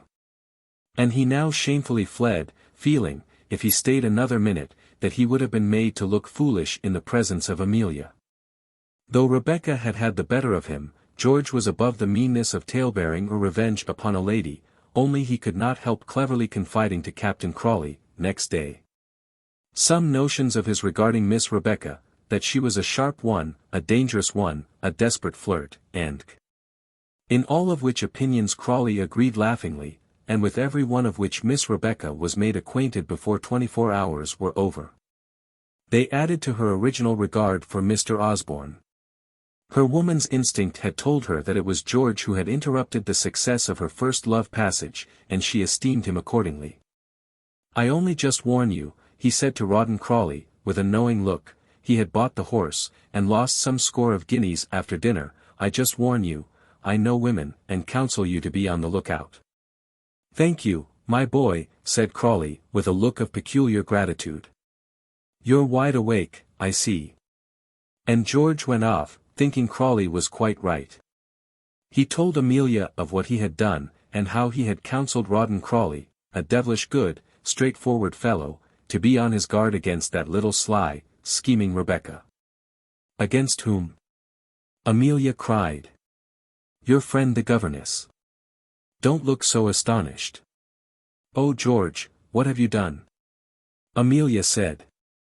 For her woman's eyes, which love had made sharp-sighted, had in one instant discovered a secret which was invisible to Miss Crawley, to poor Virgin Briggs, and above all, to the stupid peepers of that young whiskered prig, Lieutenant Osborne. For as Rebecca was shawling her in an upper apartment, where these two friends had an opportunity for a little of that secret talking and conspiring which formed the delight of female life, Amelia, coming up to Rebecca, and taking her two little hands in hers, said, "Rebecca, I see it all." Rebecca kissed her. And regarding this delightful secret, not one syllable more was said by either of the young women. But it was destined to come out before long. Some short period after the above events, and Miss Rebecca Sharp still remaining at her patroness's house in Park Lane, one more hatchment might have been seen in Great Gaunt Street, figuring amongst the many which usually ornament that dismal quarter. It was over Sir Pitt Crawley's house, but it did not indicate the worthy baronet's demise. It was a feminine hatchment, and indeed a few years back had served as a funeral compliment to Sir Pitt's old mother, the late Dowager Lady Crawley. Its period of service over, the hatchment had come down from the front of the house, and lived in retirement somewhere in the back premises of Sir Pitt's mansion. It reappeared now for poor Rose Dawson. Sir Pitt was a widower again. The arms quartered on the shield along with his own were not, to be sure, poor Rose's. She had no arms. But the cherubs painted on the scutcheon answered as well for her as for Sir Pitt's mother, and resurgam was written under the coat, flanked by the Crawley dove and serpent. Arms and hatchments, resurgam. Here is an opportunity for moralising. Mr. Crawley had tended that otherwise friendless bedside. She went out of the world strengthened by such words and comfort as he could give her. For many years his was the only kindness she ever knew. The only friendship that solaced in any way that feeble, lonely soul. Her heart was dead long before her body. She had sold it to become Sir Pitt Crawley's wife. Mothers and daughters are making the same bargain every day in Vanity Fair.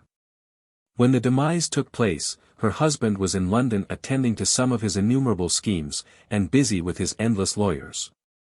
He had found time, nevertheless, to call often in Park Lane, and to dispatch many notes to Rebecca, entreating her, enjoining her, commanding her to return to her young pupils in the country, who were now utterly without companionship during their mother's illness. But Miss Crawley would not hear of her departure. For though there was no lady of fashion in London who would desert her friends more complacently as soon as she was tired of their society, and though few tired of them sooner, yet as long as her engagement lasted her attachment was prodigious. And she clung still with the greatest energy to Rebecca. The news of Lady Crawley's death provoked no more grief or comment than might have been expected in Miss Crawley's family circle. "I suppose I must put off my party for the 3rd, Miss Crawley said. And added, after a pause, "I hope my brother will have the decency not to marry again." "What a confounded rage Pitt will be in if he does," Rawdon remarked, with his usual regard for his elder brother. Rebecca said nothing. She seemed by far the gravest and most impressed of the family.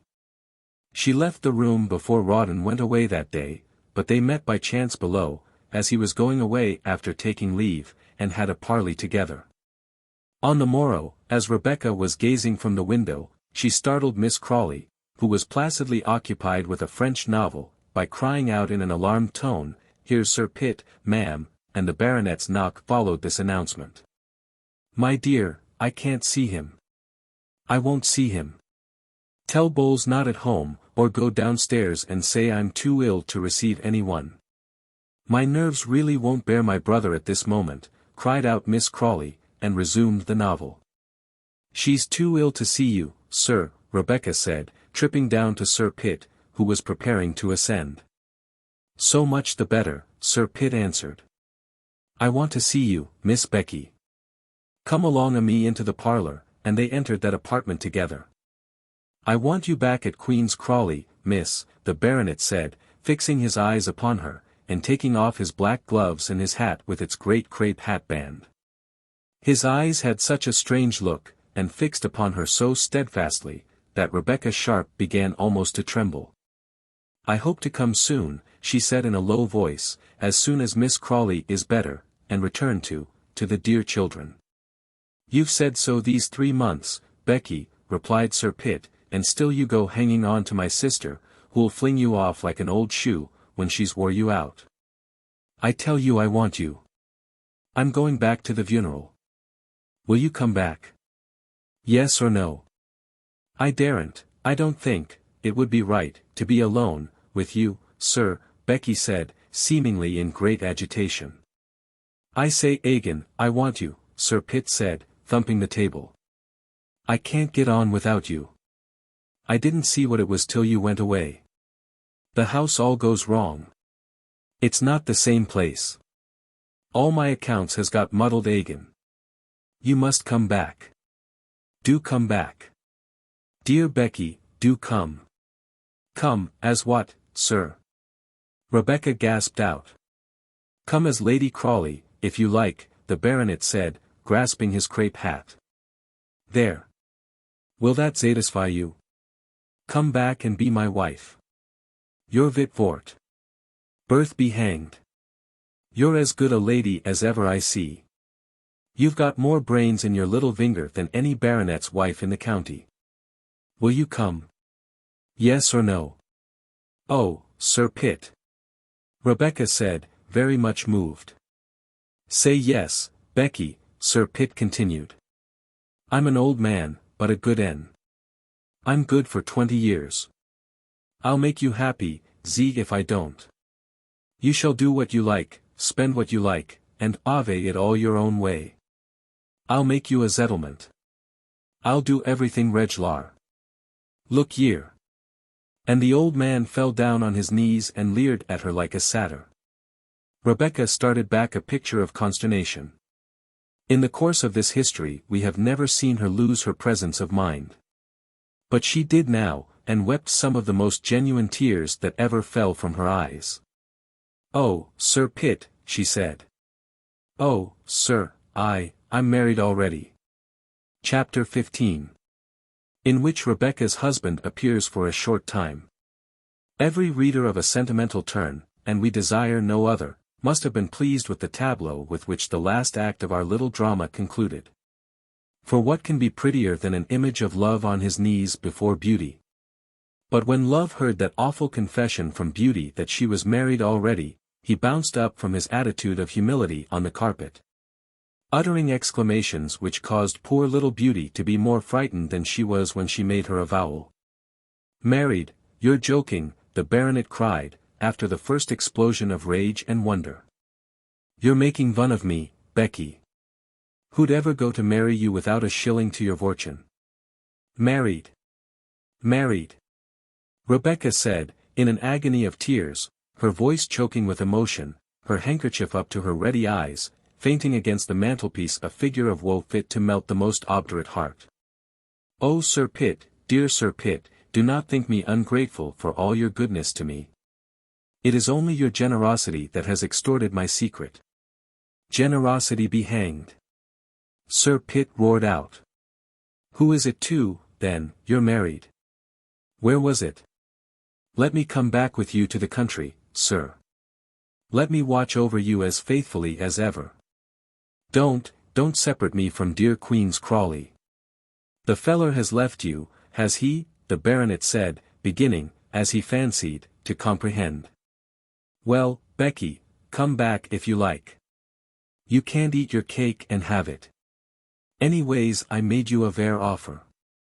Come back as governess, you shall have it all your own way. She held out one hand.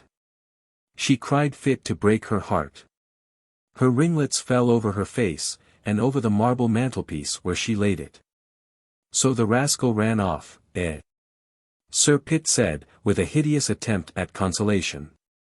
Never mind, Becky, I'll take care of ye. Oh, sir. It would be the pride of my life to go back to Queen's Crawley, and take care of the children, and of you as formerly, when you said you were pleased with the services of your little Rebecca. When I think of what you have just offered me, my heart fills with gratitude, indeed it does. I can't be your wife, sir, let me be your daughter. Saying which, Rebecca went down on her knees in a most tragical way, and, taking Sir Pitt's horny black hand between her own two, which were very pretty and white and as soft as satin, looked up in his face with an expression of exquisite pathos and confidence, when the door opened, and Miss Crawley sailed in. Mrs. Firkin and Miss Briggs, who happened by chance to be at the parlour door soon after the baronet and Rebecca entered the apartment, had also seen accidentally, through the keyhole, the old gentleman prostrate before the governess, and had heard the generous proposal which he made her. It was scarcely out of his mouth when Mrs.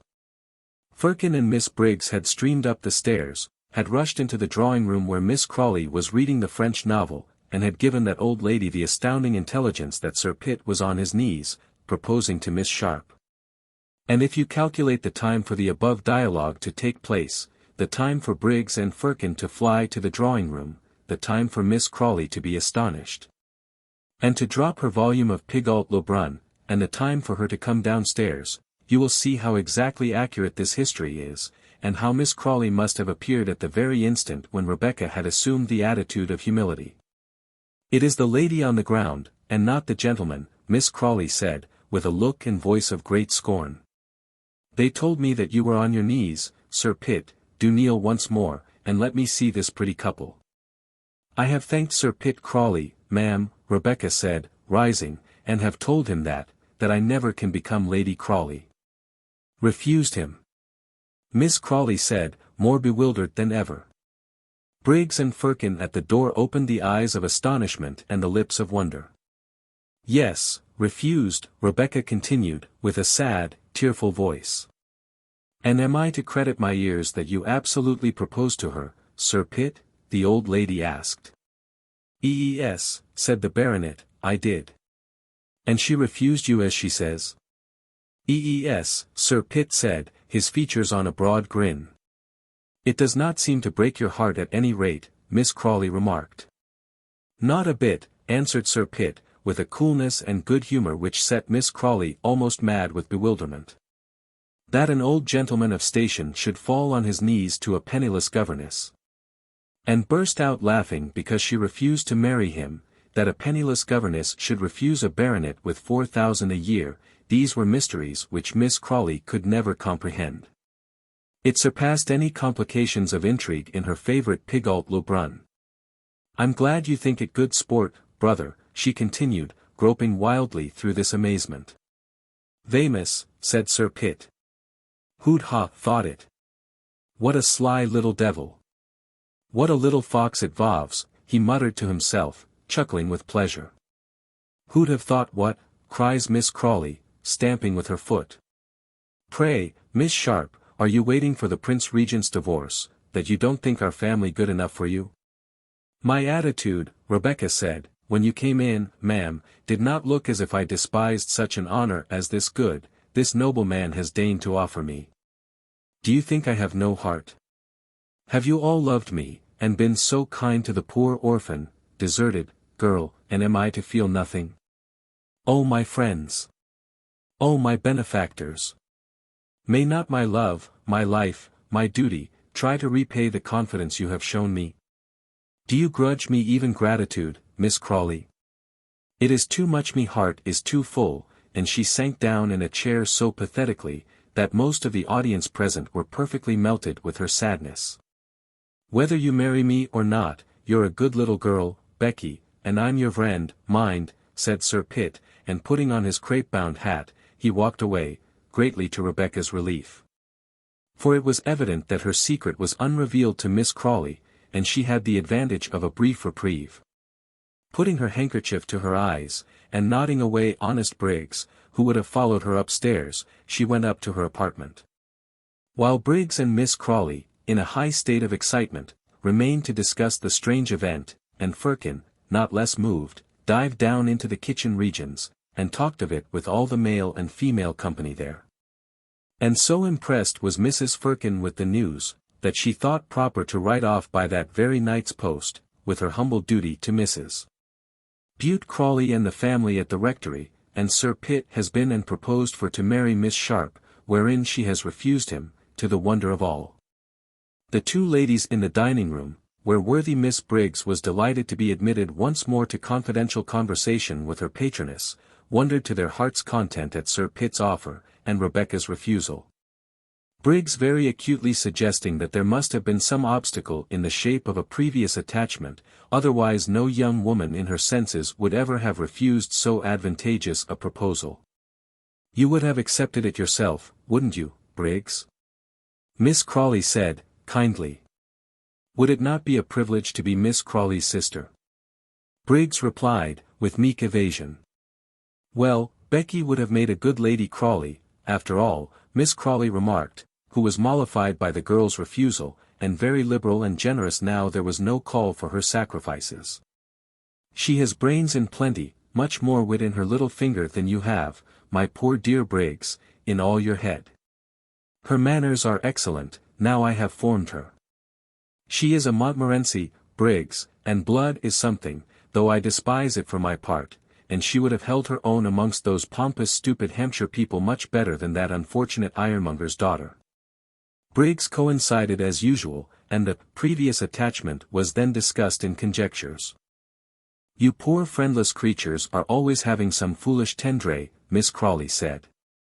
"You yourself, you know, were in love with a writing master. Don't cry, Briggs, you're always crying, and it won't bring him to life again, and I suppose this unfortunate Becky has been silly and sentimental too, some apothecary, or house steward, or painter, or young curate, or something of that sort.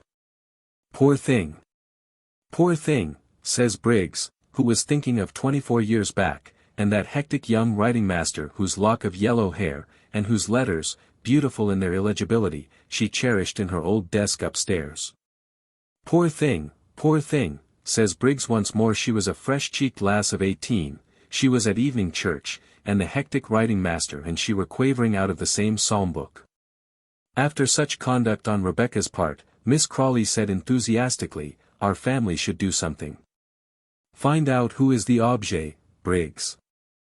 I'll set him up in a shop, or order my portrait of him, you know. Or speak to my cousin, the bishop, and I'll doter Becky, and we'll have a wedding, Briggs, and you shall make the breakfast, and be a bridesmaid."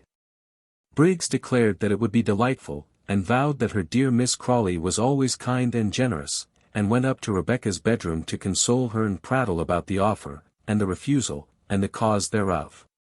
And to hint at the generous intentions of Miss Crawley, and to find out who was the gentleman that had the mastery of Miss Sharp's heart. Rebecca was very kind, very affectionate and affected, responded to Briggs's offer of tenderness with grateful fervor, owned there was a secret attachment, a delicious mystery. What a pity Miss Briggs had not remained half a minute longer at the keyhole. Rebecca might, perhaps, have told more, but 5 minutes after Miss Briggs's arrival in Rebecca's apartment, Miss Crawley actually made her appearance there, an unheard-of honor. Her impatience had overcome her. She could not wait for the tardy operations of her ambassadress, so she came in person, and ordered Briggs out of the room. And expressing her approval of Rebecca's conduct, she asked particulars of the interview, and the previous transactions which had brought about the astonishing offer of Sir Pitt.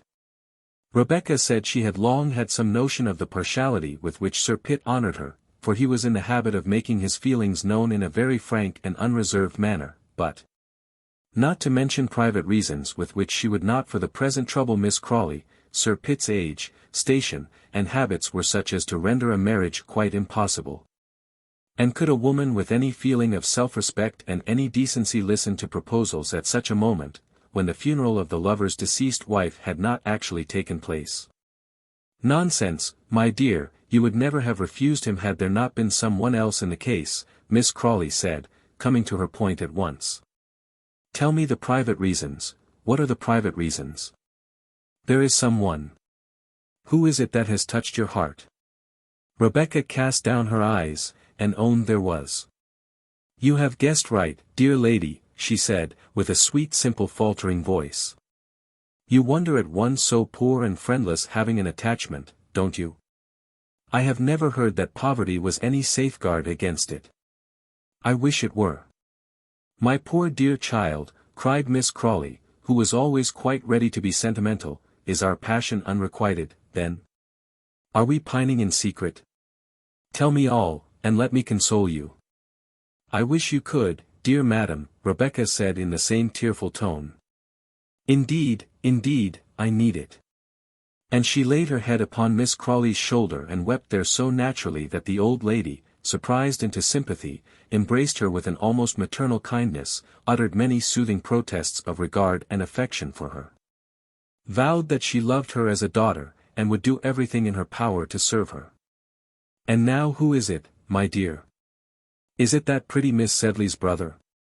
You said something about an affair with him. I'll ask him here, my dear.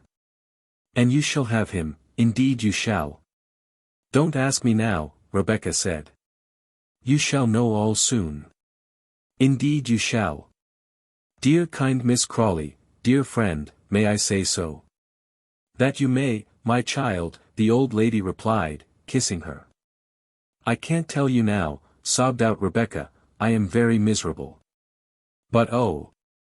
Love me always, promise you will love me always. And in the midst of mutual tears, for the emotions of the younger woman had awakened the sympathies of the elder, this promise was solemnly given by Miss Crawley, who left her little protégée, blessing and admiring her as a dear, artless, tender-hearted, affectionate, incomprehensible creature. And now she was left alone to think over the sudden and wonderful events of the day, and of what had been and what might have been. What think you were the private feelings of begging her pardon, of Mrs. Rebecca? If, a few pages back, the present writer claimed the privilege of peeping into Miss Amelia Sedley's bedroom, and understanding with the omniscience of the novelist all the gentle pains and passions which were tossing upon that innocent pillow, why should he not declare himself to be Rebecca's confidant too, master of her secrets, and seal-keeper of that young woman's conscience? Well, then, in the first place, Rebecca gave way to some very sincere and touching regrets that a piece of marvelous good fortune should have been so near her, and she actually obliged to decline it. In this natural emotion every properly regulated mind will certainly share. What good mother is there that would not commiserate a penniless spinster, who might have been my lady, and have shared 4,000 a year? What well-bred young person is there in all Vanity Fair, who will not feel for a hard-working, ingenious, meritorious girl, who gets such an honorable, advantageous, provoking offer, just at the very moment when it is out of her power to accept it? I am sure our friend Becky's disappointment deserves and will command every sympathy. I remember one night being in the fair myself, at an evening party. I observed old Miss Toady there also present, single out for her special attentions and flattery little Mrs. Briefless, the barrister's wife, who is of a good family certainly, but, as we all know, is as poor can be. What, I asked in my own mind, can cause this obsequiousness on the part of Miss Toady? Has Briefless got a county court, or has his wife had a fortune left her? Miss Toady explained presently, with that simplicity which distinguishes all her conduct. You know, she said, Mrs. Briefless is granddaughter of Sir John Redhand, who is so ill at Cheltenham that he can't last 6 months. Mrs. Briefless' papa succeeds, so you see she will be a baronet's daughter. And Toady asked Briefless and his wife to dinner the very next week. If the mere chance of becoming a baronet's daughter can procure a lady such homage in the world, surely surely we may respect the agonies of a young woman who has lost the opportunity of becoming a baronet's wife. Who would have dreamed of Lady Crawley dying so soon? She was one of those sickly women that might have lasted these 10 years, Rebecca thought to herself, in all the woes of repentance, and I might have been my lady. I might have led that old man whither I would. I might have thanked Mrs. Bute for her patronage, and Mr. Pitt for his insufferable condescension. I would have had the townhouse newly furnished and decorated. I would have had the handsomest carriage in London, and a box at the opera, and I would have been presented next season. All this might have been, and now all was doubt and mystery. But Rebecca was a young lady of too much resolution and energy of character to permit herself much useless and unseemly sorrow for the irrevocable past. So, having devoted only the proper portion of regret to it, she wisely turned her whole attention towards the future, which was now vastly more important to her. And she surveyed her position, and its hopes, doubts, and chances. In the first place, she was married, that was a great fact. Sir Pitt knew it. She was not so much surprised into the avowal, as induced to make it by a sudden calculation. It must have come some day, and why not now as at a later period? He who would have married her himself must at least be silent with regard to her marriage. How Miss Crawley would bear the news, was the great question. Misgivings Rebecca had, but she remembered all Miss Crawley had said. The old lady's avowed contempt for birth, her daring liberal opinions, her general romantic propensities, her almost doting attachment to her nephew, and her repeatedly expressed fondness for Rebecca herself. She is so fond of him, Rebecca thought, that she will forgive him anything. She is so used to me that I don't think she could be comfortable without me. When the éclaircissement comes there will be a scene, and hysterics, and a great quarrel. And then a great reconciliation. At all events, what use was there in delaying? The die was thrown, and now or tomorrow the issue must be the same. And so, resolved that Miss Crawley should have the news, the young person debated in her mind as to the best means of conveying it to her, and whether she should face the storm that must come, or fly and avoid it until its first fury was blown over. In this state of meditation she wrote the following letter. Dearest friend. The great crisis which we have debated about so often is come. Half of my secret is known, and I have thought and thought, until I am quite sure that now is the time to reveal the whole of the mystery. Sir Pitt came to me this morning, and made, what do you think, a declaration in form. Think of that. Poor little me. I might have been Lady Crawley. How pleased Mrs. Bute would have been, and ma tante if I had taken precedence of her. I might have been somebody's mamma, instead of, oh, I tremble, when I think how soon we must tell all. Sir Pitt knows I am married, and not knowing to whom, is not very much displeased as yet. Ma tante is actually angry that I should have refused him. But she is all kindness and graciousness. She condescends to say I would have made him a good wife. And vows that she will be a mother to your little Rebecca. She will be shaken when she first hears the news. But need we fear anything beyond a momentary anger? I think not, I am sure not. She dotes upon you so, you naughty, good-for-nothing man, that she would pardon you anything, and, indeed, I believe, the next place in her heart is mine, and that she would be miserable without me. Dearest. Something tells me we shall conquer. You shall leave that odious regiment, quit gaming, racing, and be a good boy, and we shall all live in Park Lane, and ma tante shall leave us all her money. I shall try and walk tomorrow at 3 in the usual place. If Miss B. accompanies me, you must come to dinner, and bring an answer, and put it in the 3rd volume of Porteus's Sermons. But, at all events, come to your own. R. To Miss Eliza Styles, at Mr. Barnett's, Sadler, Knightsbridge. And I trust there is no reader of this little story who has not discernment enough to perceive that the Miss Eliza Styles, an old schoolfellow, Rebecca said, with whom she had resumed an active correspondence of late, and who used to fetch these letters from the Sadlers, wore brass spurs, and large curling mustachios, and was indeed no other than Captain Rawdon Crawley. Chapter 16. The letter on the pincushion. How they were married is not of the slightest consequence to anybody. What is to hinder a captain who is a major, and a young lady who is of age, from purchasing a license, and uniting themselves at any church in this town? Who needs to be told, that if a woman has a will she will assuredly find a way?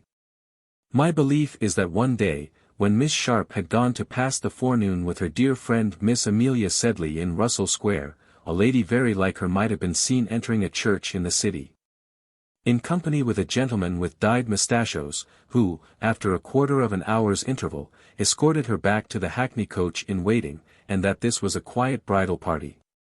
And who on earth, after the daily experience we have, can question the probability of a gentleman marrying anybody? How many of the wise and learned have married their cooks? Did not Lord Eldon himself, the most prudent of men, make a runaway match? Were not Achilles and Ajax both in love with their servant maids?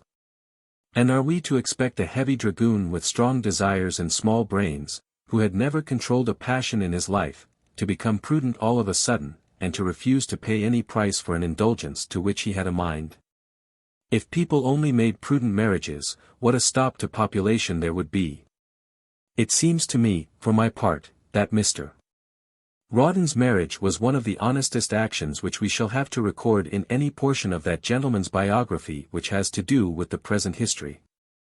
No one will say it is unmanly to be captivated by a woman, or, being captivated, to marry her.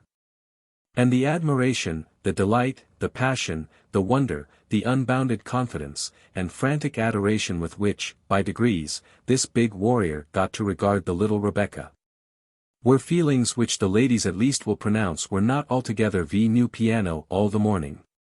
The new gloves fitted her to a nicety, the new shawls became her wonderfully, the new rings glittered on her little hands, and the new watch ticked at her waist. Suppose she don't come round, Becky? I'll make your fortune, she said. And Delilah patted Samson's cheek.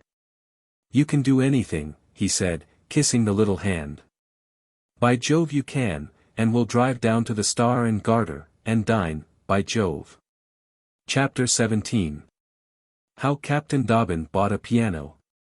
If there is any exhibition in all Vanity Fair which satire and sentiment can visit arm in arm together, where you light on the strangest contrasts laughable and tearful, where you may be gentle and pathetic, or savage and cynical with perfect propriety, it is at one of those public assemblies, a crowd of which are advertised every day in the last page of the Times newspaper, and over which the late Mr.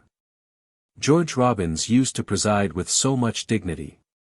There are very few London people, as I fancy, who have not attended at these meetings, and all with a taste for moralizing must have thought, with a sensation and interest not a little startling and queer, of the day when their turn shall come too. And Mr. Hamerdown will sell by the orders of Diogenes Assignees, or will be instructed by the executors, to offer to public competition, the library, furniture, plate, wardrobe, and choice cellar of wines of Epicurus deceased.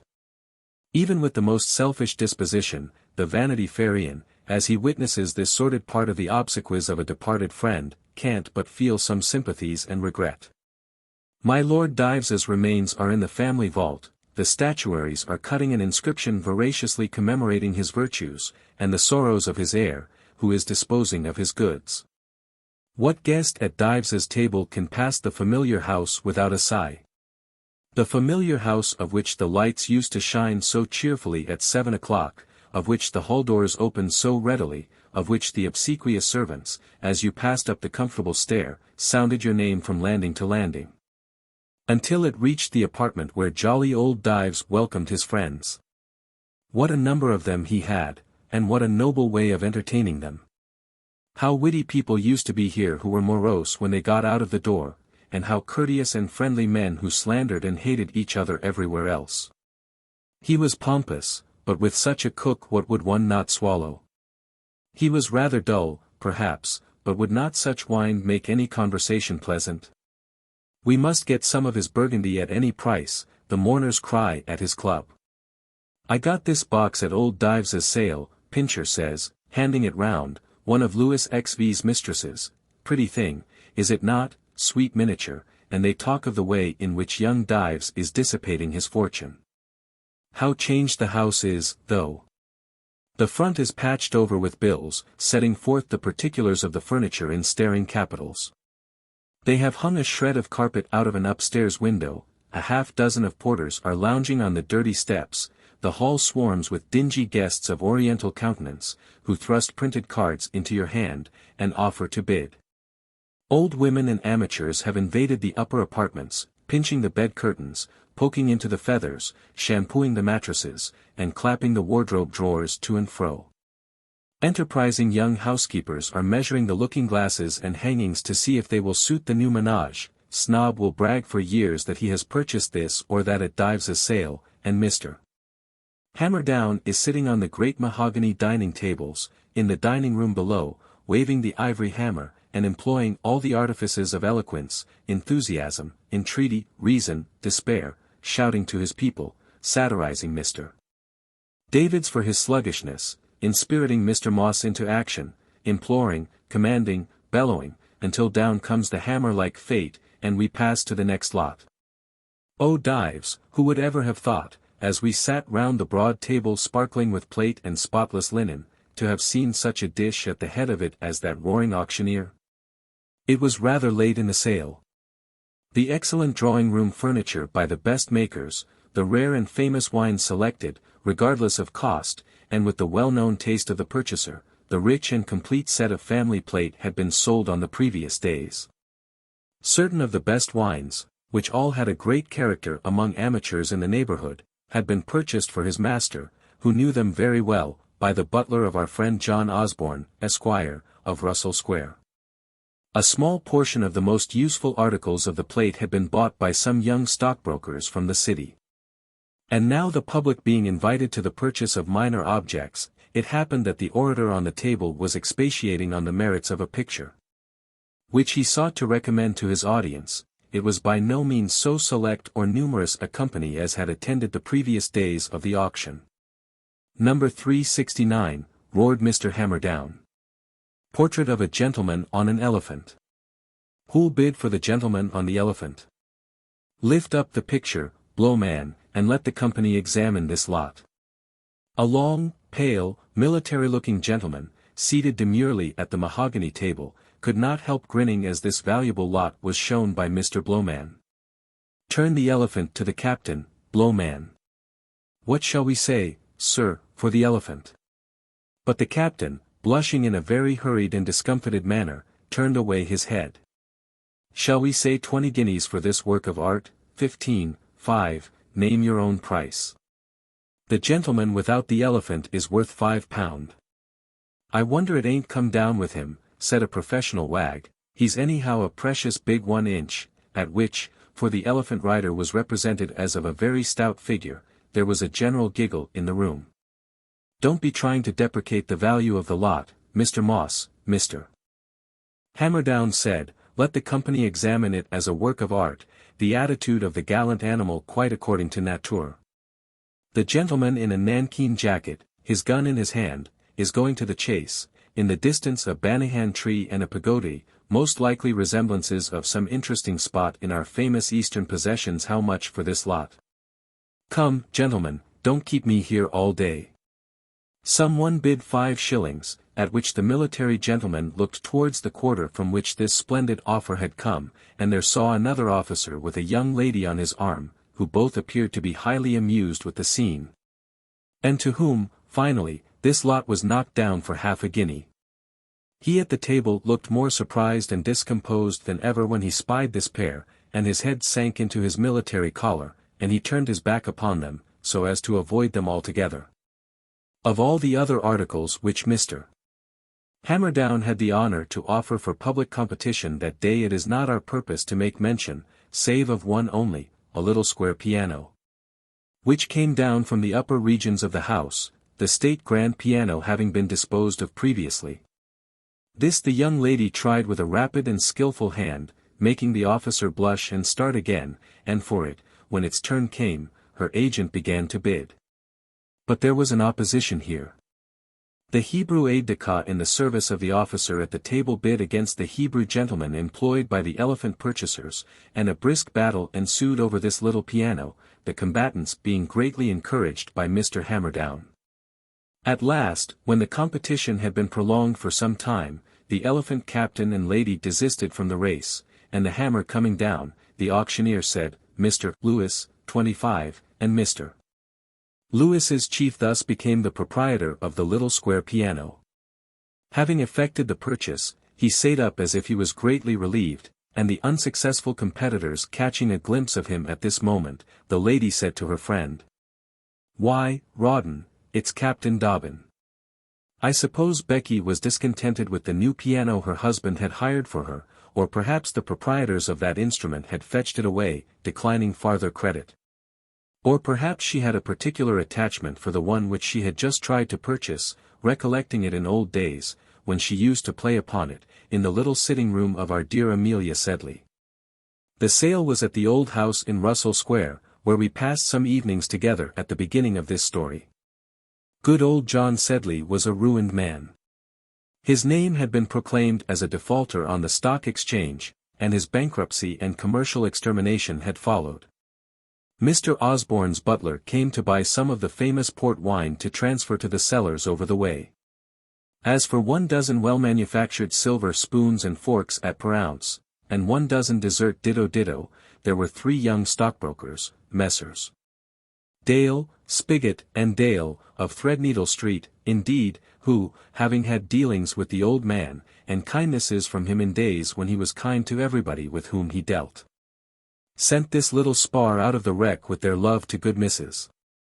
Sedley. And with respect to the piano, as it had been Amelia's, and as she might miss it and want one now, and as Captain William Dobbin could no more play upon it than he could dance on the tight rope, it is probable that he did not purchase the instrument for his own use.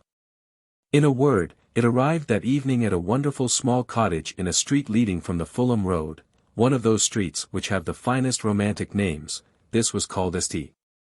Adelaide Villas, Anna Maria Road West, where the houses look like baby houses, where the people, looking out of the first-floor windows, must infallibly, as you think, sit with their feet in the parlors.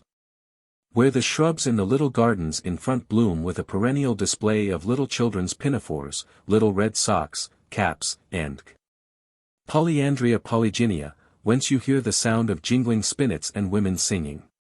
Where little porter pots hang on the railings sunning themselves, whither of evenings you see city clerks padding wearily, here it was that Mr. Clapp, the clerk of Mr. Sedley, had his domicile, and in this asylum the good old gentleman hid his head with his wife and daughter when the crash came. Jos Sedley had acted as a man of his disposition would, when the announcement of the family misfortune reached him. He did not come to London, but he wrote to his mother to draw upon his agents for whatever money was wanted, so that his kind broken-spirited old parents had no present poverty to fear. This done, Jos went on at the boarding-house at Cheltenham pretty much as before.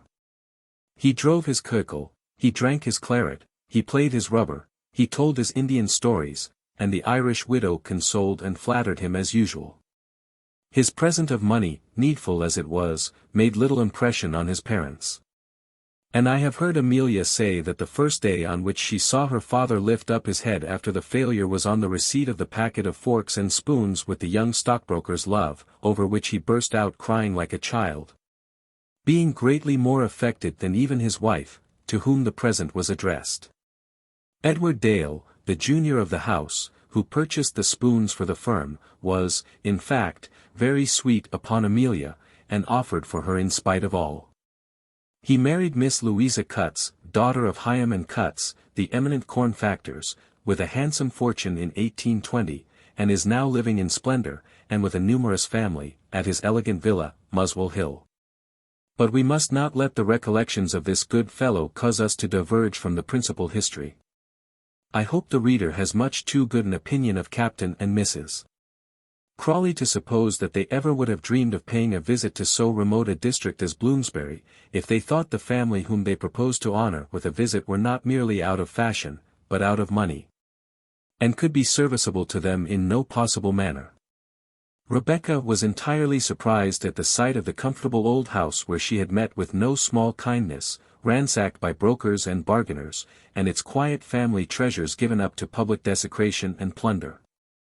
A month after her flight, she had bethought her of Amelia, and Rawdon, with a horse laugh, had expressed a perfect willingness to see young George Osborne again. "He's a very agreeable acquaintance, Beck," the wag added. "I'd like to sell him another horse, Beck. I'd like to play a few more games at billiards with him. He'd be what I call useful just now, Mrs. C. Ha, ha." By which sort of speech it is not to be supposed that Rawdon Crawley had a deliberate desire to cheat Mr. Osborne at play, but only wished to take that fair advantage of him which almost every sporting gentleman in Vanity Fair considers to be his due from his neighbor. The old aunt was long in coming to. A month had elapsed. Rawdon was denied the door by Mr. Bowles, his servants could not get a lodgment in the house at Park Lane, his letters were sent back unopened. Miss Crawley never stirred out, she was unwell, and Mrs. Bute remained still and never left her. Crawley and his wife both of them augured evil from the continued presence of Mrs. Bute. "Gad, I begin to perceive now why she was always bringing us together at Queen's Crawley," Rawdon said. "What an artful little woman," ejaculated Rebecca.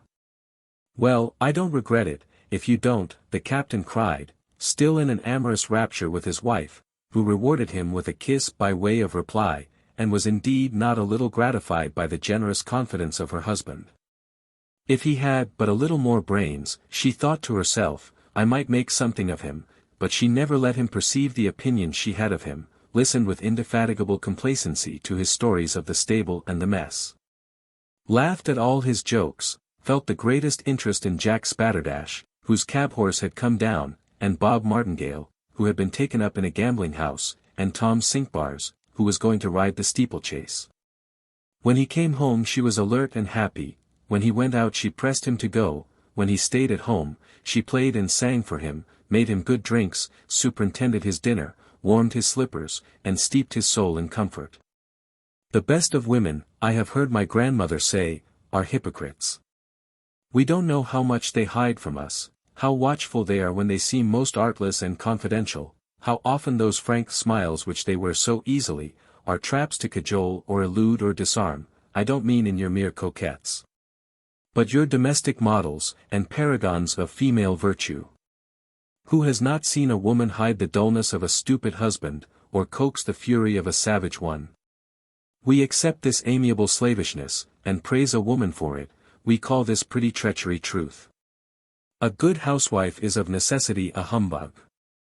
And Cornelia's husband was hoodwinked, as Potiphar was, only in a different way. By these attentions, that veteran rake, Rawdon Crawley, found himself converted into a very happy and submissive married man. His former haunts knew him not. They asked about him once or twice at his clubs, but did not miss him much, in those booths of Vanity Fair people seldom do miss each other.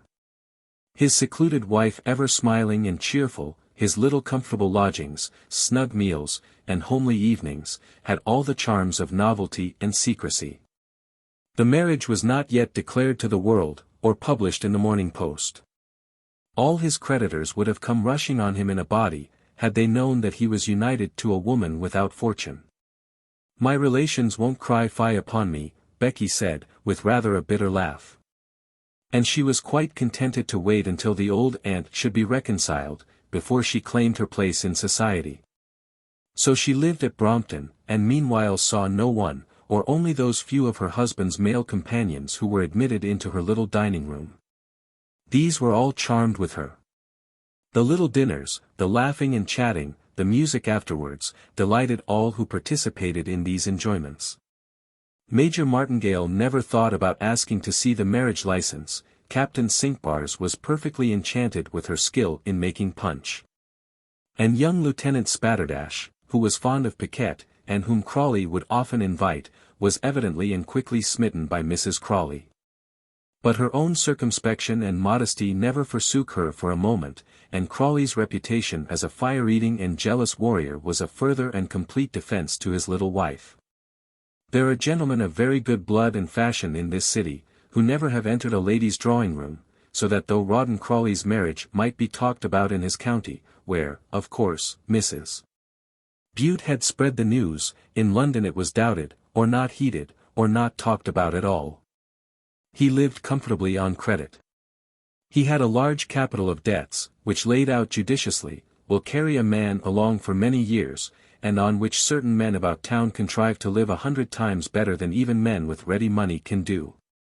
Indeed, who is there that walks London streets, but can point out a half-dozen of men riding by him splendidly, while he is on foot, courted by fashion, bowed into their carriages by tradesmen, denying themselves nothing, and living on who knows what? We see Jack thriftless prancing in the park, or darting in his brougham down Pall Mall, we eat his dinners served on his miraculous plate.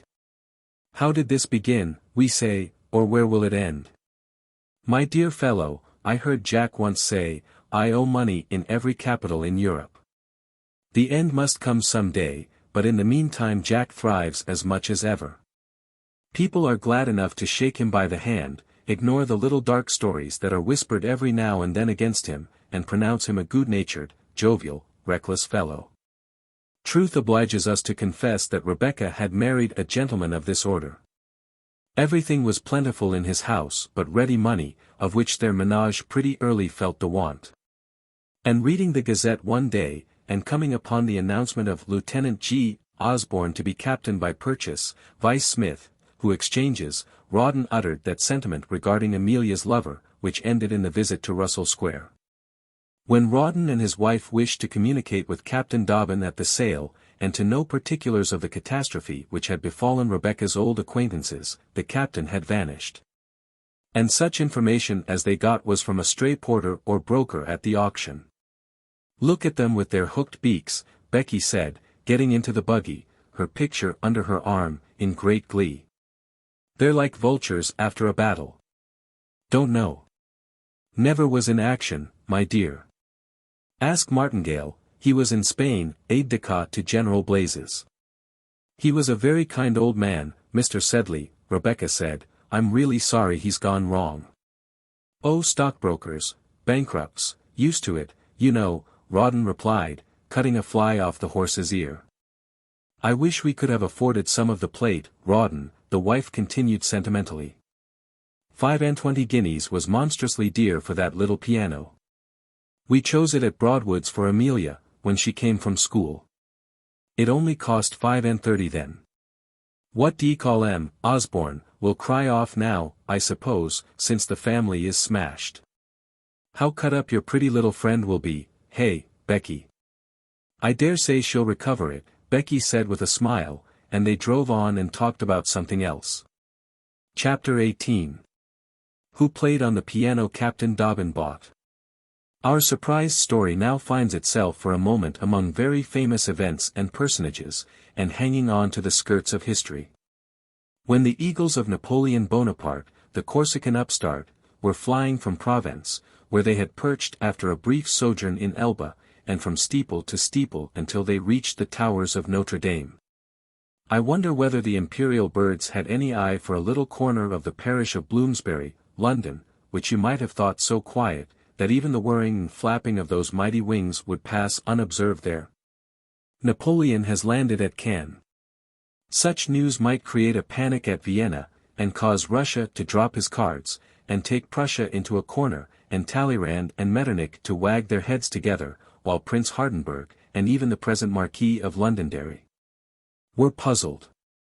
But how was this intelligence to affect a young lady in Russell Square, before whose door the watchman sang the hours when she was asleep, who, if she strolled in the square, was guarded there by the railings and the beadle, who, if she walked ever so short a distance to buy a ribbon in Southampton Row, was followed by Black Sambo with an enormous cane, who was always cared for, dressed, put to bed, and watched over by ever so many guardian angels, with and without wages. Bon Dieu, I say, is it not hard that the fateful rush of the great imperial struggle can't take place without affecting a poor little harmless girl of 18, who is occupied in billing and cooing, or working muslin collars in Russell Square? You too, kindly, homely flower, is the great roaring war tempest coming to sweep you down, here, although cowering under the shelter of Holborn? Yes. Napoleon is flinging his last stake, and poor little Emmy Sedley's happiness forms, somehow, part of it. In the first place, her father's fortune was swept down with that fatal news. All his speculations had of late gone wrong with the luckless old gentleman. Ventures had failed, merchants had broken, funds had risen when he calculated they would fall.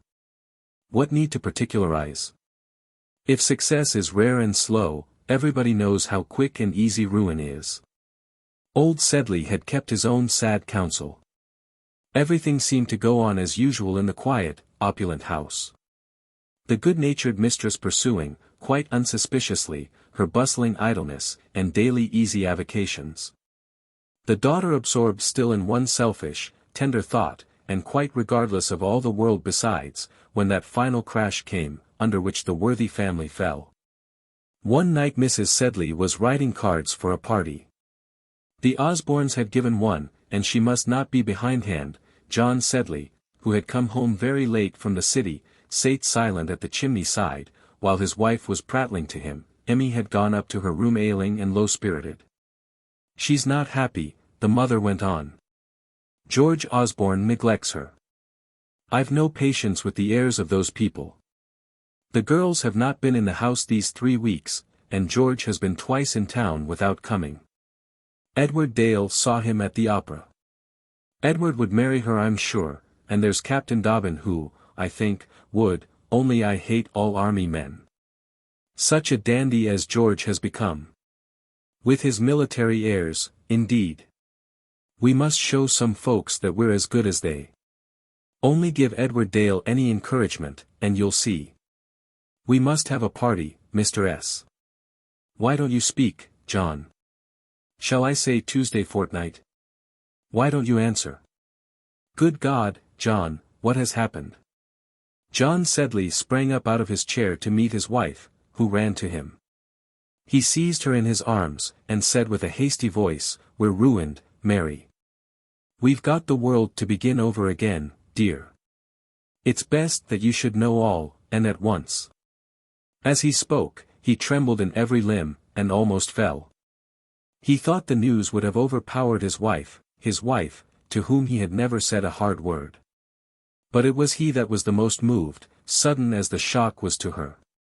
When he sank back into his seat, it was the wife that took the office of consoler.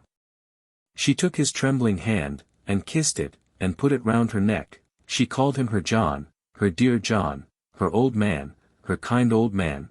She poured out 100 words of incoherent love and tenderness. Her faithful voice and simple caresses wrought this sad heart up to an inexpressible delight and anguish, and cheered and solaced his overburdened soul. Only once in the course of the long night as they sate together, and poor Sedley opened his pent-up soul, and told the story of his losses and embarrassments, the treason of some of his oldest friends, the manly kindness of some, from whom he never could have expected it. In a general confession, only once did the faithful wife give way to emotion. My God, it will break Emmy's heart," she said. The father had forgotten the poor girl. She was lying, awake and unhappy, overhead. In the midst of friends, home, and kind parents, she was alone. To how many people can anyone tell all? Who will be open where there is no sympathy, or has called to speak to those who never can understand? Our gentle Amelia was thus solitary. She had no confidant, so to speak, ever since she had anything to confide. She could not tell the old mother her doubts and cares. The would-be sisters seemed every day more strange to her. And she had misgivings and fears which she dared not acknowledge to herself, though she was always secretly brooding over them. Her heart tried to persist in asserting that George Osborne was worthy and faithful to her, though she knew otherwise. How many a thing had she said, and got no echo from him? How many suspicions of selfishness and indifference had she to encounter and obstinately overcome? To whom could the poor little martyr tell these daily struggles and tortures? Her hero himself only half understood her. She did not dare to own that the man she loved was her inferior, or to feel that she had given her heart away too soon. Given once, the pure bashful maiden was too modest, too tender, too trustful, too weak, too much woman to recall it. We are Turks with the affections of our women, and have made them subscribe to our doctrine too. We let their bodies go abroad liberally enough, with smiles and ringlets and pink bonnets to disguise them instead of veils and yakmaks. But their souls must be seen by only one man, and they obey not unwillingly, and consent to remain at home as our slaves, ministering to us and doing drudgery for us. So imprisoned and tortured was this gentle little heart, when in the month of March, Anno Domini 1815, Napoleon landed at Cannes, and Louis XVIII fled, and all Europe was in alarm, and the funds fell, and old John Sedley was ruined. We are not going to follow the worthy old stockbroker through those last pangs and agonies of ruin through which he passed before his commercial demise befell. They declared him at the Stock Exchange. He was absent from his house of business, his bills were protested, his act of bankruptcy formal. The house and furniture of Russell Square were seized and sold up, and he and his family were thrust away, as we have seen, to hide their heads where they might. John Sedley had not the heart to review the domestic establishment who have appeared now and anon in our pages and of whom he was now forced by poverty to take leave. The wages of those worthy people were discharged with that punctuality which men frequently show who only owe in great sums. They were sorry to leave good places, but they did not break their hearts at parting from their adored master and mistress. Amelia's maid was profuse in condolences, but went off quite resigned to better herself in a genteeler quarter of the town. Black Sambo, with the infatuation of his profession, determined on setting up a public house. Honest old Mrs. Blenkinsop indeed, who had seen the birth of Jos and Amelia, and the wooing of John Sedley in his wife, was for staying by them without wages. Having amassed a considerable sum in their service, and she accompanied the fallen people into their new and humble place of refuge, where she tended them and grumbled against them for a while. Of all Sedley's opponents in his debates with his creditors which now ensued, and harassed the feelings of the humiliated old gentleman so severely, that in 6 weeks he oldened more than he had done for 15 years before, the most determined and obstinate seemed to be John Osborne, his old friend and neighbor, John Osborne, whom he had set up in life, who was under 100 obligations to him, and whose son was to marry Sedley's daughter. Any one of these circumstances would account for the bitterness of Osborne's opposition. When one man has been under very remarkable obligations to another, with whom he subsequently quarrels, a common sense of decency, as it were, makes of the former a much severer enemy than a mere stranger would be. To account for your own hard-heartedness and ingratitude in such a case, you are bound to prove the other party's crime. It is not that you are selfish, brutal, and angry at the failure of a speculation, no, it is that your partner has led you into it by the basest treachery and with the most sinister motives. From a mere sense of consistency, a persecutor is bound to show that the fallen man is a villain, otherwise he, the persecutor, is a wretch himself. And as a general rule, which may make all creditors who are inclined to be severe pretty comfortable in their minds, no men embarrassed are altogether honest, very likely. They conceal something, they exaggerate chances of good luck. Hide away the real state of affairs. Say that things are flourishing when they are hopeless, keep a smiling face, a dreary smile it is, upon the verge of bankruptcy, are ready to lay hold of any pretext for delay or of any money, so as to stave off the inevitable ruin a few days longer. Down with such dishonesty, says the creditor in triumph, and reviles his sinking enemy. You fool, why do you catch at a straw? Calm good sense says to the man that is drowning. You villain, why do you shrink from plunging into the irretrievable gazette, says prosperity to the poor devil battling in that black gulf. Who has not remarked the readiness with which the closest of friends and honestest of men suspect and accuse each other of cheating when they fall out on money matters? Everybody does it. Everybody is right, I suppose, and the world is a rogue.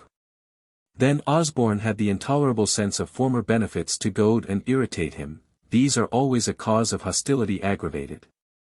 Finally, he had to break off the match between Sedley's daughter and his son.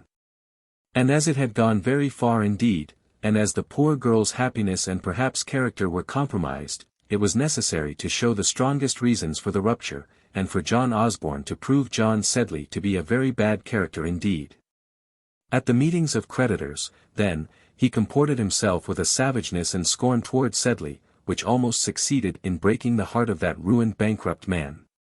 On George's intercourse with Amelia he put an instant veto, menacing the youth with maledictions if he broke his commands, and vilipending the poor innocent girl as the basest and most artful of vixens. One of the great conditions of anger and hatred is, that you must tell and believe lies against the hated object, in order, as we said, to be consistent. When the great crash came, the announcement of ruin, and the departure from Russell Square, and the declaration that all was over between her and George, all over between her and love, her and happiness, her and faith in the world, a brutal letter from John Osborne told her in a few curt lines that her father's conduct had been of such a nature that all engagements between the families were at an end, when the final award came. It did not shock her so much as her parents, as her mother rather expected, for John Sedley himself was entirely prostrate in the ruins of his own affairs and shattered honor. Amelia took the news very palely and calmly. It was only the confirmation of the dark presages which had long gone before. It was the mere reading of the sentence, of the crime she had long ago been guilty, the crime of loving wrongly, too violently, against reason. She told no more of her thoughts now than she had before. She seemed scarcely more unhappy now when convinced all hope was over, than before when she felt but dared not confess that it was gone. So she changed from the large house to the small one without any mark or difference. Remained in her little room for the most part, pined silently, and died away day by day. I do not mean to say that all females are so. My dear Miss Bullock, I do not think your heart would break in this way. You are a strong-minded young woman with proper principles. I do not venture to say that mine would, it has suffered, and, it must be confessed, survived. But there are some souls thus gently constituted, thus frail, and delicate, and tender. Whenever old John Sedley thought of the affair between George and Amelia, or alluded to it, it was with bitterness almost as great as Mr. Osborne himself had shown. He cursed Osborne and his family as heartless, wicked, and ungrateful. No power on earth, he swore, would induce him to marry his daughter to the son of such a villain, and he ordered Emmy to banish George from her mind, and to return all the presents and letters which she had ever had from him. She promised acquiescence, and tried to obey. She put up the 2 or 3 trinkets, and, as for the letters, she drew them out of the place where she kept them.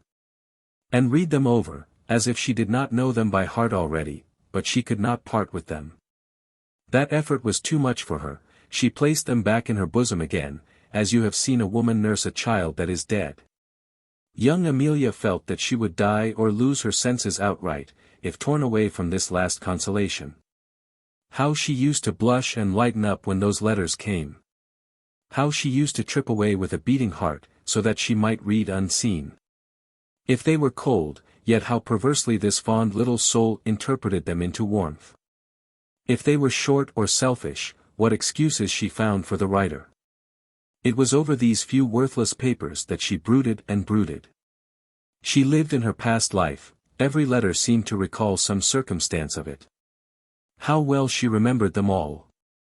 His looks and tones, his dress, what he said and how, these relics and remembrances of dead affection were all that were left her in the world. And the business of her life, was, to watch the corpse of love. To death she looked with inexpressible longing. Then, she thought, I shall always be able to follow him. I am not praising her conduct or setting her up as a model for Miss Bullock to imitate. Miss B. knows how to regulate her feelings better than this poor little creature. Miss B. would never have committed herself as that imprudent Amelia had done, pledged her love irretrievably. Confessed her heart away, and got back nothing, only a brittle promise which was snapped and worthless in a moment. A long engagement is a partnership which one party is free to keep or to break, but which involves all the capital of the other. Be cautious then, young ladies, be wary how you engage. Be shy of loving frankly, never tell all you feel, or, a better way still, feel very little. See the consequences of being prematurely honest and confiding, and mistrust yourselves and everybody. Get yourselves married as they do in France, where the lawyers are the bridesmaids and confidants. At any rate, never have any feelings which may make you uncomfortable, or make any promises which you cannot at any required moment command and withdraw. That is the way to get on, and be respected, and have a virtuous character in Vanity Fair. If Amelia could have heard the comments regarding her which were made in the circle from which her father's ruin had just driven her, she would have seen what her own crimes were, and how entirely her character was jeopardized. Such criminal imprudence Mrs. Smith never knew of, such horrid familiarities Mrs. Brown had always condemned, and the end might be a warning to her daughters. Captain Osborne, of course, could not marry a bankrupt's daughter, the Mrs. Dobbin said. It was quite enough to have been swindled by the father. As for that little Amelia, her folly had really passed all. All what? Captain Dobbin roared out. Haven't they been engaged ever since they were children? Wasn't it as good as a marriage? Dare any soul on earth breathe a word against the sweetest, the purest, the tenderest, the most angelical of young women? La, William, don't be so highty-tighty with us. We're not men. We can't fight you, Miss Jane said. We've said nothing against Miss Sedley, but that her conduct throughout was most imprudent, not to call it by any worse name. And that her parents are people who certainly merit their misfortunes. Hadn't you better, now that Miss Sedley is free, propose for her yourself, William? Miss Anne asked sarcastically. It would be a most eligible family connection. I marry her. Dobbin said, blushing very much, and talking quick. If you are so ready, young ladies, to chop and change, do you suppose that she is? Laugh and sneer at that angel. She can't hear it. And she's miserable and unfortunate, and deserves to be laughed at. Go on joking, Anne. You're the wit of the family, and the others like to hear it. I must tell you again we're not in a barrack, William, Miss Anne remarked. In a barrack, by Jove, I wish anybody in a barrack would say what you do, cried out this uproused British lion. I should like to hear a man breathe a word against her, by Jupiter. But men don't talk in this way, and, it's only women, who get together and hiss, and shriek, and cackle. There, get away, don't begin to cry. I only said you were a couple of geese, Will Dobbin said, perceiving Miss Anne's pink eyes were beginning to moisten as usual. Well, you're not geese, you're swans, anything you like, only do leave Miss Sedley alone. Anything like William's infatuation about that silly little flirting, ogling thing was never known, the mamma and sisters agreed together in thinking, and they trembled lest, her engagement being off with Osborne, she should take up immediately her other admirer and captain. In which forebodings these worthy young women no doubt judged according to the best of their experience, or rather, for as yet they had had no opportunities of marrying or of jilting, according to their own notions of right and wrong. It is a mercy, mamma, that the regiment is ordered abroad, the girls said. This danger, at any rate, is spared our brother. Such, indeed, was the fact. And so it is that the French Emperor comes in to perform a part in this domestic comedy of Vanity Fair which we are now playing, and which would never have been enacted without the intervention of this august mute personage. It was he that ruined the Bourbons and Mr. John Sedley. It was he whose arrival in his capital called up all France in arms to defend him there, and all Europe to oust him. While the French nation and army were swearing fidelity round the eagles in the Champ de Mars, for mighty European hosts were getting in motion for the great chasse a l'aigle. And one of these was a British army, of which two heroes of ours, Captain Dobbin and Captain Osborne, formed a portion. The news of Napoleon's escape and landing was received by the gallant, with a fiery delight and enthusiasm, which everybody can understand who knows that famous corps. From the colonel to the smallest drummer in the regiment, all were filled with hope and ambition and patriotic fury, and thanked the French Emperor as for a personal kindness in coming to disturb the peace of Europe. Now was the time the had so long panted for, to show their comrades in arms that they could fight as well as the peninsular veterans, and that all the pluck and valor of the had not been killed by the West Indies and the yellow fever. Stubble and Spoony looked to get their companies without purchase. Before the end of the campaign, which she resolved to share, Mrs. Major O'Dowd hoped to write herself Mrs. Colonel O'Dowd, C.B. Our two friends, Dobbin and Osborne, were quite as much excited as the rest, and each in his way, Mr. Dobbin very quietly, Mr. Osborne very loudly and energetically, was bent upon doing his duty, and gaining his share of honor and distinction.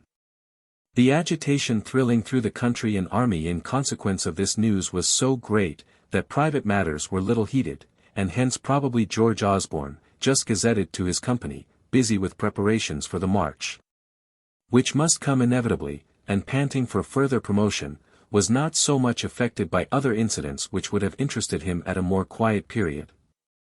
He was not, it must be confessed, very much cast down by good old Mr. Sedley's catastrophe. He tried his new uniform, which became him very handsomely, on the day when the first meeting of the creditors of the unfortunate gentleman took place. His father told him of the wicked, rascally, shameful conduct of the bankrupt, reminded him of what he had said about Amelia, and that their connection was broken off forever, and gave him that evening a good sum of money to pay for the new clothes and epaulets in which he looked so well. Money was always useful to this free-handed young fellow, and he took it without many words. The bills were up in the Sedley house, where he had passed so many, many happy hours. He could see them as he walked from home that night, to the old Slaughters, where he put up when in town, shining white in the moon. That comfortable home was shut, then, upon Amelia and her parents. Where had they taken refuge? The thought of their ruin affected him not a little. He was very melancholy that night in the coffee-room at the Slaughters, and drank a good deal, as his comrades remarked there. Dobbin came in presently, cautioned him about the drink, which he only took, he said, because he was deuced low. But when his friend began to put to him clumsy inquiries, and asked him for news in a significant manner, Osborne declined entering into conversation with him, avowing, however, that he was devilish disturbed and unhappy. 3 days afterwards, Dobbin found Osborne in his room at the barracks, his head on the table, a number of papers about, the young captain evidently in a state of great despondency. She sent me back some things I gave her, some damned trinkets. Look here. There was a little packet directed in the well-known hand to Captain George Osborne, and some things lying about, a ring, a silver knife he had bought, as a boy, for her at a fair, a gold chain, and a locket with hair in it. It's all over, said he, with a groan of sickening remorse. Look, Will, you may read it if you like. There was a little letter of a few lines, to which he pointed, which said, My papa has ordered me to return to you these presents, which you made in happier days to me, and I am to write to you for the last time. I know you feel as much as I do the blow which has come upon us. It is I that absolve you from an engagement which is impossible in our present misery. I am sure you had no share in it, or in the cruel suspicions of Mr. Osborne, which are the hardest of all our griefs to bear. Farewell. Farewell. I pray God to strengthen me to bear this and other calamities, and to bless you always. I shall often play upon the piano, your piano. It was like you to send it. Dobbin was very soft-hearted. The sight of women and children in pain always used to melt him. The idea of Amelia broken-hearted and lonely tore that good-natured soul with anguish. And he broke out into an emotion, which anybody who likes may consider unmanly. He swore that Amelia was an angel, to which Osborne said I with all his heart. He, too, had been reviewing the history of their lives, and had seen her from her childhood to her present age, so sweet, so innocent, so charmingly simple, and artlessly fond and tender. What a pang it was to lose all that, to have had it and not prized it. 1,000 homely scenes and recollections crowded on him, in which he always saw her good and beautiful. And for himself, he blushed with remorse and shame, as the remembrance of his own selfishness and indifference contrasted with that perfect purity. For a while, glory, war, everything was forgotten, and the pair of friends talked about her only. Where are they? Osborne asked, after a long talk, and a long pause, and, in truth, with no little shame at thinking that he had taken no steps to follow her. "Where are they?" "There's no address to the note." Dobbin knew. He had not merely sent the piano, but had written a note to Mrs. Sedley, and asked permission to come and see her, and he had seen her, and Amelia too, yesterday, before he came down to Chatham. And, what is more, he had brought that farewell letter and packet which had so moved them. The good-natured fellow had found Mrs. Sedley only too willing to receive him, and greatly agitated by the arrival of the piano, which, as she conjectured, must have come from George, and was a signal of amity on his part. Captain Dobbin did not correct this error of the worthy lady, but listened to all her story of complaints and misfortunes with great sympathy, condoled with her losses and privations, and agreed in reprehending the cruel conduct of Mr. Osborne towards his first benefactor. When she had eased her overflowing bosom somewhat, and poured forth many of her sorrows, he had the courage to ask actually to see Amelia, who was above in her room as usual, and whom her mother led trembling downstairs. Her appearance was so ghastly, and her look of despair so pathetic, that honest William Dobbin was frightened as he beheld it, and read the most fatal forebodings in that pale fixed face. After sitting in his company a minute or two, she put the packet into his hand, and said, "Take this to Captain Osborne, if you please. And I hope he's quite well, and it was very kind of you to come and see us, and we like our new house very much. And I think I'll go upstairs, Mamma, for I'm not very strong." And with this, and a curtsy and a smile, the poor child went her way. The mother, as she led her up, cast back looks of anguish towards Dobbin. The good fellow wanted no such appeal. He loved her himself too fondly for that. Inexpressible grief, and pity, and terror pursued him, and he came away as if he was a criminal after seeing her. When Osborne heard that his friend had found her, he made hot and anxious inquiries regarding the poor child. How was she? How did she look? What did she say? His comrade took his hand, and looked him in the face. "George, she's dying," William Dobbin said, and could speak no more. There was a buxom Irish servant girl, who performed all the duties of the little house where the Sedley family had found refuge, and this girl had in vain, on many previous days, striven to give Amelia aid or consolation.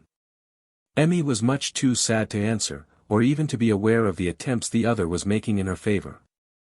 For hours after the talk between Dobbin and Osborne, this servant maid came into Amelia's room, where she sate as usual, brooding silently over her letters, her little treasures. The girl, smiling, and looking arch and happy, made many trials to attract poor Emmy's attention, who, however, took no heed of her. "Miss Emmy," said the girl. "I'm coming," Emmy said, not looking round. "There's a message," the maid went on. "There's somebody, sure, here's a new letter for you, don't be reading them old ones any more." And she gave her a letter, which Emmy took, and read. "I must see you," the letter said. "Dearest Emmy, dearest love, dearest wife, come to me." George and her mother were outside, waiting until she had read the letter. Chapter 19. Miss Crawley at nurse. We have seen how Mrs. Firkin, the lady's maid, as soon as any event of importance to the Crawley family came to her knowledge, felt bound to communicate it to Mrs. Bute Crawley, at the rectory. And have before mentioned how particularly kind and attentive that good-natured lady was to Miss Crawley's confidential servant. She had been a gracious friend to Miss Briggs, the companion, also. And had secured the latter's goodwill by a number of those attentions and promises, which cost so little in the making, and are yet so valuable and agreeable to the recipient. Indeed, every good economist and manager of a household must know how cheap and yet how amiable these professions are, and what a flavor they give to the most homely dish in life. Who was the blundering idiot who said that "fine words butter no parsnips"? Half the parsnips of society are served and rendered palatable with no other sauce. As the immortal Alexis Soyer can make more delicious soup for a halfpenny than an ignorant cook can concoct with pounds of vegetables and meat. So a skillful artist will make a few simple and pleasing phrases go farther than ever so much substantial benefit stock in the hands of a mere bungler. Nay, we know that substantial benefits often sicken some stomachs, whereas, most will digest any amount of fine words, and be always eager for more of the same food. Mrs.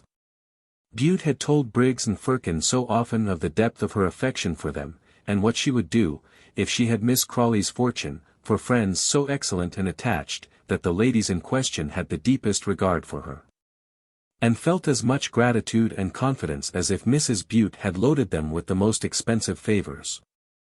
Rawdon Crawley, on the other hand, like a selfish heavy dragoon as he was, never took the least trouble to conciliate his aunt's aide camp. Showed his contempt for the pair with entire frankness, made Firkin pull off his boots on one occasion, sent her out in the rain on ignominious messages, and if he gave her a guinea, flung it to her as if it were a box on the ear. As his aunt, too, made a butt of Briggs, the captain followed the example, and levelled his jokes at her, jokes about as delicate as a kick from his charger. Whereas, Mrs. Bute consulted her in matters of taste or difficulty, admired her poetry, and by 1,000 acts of kindness and politeness, showed her appreciation of Briggs. And if she made Firkin a twopenny halfpenny present, accompanied it with so many compliments, that the twopence halfpenny was transmuted into gold in the heart of the grateful waiting-maid, who, besides, was looking forwards quite contentedly to some prodigious benefit which must happen to her on the day when Mrs. Bute came into her fortune.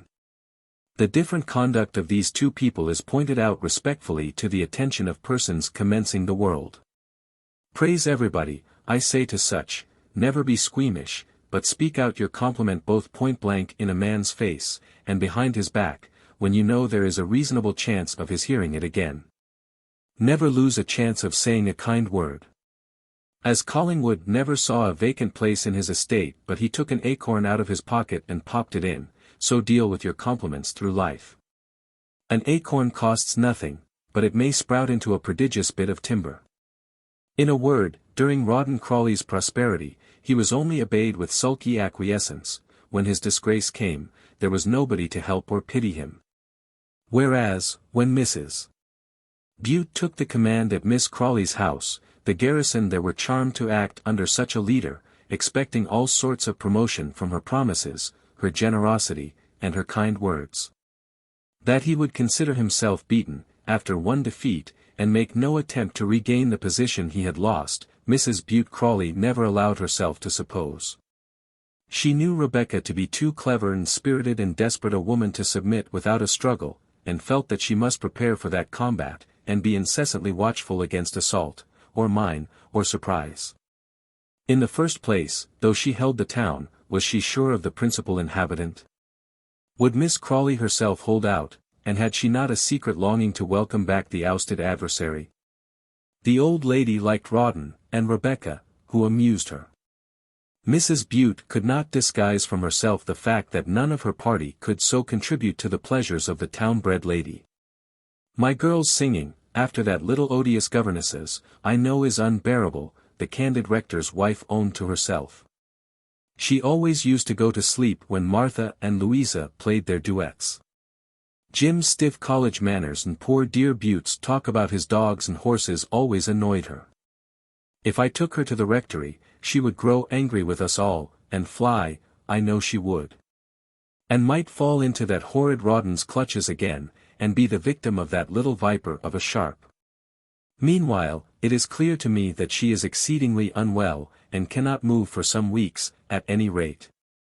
During which we must think of some plan to protect her from the arts of those unprincipled people. In the very best of moments, if anybody told Miss Crawley that she was, or looked ill, the trembling old lady sent off for her doctor. And I dare say she was very unwell after the sudden family event, which might serve to shake stronger nerves than hers. At least, Mrs.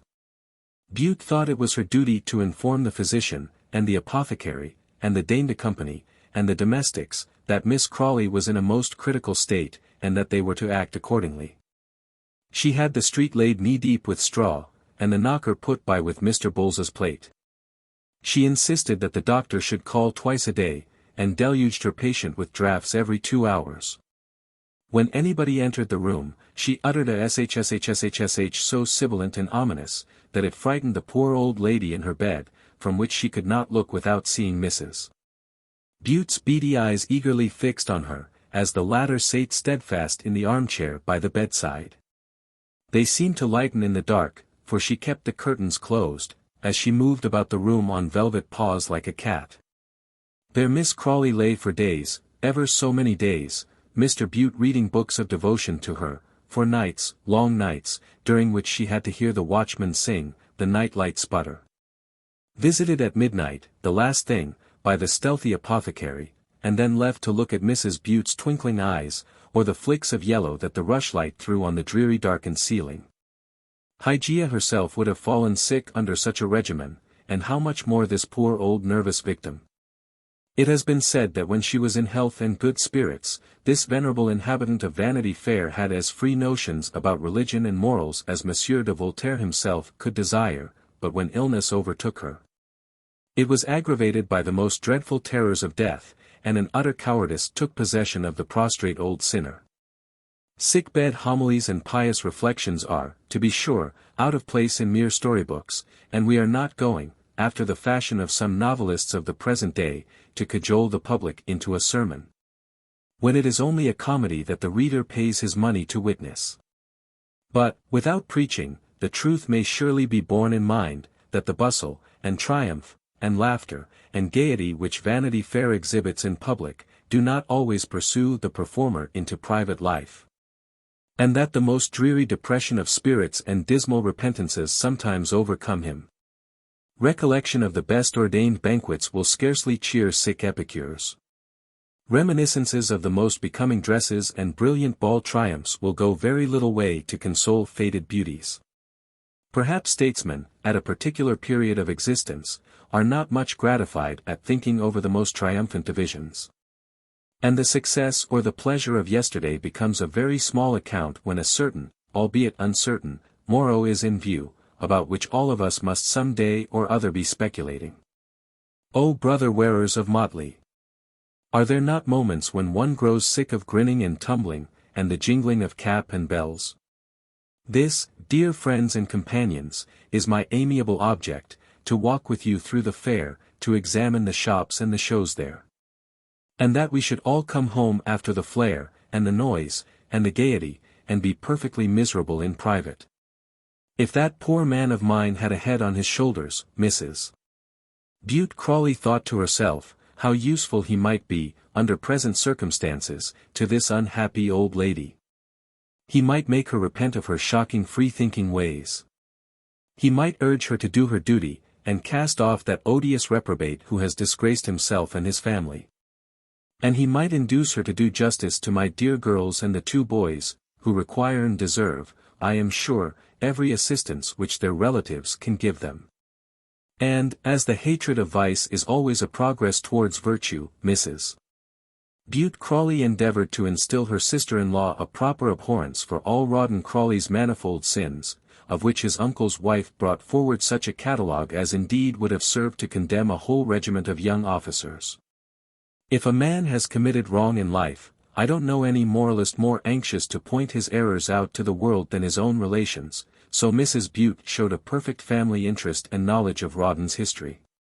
She had all the particulars of that ugly quarrel with Captain Marker, in which Rawdon, wrong from the beginning, ended in shooting the captain. She knew how the unhappy Lord Dovedale, whose mamma had taken a house at Oxford, so that he might be educated there, and who had never touched a card in his life till he came to London, was perverted by Rawdon at the Cocoa Tree.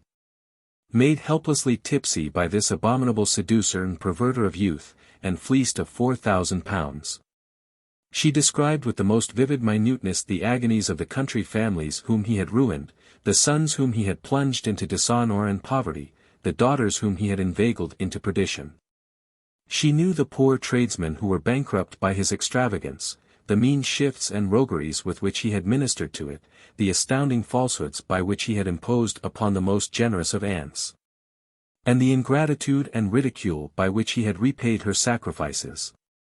She imparted these stories gradually to Miss Crawley, gave her the whole benefit of them, felt it to be her bounden duty as a Christian woman and mother of a family to do so.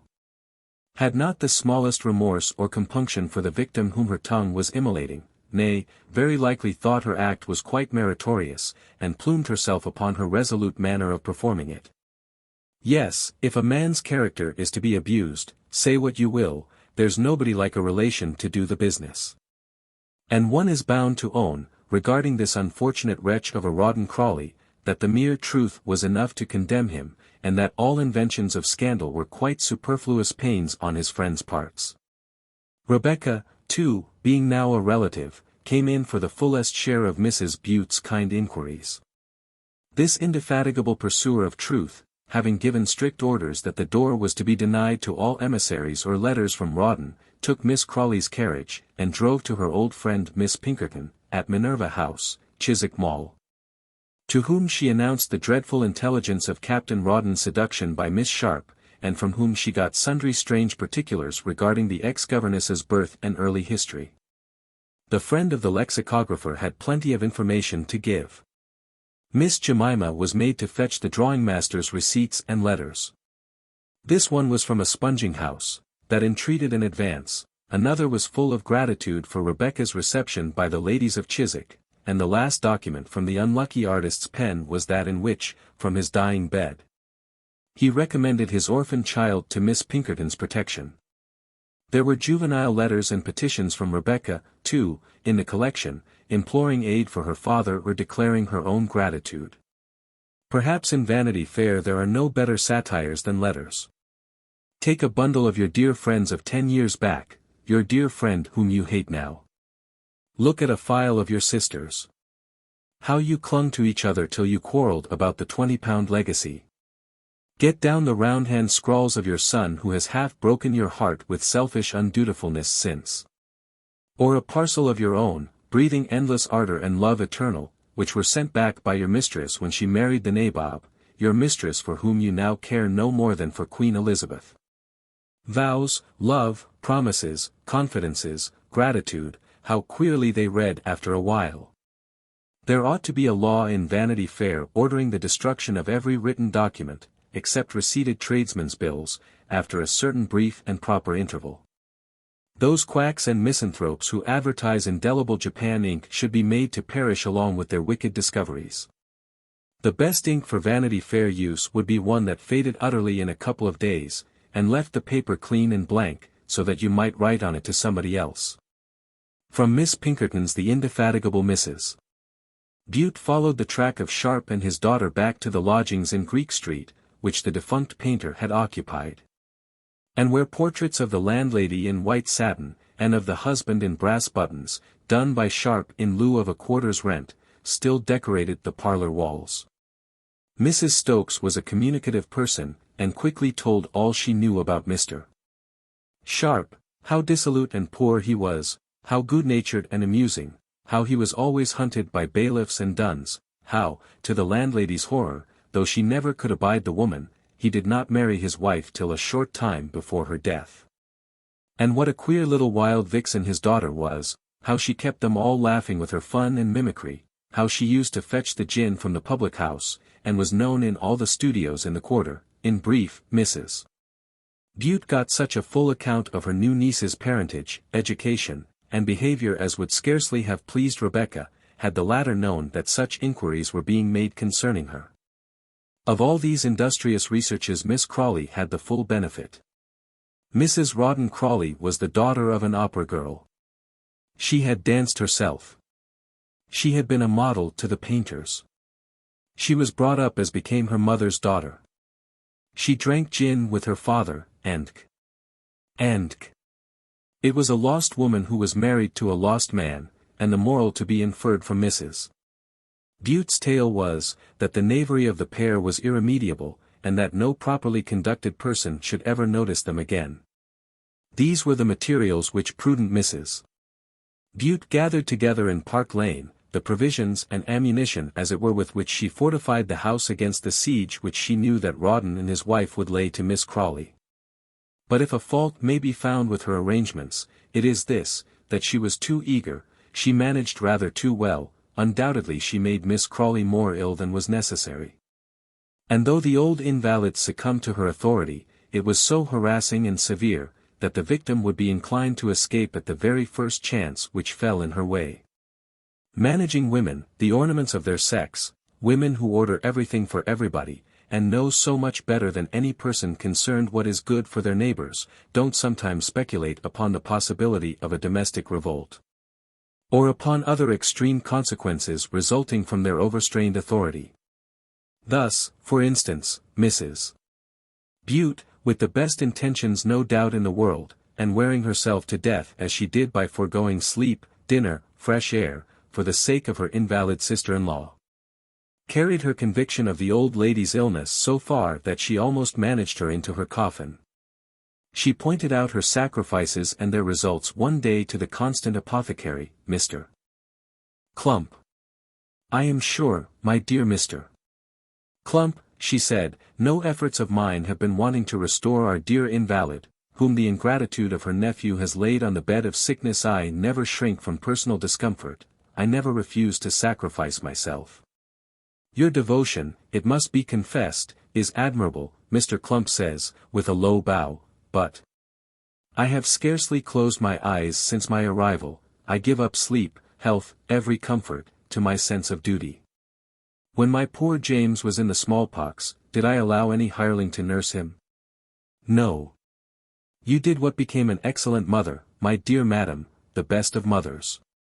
But as the mother of a family and the wife of an English clergyman, I humbly trust that my principles are good," Mrs. Bute said, with a happy solemnity of conviction, "and, as long as nature supports me, never, never, Mr. Clump, will I desert the post of duty. Others may bring that grey head with sorrow to the bed of sickness." Here Mrs.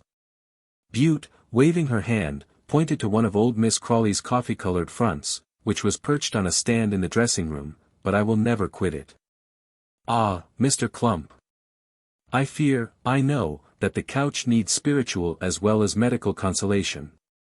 What I was going to observe, my dear madam," here the resolute Clump once more interposed with a bland air, "what I was going to observe when you gave utterance to sentiments which do you so much honor, was that I think you alarm yourself needlessly about our kind friend, and sacrifice your own health too prodigally in her favor." "I would lay down my life for my duty, or for any member of my husband's family," Mrs. Bute interposed. "Yes, madam, if need were, but we don't want Mrs. Bute Crawley to be a martyr," Clump said gallantly. "Dr. Squills and myself have both considered Miss Crawley's case with every anxiety and care, as you may suppose. We see her low-spirited and nervous, family events have agitated her." "Her nephew will come to perdition," Mrs. Crawley cried. "Have agitated her, and you arrived like a guardian angel, my dear madam, a positive guardian angel, I assure you, to soothe her under the pressure of calamity. But Dr. Squills and I were thinking that our amiable friend is not in such a state as renders confinement to her bed necessary. She is depressed, but this confinement perhaps adds to her depression. She should have change, fresh air, gaiety. The most delightful remedies in the pharmacopoeia," Mr. Clump said, grinning and showing his handsome teeth. "Persuade her to rise, dear madam, drag her from her couch and her low spirits, insist upon her taking little drives. They will restore the roses too to your cheeks, if I may so speak to Mrs. Bute Crawley. The sight of her horrid nephew casually in the park, where I am told the wretch drives with the brazen partner of his crimes," Mrs. Bute said, letting the cat of selfishness out of the bag of secrecy, "would cause her such a shock, that we should have to bring her back to bed again. She must not go out, Mr. Clump. She shall not go out as long as I remain to watch over her. And as for my health, what matters it? I give it cheerfully, sir. I sacrifice it at the altar of my duty. Upon my word, madam," Mr. Clump now said bluntly, "I won't answer for her life if she remains locked up in that dark room. She is so nervous that we may lose her any day, and if you wish Captain Crawley to be her heir, I warn you frankly, madam, that you are doing your very best to serve him." "Gracious mercy! Is her life in danger?" Mrs. Bute cried. Why, Mr. Clump, did you not inform me sooner?" The night before, Mr. Clump and Dr. Squills had had a consultation, over a bottle of wine at the house of Sir Lapin Warren, whose lady was about to present him with a 13th blessing, regarding Miss Crawley and her case. "What a little harpy that woman from Hampshire is," Clump, Squills remarked, "that has seized upon old Tilly Crawley. Devilish good Madeira." "What a fool Rawdon Crawley has been," Clump replied, "to go and marry a governess. There was something about the girl, too. Green eyes, fair skin, pretty figure, famous frontal development," Squills remarked. "There is something about her, and Crawley was a fool," Squills. "A.D., fool, always was," the apothecary replied. "Of course the old girl will fling him over," said the physician, and after a pause added, "She'll cut up well, I suppose." "Cut up," says Clump with a grin, "I wouldn't have her cut up for 200 a year. That Hampshire woman will kill her in 2 months, Clump, my boy, if she stops about her," Dr. Squills said. "Old woman, full feeder, nervous subject, palpitation of the heart, pressure on the brain, apoplexy, off she goes. Get her up, Clump. Get her out, or I wouldn't give many weeks' purchase for your 200 a year."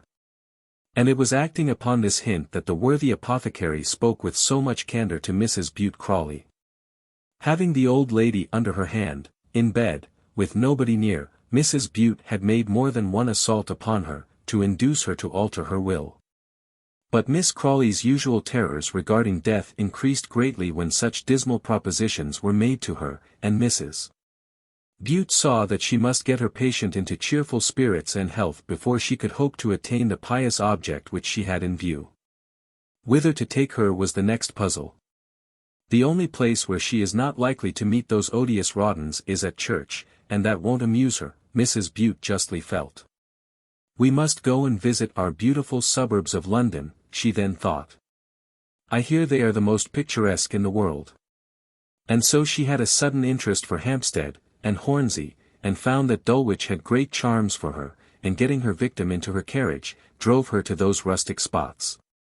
Beguiling the little journeys with conversations about Rawdon and his wife, and telling every story to the old lady which could add to her indignation against this pair of reprobates. Perhaps Mrs. Bute pulled the string unnecessarily tight. For though she worked up Miss Crawley to a proper dislike of her disobedient nephew, the invalid had a great hatred and secret terror of her victimizer, and panted to escape from her. After a brief space, she rebelled against Highgate and Hornsey utterly. She would go into the park. Mrs. Bute knew they would meet the abominable Rawdon there, and she was right. One day in the ring, Rawdon Stanhope came in sight. Rebecca was seated by him. In the enemy's equipage Miss Crawley occupied her usual place, with Mrs. Bute on her left, the poodle and Miss Briggs on the back seat. It was a nervous moment, and Rebecca's heart beat quick as she recognized the carriage, and as the two vehicles crossed each other in a line, she clasped her hands, and looked towards the spinster with a face of agonized attachment and devotion. Rawdon himself trembled, and his face grew purple behind his dyed mustachios. Only old Briggs was moved in the other carriage, and cast her great eyes nervously towards her old friends. Miss Crawley's bonnet was resolutely turned towards the Serpentine. Mrs. Bute happened to be in ecstasies with the poodle, and was calling him a little darling, and a sweet little zoggy, and a pretty pet. The carriages moved on, each in his line. "Done, by Jove," Rawdon said to his wife. "Try once more, Rawdon," Rebecca answered. "Could not you lock your wheels into theirs, dearest?" Rawdon had not the heart for that maneuver. When the carriages met again, he stood up in his stanhope. He raised his hand ready to doff his hat, he looked with all his eyes. But this time Miss Crawley's face was not turned away, she and Mrs. Bute looked him full in the face, and cut their nephew pitilessly. He sank back in his seat with an oath, and striking out of the ring, dashed away desperately homewards. It was a gallant and decided triumph for Mrs. Bute. But she felt the danger of many such meetings, as she saw the evident nervousness of Miss Crawley. And she determined that it was most necessary for her dear friend's health, that they should leave town for a while, and recommended Brighton very strongly. Chapter 20. In which Captain Dobbin acts as the messenger of Hymen. Without knowing how, Captain William Dobbin found himself the great promoter, arranger, and manager of the match between George Osborne and Amelia. But for him it never would have taken place. He could not but confess as much to himself, and smiled rather bitterly as he thought that he of all men in the world should be the person upon whom the care of this marriage had fallen. But though indeed the conducting of this negotiation was about as painful a task as could be set to him, yet when he had a duty to perform, Captain Dobbin was accustomed to go through it without many words or much hesitation, and, having made up his mind completely, that if Miss Sedley was balked of her husband she would die of the disappointment, he was determined to use all his best endeavours to keep her alive. I forbear to enter into minute particulars of the interview between George and Amelia, when the former was brought back to the feet, or should we venture to say the arms, of his young mistress by the intervention of his friend honest William. A much harder heart than George's would have melted at the sight of that sweet face so sadly ravaged by grief and despair, and at the simple tender accents in which she told her little broken-hearted story, but as she did not faint when her mother, trembling, brought Osborne to her. And as she only gave relief to her overcharged grief, by laying her head on her lover's shoulder and there weeping for a while the most tender, copious, and refreshing tears, old Mrs. Sedley, too greatly relieved, thought it was best to leave the young persons to themselves. And so quitted Emmy crying over George's hand, and kissing it humbly, as if he were her supreme chief and master, and as if she were quite a guilty and unworthy person needing every favour and grace from him. This prostration and sweet unrepining obedience exquisitely touched and flattered George Osborne. He saw a slave before him in that simple yielding faithful creature, and his soul within him thrilled secretly somehow at the knowledge of his power. He would be generous-minded, sultan as he was, and raise up this kneeling Esther and make a queen of her. Besides, her sadness and beauty touched him as much as her submission, and so he cheered her, and raised her up and forgave her, so to speak. All her hopes and feelings, which were dying and withering, this her son having been removed from her, bloomed again and at once, its light being restored. You would scarcely have recognized the beaming little face upon Amelia's pillow that night as the one that was laid there the night before, so wan, so lifeless, so careless of all round about. The honest Irish maid-servant, delighted with the change, asked leave to kiss the face that had grown all of a sudden so rosy. Amelia put her arms round the girl's neck and kissed her with all her heart, like a child. She was little more. She had that night a sweet refreshing sleep, like one, and what a spring of inexpressible happiness as she woke in the morning sunshine. He will be here again today, Amelia thought. He is the greatest and best of men. And the fact is, that George thought he was one of the generousest creatures alive, and that he was making a tremendous sacrifice in marrying this young creature. While she and Osborne were having their delightful tete-a-tete above stairs, old Mrs. Sedley and Captain Dobbin were conversing below upon the state of the affairs, and the chances and future arrangements of the young people. Mrs. Sedley having brought the two lovers together and left them embracing each other with all their might, like a true woman, was of opinion that no power on earth would induce Mr. Sedley to consent to the match between his daughter and the son of a man who had so shamefully, wickedly, and monstrously treated him. And she told a long story about happier days and their earlier splendors, when Osborne lived in a very humble way in the New Road, and his wife was too glad to receive some of Joss's little baby things, with which Mrs. Sedley accommodated her at the birth of one of Osborne's own children.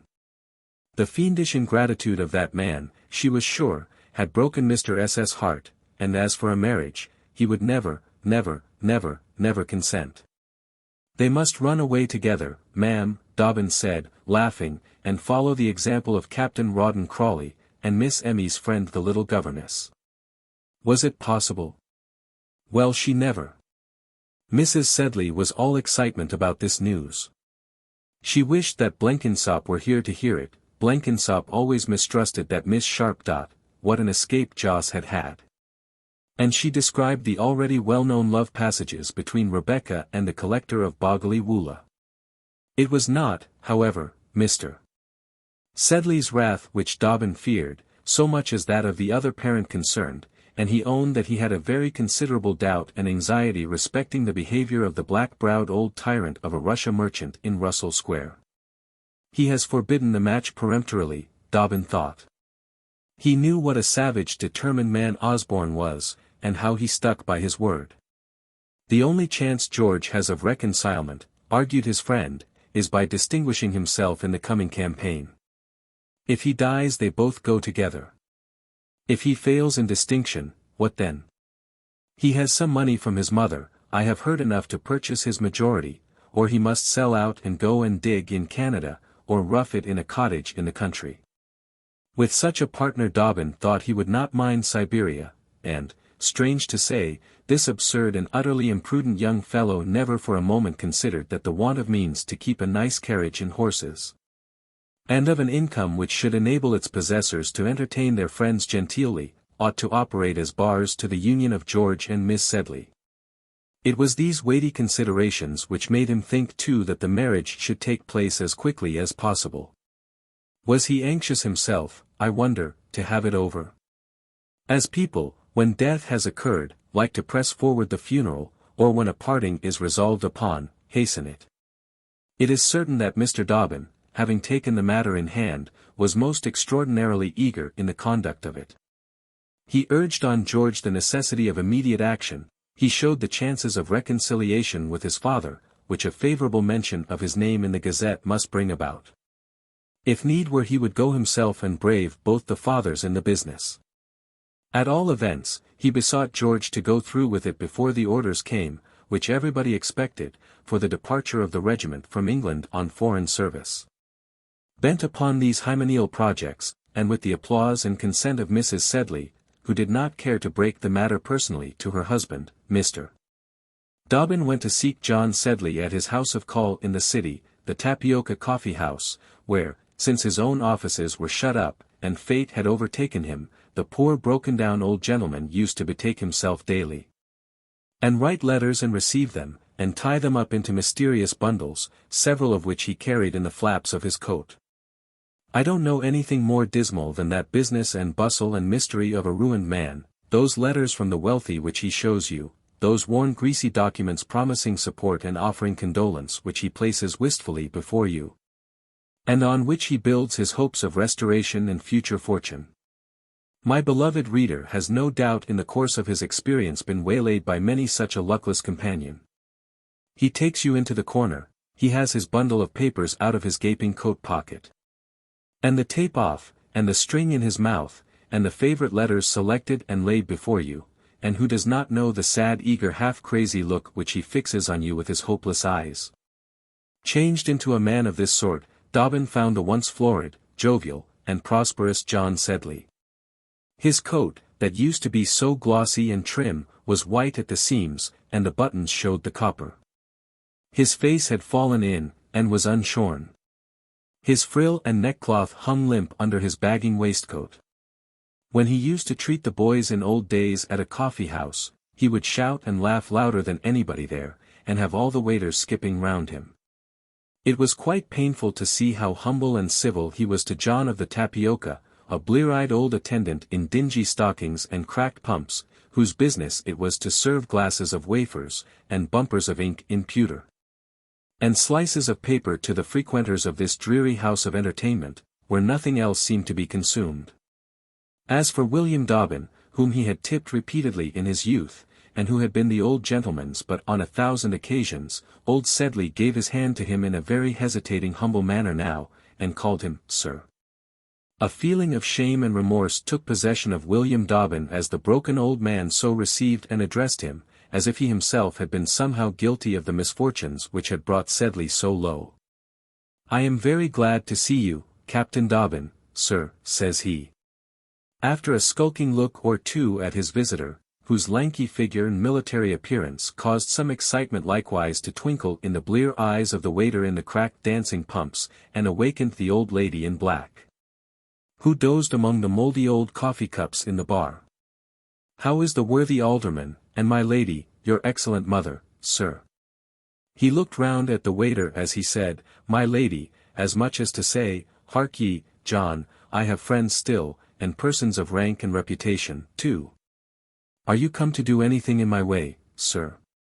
My young friends Dale and Spigot do all my business for me now, until my new offices are ready, for I'm only here temporarily, you know, Captain. What can we do for you? Sir. Will you like to take anything? Dobbin, with a great deal of hesitation and stuttering, protested that he was not in the least hungry or thirsty, that he had no business to transact, that he only came to ask if Mr. Sedley was well, and to shake hands with an old friend, and, he added, with a desperate perversion of truth, my mother is very well, that is, she's been very unwell, and is only waiting for the first fine day to go out and call upon Mrs. Sedley. How is Mrs. Sedley, sir? I hope she's quite well. And here he paused, reflecting on his own consummate hypocrisy, for the day was as fine, and the sunshine as bright as it ever is in Coffin Court, where the Tapioca Coffee House is situated, and Mr. Dobbin remembered that he had seen Mrs. Sedley himself only an hour before, having driven Osborne down to Fulham in his gig, and left him there tête-à-tête with Miss Amelia. My wife will be very happy to see her ladyship, Sedley replied, pulling out his papers. I've a very kind letter here from your father, sir, and beg my respectful compliments to him. Lady D.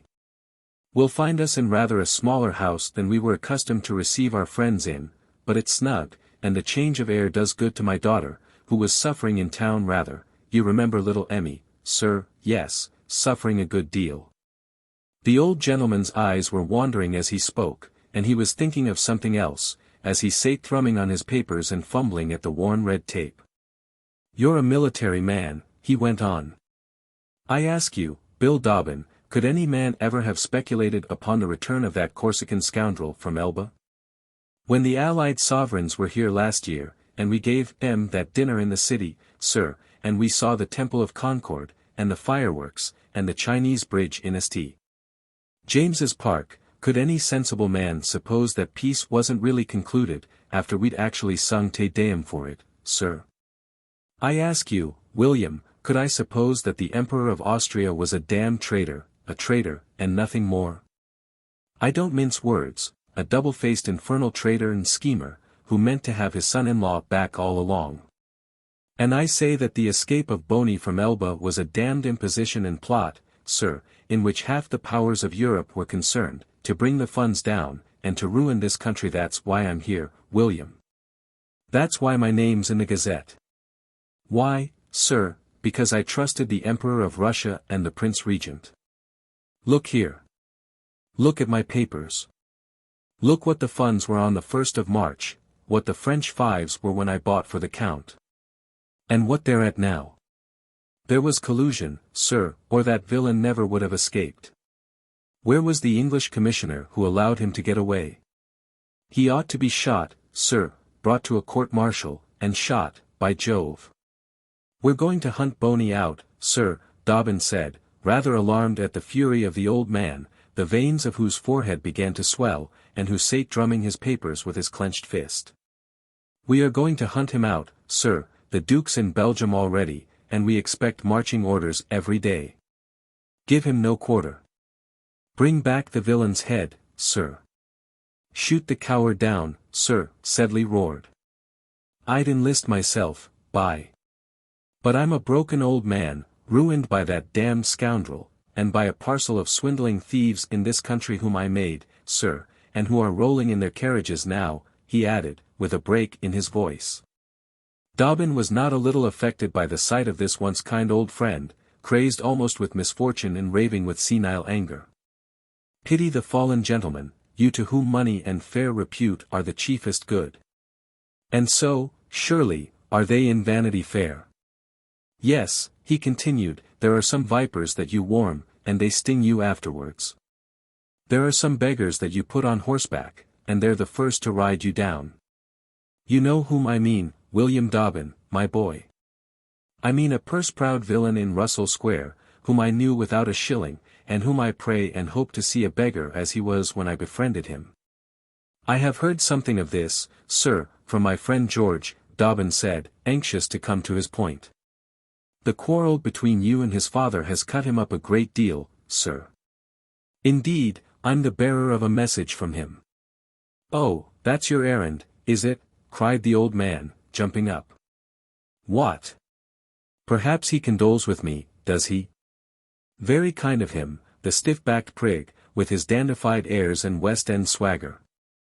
He's hankering about my house, is he still? If my son had the courage of a man, he'd shoot him. He's as big a villain as his father. I won't have his name mentioned in my house. I curse the day that ever I let him into it, and I'd rather see my daughter dead at my feet than married to him. His father's harshness is not George's fault, sir. Your daughter's love for him is as much your doing as his. Who are you, that you are to play with two young people's affections and break their hearts at your will? Recollect, it's not his father that breaks the match off, old Sedley cried out. It's I that forbid it. That family and mine are separated forever. I'm fallen low, but not so low as that, no, no. And so you may tell the whole race, son, and father and sisters, and all. It's my belief, sir, that you have not the power or the right to separate those two, Dobbin answered in a low voice. And that if you don't give your daughter your consent it will be her duty to marry without it. There's no reason she should die or live miserably because you are wrong-headed.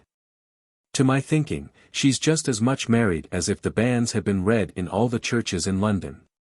And what better answer can there be to Osborne's charges against you, as charges there are, than that his son claims to enter your family and marry your daughter? A light of something like satisfaction seemed to break over old Sedley as this point was put to him, but he still persisted that with his consent the marriage between Amelia and George should never take place. We must do it without, Dobbin said, smiling, and told Mr. Sedley, as he had told Mrs. Sedley in the day before, the story of Rebecca's elopement with Captain Crawley. It evidently amused the old gentleman. You're terrible fellows, you captains, said he, tying up his papers. And his face wore something like a smile upon it, to the astonishment of the blear-eyed waiter who now entered, and had never seen such an expression upon Sedley's countenance since he had used the dismal coffee-house. The idea of hitting his enemy Osborne such a blow soothed, perhaps, the old gentleman, and, their colloquy presently ending, he and Dobbin parted pretty good friends. My sisters say she has diamonds as big as pigeons' eggs, George said, laughing. How they must set off her complexion. A perfect illumination it must be when her jewels are on her neck. Her jet-black hair is as curly as Sambo's. I dare say she wore a nose ring when she went to court. And with a plume of feathers in her top-knot she would look a perfect belle sauvage. George, in conversation with Amelia, was rallying the appearance of a young lady of whom his father and sisters had lately made the acquaintance, and who was an object of vast respect to the Russell Square family. She was reported to have I don't know how many plantations in the West Indies, a deal of money in the funds, and 3 stars to her name in the East India stockholders' list. She had a mansion in Surrey, and a house in Portland Place. The name of the rich West India heiress had been mentioned with applause in the Morning Post. Mrs. Haggestown, Colonel Haggestown's widow, her relative, chaperoned her, and kept her house. She was just from school, where she had completed her education, and George and his sisters had met her at an evening party at old Hulkier's house, Devonshire Place, Hulkier, Bullock, and Company. Were long the correspondence of her house in the West Indies, and the girls had made the most cordial advances to her, which the heiress had received with great good humour. An orphan in her position, with her money, so interesting. The Misses Osborne said. They were full of their new friend when they returned from the Hulkier ball to Miss Wirt, their companion. They had made arrangements for continually meeting, and had the carriage and drove to see her the very next day. Mrs. Haggestown, Colonel Haggestown's widow, a relation of Lord Binkie, and always talking of him, struck the dear unsophisticated girls as rather haughty.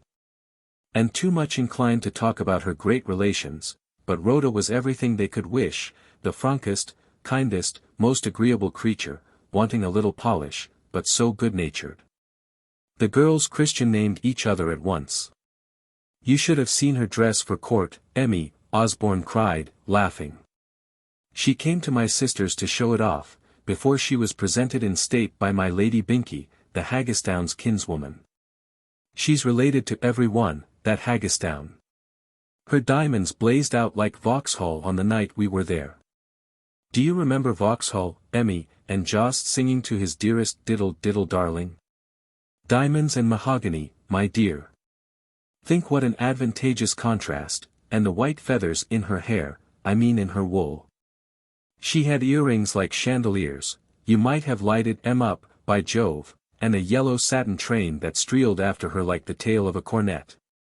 How old is she? Asked Emmy, to whom George was rattling away regarding this dark paragon, on the morning of their reunion, rattling away as no other man in the world surely could. Why, the Black Princess, though she has only just left school, must be 2 or 3 and 20. And you should see the hand she writes. Mrs. Colonel Haggestown usually writes her letters, but in a moment of confidence, she put pen to paper for my sisters, she spelt satin satting, and St. James's, St. Jams. Why, surely it must be Miss Swartz, the parlor boarder, Emmy said, remembering that good-natured young mulatto girl, who had been so hysterically affected when Amelia left Miss Pinkerton's academy. The very name, George said. Her father was a German Jew, a slave owner they say, connected with the Cannibal Islands in some way or other. He died last year, and Miss Pinkerton has finished her education.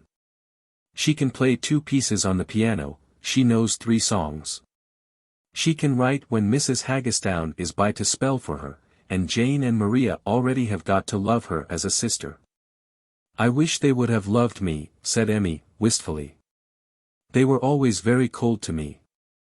My dear child, they would have loved you if you had had £200,000, George replied. That is the way in which they have been brought up. Ours is a ready-money society. We live among bankers and city bigwigs, and be hanged to them, and every man, as he talks to you, is jingling his guineas in his pocket. There is that jackass Fred Bullock is going to marry Maria, there's Goldmore, the East India director, there's Dipley, in the tallow trade, our trade, George said, with an uneasy laugh and a blush. Curse the whole pack of money-grubbing vulgarians. I fall asleep at their great heavy dinners. I feel ashamed in my father's great stupid parties. I've been accustomed to live with gentlemen, and men of the world and fashion, Emmy, not with a parcel of turtle-fed tradesmen. Dear little woman, you are the only person of our set who ever looked, or thought, or spoke like a lady, and you do it because you're an angel and can't help it. Don't remonstrate. You are the only lady. Didn't Miss Crawley remark it, who has lived in the best company in Europe? And as for Crawley, of the Life Guards, hang it, he's a fine fellow, and I like him for marrying the girl he had chosen. Amelia admired Mr. Crawley very much, too, for this, and trusted Rebecca would be happy with him, and hoped, with a laugh, Joss would be consoled. And so the pair went on prattling, as in quite early days. Amelia's confidence being perfectly restored to her, though she expressed a great deal of pretty jealousy about Miss Swartz. And professed to be dreadfully frightened, like a hypocrite as she was, lest George should forget her for the heiress and her money and her estates in St. Kitts. But the fact is, she was a great deal too happy to have fears or doubts or misgivings of any sort, and having George at her side again, was not afraid of any heiress or beauty, or indeed of any sort of danger. When Captain Dobbin came back in the afternoon to these people, which he did with a great deal of sympathy for them, it did his heart good to see how Amelia had grown young again, how she laughed, and chirped, and sang familiar old songs at the piano, which were only interrupted by the bell from without proclaiming Mr. Sedley's return from the city, before whom George received a signal to retreat. Beyond the first smile of recognition, and even that was an hypocrisy, for she thought his arrival rather provoking, Miss Sedley did not once notice Dobbin during his visit. But he was content, so that he saw her happy. And thankful to have been the means of making her so. Chapter 21. A quarrel about an heiress. Love may be felt for any young lady endowed with such qualities as Miss Swartz possessed, and a great dream of ambition entered into old Mr. Osborne's soul, which she was to realize. He encouraged, with the utmost enthusiasm and friendliness, his daughter's amiable attachment to the young heiress, and protested that it gave him the sincerest pleasure as a father to see the love of his girls so well disposed. "You won't find," he would say to Miss Rhoda, "that splendor and rank to which you are accustomed at the West End, my dear miss, at our humble mansion in Russell Square. My daughters are plain, disinterested girls, but their hearts are in the right place, and they've conceived an attachment for you which does them honor, I say, which does them honor. I'm a plain, simple, humble British merchant, an honest one, as my respected friends Hulkier and Bullock will vouch, who were the correspondents of your late lamented father.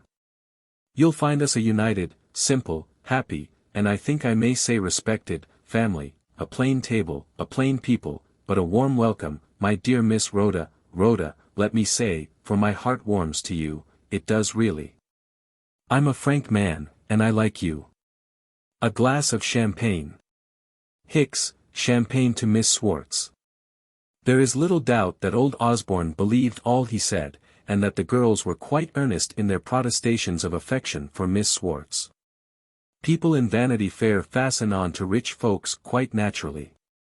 If the simplest people are disposed to look not a little kindly on great prosperity, for I defy any member of the British public to say that the notion of wealth has not something awful and pleasing to him. And you, if you are told that the man next you at dinner has got $500,000, not to look at him with a certain interest, if the simple look benevolently on money, how much more do your old worldlings regard it? Their affections rush out to meet and welcome money. Their kind sentiments awaken spontaneously towards the interesting possessors of it. I know some respectable people who don't consider themselves at liberty to indulge in friendship for any individual who has not a certain competency, or place in society. They give a loose to their feelings on proper occasions. And the proof is, that the major part of the Osborne family, who had not, in 15 years, been able to get up a hearty regard for Amelia Sedley, became as fond of Miss Swartz in the course of a single evening as the most romantic advocate of friendship at first sight could desire. What a match for George she'd be, the sisters and Miss Wirt agreed, and how much better than that insignificant little Amelia.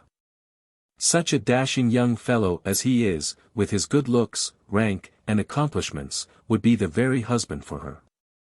Visions of balls in Portland Place, presentations at court, and introductions to half the peerage, filled the minds of the young ladies, who talked of nothing but George and his grand acquaintances to their beloved new friend. Old Osborne thought she would be a great match, too, for his son. He should leave the army, he should go into Parliament, he should cut a figure in the fashion and in the state. His blood boiled with honest British exultation, as he saw the name of Osborne ennobled in the person of his son, and thought that he might be the progenitor of a glorious line of baronets.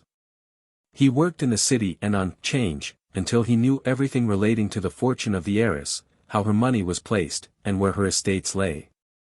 Young Fred Bullock, one of his chief informants, would have liked to make a bid for her himself, it was so the young banker expressed it, only he was booked to Maria Osborne. But not being able to secure her as a wife, the disinterested Fred quite approved of her as a sister-in-law. Let George cut in directly and win her, was his advice. Strike while the iron's hot, you know, while she's fresh to the town. In a few weeks some fellow from the West End will come in with a title and a rotten rent roll and cut all us city men out, as Lord Fitzrufus did last year with Miss Grogram, who was actually engaged to Potter, of Potter and Brown's. The sooner it is done the better, Mr. Osborne, them's my sentiments, the wag said, though, when Osborne had left the bank parlour, Mr. Bullock remembered Amelia, and what a pretty girl she was, and how attached to George Osborne. And he gave up at least 10 seconds of his valuable time to regretting the misfortune which had befallen that unlucky young woman. While thus George Osborne's good feelings, and his good friend and genius, Dobbin, were carrying back the truant to Amelia's feet, George's parent and sisters were arranging this splendid match for him, which they never dreamed he would resist. When the elder Osborne gave what he called a hint, there was no possibility for the most obtuse to mistake his meaning. He called kicking a footman downstairs a hint to the latter to leave his service. With his usual frankness and delicacy he told Mrs. Haggistown that he would give her a cheque for £5,000 on the day his son was married to her ward. And called that proposal a hint, and considered it a very dexterous piece of diplomacy. He gave George finally such another hint regarding the heiress. And ordered him to marry her out of hand, as he would have ordered his butler to draw a cork, or his clerk to write a letter. This imperative hint disturbed George a good deal. He was in the very first enthusiasm and delight of his second courtship of Amelia, which was inexpressibly sweet to him. The contrast of her manners and appearance with those of the heiress, made the idea of a union with the latter appear doubly ludicrous and odious. Carriages and opera boxes, thought he. Fancy being seen in them by the side of such a mahogany charmer as that. Add to all that the junior Osborne was quite as obstinate as the senior, when he wanted a thing, quite as firm in his resolution to get it. And quite as violent when angered, as his father in his most stern moments. On the first day when his father formally gave him the hint that he was to place his affections at Miss Swartz's feet, George temporized with the old gentleman. "You should have thought of the matter sooner, sir," he said. "It can't be done now, when we're expecting every day to go on foreign service. Wait till my return, if I do return." And then he represented, that the time when the regiment was daily expecting to quit England, was exceedingly ill chosen, that the few days or weeks during which they were still to remain at home must be devoted to business and not to love-making, time enough for that when he came home with his majority. "For, I promise you," said he, with a satisfied air, "that one way or other you shall read the name of George Osborne in the Gazette." The father's reply to this was founded upon the information which he had got in the city, that the West End chaps would infallibly catch hold of the heiress if any delay took place, that if he didn't marry Miss S. he might at least have an engagement in writing, to come into effect when he returned to England, and that a man who could get 10,000 a year by staying at home, was a fool to risk his life abroad. "So that you would have me shown up as a coward, sir, and our name dishonored for the sake of Miss Swartz's money," George interposed. This remark staggered the old gentleman. But as he had to reply to it, and as his mind was nevertheless made up, he said, "You will dine here tomorrow, sir, and every day Miss Swartz comes, you will be here to pay your respects to her. If you want for money, call upon Mr. Chopper." Thus a new obstacle was in George's way, to interfere with his plans regarding Amelia, and about which he and Dobbin had more than one confidential consultation. His friend's opinion respecting the line of conduct which he ought to pursue, we know already. And as for Osborne, when he was once bent on a thing, a fresh obstacle or two only rendered him the more resolute. The dark object of the conspiracy into which the chiefs of the Osborne family had entered, was quite ignorant of all their plans regarding her, which, strange to say, her friend and chaperone did not divulge, and, taking all the young lady's flattery for genuine sentiment, and being, as we have before had occasion to show, of a very warm and impetuous nature, responded to their affection with quite a tropical ardor. And if the truth may be told, I dare say that she too had some selfish attraction in the Russell Square house, and in a word, thought George Osborne a very nice young man. His whiskers had made an impression upon her, on the very first night she beheld them at the ball at Messrs. Hulkier's, and, as we know, she was not the first woman who had been charmed by them. George had an air at once swaggering and melancholy, languid and fierce. He looked like a man who had passions, secrets, and private harrowing griefs and adventures. His voice was rich and deep.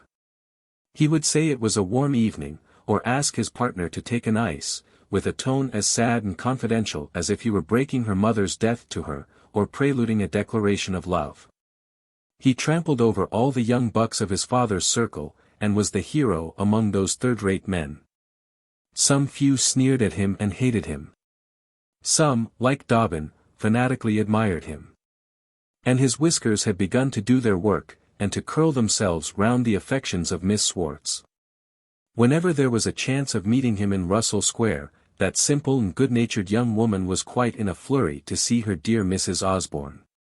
She went to great expenses in new gowns, and bracelets, and bonnets, and in prodigious feathers. She adorned her person with her utmost skill to please the conqueror, and exhibited all her simple accomplishments to win his favor. The girls would ask her, with the greatest gravity, for a little music, and she would sing her 3 songs and play her 2 little pieces as often as ever they asked, and with an always increasing pleasure to herself. During these delectable entertainments, Miss Wirt and the chaperone sate by, and conned over the peerage, and talked about the nobility. The day after George had his hint from his father, and a short time before the hour of dinner, he was lolling upon a sofa in the drawing-room in a very becoming and perfectly natural attitude of melancholy. He had been, at his father's request, to Mr. Chopper in the city. The old gentleman, though he gave great sums to his son, would never specify any fixed allowance for him, and rewarded him only as he was in the humor. He had then been to pass 3 hours with Amelia, his dear little Amelia, at Fulham. And he came home to find his sisters spread in starched muslin in the drawing-room, the dowagers cackling in the background, and honest Swartz in her favorite amber-colored satin, with turquoise bracelets, countless rings, flowers, feathers, and all sorts of tags and gimcracks, about as elegantly decorated as a sheet chimney-sweep on May Day. The girls, after vain attempts to engage him in conversation, talked about fashions and the last drawing-room until he was perfectly sick of their chatter. He contrasted their behavior with little Emmy's, their shrill voices with her tender ringing tones, their attitudes and their elbows and their starch, with her humble soft movements and modest graces. Poor Swartz was seated in a place where Emmy had been accustomed to sit. Her bejeweled hands lay sprawling in her amber satin lap. Her tags and earrings twinkled, and her big eyes rolled about. She was doing nothing with perfect contentment, and thinking herself charming.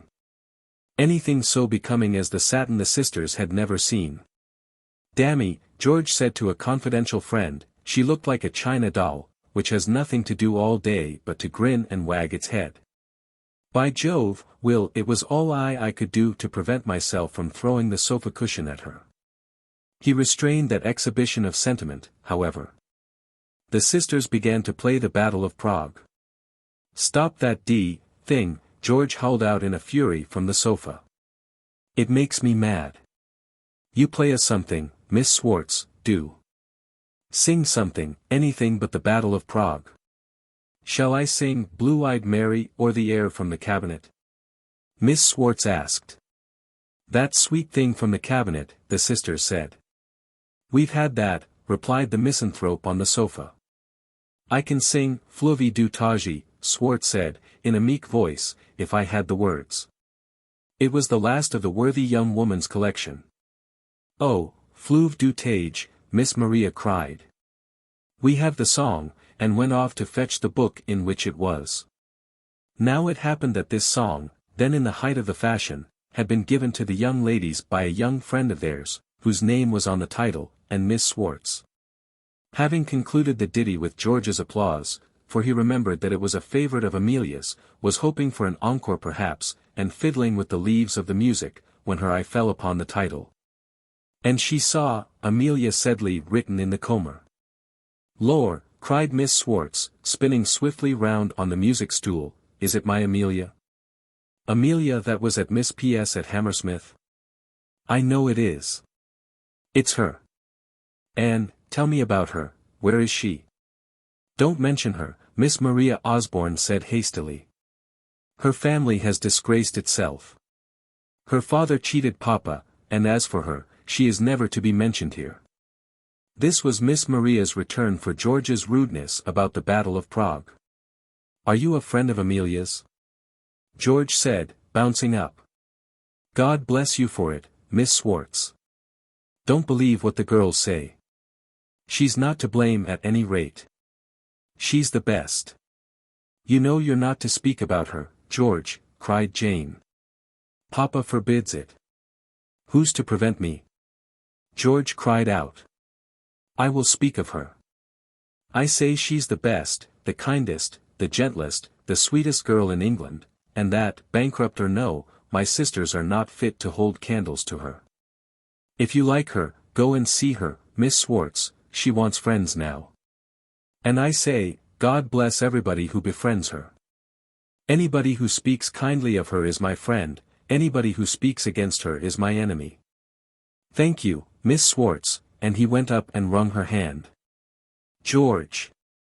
George! One of the sisters cried imploringly.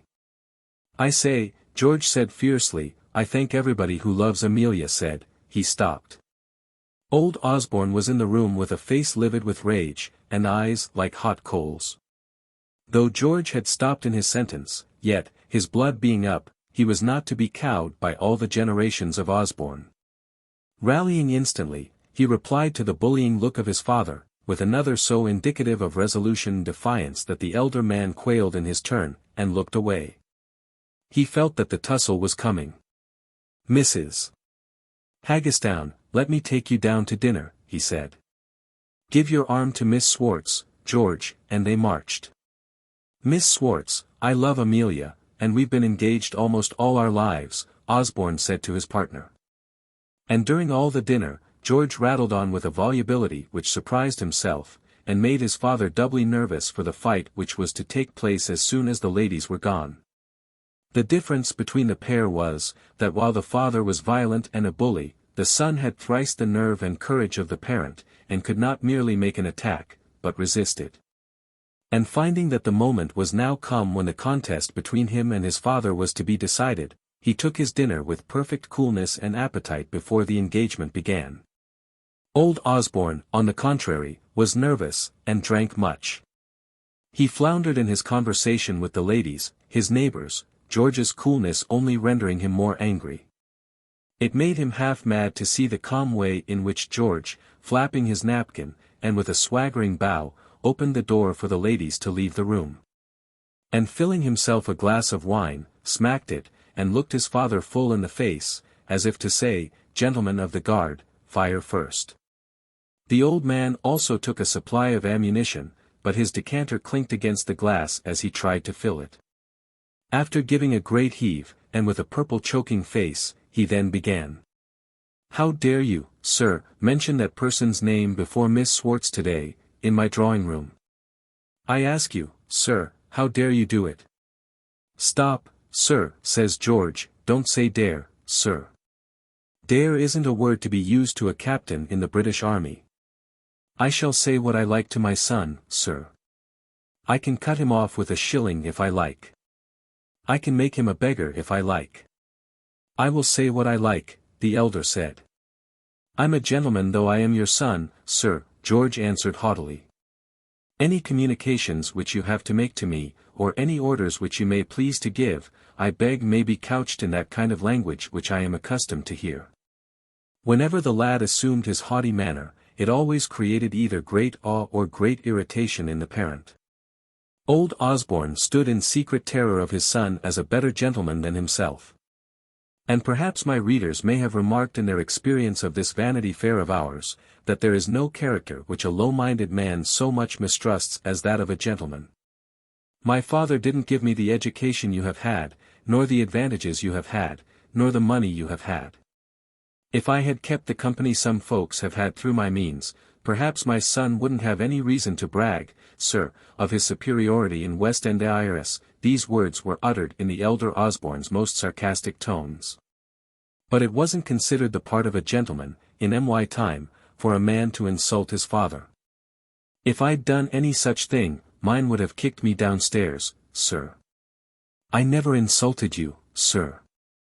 I said I begged you to remember your son was a gentleman as well as yourself. I know very well that you give me plenty of money, said George, fingering a bundle of notes which he had got in the morning from Mr. Chopper. You tell it me often enough, sir.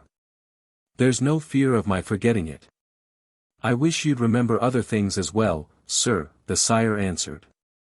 I wish you'd remember that in this house, so long as you choose to honor it with your company, Captain, I'm the master, and that name, and that you, that I say. That what, sir? George asked, with scarcely a sneer, filling another glass of claret. Burst out his father with a screaming oath, that the name of those Sedleys never be mentioned here, sir, not one of the whole damned lot of 'em, sir. It wasn't I, sir, that introduced Miss Sedley's name. It was my sisters who spoke ill of her to Miss Swartz, and by Jove I'll defend her wherever I go. Nobody shall speak lightly of that name in my presence. Our family has done her quite enough injury already, I think, and may leave off reviling her now she's down. I'll shoot any man but you who says a word against her. Go on, sir, go on, the old gentleman said, his eyes starting out of his head. Go on about what, sir? About the way in which we've treated that angel of a girl. Who told me to love her? It was your doing. I might have chosen elsewhere, and looked higher, perhaps, than your society, but I obeyed you. And now that her heart's mine you give me orders to fling it away, and punish her, kill her perhaps, for the faults of other people. It's a shame, by heavens, said George, working himself up into passion and enthusiasm as he proceeded, to play at fast and loose with a young girl's affections, and with such an angel as that, one so superior to the people amongst whom she lived. That she might have excited envy, only she was so good and gentle, that it's a wonder anybody dared to hate her. If I desert her, sir, do you suppose she forgets me? I ain't going to have any of this damn sentimental nonsense and humbug here, sir, the father cried out. There shall be no beggar marriages in my family. If you choose to fling away 8,000 a year, which you may have for the asking, you may do it, but by Jove you take your pack and walk out of this house, sir. Will you do as I tell you, once for all, sir, or will you not? Marry that mulatto woman? George said, pulling up his shirt collars. I don't like the color, sir. Ask the black that sweeps opposite Fleet Market, sir.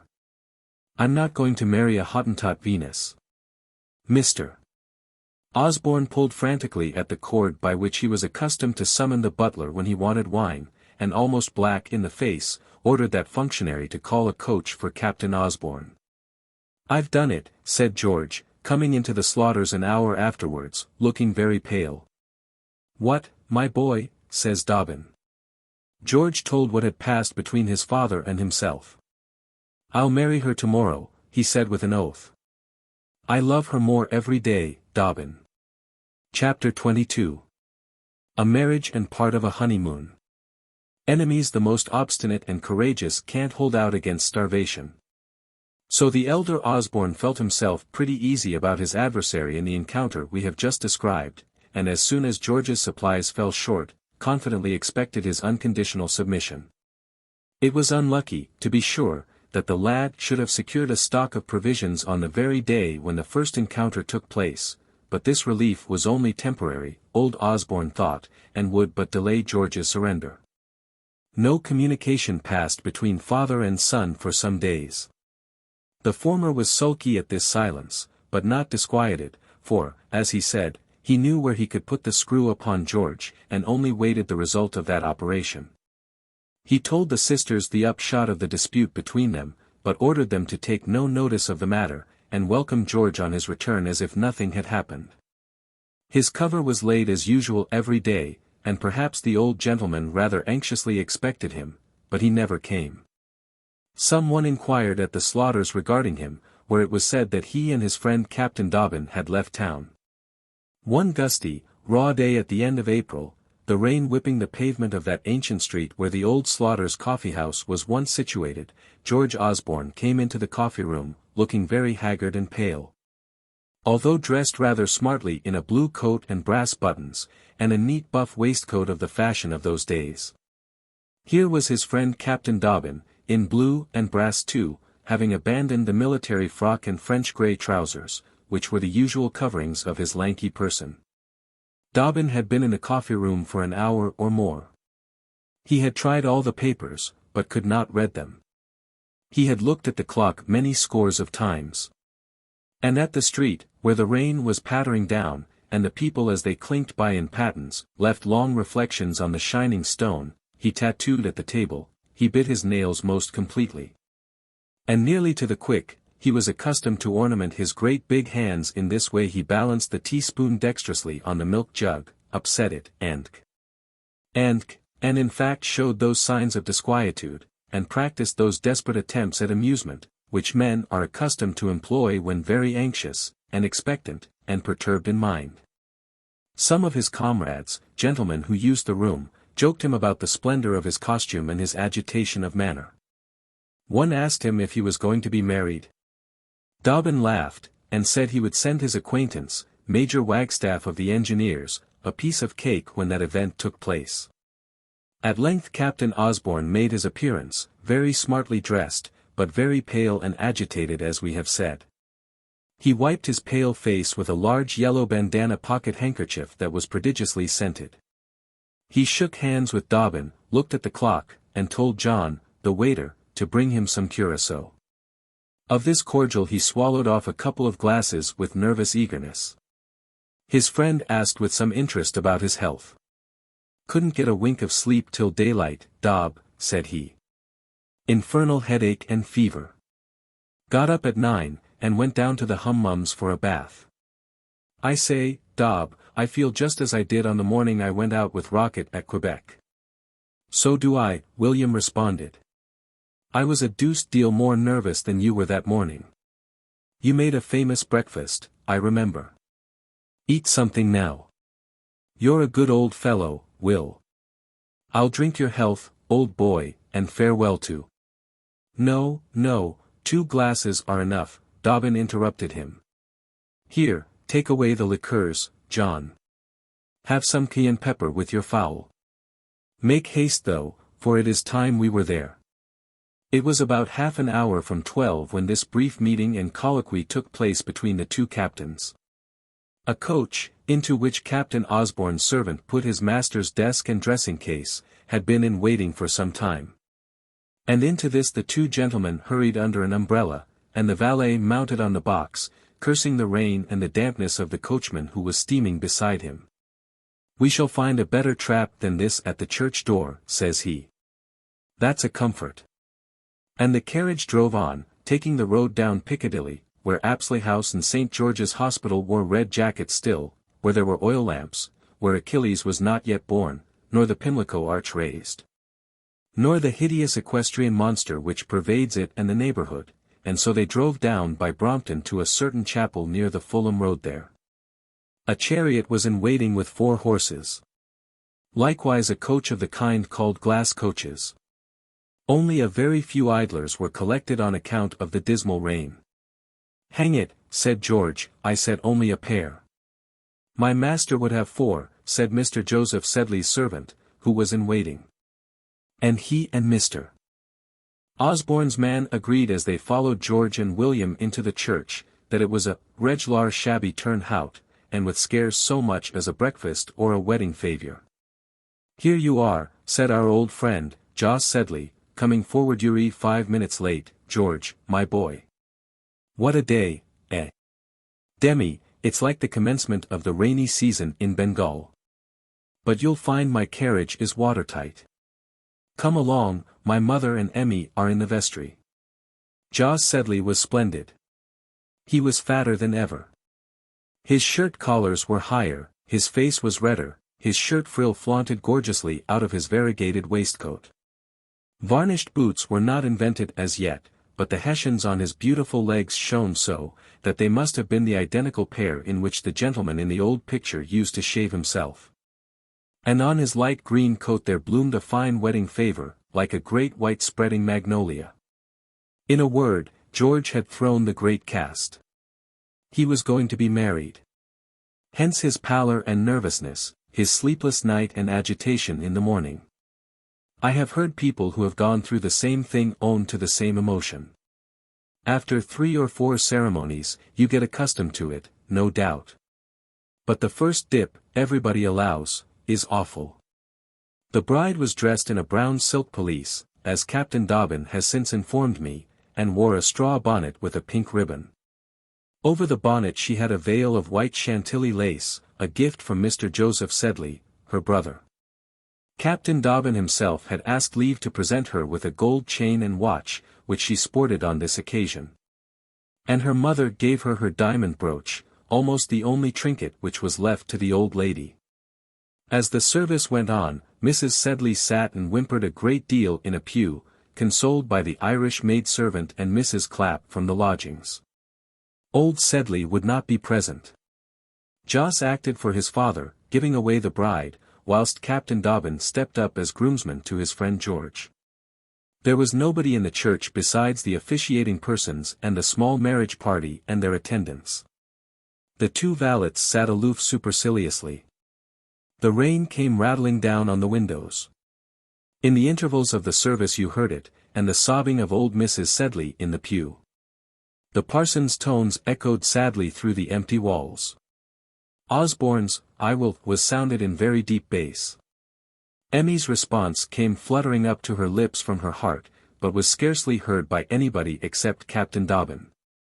When the service was completed, Jos Sedley came forward and kissed his sister, the bride, for the first time for many months. George's look of gloom had gone, and he seemed quite proud and radiant. "It's your turn, William," says he, putting his hand fondly upon Dobbin's shoulder, and Dobbin went up and touched Amelia on the cheek. Then they went into the vestry and signed the register. "God bless you, old Dobbin," George said, grasping him by the hand, with something very like moisture glistening in his eyes. William replied only by nodding his head. His heart was too full to say much. "Write directly, and come down as soon as you can, you know," Osborne said. After Mrs. Sedley had taken an hysterical adieu of her daughter, the pair went off to the carriage. "Get out of the way, you little devils," George cried to a small crowd of damp urchins, that were hanging about the chapel door. The rain drove into the bride and bridegroom's faces as they passed to the chariot. The postilions' favors draggled on their dripping jackets. The few children made a dismal cheer, as the carriage, splashing mud, drove away. William Dobbin stood in the church porch, looking at it, a queer figure. The small crew of spectators jeered him. He was not thinking about them or their laughter. "Come home and have some tiffin, Dobbin," a voice cried behind him, as a pudgy hand was laid on his shoulder, and the honest fellow's reverie was interrupted. But the captain had no heart to go a-feasting with Jos Sedley. He put the weeping old lady and her attendants into the carriage along with Jos, and left them without any farther words passing. This carriage, too, drove away, and the urchins gave another sarcastical cheer. "Here, you little beggars," Dobbin said, giving some sixpences amongst them, and then went off by himself through the rain. It was all over. They were married, and happy, he prayed God. Never since he was a boy had he felt so miserable and so lonely. He longed with a heartsick yearning for the first few days to be over, that he might see her again. Some 10 days after the above ceremony, 3 young men of our acquaintance were enjoying that beautiful prospect of bow windows on the one side and blue sea on the other, which Brighton affords to the traveller. Sometimes it is towards the ocean, smiling with countless dimples, speckled with white sails, with 100 bathing machines kissing the skirt of his blue garment, that the Londoner looks enraptured. Sometimes, on the contrary, a lover of human nature rather than of prospects of any kind, it is towards the bow windows that he turns, and that swarm of human life which they exhibit. From one issue the notes of a piano, which a young lady in ringlets practices 6 hours daily, to the delight of the fellow-lodgers. At another, lovely Polly, the nursemaid, may be seen dandling Master Omnium in her arms, whilst Jacob, his papa, is beheld eating prawns, and devouring the Times for breakfast, at the window below. Yonder are the Misses Leary, who are looking out for the young officers of the heavies, who are pretty sure to be pacing the cliff. Or again it is a city man, with a nautical turn, and a telescope, the size of a 6-pounder, who has his instrument pointed seawards, so as to command every pleasure boat, herring boat, or bathing machine that comes to, or quits, the shore, and. But have we any leisure for a description of Brighton?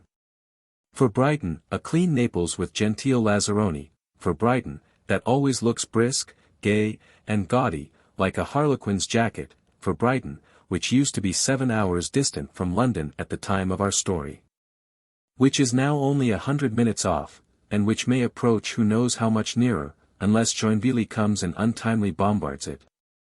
What a monstrous fine girl that is in the lodgings over the milliners, one of these 3 promenaders remarked to the other. Gad, Crawley, did you see what a wink she gave me as I passed? Don't break her heart, Joss, you rascal, said another.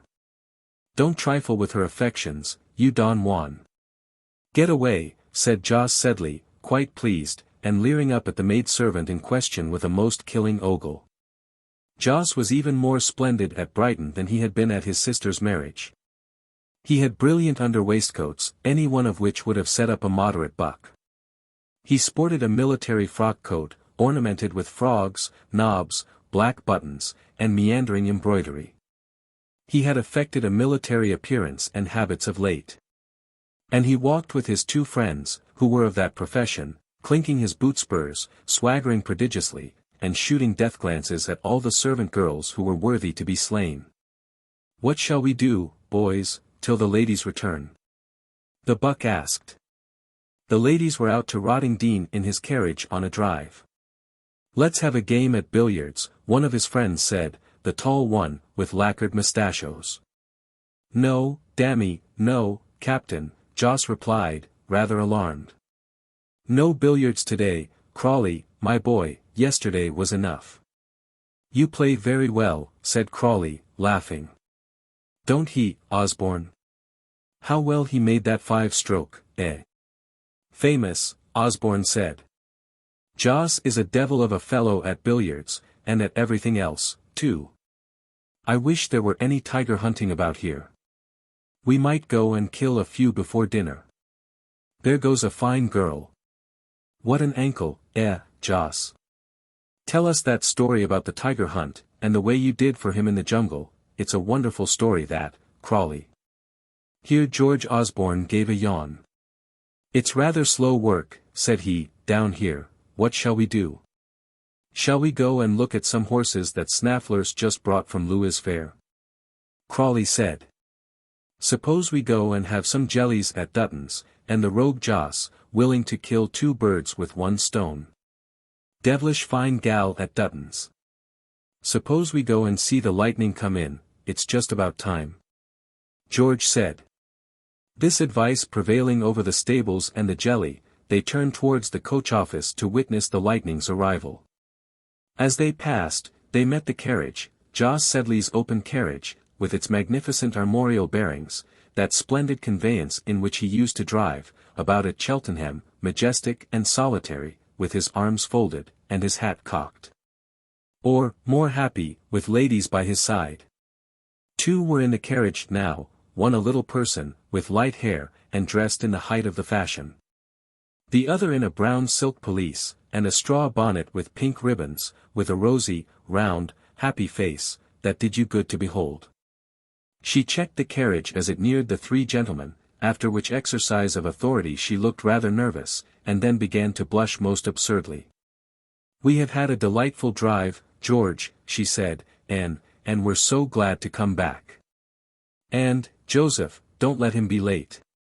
Don't be leading our husbands into mischief, Mr. Sedley, you wicked, wicked man you, Rebecca said, shaking at Joss a pretty little finger covered with the neatest French kid glove. No billiards, no smoking, no naughtiness.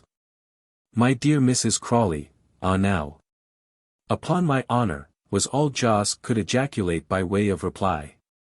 But he managed to fall into a tolerable attitude, with his head lying on his shoulder, grinning upwards at his victim, with one hand at his back, which he supported on his cane. And the other hand, the one with the diamond ring, fumbling in his shirt frill and among his under-waistcoats. As the carriage drove off he kissed the diamond hand to the fair ladies within. He wished all Cheltenham, all Charing, all Calcutta, could see him in that position, waving his hand to such a beauty, and in company with such a famous buck as Rawdon Crawley of the Guards.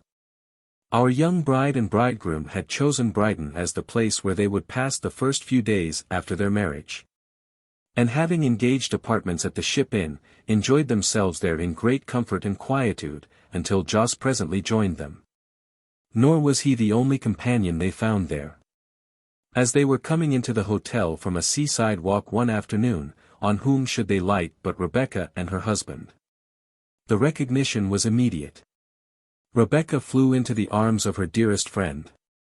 Crawley and Osborne shook hands together cordially enough, and Becky, in the course of a very few hours, found means to make the latter forget that little unpleasant passage of words which had happened between them.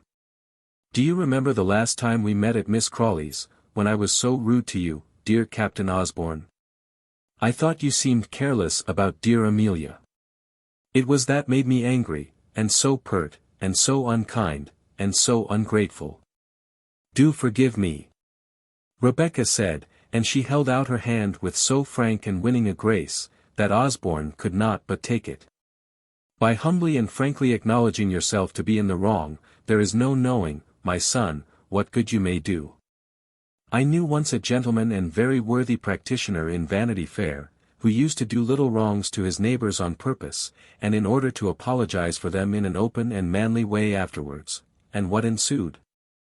My friend Crocky Doyle was liked everywhere, and deemed to be rather impetuous, but the honestest fellow." Becky's humility passed for sincerity with George Osborne. These two young couples had plenty of tales to relate to each other. The marriages of either were discussed, and their prospects in life canvassed with the greatest frankness and interest on both sides. George's marriage was to be made known to his father by his friend Captain Dobbin. And young Osborne trembled rather for the result of that communication. Miss Crawley, on whom all Rawdon's hopes depended, still held out. Unable to make an entry into her house in Park Lane, her affectionate nephew and niece had followed her to Brighton, where they had emissaries continually planted at her door. "I wish you could see some of Rawdon's friends who are always about our door," Rebecca said, laughing. "Did you ever see a Dunn, my dear, or a bailiff and his man? Two of the abominable wretches watched all last week at the greengrocer's opposite, and we could not get away until Sunday. If Auntie does not relent, what shall we do?"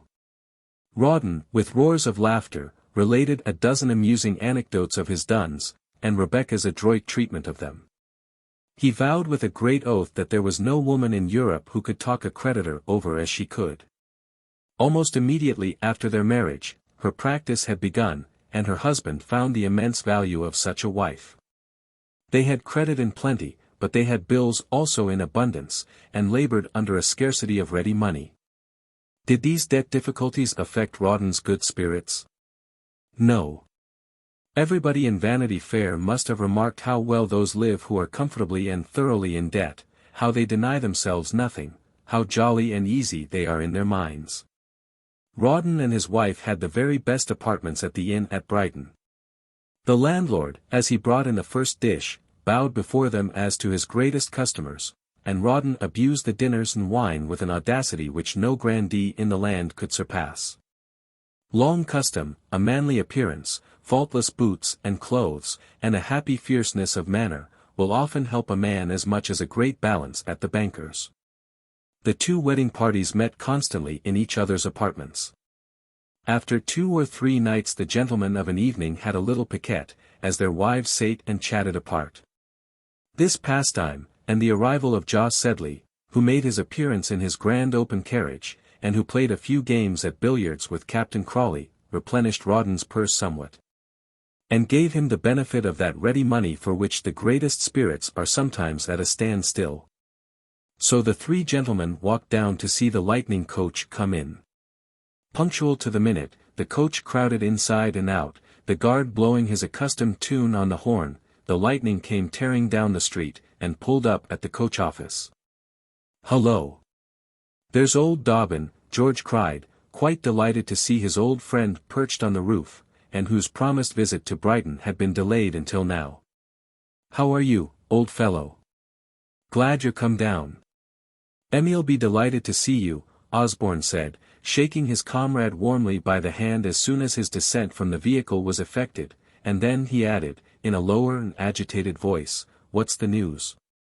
Have you been in Russell Square? What does the governor say? Tell me everything." Dobbin looked very pale and grave. "I've seen your father," said he. "How's Amelia, Mrs. George?" "I'll tell you all the news presently, but I've brought the great news of all, and that is—" "Out with it, old fellow," George said. "We're ordered to Belgium. All the army goes, guards and all. Heavytop's got the gout, and is mad at not being able to move. O'Dowd goes in command, and we embark from Chatham next week. This news of war could not but come with a shock upon our lovers, and caused all these gentlemen to look very serious. Chapter 23. Captain Dobbin proceeds on his canvass. What is the secret mesmerism which friendship possesses, and under the operation of which a person ordinarily sluggish, or cold, or timid, becomes wise, active, and resolute, in another's behalf? As Alexis, after a few passes from Dr. Eliot's son, despises pain, reads with the back of his head, sees miles off, looks into next week, and performs other wonders, of which, in his own private normal condition, he is quite incapable. So you see, in the affairs of the world and under the magnetism of friendships, the modest man becomes bold, the shy confident, the lazy active, or the impetuous prudent and peaceful. What is it, on the other hand, that makes the lawyer eschew his own cause, and call in his learned brother as an adviser? And what causes the doctor, when ailing, to send for his rival, and not sit down and examine his own tongue in the chimney base, or write his own prescription at his study table?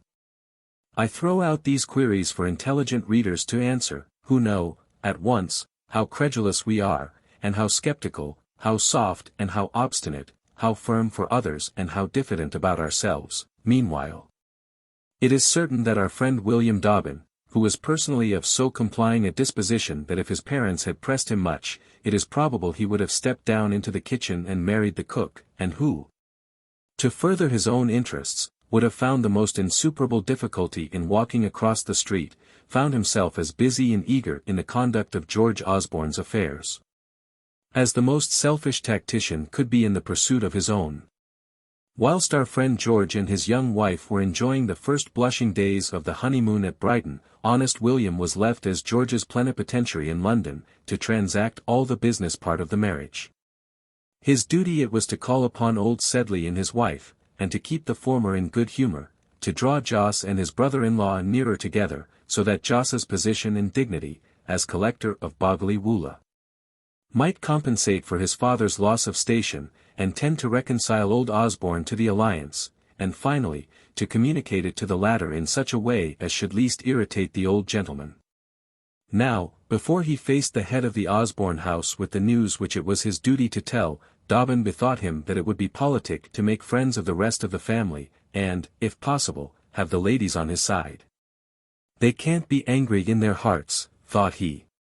No woman ever was really angry at a romantic marriage. A little crying out, and they must come round to their brother, when the three of us will lay siege to old Mr. Osborne. So this Machiavellian captain of infantry cast about him for some happy means or stratagem by which he could gently and gradually bring the Misses Osborne to a knowledge of their brother's secret. By a little inquiry regarding his mother's engagements, he was pretty soon able to find out by whom of her ladyship's friends parties were given at that season, where he would be likely to meet Osborne's sisters. And, though he had that abhorrence of routs and evening parties which many sensible men, alas, entertain, he soon found one where the Misses Osborne were to be present. Making his appearance at the ball, where he danced a couple of sets with both of them, and was prodigiously polite, he actually had the courage to ask Miss Osborne for a few minutes' conversation at an early hour the next day, when he had, he said, to communicate to her news of the very greatest interest.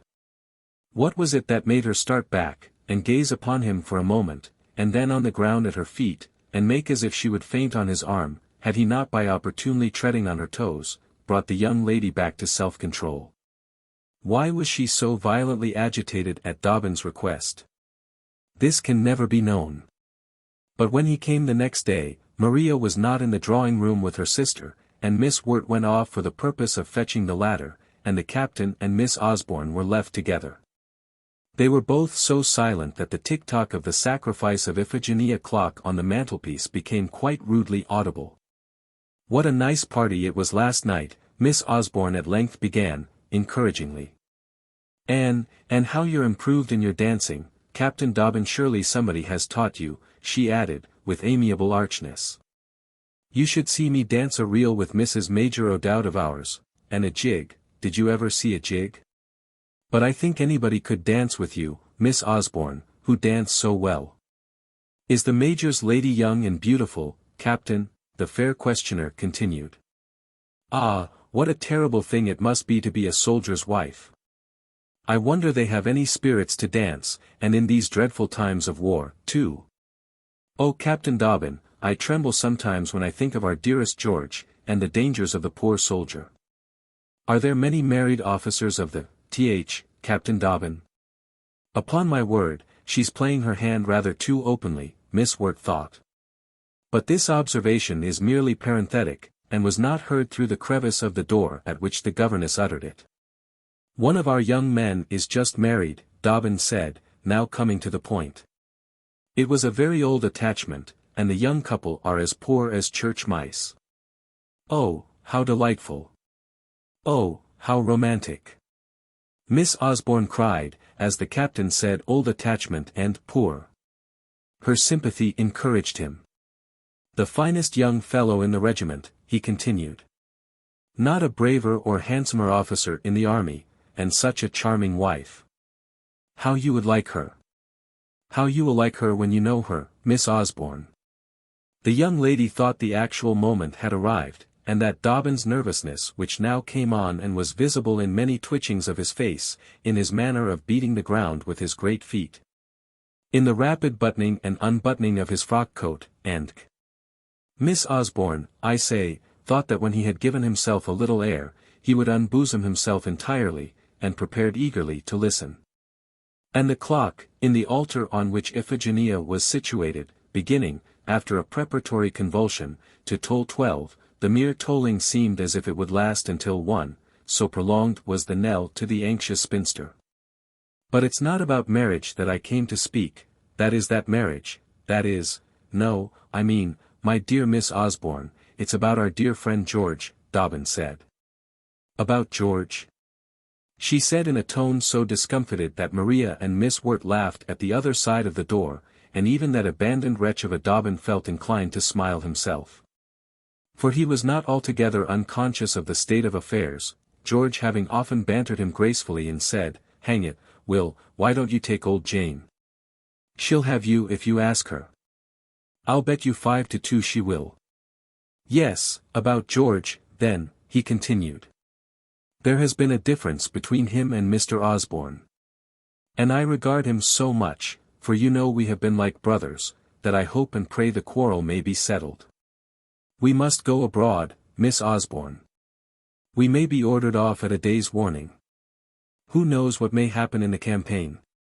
Don't be agitated, dear Miss Osborne, and those two at least should part friends. There has been no quarrel, Captain Dobbin, except a little usual scene with Papa, the lady said. We are expecting George back daily. What Papa wanted was only for his good. He has but to come back, and I'm sure all will be well. And dear Rhoda, who went away from here in sad anger, I know will forgive him. Woman forgives but too readily, Captain. Such an angel as you I am sure would, Mr. Dobbin said, with atrocious astuteness. And no man can pardon himself for giving a woman pain. What would you feel, if a man were faithless to you? I should perish, I should throw myself out of window, I should take poison, I should pine and die. I know I should, Miss cried, who had nevertheless gone through 1 or 2 affairs of the heart without any idea of suicide. And there are others, Dobbin continued, as true and as kind-hearted as yourself. I'm not speaking about the West Indian heiress, Miss Osborne, but about a poor girl whom George once loved, and who was bred from her childhood to think of nobody but him. I've seen her in her poverty uncomplaining, broken-hearted, without a fault. It is of Miss Sedley I speak. Dear Miss Osborne, can your generous heart quarrel with your brother for being faithful to her? Could his own conscience ever forgive him if he deserted her? Be her friend, she always loved you, and I am come here charged by George to tell you that he holds his engagement to her as the most sacred duty he has, and to entreat you, at least, to be on his side. When any strong emotion took possession of Mr. Dobbin, and after the first word or two of hesitation, he could speak with perfect fluency, and it was evident that his eloquence on this occasion made some impression upon the lady whom he addressed. Well, said she, this is, most surprising, most painful, most extraordinary, what will Papa say, that George should fling away such a superb establishment as was offered to him, but at any rate he has found a very brave champion in you, Captain Dobbin. It is of no use, however, she continued, after a pause, I feel for poor Miss Sedley, most certainly, most sincerely, you know. We never thought the match a good one, though we were always very kind to her here, very. But Papa will never consent, I am sure. And a well-brought-up young woman, you know, with a well-regulated mind, George must give her up, dear Captain Dobbin, indeed he must. Ought a man to give up the woman he loved, just when misfortune befell her? Dobbin said, holding out his hand. Dear Miss Osborne, is this the counsel I hear from you? My dear young lady. You must befriend her. He can't give her up. He must not give her up. Would a man, think you, give you up if you were poor? This adroit question touched the heart of Miss Jane Osborne not a little. I don't know whether we poor girls ought to believe what you men say, Captain, she said. There is that in woman's tenderness which induces her to believe too easily. I'm afraid you are cruel, cruel deceivers, and Dobbin certainly thought he felt a pressure of the hand which Miss Osborne had extended to him. He dropped it in some alarm. Deceivers, said he. No, dear Miss Osborne, all men are not, your brother is not, George has loved Amelia Sedley ever since they were children, no wealth would make him marry any but her. Ought he to forsake her? Would you counsel him to do so? What could Miss Jane say to such a question, and with her own peculiar views? She could not answer it, so she parried it by saying, well, if you are not a deceiver, at least you are very romantic. And Captain William let this observation pass without challenge. At length when, by the help of farther polite speeches, he deemed that Miss Osborne was sufficiently prepared to receive the whole news, he poured it into her ear. George could not give up Amelia, George was married to her, and then he related the circumstances of the marriage as we know them already, how the poor girl would have died had not her lover kept his faith, how old Sedley had refused all consent to the match. And a license had been got, and Jos Sedley had come from Cheltenham to give away the bride, how they had gone to Brighton in Jos's chariot and four to pass the honeymoon, and how George counted on his dear kind sisters to befriend him with their father. As women, so true and tender as they were, assuredly would do. And so, asking permission, readily granted, to see her again, and rightly conjecturing that the news he had brought would be told in the next 5 minutes to the other ladies, Captain Dobbin made his bow and took his leave. He was scarcely out of the house, when Miss Maria and Miss Wirt rushed into Miss Osborne, and the whole wonderful secret was imparted to them by that lady. To do them justice, neither of the sisters was very much displeased. There is something about a runaway match with which few ladies can be seriously angry, and Amelia rather rose in their estimation, from the spirit which she had displayed in consenting to the union. As they debated the story, and prattled about it, and wondered what Papa would do and say, came a loud knock, as of an avenging thunderclap, at the door, which made these conspirators start. It must be Papa, they thought. But it was not he. It was only Mr. Frederick Bullock, who had come from the city according to appointment, to conduct the ladies to a flower show. This gentleman, as may be imagined, was not kept long in ignorance of the secret. But his face, when he heard it, showed an amazement which was very different to that look of sentimental wonder which the countenances of the sisters wore. Mr. Bullock was a man of the world, and a junior partner of a wealthy firm. He knew what money was, and the value of it, and a delightful throb of expectation lighted up his little eyes, and caused him to smile on his Maria, as he thought that by this piece of folly of Mr. George's she might be worth £30,000 more than he had ever hoped to get with her. Gad! Jane, said he, surveying even the elder sister with some interest, Eels will be sorry he cried off. You may be a £50,000 yet. The sisters had never thought of the money question up to that moment, but Fred Bullock bantered them with graceful gaiety about it during their forenoon's excursion. And they had risen not a little in their own esteem by the time when, the morning amusement over, they drove back to dinner. And do not let my respected reader exclaim against this selfishness as unnatural. It was but this present morning, as he rode on the omnibus from Richmond, while it changed horses, this present chronicler, being on the roof, marked 3 little children playing in a puddle below, very dirty, and friendly, and happy. To these 3 presently came another little one. "Polly," says she, "your sister's got a penny." At which the children got up from the puddle instantly, and ran off to pay their court to Peggy. And as the omnibus drove off I saw Peggy with the infantine procession at her tail, marching with great dignity towards the stall of a neighboring lollipop woman. Chapter 24. In which Mr. Osborne takes down the family Bible.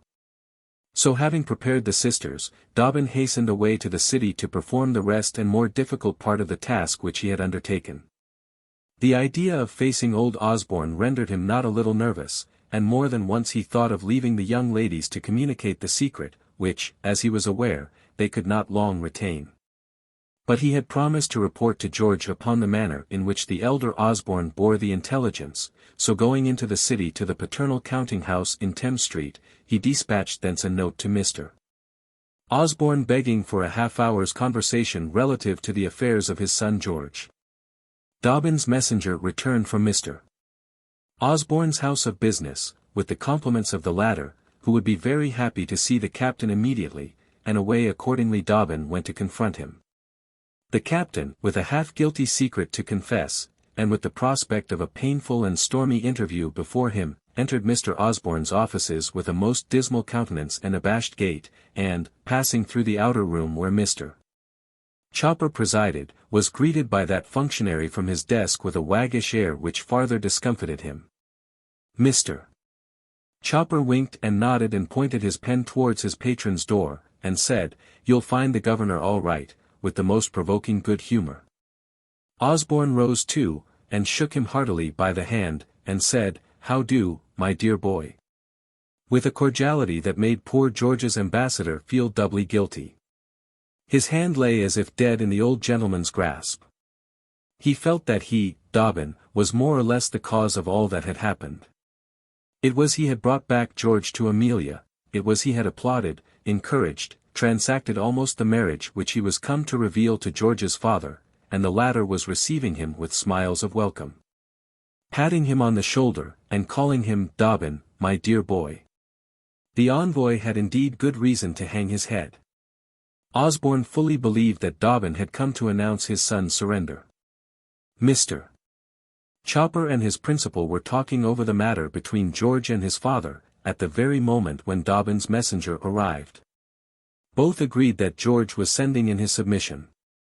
Both had been expecting it for some days, and Lord Chopper, what a marriage we'll have! Mr. Osborne said to his clerk, snapping his big fingers, and jingling all the guineas and shillings in his great pockets as he eyed his subordinate with a look of triumph. With similar operations conducted in both pockets, and a knowing jolly air, Osborne from his chair regarded Dobbin seated blank and silent opposite to him. What a bumpkin he is for a captain in the army, old Osborne thought. I wonder George hasn't taught him better manners. At last Dobbin summoned courage to begin. "Sir," said he, "I've brought you some very grave news. I have been at the Horse Guards this morning, and there's no doubt that our regiment will be ordered abroad, and on its way to Belgium before the week is over. And you know, sir, that we shan't be home again before a tussle which may be fatal to many of us." Osborne looked grave. The regiment will do its duty, sir, I dare say," he said. "The French are very strong, sir," Dobbin went on. "The Russians and Austrians will be a long time before they can bring their troops down. We shall have the first of the fight, sir, and depend on it Boney will take care that it shall be a hard one." "What are you driving at, Dobbin?"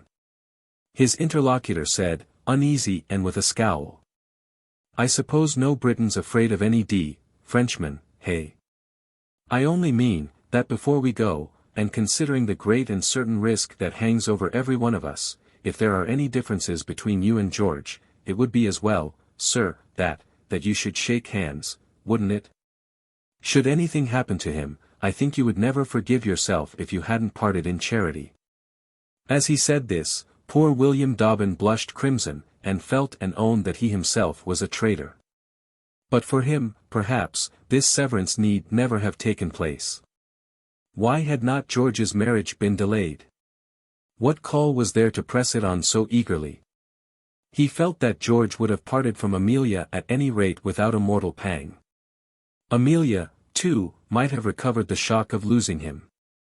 It was his counsel had brought about this marriage, and all that was to ensue from it. And why was it? Because he loved her so much that he could not bear to see her unhappy, or because his own sufferings of suspense were so unendurable that he was glad to crush them at once, as we hasten a funeral after a death, or when a separation from those we love is imminent, cannot rest until the parting be over. "You are a good fellow, William," said Mr. Osborne in a softened voice, "and me and George shouldn't part in anger, that is true. Look here. I've done for him as much as any father ever did. He's had 3 times as much money from me, as I warrant your father ever gave you. But I don't brag about that. How I've toiled for him, and worked and employed my talents and energy, I won't say. Ask Chopper. Ask himself. Ask the City of London. Well, I proposed to him such a marriage as any nobleman in the land might be proud of, the only thing in life I ever asked him, and he refuses me. Am I wrong? Is the quarrel of my making? What do I seek but his good, for which I've been toiling like a convict ever since he was born? Nobody can say there's anything selfish in me. Let him come back. I say, here's my hand. I say, forget and forgive. As for marrying now, it's out of the question.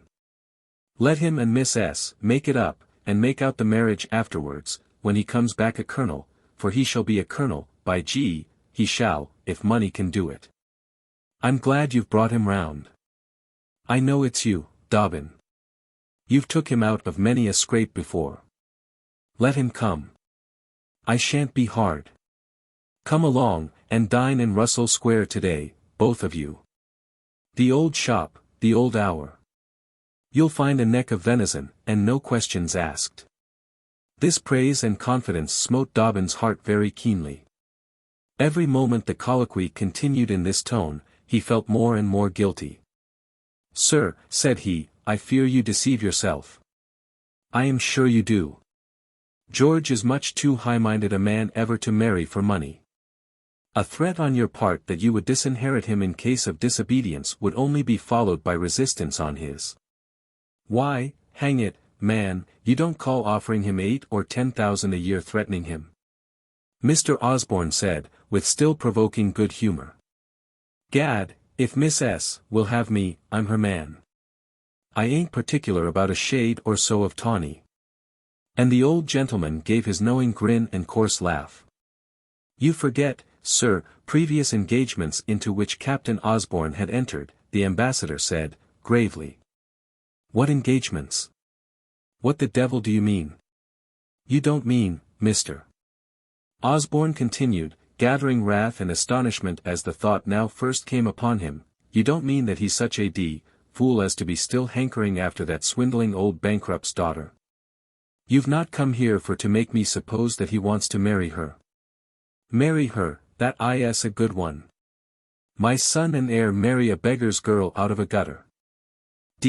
Him, if he does, let him buy a broom and sweep a crossing. She was always dangling and ogling after him, I recollect now, and I've no doubt she was put on by her old sharper of a father." "Mr. Sedley was your very good friend, sir," Dobbin interposed, almost pleased at finding himself growing angry. "Time was you called him better names than rogue and swindler. The match was of your making. George had no right to play fast and loose." "Fast and loose," howled out old Osborne. "Fast and loose. Why, hang me, those are the very words my gentleman used himself when he gave himself airs. Last Thursday was a fortnight, and talked about the British Army to his father who made him what. It's you who have been a setting of him up, is it? And my service to you, Captain. It's you who want to introduce beggars into my family. Thank you for nothing, Captain. Marry her indeed, he. Why should he? I warrant you she'd go to him fast enough without.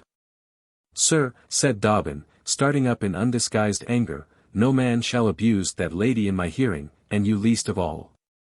Oh, you're going to call me out, are you? Stop, let me ring the bell for pistols for two.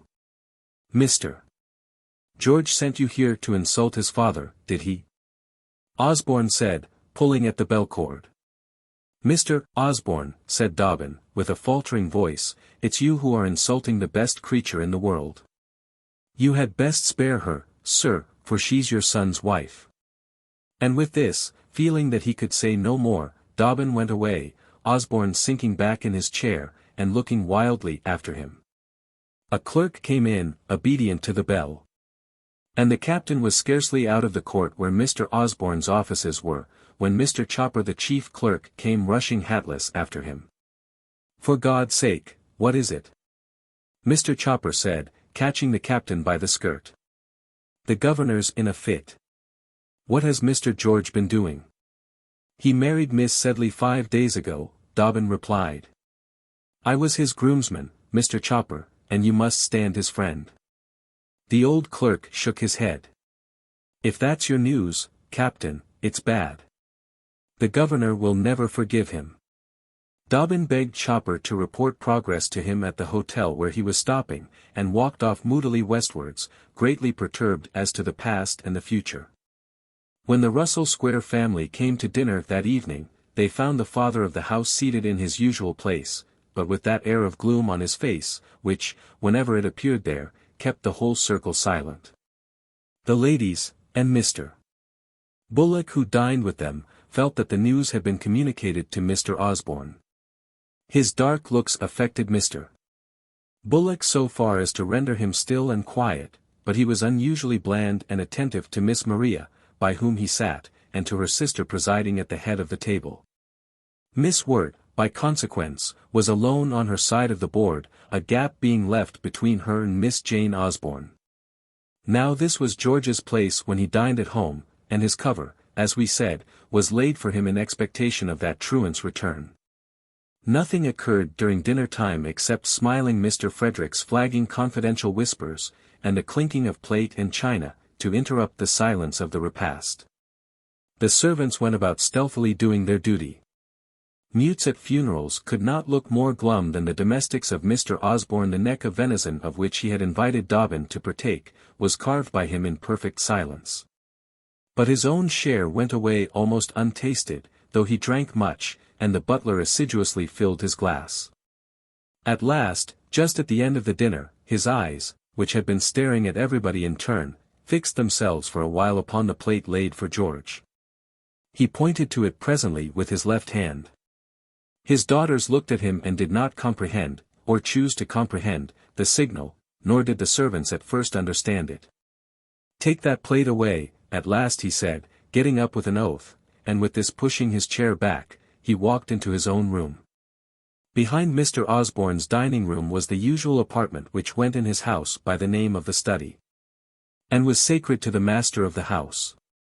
Hither Mr. Osborne would retire of a Sunday forenoon when not minded to go to church, and here passed the morning in his crimson leather chair, reading the paper. A couple of glazed bookcases were here, containing standard works in stout gilt bindings. The Annual Register, the Gentleman's Magazine, Blair's Sermons, and Hume and Smollett. From year's end to year's end he never took one of these volumes from the shelf. But there was no member of the family that would dare for his life to touch one of the books, except upon those rare Sunday evenings when there was no dinner party. And when the great scarlet Bible and prayer book were taken out from the corner where they stood beside his copy of the peerage, and the servants being rung up to the dining parlour, Osborne read the evening service to his family in a loud grating pompous voice. No member of the household, child, or domestic, ever entered that room without a certain terror. Here he checked the housekeeper's accounts, and overhauled the butler's cellar book. Hence he could command, across the clean gravel courtyard, the back entrance of the stables with which one of his bells communicated, and into this yard the coachman issued from his premises as into a dock. And Osborne swore at him from the study window. 4 times a year Miss Wirt entered this apartment to get her salary, and his daughters to receive their quarterly allowance. George as a boy had been horsewhipped in this room many times. His mother sitting sick on the stair listening to the cuts of the whip. The boy was scarcely ever known to cry under the punishment. The poor woman used to fondle and kiss him secretly, and give him money to soothe him when he came out. There was a picture of the family over the mantelpiece, removed thither from the front room after Mrs. Osborne's death. George was on a pony, the elder sister holding him up a bunch of flowers, the younger led by her mother's hand. All with red cheeks and large red mouths, simpering on each other in the approved family portrait manner. The mother lay underground now, long since forgotten. The sisters and brother had 100 different interests of their own, and, familiar still, were utterly estranged from each other. Some few score of years afterwards, when all the parties represented are grown old, what bitter satire there is in those flaunting childish family portraits, with their farce of sentiment and smiling lies. And innocence so self-conscious and self-satisfied. Osborne's own state portrait, with that of his great silver inkstand and armchair, had taken the place of honor in the dining-room, vacated by the family peace. To this study old Osborne retired then, greatly to the relief of the small party whom he left. When the servants had withdrawn, they began to talk for a while volubly but very low, then they went upstairs quietly, Mr. Bullock accompanying them stealthily on his creaking shoes. He had no heart to sit alone drinking wine, and so close to the terrible old gentleman in the study hard at hand. An hour at least after dark, the butler, not having received any summons, ventured to tap at his door and take him in wax candles and tea. The master of the house sate in his chair, pretending to read the paper, and when the servant, placing the lights and refreshment on the table by him, retired, Mr. Osborne got up and locked the door after him. This time there was no mistaking the matter. All the household knew that some great catastrophe was going to happen which was likely direly to affect Master George. In the large shining mahogany escritoire Mr. Osborne had a drawer especially devoted to his son's affairs and papers. Here he kept all the documents relating to him ever since he had been a boy. Here were his prize copybooks and drawing books, all bearing George's hand. And that of the master. Here were his first letters in large round hand sending his love to Papa and Mama, and conveying his petitions for a cake. His dear godpapa Sedley was more than once mentioned in them. Curses quivered on old Osborne's livid lips, and horrid hatred and disappointment writhed in his heart, as looking through some of these papers he came on that name. They were all marked and docketed, and tied with red tape. It was, from Georgie, requesting fives, April 23rd, 18, answered, April 25th, or Georgie about a pony, October 13th, and so forth. In another packet were, Dr. S.S. accounts, G.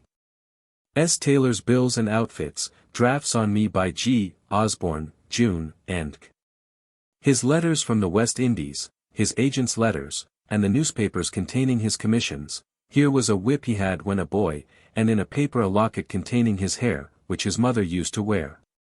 Turning one over after another, and musing over these memorials, the unhappy man passed many hours. His dearest vanities, ambitious hopes, had all been here. What pride he had in his boy! He was the handsomest child ever seen. Everybody said he was like a nobleman's son. A royal princess had remarked him, and kissed him, and asked his name in Kew Gardens. What city man could show such another? Could a prince have been better cared for? Anything that money could buy had been his son's. He used to go down on speech days with 4 horses and new liveries, and scatter new shillings among the boys at the school where George was, when he went with George to the depot of his regiment, before the boy embarked for Canada. He gave the officers such a dinner as the Duke of York might have sat down to. Had he ever refused a bill when George drew one? There they were, paid without a word. Many a general in the army couldn't ride the horses he had.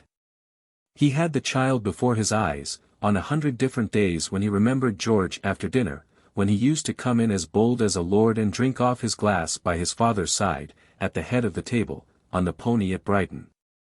When he cleared the hedge and kept up with the huntsman, on the day when he was presented to the Prince Regent at the levee, when all St. James's couldn't produce a finer young fellow.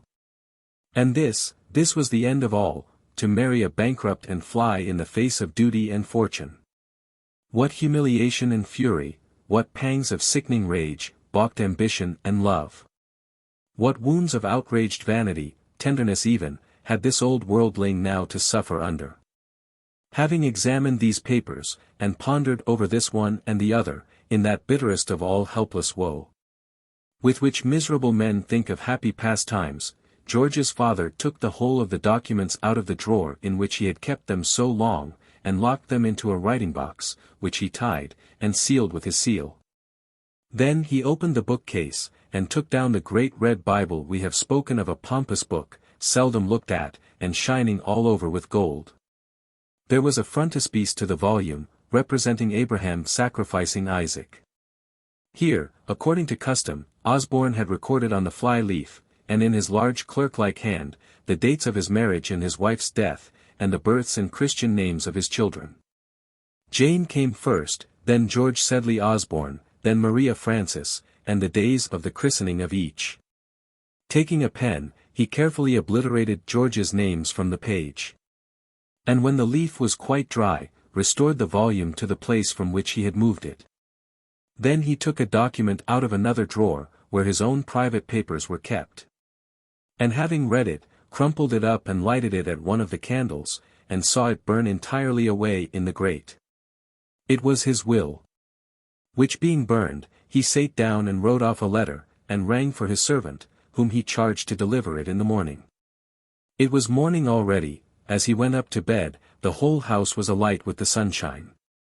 And the birds were singing among the fresh green leaves in Russell Square. Anxious to keep all Mr. Osborne's family and dependents in good humor, and to make as many friends as possible for George in his hour of adversity, William Dobbin, who knew the effect which good dinners and good wines have upon the soul of man, wrote off immediately on his return to his in the most hospitable of invitations to Thomas Chopper, Esquire, begging that gentleman to dine with him at the Slaughters next day. The note reached Mr. Chopper before he left the city, and the instant reply was, that Mr. Chopper presents his respectful compliments, and will have the honor and pleasure of waiting on Captain D. The invitation and the rough draft of the answer were shown to Mrs.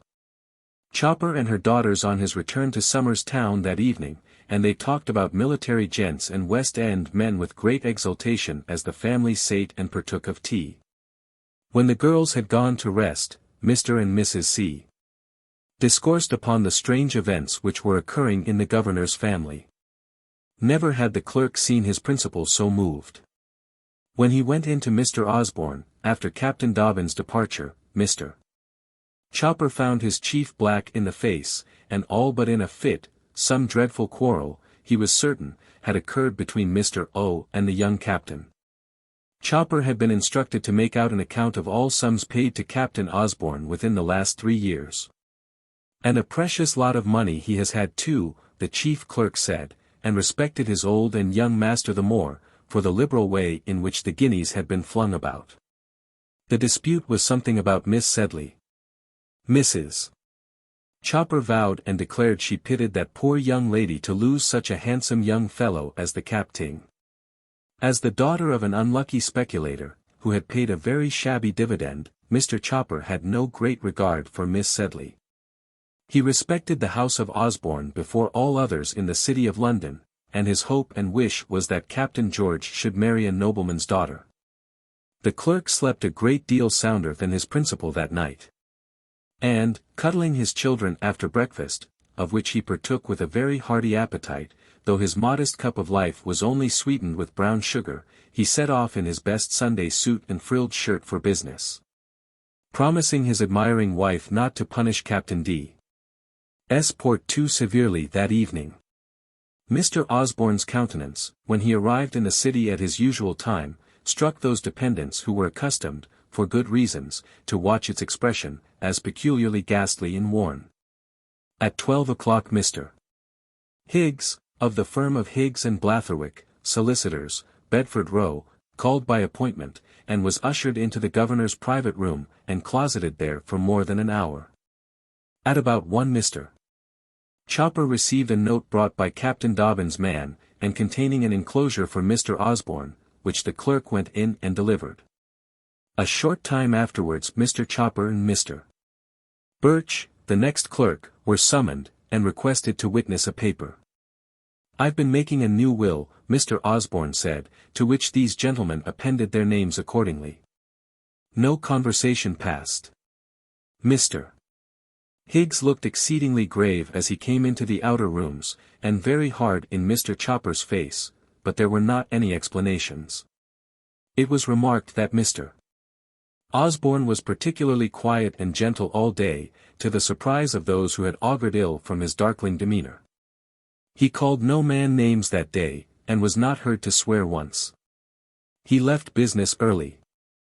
And before going away, summoned his chief clerk once more, and having given him general instructions, asked him, after some seeming hesitation and reluctance to speak, if he knew whether Captain Dobbin was in town. Chopper said he believed he was. Indeed, both of them knew the fact perfectly. Osborne took a letter directed to that officer, and giving it to the clerk, requested the latter to deliver it into Dobbin's own hands immediately. "And now, Chopper," says he, taking his hat, and with a strange look, "my mind will be easy." Exactly as the clock struck 2, there was no doubt an appointment between the pair. Mr. Frederick Bullock called, and he and Mr. Osborne walked away together. The colonel of the th regiment, in which Messrs. Dobbin and Osborne had companies, was an old general who had made his first campaign under Wolfe at Quebec, and was long since quite too old and feeble for command. But he took some interest in the regiment of which he was the nominal head, and made certain of his young officers welcome at his table, a kind of hospitality which I believe is not now common amongst his brethren. Captain Dobbin was an especial favourite of this old general. Dobbin was versed in the literature of his profession, and could talk about the great Frederick, and the Empress Queen, and their wars, almost as well as the general himself, who was indifferent to the triumphs of the present day, and whose heart was with the tacticians of 50 years back. This officer sent a summons to Dobbin to come and breakfast with him, on the morning when Mr. Osborne altered his will, and Mr. Chopper put on his best shirt frill, and then informed his young favourite, a couple of days in advance, of that which they were all expecting, a marching order to go to Belgium. The order for the regiment to hold itself in readiness would leave the Horse Guards in a day or two, and as transports were in plenty, they would get their route before the week was over. Recruits had come in during the stay of the regiment at Chatham, and the old general hoped that the regiment which had helped to beat Montcalm in Canada, and to rout Mr. Washington on Long Island, would prove itself worthy of its historical reputation on the oft-trodden battlegrounds of the Low Countries. "And so, my good friend, if you have any affair là," said the old general, taking a pinch of snuff with his trembling white old hand, and then pointing to the spot of his robe de chamber under which his heart was still feebly beating. "If you have any Phyllis to console, or to bid farewell to Papa and Mamma, or any will to make, I recommend you to set about your business without delay." With which the general gave his young friend a finger to shake, and a good-natured nod of his powdered and pigtailed head. And the door being closed upon Dobbin, sate down to pen a poulet. He was exceedingly vain of his French, to Mademoiselle a Menade of His Majesty's Theatre. This news made Dobbin grave, and he thought of our friends at Brighton, and then he was ashamed of himself that Amelia was always the first thing in his thoughts, always before anybody, before father and mother, sisters and duty, always at waking and sleeping indeed, and all day long. And returning to his hotel, he sent off a brief note to Mr. Osborne acquainting him with the information which he had received, and which might tend farther, he hoped, to bring about a reconciliation with George. This note, dispatched by the same messenger who had carried the invitation to Chopper on the previous day, alarmed the worthy clerk not a little. It was enclosed to him, and as he opened the letter he trembled lest the dinner should be put off on which he was calculating. His mind was inexpressibly relieved when he found that the envelope was only a reminder for himself. "I shall expect you at 5:30, Captain Dobbin wrote. He was very much interested about his employer's family, but, que voulez-vous? A grand dinner was of more concern to him than the affairs of any other mortal. Dobbin was quite justified in repeating the general's information to any officers of the regiment whom he should see in the course of his peregrinations. Accordingly he imparted it to Ensign Stubble, whom he met at the agent's, and who, such was his military ardor, went off instantly to purchase a new sword at the accoutrement maker's. Here this young fellow, who, though only 17 years of age, and about 65 inches high, with a constitution naturally rickety and much impaired by premature brandy and water, had an undoubted courage and a lion's heart, poised, tried, bent, and balanced a weapon such as he thought would do execution amongst Frenchmen. Shouting, "Ha, ha," and stamping his little feet with tremendous energy, he delivered the point twice or thrice at Captain Dobbin, who parried the thrust laughingly with his bamboo walking-stick. Mr. Stubble, as may be supposed from his size and slenderness, was of the light bobs. Ensign Spooney, on the contrary, was a tall youth, and belonged to Captain Dobbin's, the Grenadier Company, and he tried on a new bearskin cap, under which he looked savage beyond his years. Then these two lads went off to the Slaughters, and having ordered a famous dinner, sate down and wrote off letters to the kind anxious parents at home, letters full of love and heartiness, and pluck and bad spelling out. There were many anxious hearts beating through England at that time, and mothers' prayers and tears flowing in many homesteads. Seeing young Stubble engaged in composition at one of the coffee-room tables at the Slaughters, and the tears trickling down his nose onto the paper, for the youngster was thinking of his mamma, and that he might never see her again, Dobbin, who was going to write off a letter to George Osborne, relented, and locked up his desk. "Why should I," said he, "let her have this night happy? I'll go and see my parents early in the morning, and go down to Brighton myself tomorrow." So he went up and laid his big hand on young Stubble's shoulder, and backed up that young champion, and told him if he would leave off brandy and water he would be a good soldier, as he always was a gentlemanly good-hearted fellow. Young Stubble's eyes brightened up at this, for Dobbin was greatly respected in the regiment, as the best officer and the cleverest man in it. "Thank you, Dobbin," he said, rubbing his eyes with his knuckles, "I was just telling her I would. And, oh sir, she's so damn kind to me." The water pumps were at work again, and I am not sure that the soft-hearted captain's eyes did not also twinkle. The two ensigns, the captain, and Mr. Chopper, dined together in the same box. Chopper brought the letter from Mr. Osborne, in which the latter briefly presented his compliments to Captain Dobbin, and requested him to forward the enclosed to Captain George Osborne. Chopper knew nothing further. He described Mr. Osborne's appearance, it is true, and his interview with his lawyer, wondered how the governor had sworn at nobody, and, especially as the wine circled round, abounded in speculations and conjectures. But these grew more vague with every glass, and at length became perfectly unintelligible. At a late hour Captain Dobbin put his guest into a hackney coach, in a hiccuping state, and swearing that he would be the kick, captain's friend for ever and ever. When Captain Dobbin took leave of Miss Osborne we have said that he asked leave to come and pay her another visit, and the spinster expected him for some hours the next day, when, perhaps, had he come, and had he asked her that question which she was prepared to answer, she would have declared herself as her brother's friend, and a reconciliation might have been effected between George and his angry father. But though she waited at home the captain never came. He had his own affairs to pursue, his own parents to visit and console, and at an early hour of the day to take his place on the lightning coach, and go down to his friends at Brighton.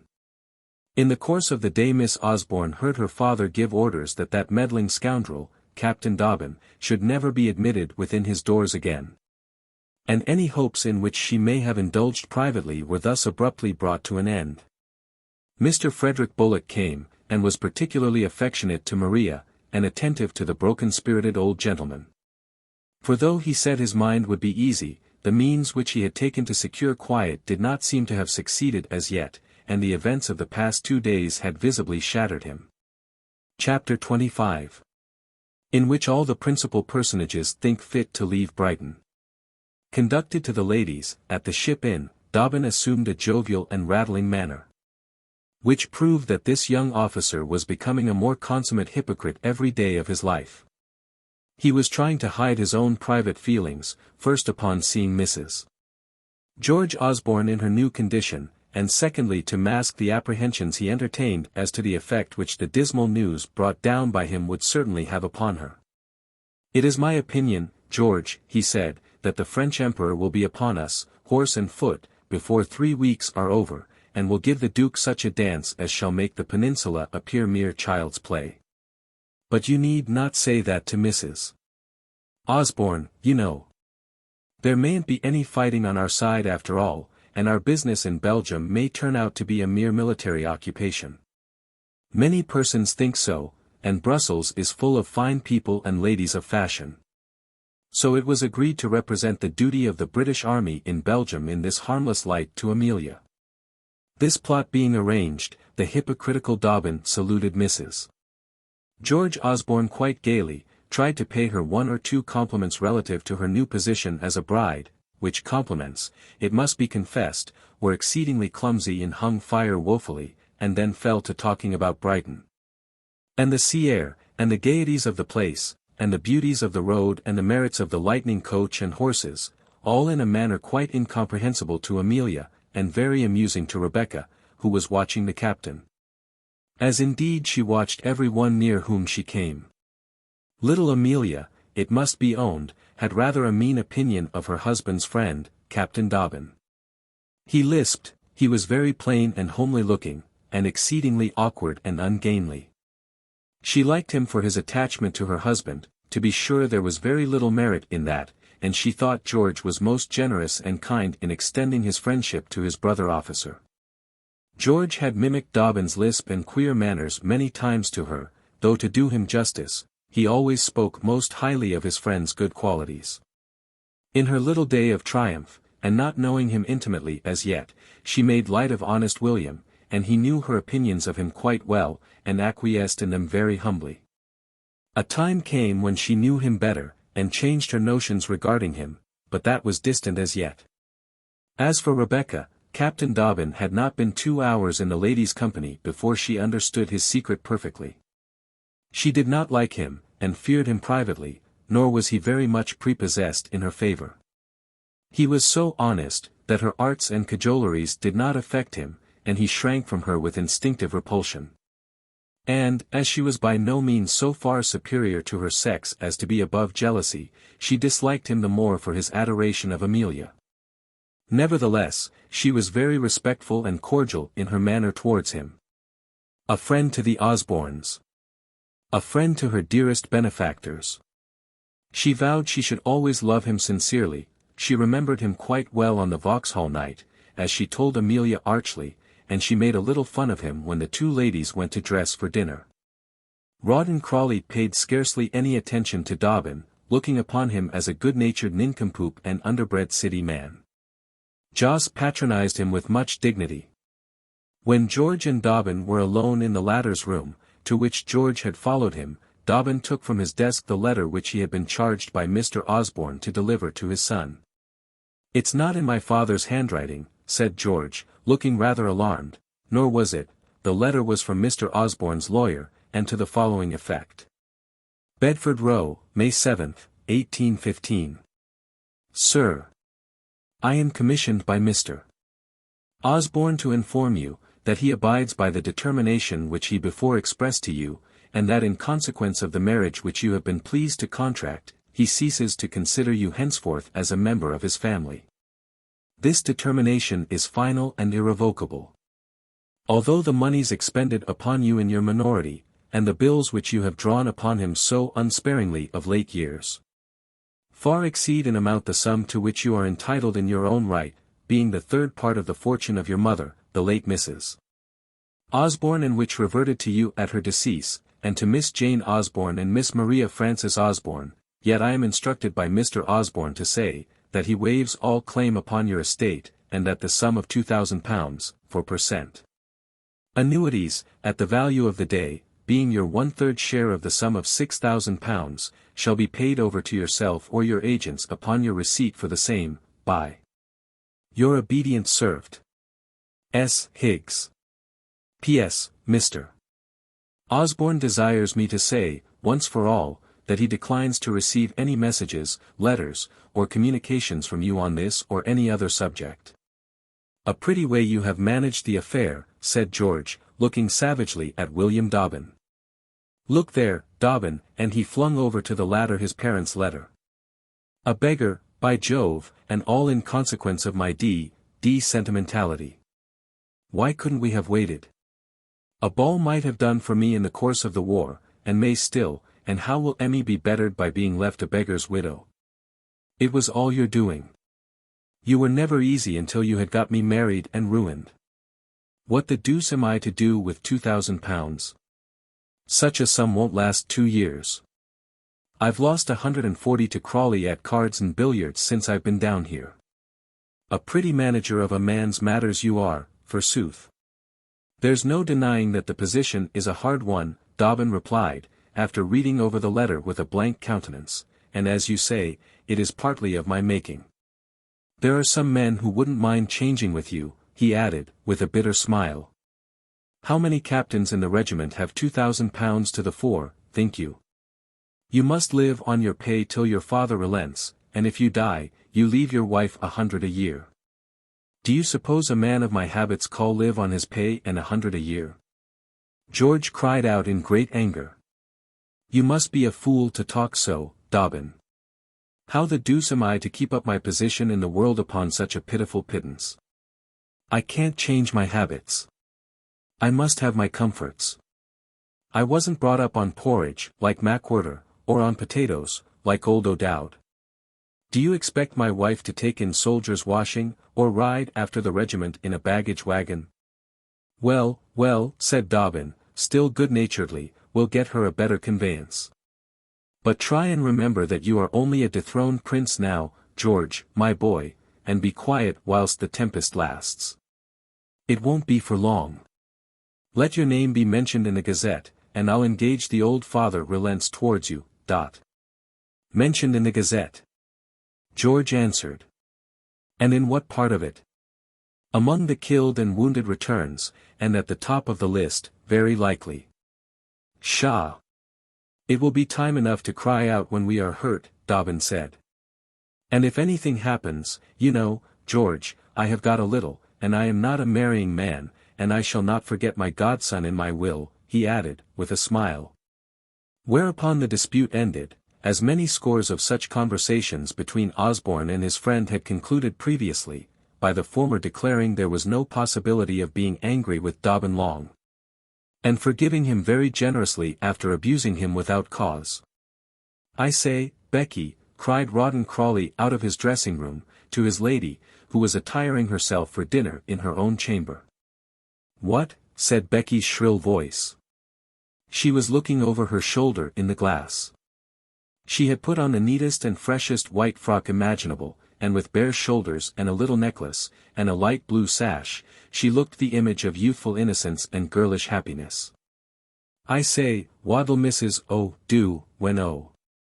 goes out with the regiment? Crawley said, coming into the room, performing a duet on his head with 2 huge hairbrushes, and looking out from under his hair with admiration on his pretty little wife. I suppose she'll cry her eyes out, Becky answered. She has been whimpering half a dozen times, at the very notion of it, already to me. You don't care, I suppose? Rawdon said, half angry at his wife's want of feeling. You wretch! Don't you know that I intend to go with you? Becky replied. Besides, you're different.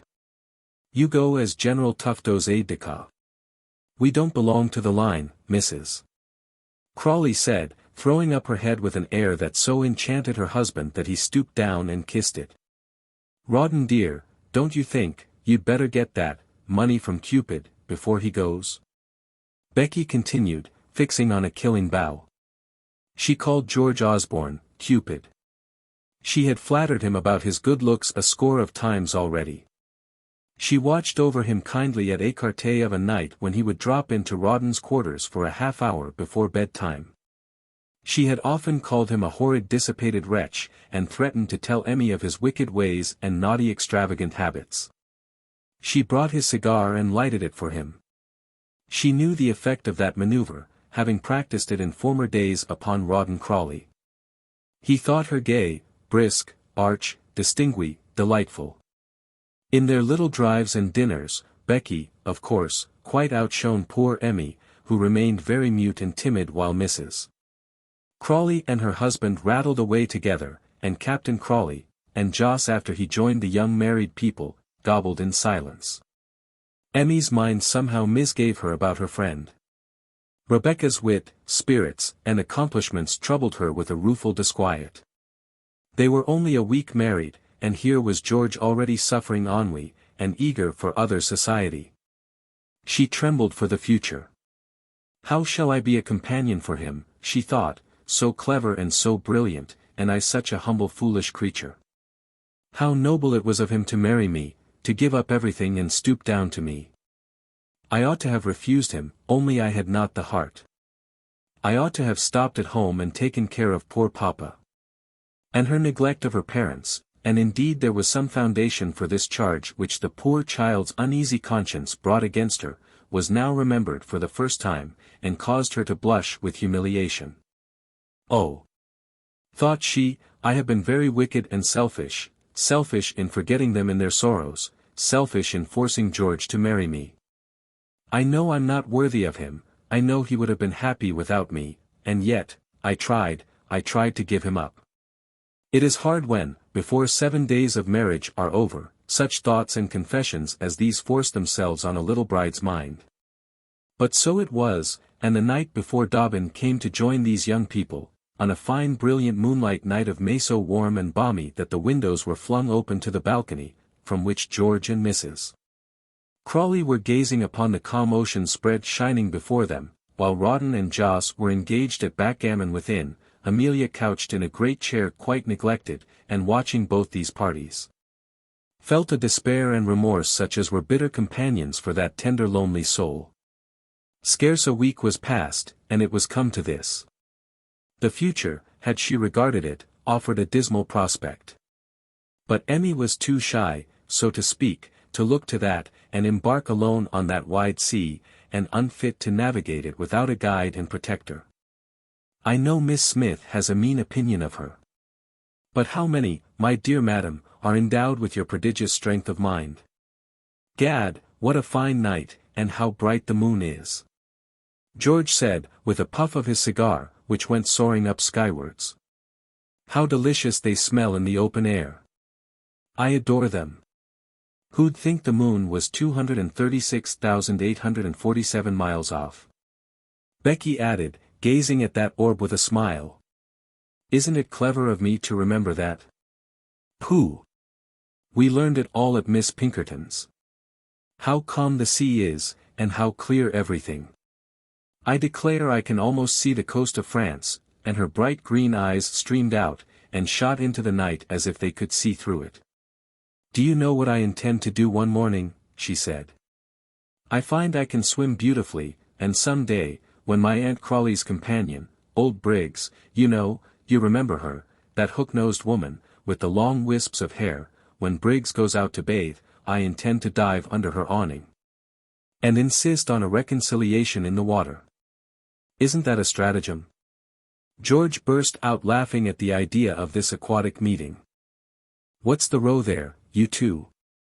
Rawdon shouted out, rattling the box. Amelia was making a fool of herself in an absurd hysterical manner, and retired to her own room to whimper in private. Our history is destined in this chapter to go backwards and forwards in a very irresolute manner seemingly, and having conducted our story to tomorrow presently, we shall immediately again have occasion to step back to yesterday. So that the whole of the tale may get a hearing. As you behold at Her Majesty's drawing-room, the ambassadors' and high dignitaries' carriages whisk off from a private door, while Captain Jones's ladies are waiting for their fly, as you see in the Secretary of the Treasury's antechamber.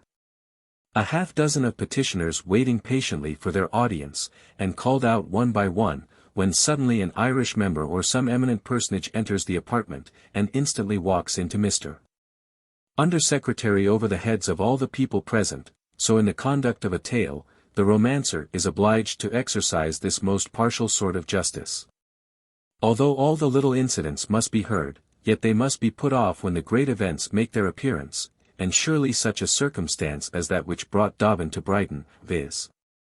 the ordering out of the Guards and the line to Belgium, and the mustering of the allied armies in that country under the command of His Grace the Duke of Wellington, such a dignified circumstance as that, I say, was entitled to the paw over all minor occurrences whereof this history is composed mainly, and hence a little trifling disarrangement and disorder was excusable and becoming. We have only now advanced in time so far beyond chapter 22 as to have got our various characters up into their dressing rooms before the dinner, which took place as usual on the day of Dobbin's arrival. George was too humane or too much occupied with the tie of his neckcloth to convey at once all the news to Amelia which his comrade had brought with him from London. He came into her room, however, holding the attorney's letter in his hand, and with so solemn and important an air that his wife, always ingeniously on the watch for calamity, thought the worst was about to befall, and running up to her husband, besought her dearest George to tell her everything. He was ordered abroad. There would be a battle next week, she knew there would. Dearest George parried the question about foreign service, and with a melancholy shake of the head said, "No, Emmy, it isn't that, it's not myself I care about, it's you. I have had bad news from my father. He refuses any communication with me, he has flung us off, and leaves us to poverty. I can rough it well enough, but you, my dear, how will you bear it? Read here." And he handed her over the letter. Amelia, with a look of tender alarm in her eyes, listened to her noble hero as he uttered the above generous sentiments, and sitting down on the bed, read the letter which George gave her with such a pompous martyr-like air. Her face cleared up as she read the document, however. The idea of sharing poverty and privation in company with the beloved object is, as we have before said, far from being disagreeable to a warm-hearted woman. The notion was actually pleasant to little Amelia. Then, as usual, she was ashamed of herself for feeling happy at such an indecorous moment, and checked her pleasure, saying demurely, "Oh, George, how your poor heart must bleed at the idea of being separated from your papa." "It does," said George, with an agonized countenance. "But he can't be angry with you long," she continued. "Nobody could, I'm sure.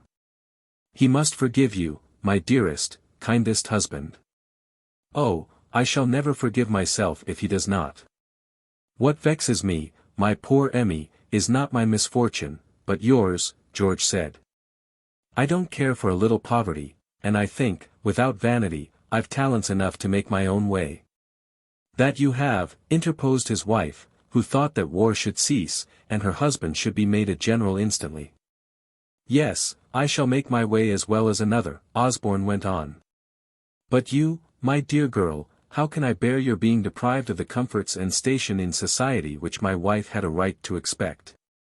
My dearest girl in barracks, the wife of a soldier in a marching regiment. Subject to all sorts of annoyance and privation. It makes me miserable." Emmy, quite at ease, as this was her husband's only cause of disquiet, took his hand, and with a radiant face and smile began to warble that stanza from the favorite song of Wapping Old Stairs, in which the heroine, after rebuking her Tom for inattention, promises his trousers to mend, and his grog too to make, if he will be constant and kind, and not forsake her. "Besides," she said, after a pause, during which she looked as pretty and happy as any young woman need, "isn't £2,000 an immense deal of money, George?" George laughed at her naivete. And finally they went down to dinner, Amelia clinging to George's arm, still warbling the tune of Wapping Old Stairs, and more pleased and light of mind than she had been for some days past. Thus the repast, which at length came off, instead of being dismal, was an exceedingly brisk and merry one. The excitement of the campaign counteracted in George's mind the depression occasioned by the disinheriting letter. Dobbin still kept up his character of rattle. He amused the company with accounts of the army in Belgium, where nothing but fetes and gaiety and fashion were going on. Then, having a particular end in view, this dexterous captain proceeded to describe Mrs. Major O'Dowd packing her own and her major's wardrobe, and how his best epaulets had been stowed into a tea canister, whilst her own famous yellow turban, with the bird of paradise wrapped in brown paper, Was locked up in the Major's tin cocked hat case, and wondered what effect it would have at the French King's court at Ghent, or the great military balls at Brussels. Ghent! Brussels! Cried out Amelia with a sudden shock and start. Is the regiment ordered away, George, is it ordered away? A look of terror came over the sweet smiling face, and she clung to George as by an instinct. Don't be afraid, dear, he said good-naturedly, it is but a 12 hours passage. It won't hurt you. You shall go, too, Emmy. I intend to go, said Becky. I'm on the staff. General Tufto is a great flirt of mine. Isn't he, Rawdon? Rawdon laughed out with his usual roar. William Dobbin flushed up quite red. She can't go, he said, think of the danger, he was going to add, but had not all his conversation during dinner time tended to prove there was none? He became very confused and silent. I must and will go, Amelia cried with the greatest spirit. And George, applauding her resolution, patted her under the chin, and asked all the persons present if they ever saw such a termagant of a wife, and agreed that the lady should bear him company. We'll have Mrs. O'Dowd to chaperone you, he said. What cared she so long as her husband was near her? Thus somehow the bitterness of a parting was juggled away. Though war and danger were in store, war and danger might not befall for months to come. There was a respite at any rate, which made the timid little Amelia almost as happy as a full reprieve would have done, and which even Dobbin owned in his heart was very welcome. For, to be permitted to see her was now the greatest privilege and hope of his life, and he thought with himself secretly how he would watch and protect her. I wouldn't have let her go if I had been married to her, he thought. But George was the master, and his friend did not think fit to remonstrate. Putting her arm round her friend's waist, Rebecca at length carried Amelia off from the dinner table where so much business of importance had been discussed, and left the gentlemen in a highly exhilarated state, drinking and talking very gaily. In the course of the evening Rawdon got a little family note from his wife, which, although he crumpled it up and burnt it instantly in the candle, we had the good luck to read over Rebecca's shoulder. Great news, she wrote. Mrs. Bute is gone. Get the money from Cupid tonight, as he'll be off tomorrow most likely. Mind this. R. So when the little company was about adjourning to coffee in the women's apartment, Rawdon touched Osborne on the elbow, and said gracefully, I say, Osborne, my boy, if quite convenient, I'll trouble you for that small trifle. It was not quite convenient, but nevertheless George gave him a considerable present installment in banknotes from his pocketbook, and a bill on his agents at a week's date, for the remaining sum. This matter arranged, George, and Joss, and Dobbin, held a council of war over their cigars, and agreed that a general move should be made for London in Joss's open carriage the next day. Joss, I think, would have preferred staying until Rawdon Crawley quitted Brighton, but Dobbin and George overruled him, and he agreed to carry the party to town, and ordered 4 horses, as became his dignity. With these they set off in state, after breakfast, the next day. Amelia had risen very early in the morning, and packed her little trunks with the greatest alacrity, while Osborne lay in bed deploring that she had not a maid to help her. She was only too glad, however, to perform this office for herself. A dim uneasy sentiment about Rebecca filled her mind already, and although they kissed each other most tenderly at parting, yet we know what jealousy is, and Mrs. Amelia possessed that among other virtues of her sex. Besides these characters who are coming and going away, we must remember that there were some other old friends of ours at Brighton, Miss Crawley, namely, and the suite in attendance upon her. Now, although Rebecca and her husband were but at a few stones' throw of the lodgings which the invalid Miss Crawley occupied, the old lady's door remained as pitilessly closed to them as it had been heretofore in London. As long as she remained by the side of her sister-in-law, Mrs. Bute Crawley took care that her beloved Matilda should not be agitated by a meeting with her nephew. When the spinster took her drive, the faithful Mrs. Bute sate beside her in the carriage. When Miss Crawley took the air in a chair, Mrs. Bute marched on one side of the vehicle, whilst honest Briggs occupied the other wing. And if they met Rawdon and his wife by chance, although the former constantly and obsequiously took off his hat, the Miss Crawley party passed him by with such a frigid and killing indifference, that Rawdon began to despair. "We might as well be in London as here," Captain Rawdon often said, with a downcast air. "A comfortable inn in Brighton is better than a sponging house in Chancery Lane," his wife answered, who was of a more cheerful temperament. "Think of those 2 aides-de-camp of Mr. Moses, the sheriff's officer, who watched our lodging for a week. Our friends here are very stupid, but Mr. Joss and Captain Cupid are better companions than Mr. Moses's men. Rawdon, my love. I wonder the writs haven't followed me down here," Rawdon continued, still desponding. "When they do, we'll find means to give them the slip," said dauntless little Becky, and further pointed out to her husband the great comfort and advantage of meeting Joss and Osborne, whose acquaintance had brought to Rawdon Crawley a most timely little supply of ready money. "It will hardly be enough to pay the inn bill," grumbled the guardsman. "Why need we pay it?" said the lady, who had an answer for everything. Through Rawdon's valet, who still kept up a trifling acquaintance with the male inhabitants of Miss Crawley's servants' hall, and was instructed to treat the coachman to drink whenever they met. Old Miss Crawley's movements were pretty well known by our young couple. And Rebecca luckily bethought herself of being unwell, and of calling in the same apothecary who was in attendance upon the spinster, so that their information was on the whole tolerably complete. Nor was Miss Briggs, although forced to adopt a hostile attitude, secretly inimical to Rawdon and his wife. She was naturally of a kindly and forgiving disposition. Now that the cause of jealousy was removed, her dislike for Rebecca disappeared also, and she remembered the latter's invariable good words and good humor. And, indeed, she and Mrs. Firkin, the lady's maid, and the whole of Miss Crawley's household, groaned under the tyranny of the triumphant Mrs. Bute. As often will be the case, that good but imperious woman pushed her advantages too far, and her successes quite unmercifully. She had in the course of a few weeks brought the invalid to such a state of helpless docility, that the poor soul yielded herself entirely to her sister's orders, and did not even dare to complain of her slavery to Briggs or Firkin. Mrs. Bute measured out the glasses of wine which Miss Crawley was daily allowed to take, with irresistible accuracy, greatly to the annoyance of Firkin and the butler, who found themselves deprived of control over even the sherry bottle. She apportioned the sweetbreads, jellies, chickens, their quantity in order. Night and noon and morning she brought the abominable drinks ordained by the doctor, and made her patient swallow them with so affecting an obedience that Firkin said, "My poor missus do take her physic like a lamb." She prescribed the drive in the carriage or the ride in the chair, and, in a word, ground down the old lady in her convalescence in such a way as only belongs to your proper managing, motherly moral woman.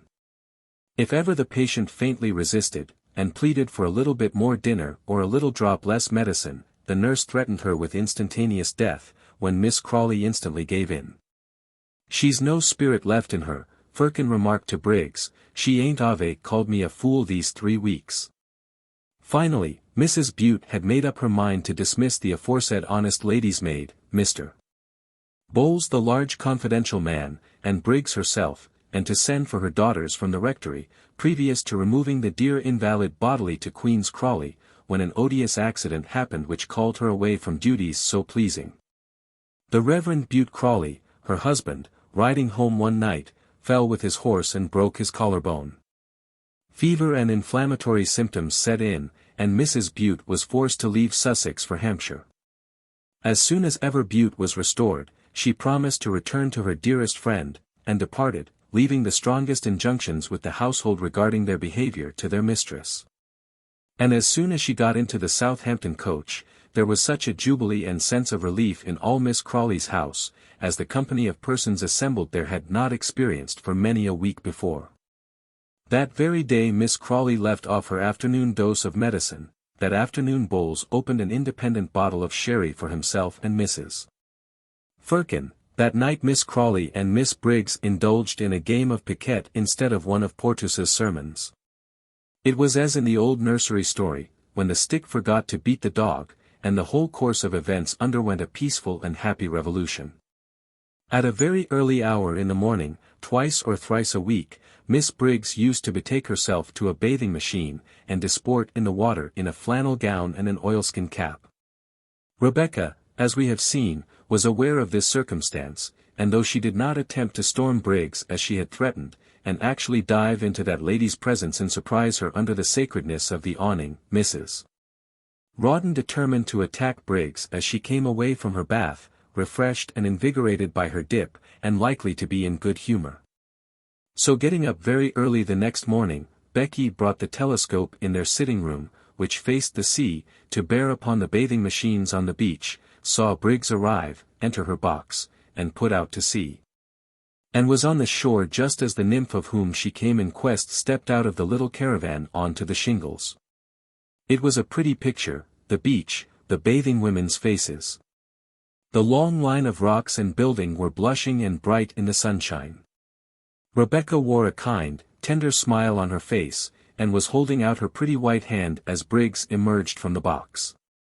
What could Briggs do but accept the salutation? Mrs. Crawley, she said. Mrs. Crawley seized her hand, pressed it to her heart, and with a sudden impulse, flinging her arms round Briggs, kissed her affectionately. Dear, dear friend, she said, with a touch of such natural feeling, that Miss Briggs of course at once began to melt, and even the bathing woman was mollified. Rebecca found no difficulty in engaging Briggs in a long, intimate, and delightful conversation. Everything that had passed since the morning of Becky's sudden departure from Miss Crawley's house in Park Lane up to the present day, and Mrs. Bute's happy retreat, was discussed and described by Briggs. All Miss Crawley's symptoms, and the particulars of her illness and medical treatment, were narrated by the confidante with that fullness and accuracy which women delight in. About their complaints and their doctors do ladies ever tire of talking to each other? Briggs did not on this occasion, nor did Rebecca weary of listening. She was thankful, truly thankful, that the dear kind Briggs, that the faithful, the invaluable Firkin, had been permitted to remain with their benefactress through her illness. Heaven bless her! Though she, Rebecca, had seemed to act undutifully towards Miss Crawley, yet was not her fault a natural and excusable one? Could she help giving her hand to the man who had won her heart? Briggs, the sentimental, could only turn up her eyes to heaven at this appeal, and heave a sympathetic sigh, and think that she, too, had given away her affections long years ago, and own that Rebecca was no very great criminal. Can I ever forget her who so befriended the friendless orphan? No, though she has cast me off, the latter said, I shall never cease to love her, and I would devote my life to her service. As my own benefactress, as my beloved Rawdon's adored relative, I love and admire Miss Crawley, dear Miss Briggs, beyond any woman in the world, and next to her I love all those who are faithful to her. I would never have treated Miss Crawley's faithful friends as that odious designing Mrs. Bute has done. Rawdon, who was all heart, Rebecca continued, although his outward manners might seem rough and careless, had said 100 times, with tears in his eyes, that he blessed heaven for sending his dearest auntie two such admirable nurses as her attached Firkin and her admirable Miss Briggs. Should the machinations of the horrible Mrs. Bute end, as she too much feared they would, in banishing everybody that Miss Crawley loved from her side, and leaving that poor lady a victim to those harpies at the rectory, Rebecca besought her, Miss Briggs, to remember that her own home, humble as it was always open to receive Briggs. Dear friend, she exclaimed, in a transport of enthusiasm, some hearts can never forget benefits, all women are not Bute Crawleys. Though why should I complain of her, Rebecca added. Though I have been her tool and the victim to her arts, do I not owe my dearest Rawdon to her?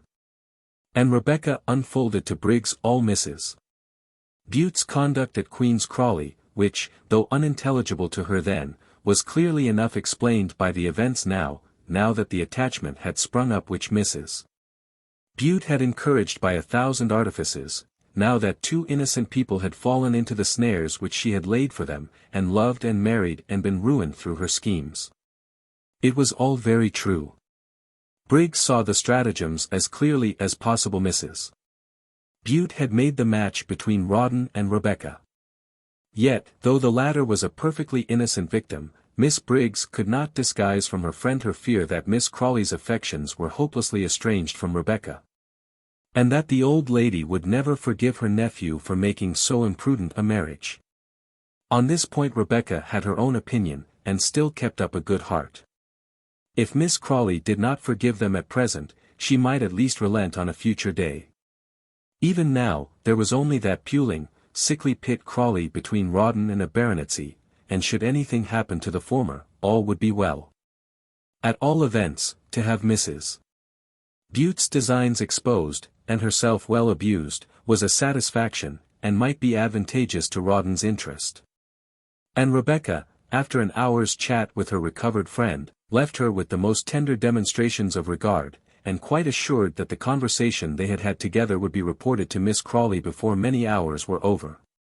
This interview ended, it became full time for Rebecca to return to her inn, where all the party of the previous day were assembled at a farewell breakfast. Rebecca took such a tender leave of Amelia as became two women who loved each other as sisters.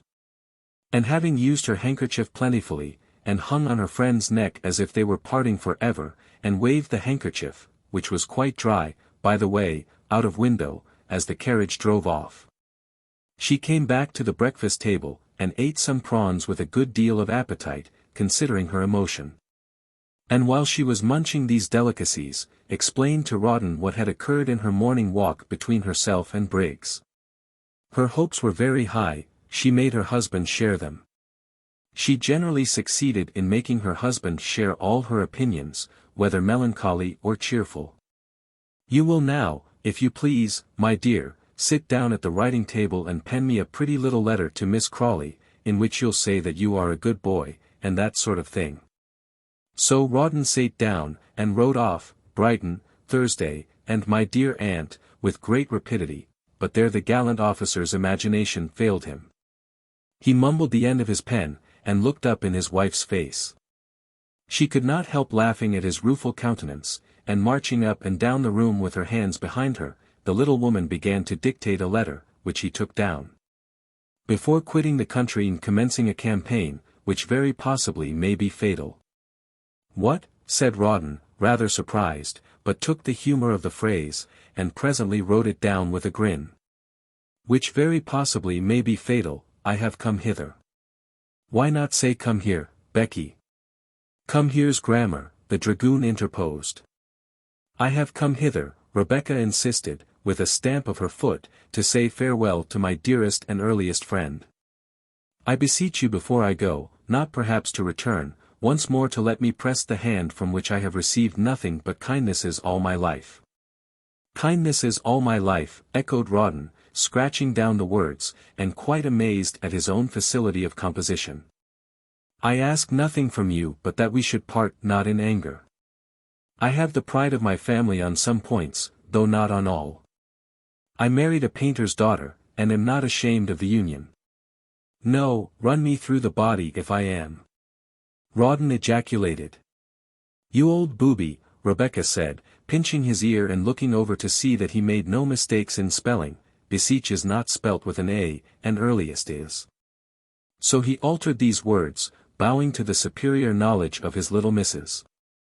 I thought that you were aware of the progress of my attachment, Rebecca continued. I knew that Mrs. Bute Crawley confirmed and encouraged it.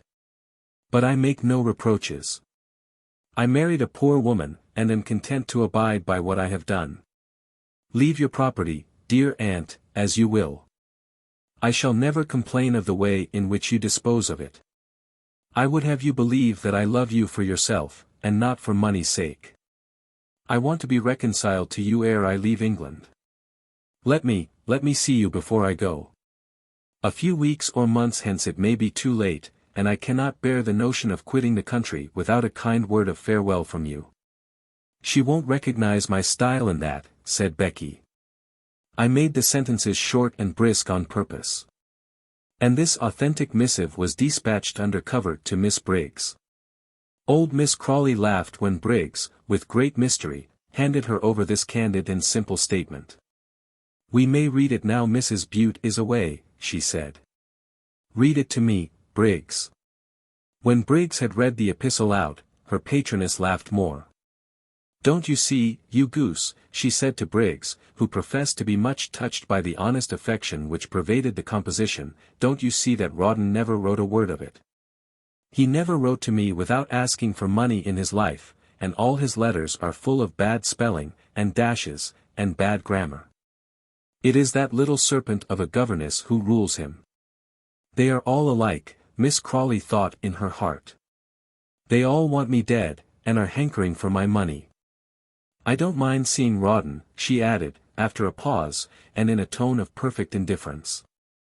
"I had just as soon shake hands with him as not. Provided there is no scene, why shouldn't we meet? I don't mind. But human patience has its limits, and mind, my dear, I respectfully decline to receive Mrs. Rawdon. I can't support that quite," and Miss Briggs was fain to be content with this half-message of conciliation. And thought that the best method of bringing the old lady and her nephew together, was to warn Rawdon to be in waiting on the cliff, when Miss Crawley went out for her air in her chair. There they met.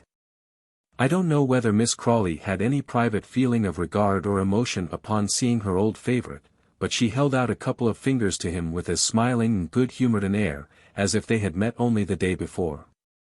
And as for Rawdon, he turned as red as scarlet, and wrung off Briggs's hand, so great was his rapture and his confusion at the meeting.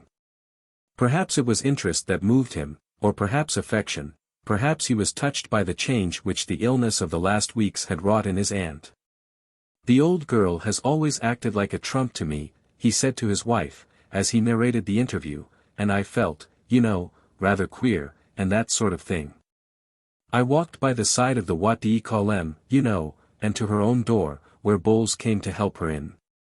And I wanted to go in very much, only—" "You didn't go in, Rawdon," screamed his wife. "No, my dear. I'm hanged if I wasn't afraid when it came to the point." "You fool. You ought to have gone in, and never come out again," Rebecca said. "Don't call me names," said the big guardsman, sulkily. "Perhaps I was a fool, Becky, but you shouldn't say so." And he gave his wife a look, such as his countenance could wear when angered, and such as was not pleasant to face. "Well, dearest, tomorrow you must be on the lookout, and go and see her, mind, whether she asks you or no," Rebecca said, trying to soothe her angry yokemate. On which he replied, that he would do exactly as he liked, and would just thank her to keep a civil tongue in her head, and the wounded husband went away, and passed the forenoon at the billiard-room, sulky, silent, and suspicious. But before the night was over he was compelled to give in, and own, as usual, to his wife's superior prudence and foresight. By the most melancholy confirmation of the presentiments which she had regarding the consequences of the mistake which he had made. Miss Crawley must have had some emotion upon seeing him and shaking hands with him after so long a rupture. She mused upon the meeting a considerable time. "Rawdon is getting very fat and old, Briggs," she said to her companion. "His nose has become red, and he is exceedingly coarse in appearance. His marriage to that woman has hopelessly vulgarised him. Mrs. Bute always said they drank together, and I have no doubt they do. Yes, he smelt of gin abominably. I remarked it. Didn't you?" In vain Briggs interposed that Mrs. Bute spoke ill of everybody, and, as far as a person in her humble position could judge, was an artful designing woman. "Yes, so she is, and she does speak ill of every one, but I am certain that woman has made Rawdon drink. All those low people do." "He was very much affected at seeing you, ma'am," the companion said. "And I am sure, when you remember that he is going to the field of danger." "How much money has he promised you, Briggs?" the old spinster cried out, working herself into a nervous rage. "There now, of course you begin to cry. I hate scenes. Why am I always to be worried?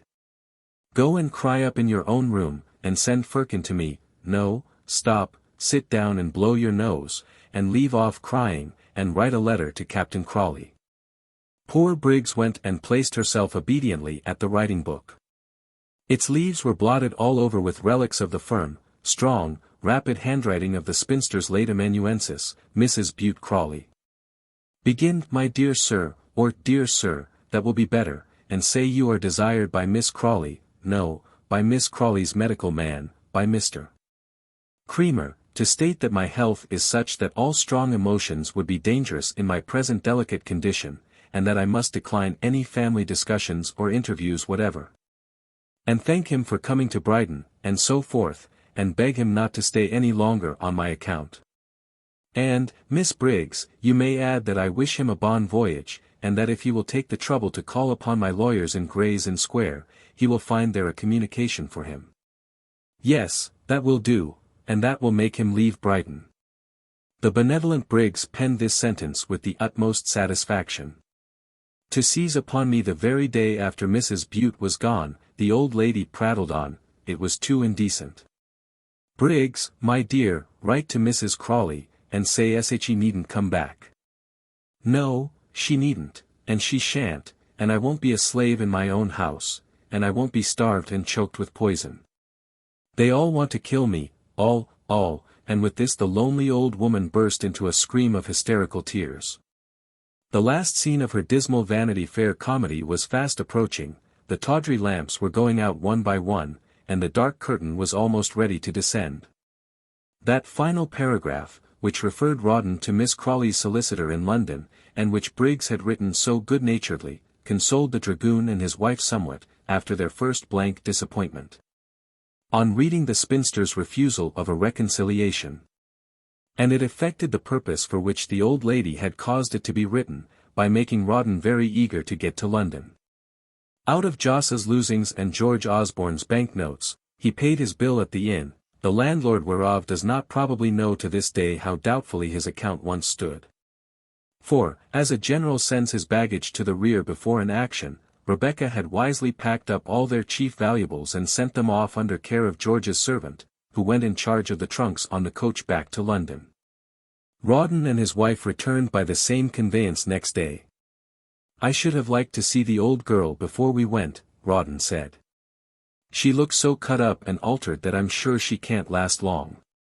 I wonder what sort of a cheque I shall have at Waxy's. 200, it can't be less than 200, hey, Becky. In consequence of the repeated visits of the aides-de-camp of the Sheriff of Middlesex, Rawdon and his wife did not go back to their lodgings at Brompton, but put up at an inn. Early the next morning, Rebecca had an opportunity of seeing them as she skirted that suburb on her road to old Mrs. Sedley's house at Fulham, whither she went to look for her dear Amelia and her Brighton friends.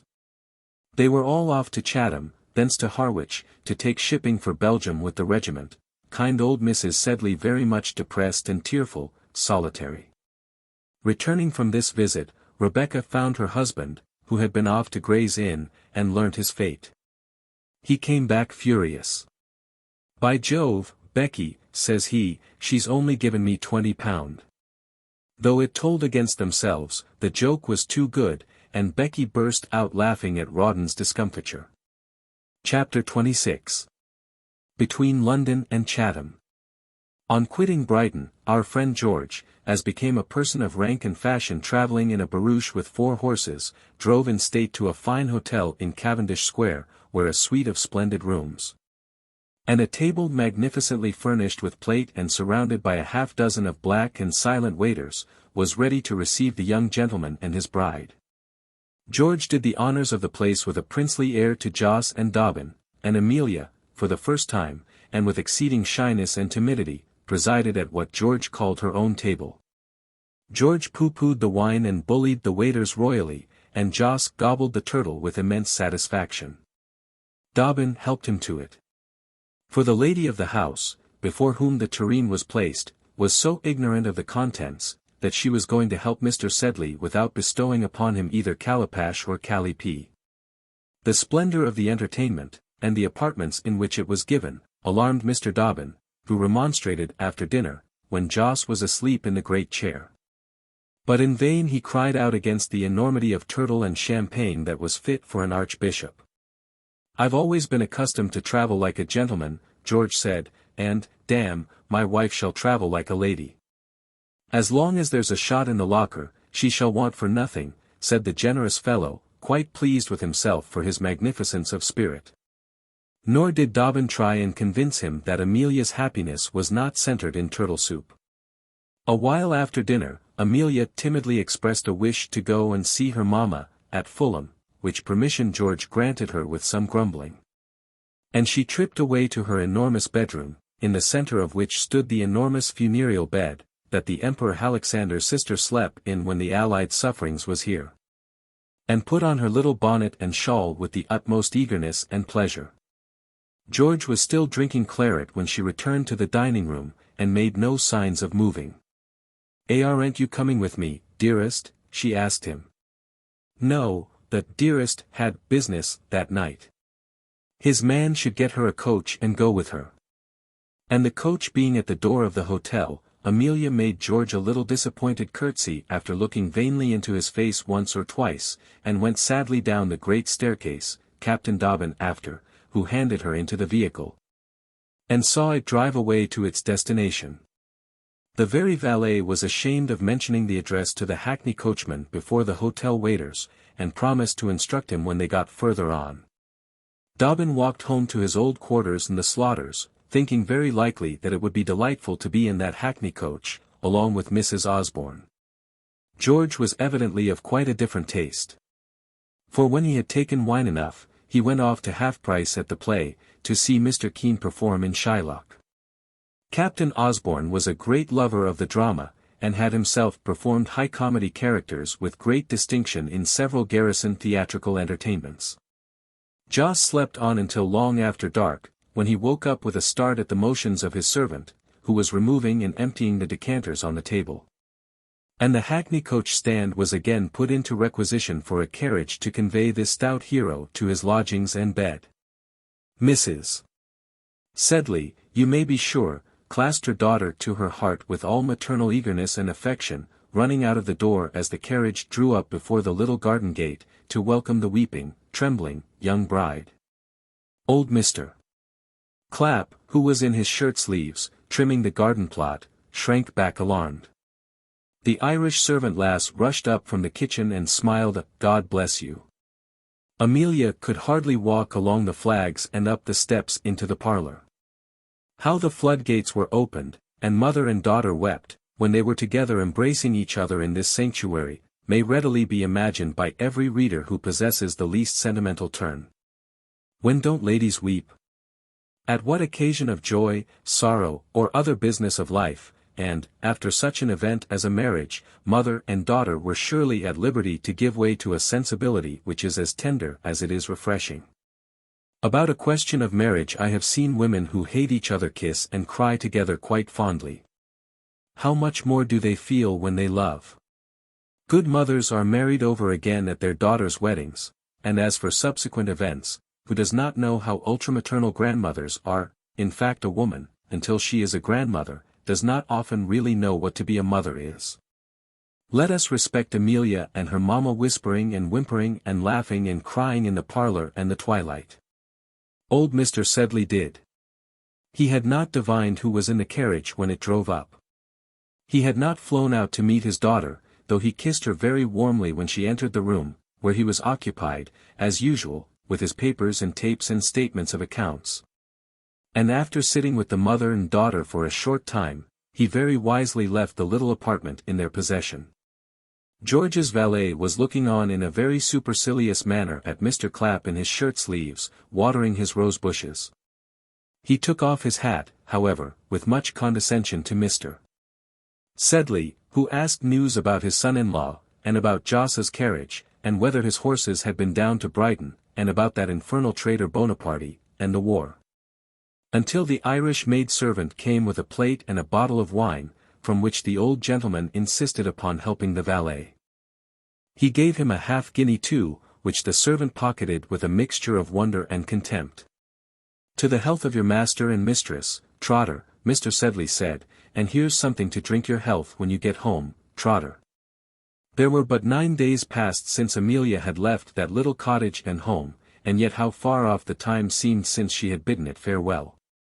What a gulf lay between her and that past life! She could look back to it from her present standing place, and contemplate, almost as another being, the young unmarried girl absorbed in her love, having no eyes but for one special object, receiving parental affection if not ungratefully, at least indifferently, and as if it were her due, her whole heart and thoughts bent on the accomplishment of one desire. The review of those days, so lately gone yet so far away, touched her with shame, and the aspect of the kind parents filled her with tender remorse. Was the prize gained, the heaven of life, and the winner still doubtful and unsatisfied? As his hero and heroine pass the matrimonial barrier, the novelist generally drops the curtain, as if the drama were over then, the doubts and struggles of life ended, as if, once landed in the marriage country, all were green and pleasant there, and wife and husband had nothing to do but to link each other's arms together, and wander gently downwards towards old age in happy and perfect fruition. But our little Amelia was just on the bank of her new country, and was already looking anxiously back towards the sad friendly figures waving farewell to her across the stream, from the other distant shore. In honor of the young bride's arrival, her mother thought it necessary to prepare I don't know what festive entertainment, and after the first ebullition of talk, took leave of Mrs. George Osborne for a while, and dived down to the lower regions of the house to a sort of kitchen parlor, occupied by Mr. and Mrs. Clapp, and in the evening, when her dishes were washed and her curl papers removed, by Miss Flanagan, the Irish servant, there to take measures for the preparing of a magnificent ornamented tea. All people have their ways of expressing kindness, and it seemed to Mrs. Sedley that a muffin and a quantity of orange marmalade spread out in a little cut-glass saucer would be peculiarly agreeable refreshments to Amelia in her most interesting situation. While these delicacies were being transacted below, Amelia, leaving the drawing-room, walked upstairs and found herself, she scarce knew how, in the little room which she had occupied before her marriage. And in that very chair in which she had passed so many bitter hours. She sank back in its arms as if it were an old friend, and fell to thinking over the past week, and the life beyond it. Already to be looking sadly and vaguely back, always to be pining for something which, when obtained, brought doubt and sadness rather than pleasure. Here was the lot of our poor little creature and harmless lost wanderer in the great struggling crowds of Vanity Fair. Here she sate, and recalled to herself fondly that image of George to which she had knelt before marriage. Did she own to herself how different the real man was from that superb young hero whom she had worshipped? It requires many, many years, and a man must be very bad indeed, before a woman's pride and vanity will let her own to such a confession. Then Rebecca's twinkling green eyes and baleful smile lighted upon her, and filled her with dismay. And so she sate for a while indulging in her usual mood of selfish brooding, in that very listless melancholy attitude in which the honest maid-servant had found her. On the day when she brought up the letter in which George renewed his offer of marriage. She looked at the little white bed, which had been hers a few days before, and thought she would like to sleep in it that night, and wake, as formerly, with her mother smiling over her in the morning. Then she thought with terror of the great funereal damask pavilion in the vast and dingy state bedroom, which was awaiting her at the Grand Hotel in Cavendish Square. Dear little white bed! How many a long night had she wept on its pillow! How she had despaired and hoped to die there, and now were not all her wishes accomplished, and the lover of whom she had despaired her own forever. Kind mother! How patiently and tenderly she had watched round that bed! She went and knelt down by the bedside. And there this wounded and timorous, but gentle and loving soul, sought for consolation, whereas yet, it must be owned, our little girl had but seldom looked for it. Love had been her faith hitherto. And the sad, bleeding disappointed heart began to feel the want of another consoler. Have we a right to repeat or to overhear her prayers? These, brother, are secrets, and out of the domain of Vanity Fair, in which our story lies. But this may be said, that when the tea was finally announced, our young lady came downstairs a great deal more cheerful. That she did not despond, or deplore her fate, or think about George's coldness, or Rebecca's eyes, as she had been wont to do of late. She went downstairs, and kissed her father and mother, and talked to the old gentleman, and made him more merry than he had been for many a day. She sate down at the piano which Dobbin had bought for her, and sang over all her father's favorite old songs. She pronounced the tea to be excellent, and praised the exquisite taste in which the marmalade was arranged in the saucers. And in determining to make everybody else happy, she found herself so, and was sound asleep in the great funereal pavilion, and only woke up with a smile when George arrived from the theatre. For the next day, George had more important business to transact than that which took him to see Mr. Keene in Shylock. Immediately on his arrival in London he had written off to his father's solicitors, signifying his royal pleasure that an interview should take place between them on the morrow. His hotel bill, losses at billiards and cards to Captain Crawley had almost drained the young man's purse, which wanted replenishing before he set out on his travels. And he had no resource but to infringe upon the £2,000 which the attorneys were commissioned to pay over to him. He had a perfect belief in his own mind that his father would relent before very long. How could any parent be obdurate for a length of time against such a paragon as he was? If his mere past and personal merits did not succeed in mollifying his father, George determined that he would distinguish himself so prodigiously in the ensuing campaign that the old gentleman must give in to him. And if not? Bah! The world was before him. His luck might change at cards, and there was a deal of spending in £2,000. So he sent off Amelia once more in a carriage to her mamma, with strict orders and carte blanche to the two ladies to purchase everything requisite for a lady of Mrs. George Osborne's fashion, who was going on a foreign tour. They had but one day to complete the outfit, and it may be imagined that their business therefore occupied them pretty fully. In a carriage once more, bustling about from milliner to linen-draper, escorted back to the carriage by obsequious shopmen or polite owners, Mrs. Sedley was herself again almost, and sincerely happy for the first time since their misfortunes. Nor was Mrs. Amelia at all above the pleasure of shopping, and bargaining, and seeing and buying pretty things. Would any man, the most philosophic, give twopence for a woman who was? She gave herself a little treat, obedient to her husband's orders, and purchased a quantity of ladies' gear, showing a great deal of taste and elegant discernment, as all the shopfolk said. And about the war that was ensuing, Mrs. Osborne was not much alarmed. Bonaparte was to be crushed almost without a struggle. Margate packets were sailing every day, filled with men of fashion and ladies of note, on their way to Brussels and Ghent. People were going not so much to a war as to a fashionable tour. The newspapers laughed the wretched upstart and swindler to scorn. Such a Corsican wretch as that withstand the armies of Europe and the genius of the immortal Wellington. Amelia held him in utter contempt, for it needs not to be said that this soft and gentle creature took her opinions from those people who surrounded her, such fidelity being much too humble-minded to think for itself. Well, in a word, she and her mother performed a great day's shopping, and she acquitted herself with considerable liveliness and credit on this her first appearance in the genteel world of London.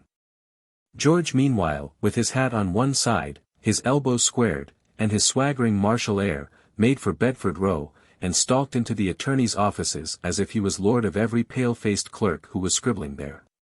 He ordered somebody to inform Mr.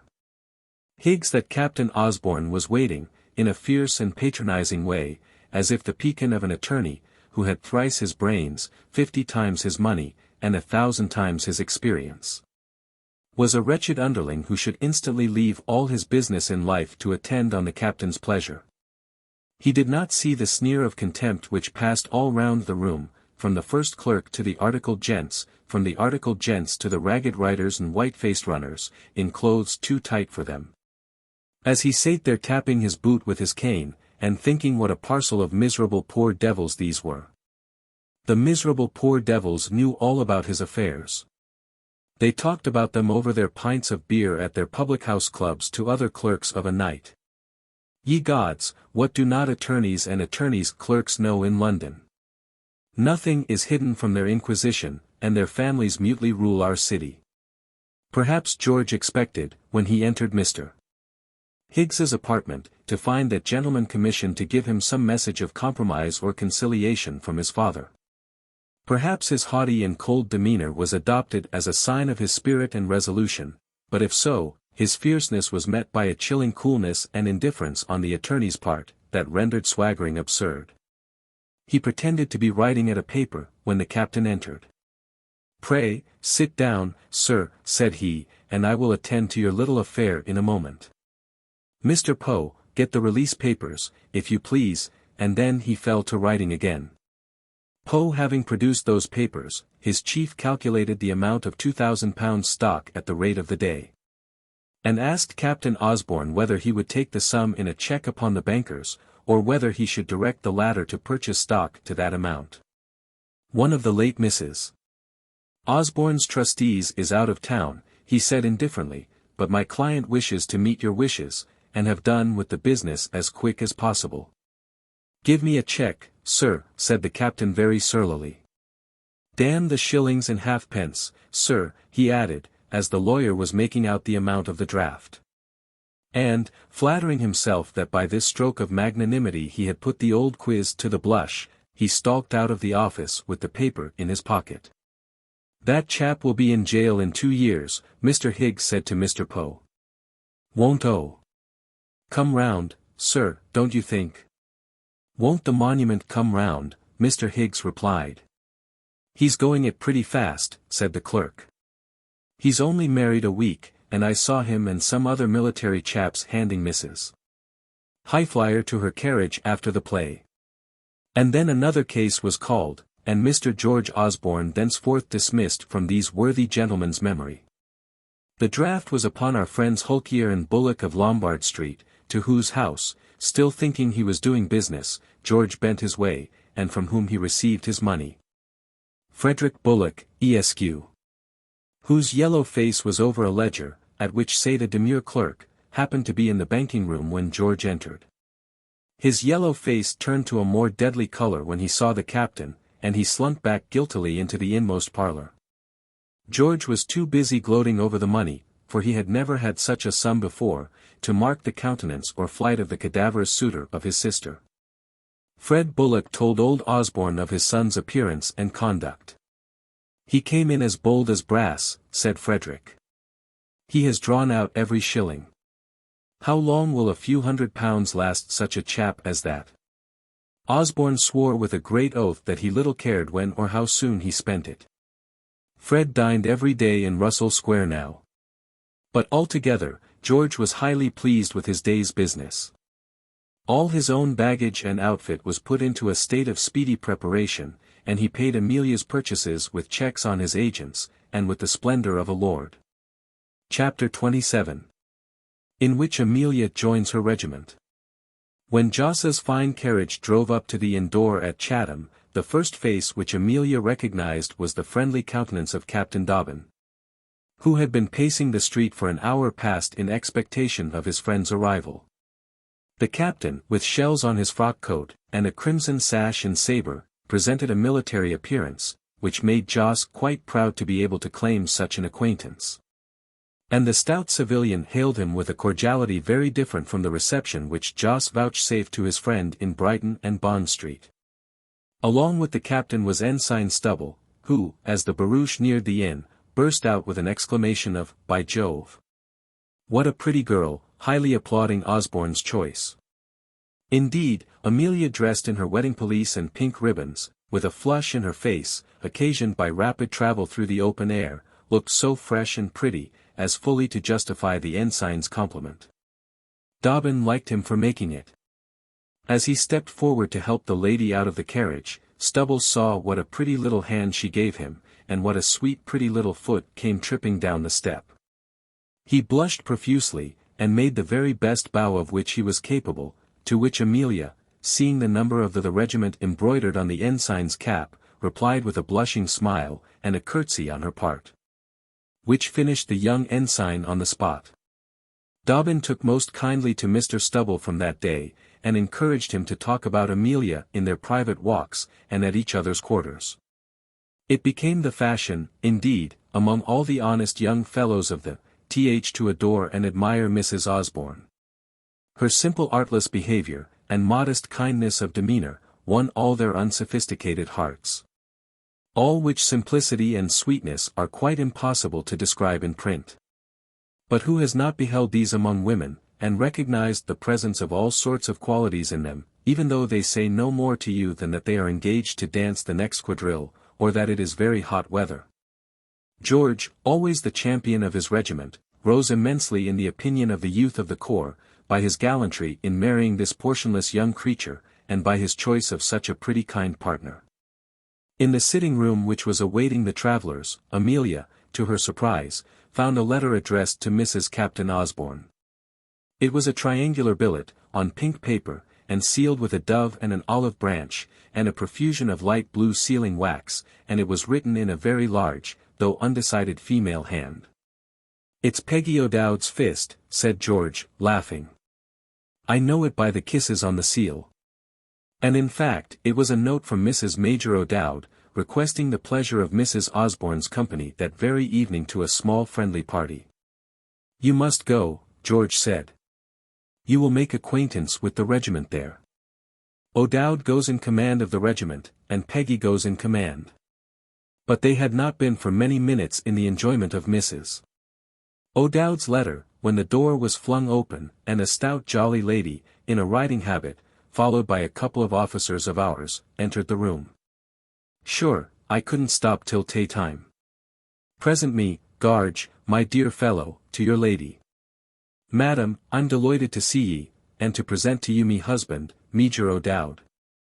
And with this, the jolly lady in the riding habit grasped Amelia's hand very warmly, and the latter knew at once that the lady was before her whom her husband had so often laughed at. "You've often heard of me from that husband of yours," said the lady, with great vivacity. "You've often heard of her," echoed her husband, the Major. Amelia answered, smiling, that she had. "And small good he's told you of me, Mrs. O'Dowd replied, adding that George was a wicked divil. "That I'll go bail for," said the Major, trying to look knowing, at which George laughed, and Mrs. O'Dowd, with a tap of her whip, told the Major to be quiet. And then requested to be presented in form to Mrs. Captain Osborne. "This, my dear," said George with great gravity, "is my very good, kind, and excellent friend, Aurelia Margaretta, otherwise called Peggy." "Faith, you're right," interposed the Major. "Otherwise called Peggy, lady of Major Michael O'Dowd, of our regiment, and daughter of Fitzgerald Bearsford de Burgo Maloney of Glenmalony, County Kildare." "And Murian Square, Dublin," said the lady with calm superiority. "And Murian Square, sure enough," the Major whispered. "'Twas there ye courted me, Major dear," the lady said. And the Major assented to this as to every other proposition which was made generally in company. Major O'Dowd, who had served his sovereign in every quarter of the world, and had paid for every step in his profession by some more than equivalent act of daring and gallantry, was the most modest, silent, sheep-faced and meek of little men. And as obedient to his wife as if he had been her tay-boy. At the mess table he sat silently, and drank a great deal. When full of liquor, he reeled silently home. When he spoke, it was to agree with everybody on every conceivable point, and he passed through life in perfect ease and good humor. The hottest suns of India never heated his temper, and the Walcheren ague never shook it. He walked up to a battery with just as much indifference as to a dinner table, had dined on horseflesh and turtle with equal relish and appetite. And had an old mother, Mrs. O'Dowd of O'Dowdstown indeed, whom he had never disobeyed but when he ran away and enlisted, and when he persisted in marrying that odious Peggy Maloney. Peggy was one of 5 sisters, and 11 children of the noble house of Glenmalony. But her husband, though her own cousin, was of the mother's side, and so had not the inestimable advantage of being allied to the Maloneys, whom she believed to be the most famous family in the world. Having tried 9 seasons at Dublin and 2 at Bath and Cheltenham, and not finding a partner for life, Miss Maloney ordered her cousin Mick to marry her when she was about 33 years of age. And the honest fellow obeying, carried her off to the West Indies, to preside over the ladies of the th regiment, into which he had just exchanged. Before Mrs. O'Dowd was half an hour in Amelia's, or indeed in anybody else's, company, this amiable lady told all her birth and pedigree to her new friend. "My dear," said she, good-naturedly, "it was my intention that Garge should be a brother of my own, and my sister Glorvina would have suited him entirely. But as bygones are bygones, and he was engaged to yourself, why, I'm determined to take you as a sister instead, and to look upon you as such, and to love you as one of the family. Faith, you've got such a nice good-natured face and way with you, that I'm sure we'll agree, and that you'll be an addition to our family anyway. "'Deed and she will," said O'Dowd, with an approving air, and Amelia felt herself not a little amused and grateful to be thus suddenly introduced to so large a party of relations. "We're all good fellows here," the Major's lady continued. "There's not a regiment in the service where you'll find a more united society nor a more agreeable messroom. There's no quarrelling, bickering, slandering, nor small talk amongst us. We all love each other. Especially Mrs. Magennis," said George, laughing. "Mrs. Captain Magennis and me has made up, though her treatment of me would bring me grey hairs with sorrow to the grave." "And you with such a beautiful front of black, Peggy, my dear," the Major cried. "Hold your tongue, Mick, you booby.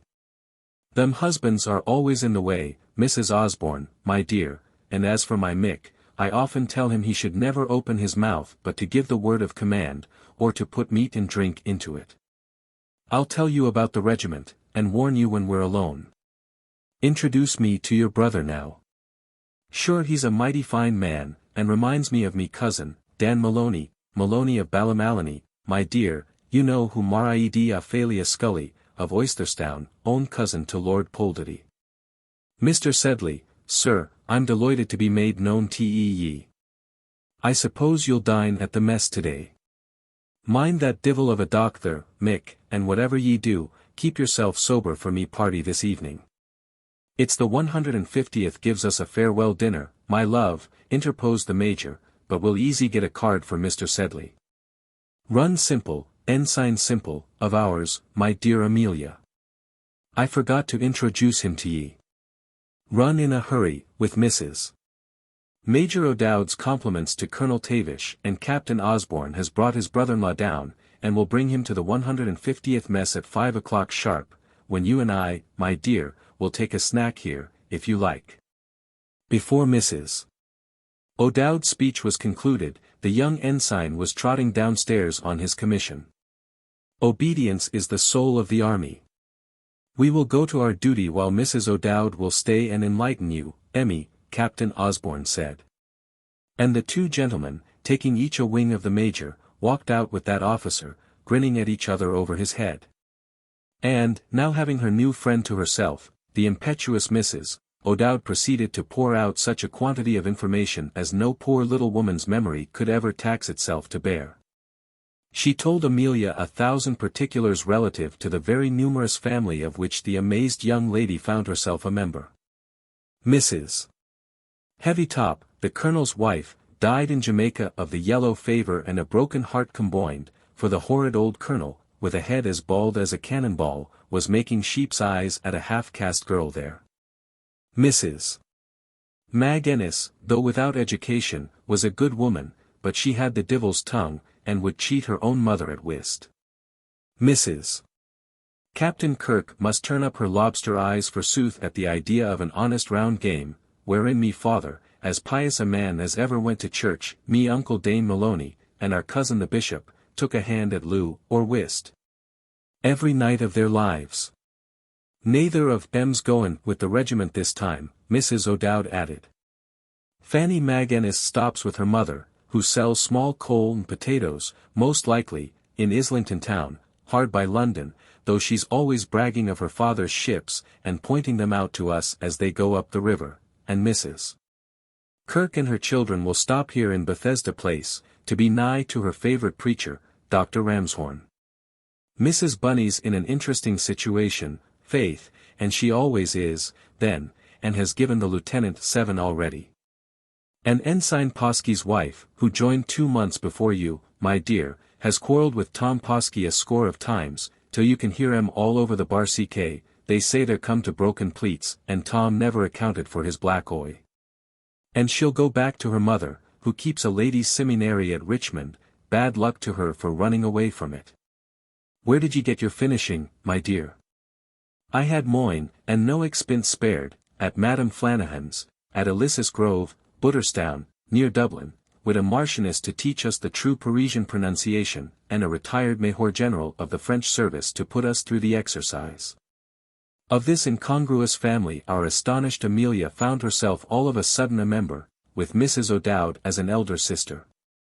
She was presented to her other female relations at tea-time, on whom, as she was quiet, good-natured, and not too handsome, she made rather an agreeable impression until the arrival of the gentlemen from the mess of the 150th. Who all admired her so, that her sisters began, of course, to find fault with her. "I hope Osborne has sown his wild oats," said Mrs. McGinnis to Mrs. Bunny. "If a reformed rake makes a good husband, sure it's she will have the fine chance with Garge, Mrs. O'Dowd remarked to Posky, who had lost her position as bride in the regiment, and was quite angry with the usurper. And as for Mrs. Kirk, that disciple of Dr. Ramshorn put one or two leading professional questions to Amelia, to see whether she was awakened, whether she was a professing Christian and so forth, and finding from the simplicity of Mrs. Osborne's replies that she was yet in utter darkness, put into her hands 3 little penny books with pictures, viz. The Howling Wilderness, the Washerwoman of Wandsworth Common, and the British Soldier's Best Bayonet, which, bent upon awakening her before she slept, Mrs. Kirk begged Amelia to read that night ere she went to bed. But all the men, like good fellows as they were, rallied round their comrade's pretty wife, and paid her their court with soldierly gallantry. She had a little triumph, which flushed her spirits and made her eyes sparkle. George was proud of her popularity, and pleased with the manner, which was very gay and graceful, though naive and a little timid, with which she received the gentlemen's attentions, and answered their compliments. And he in his uniform, how much handsomer he was than any man in the room. She felt that he was affectionately watching her, and glowed with pleasure at his kindness. "I will make all his friends welcome," she resolved in her heart. "I will love all as I love him. I will always try and be gay and good-humored and make his home happy." The regiment indeed adopted her with acclamation. The captains approved, the lieutenants applauded, the ensigns admired. Old Cutler, the doctor, made 1 or 2 jokes, which, being professional, need not be repeated, and Cackle, the assistant MD of Edinburgh, condescended to examine her upon literature, and tried her with his 3 best French quotations. Young Stubble went about from man to man whispering, "Jove, isn't she a pretty gal," and never took his eyes off her except when the negus came in. As for Captain Dobbin, he never so much as spoke to her during the whole evening. But he and Captain Porter of the 150th took home Joss to the hotel, who was in a very maudlin state, and had told his tiger hunt story with great effect, both at the mess table and at the soiree, to Mrs. O'Dowd in her turban and bird of paradise. Having put the collector into the hands of his servant, Dobbin loitered about, smoking his cigar before the inn door. George had meanwhile very carefully shawled his wife, and brought her away from Mrs. O'Dowd's after a general hand-shaking from the young officers, who accompanied her to the fly, and cheered that vehicle as it drove off. So Amelia gave Dobbin her little hand as she got out of the carriage, and rebuked him smilingly for not having taken any notice of her all night. The captain continued that deleterious amusement of smoking, long after the inn and the street were gone to bed. He watched the lights vanish from George's sitting-room windows, and shine out in the bedroom close at hand. It was almost morning when he returned to his own quarters. He could hear the cheering from the ships in the river, where the transports were already taking in their cargoes preparatory to dropping down the Thames. Chapter 28. In which Amelia invades the Low Countries. The regiment with its officers was to be transported in ships provided by His Majesty's government for the occasion, and in 2 days after the festive assembly at Mrs. O'Dowd's apartments, in the midst of cheering from all the East India ships in the river, and the military on shore, the band playing God Save the King, the officers waving their hats, and the crews hurrahing gallantly. The transports went down the river and proceeded under convoy to Ostend. Meanwhile the gallant Joss had agreed to escort his sister and the major's wife, the bulk of whose goods and chattels, including the famous bird of paradise and turban, were with the regimental baggage, so that our 2 heroines drove pretty much unencumbered to Ramsgate, where there were plenty of packets plying, in one of which they had a speedy passage to Ostend. That period of Jos's life which now ensued was so full of incident, that it served him for conversation for many years after. And even the tiger hunt story was put aside for more stirring narratives which he had to tell about the great campaign of Waterloo. As soon as he had agreed to escort his sister abroad, it was remarked that he ceased shaving his upper lip. At Chatham he followed the parades and drills with great assiduity. He listened with the utmost attention to the conversation of his brother officers, as he called them in after days sometimes, and learned as many military names as he could. In these studies the excellent Mrs. O'Dowd was of great assistance to him. And on the day finally when they embarked on board the Lovely Rose, which was to carry them to their destination, he made his appearance in a braided frock coat and duck trousers, with a foraging cap ornamented with a smart gold band. Having his carriage with him, and informing everybody on board confidentially that he was going to join the Duke of Wellington's army, folks mistook him for a great personage, a commissary general, or a government courier at the very least. He suffered hugely on the voyage, during which the ladies were likewise prostrate. But Amelia was brought to life again as the packet made Ostend, by the sight of the transports conveying her regiment, which entered the harbour almost at the same time with the Lovely Rose. Jos went in a collapsed state to an inn, while Captain Dobbin escorted the ladies, and then busied himself in freeing Jos's carriage and luggage from the ship and the custom-house, for Mr. Jos was at present without a servant, Osborne's man and his own pampered menial having conspired together at Chatham, and refused point-blank to cross the water. This revolt, which came very suddenly, and on the last day, so alarmed Mr. Sedley, Jr., that he was on the point of giving up the expedition, but Captain Dobbin, who made himself immensely officious in the business, Jos said, rated him and laughed at him soundly. The mustachios were grown in advance. And Jos finally was persuaded to embark. In place of the well-bred and well-fed London domestics, who could only speak English, Dobbin procured for Jos's party a swarthy little Belgian servant who could speak no language at all, but who, by his bustling behaviour, and by invariably addressing Mr. Sedley as "my lord," speedily acquired that gentleman's favour. Times are altered at Ostend now. Of the Britons who go thither, very few look like lords, or act like those members of our hereditary aristocracy.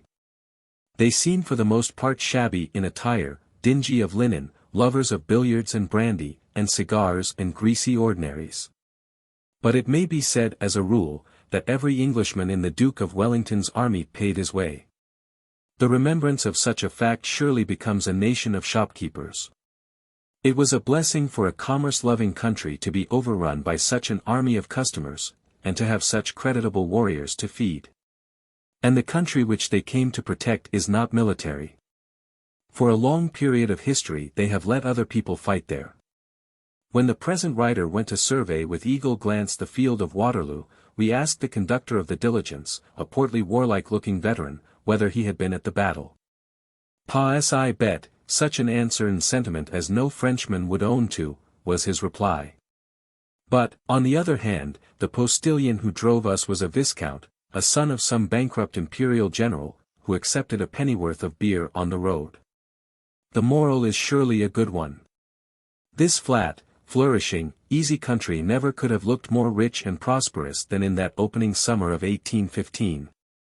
When its green fields and quiet cities were enlivened by multiplied redcoats, when its wide chaussées swarmed with brilliant English equipages, when its great canal boats, gliding by rich pastures and pleasant quaint old villages, by old chateaux lying amongst old trees, were all crowded with well-to-do English travellers, when the soldier who drank at the village inn, not only drank, but paid his score. And Donald, the Highlander, billeted in the Flemish farmhouse, rocked the baby's cradle, while Jean and Jeanette were out getting in the hay. As our painters are bent on military subjects just now, I throw out this as a good subject for the pencil, to illustrate the principle of an honest English war. All looked as brilliant and harmless as a Hyde Park review. Meanwhile, Napoleon, screened behind his curtain of frontier fortresses, was preparing for the outbreak which was to drive all these orderly people into fury and blood, and lay so many of them low.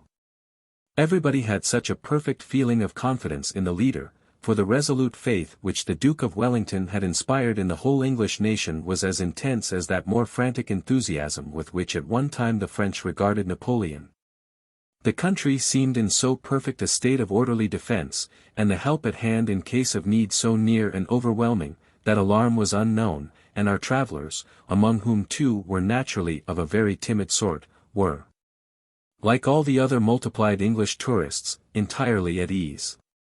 The famous regiment, with so many of whose officers we have made acquaintance, was drafted in canal boats to Bruges and Ghent, thence to march to Brussels. Jos accompanied the ladies in the public boats, the which all old travellers in Flanders must remember for the luxury and accommodation they afforded.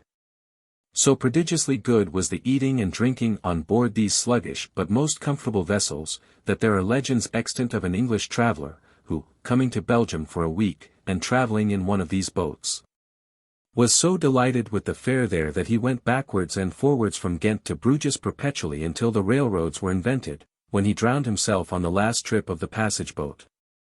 Jos's death was not to be of this sort, but his comfort was exceeding, and Mrs. O'Dowd insisted that he only wanted her sister Glorvina to make his happiness complete. He sate on the roof of the cabin all day drinking Flemish beer, shouting for Isidore, his servant, and talking gallantly to the ladies. His courage was prodigious. "Boney attack us," he cried. "My dear creature, my poor Emmy, don't be frightened. There's no danger. The Allies will be in Paris in 2 months, I tell you, when I'll take you to dine in the Palais Royal, by Jove. There are 300,000 Russians, I tell you, now entering France by Mayence and the Rhine, 300,000 under Wittgenstein and Barclay de Tolly, my poor love. You don't know military affairs, my dear. I do, and I tell you there's no infantry in France can stand against Russian infantry, and no general of Boney's that's fit to hold a candle to Wittgenstein. Then there are the Austrians, they are 500,000 if a man, and they are within 10 marches of the frontier by this time, under Schwarzenberg and Prince Charles. Then there are the Prussians under the gallant Prince Marshal. Show me a cavalry chief like him now that Murat is gone. Hey, Mrs. O'Dowd. Do you think our little girl here need be afraid? Is there any cause for fear, Isidore? Hey, sir. Get some more beer. Mrs. O'Dowd said that her Glorvina was not afraid of any man alive, let alone a Frenchman, and tossed off a glass of beer with a wink which expressed her liking for the beverage. Having frequently been in presence of the enemy, or, in other words, faced the ladies at Cheltenham and Bath, our friend, the collector, had lost a great deal of his pristine timidity, and was now, especially when fortified with liquor, as talkative as might be.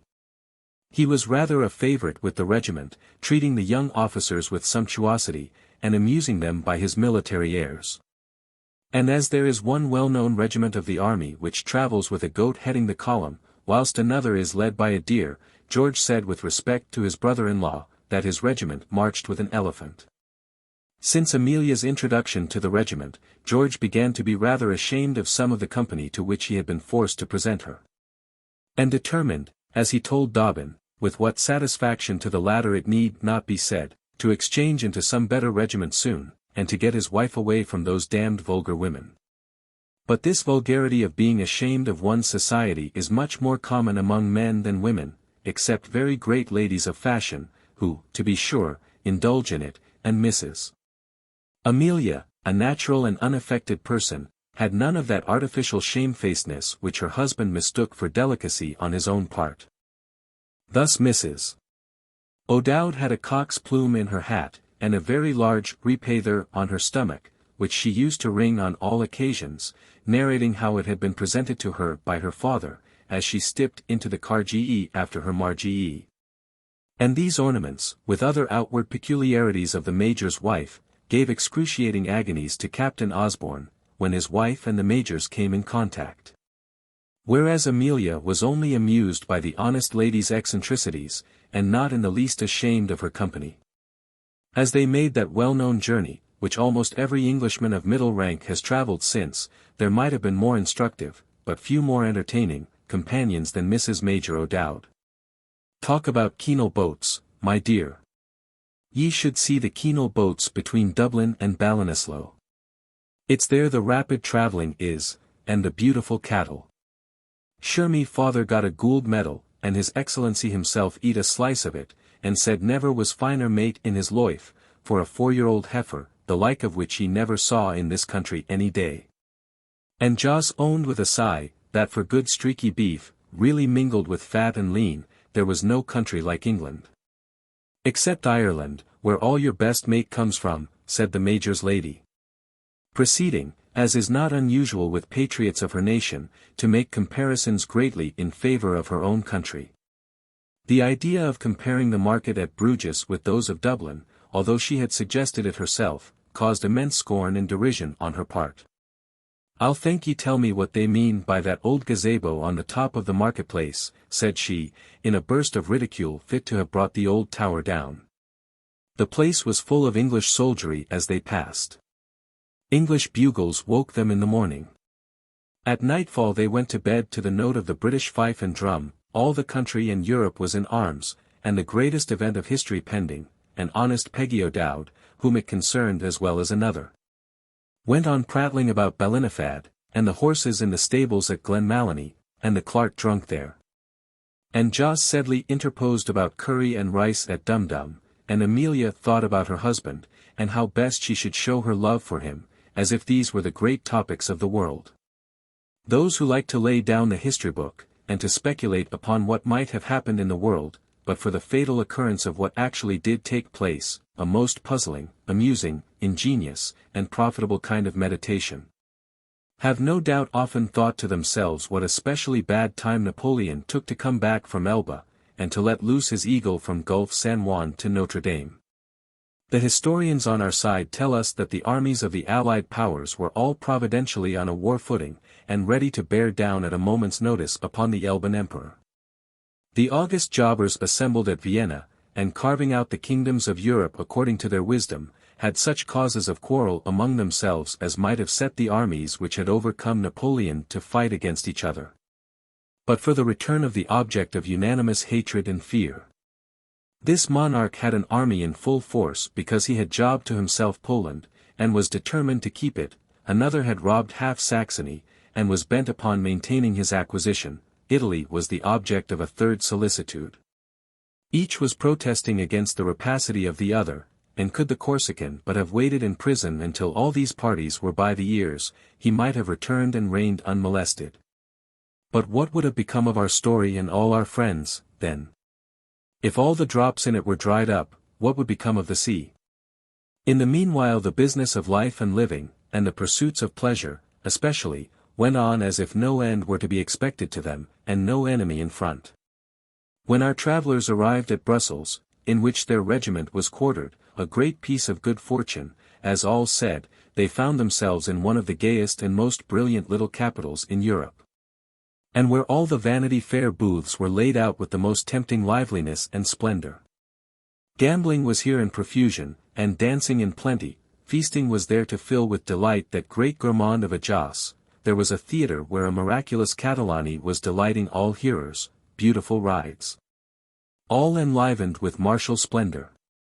A rare old city, with strange costumes and wonderful architecture, to delight the eyes of little Amelia, who had never before seen a foreign country, and filled her with charming surprises, so that now and for a few weeks' space in a fine handsome lodging, whereof the expenses were borne by Joss and Osborne, who was flush of money and full of kind attentions to his wife, for about a fortnight, I say, during which her honeymoon ended, Mrs.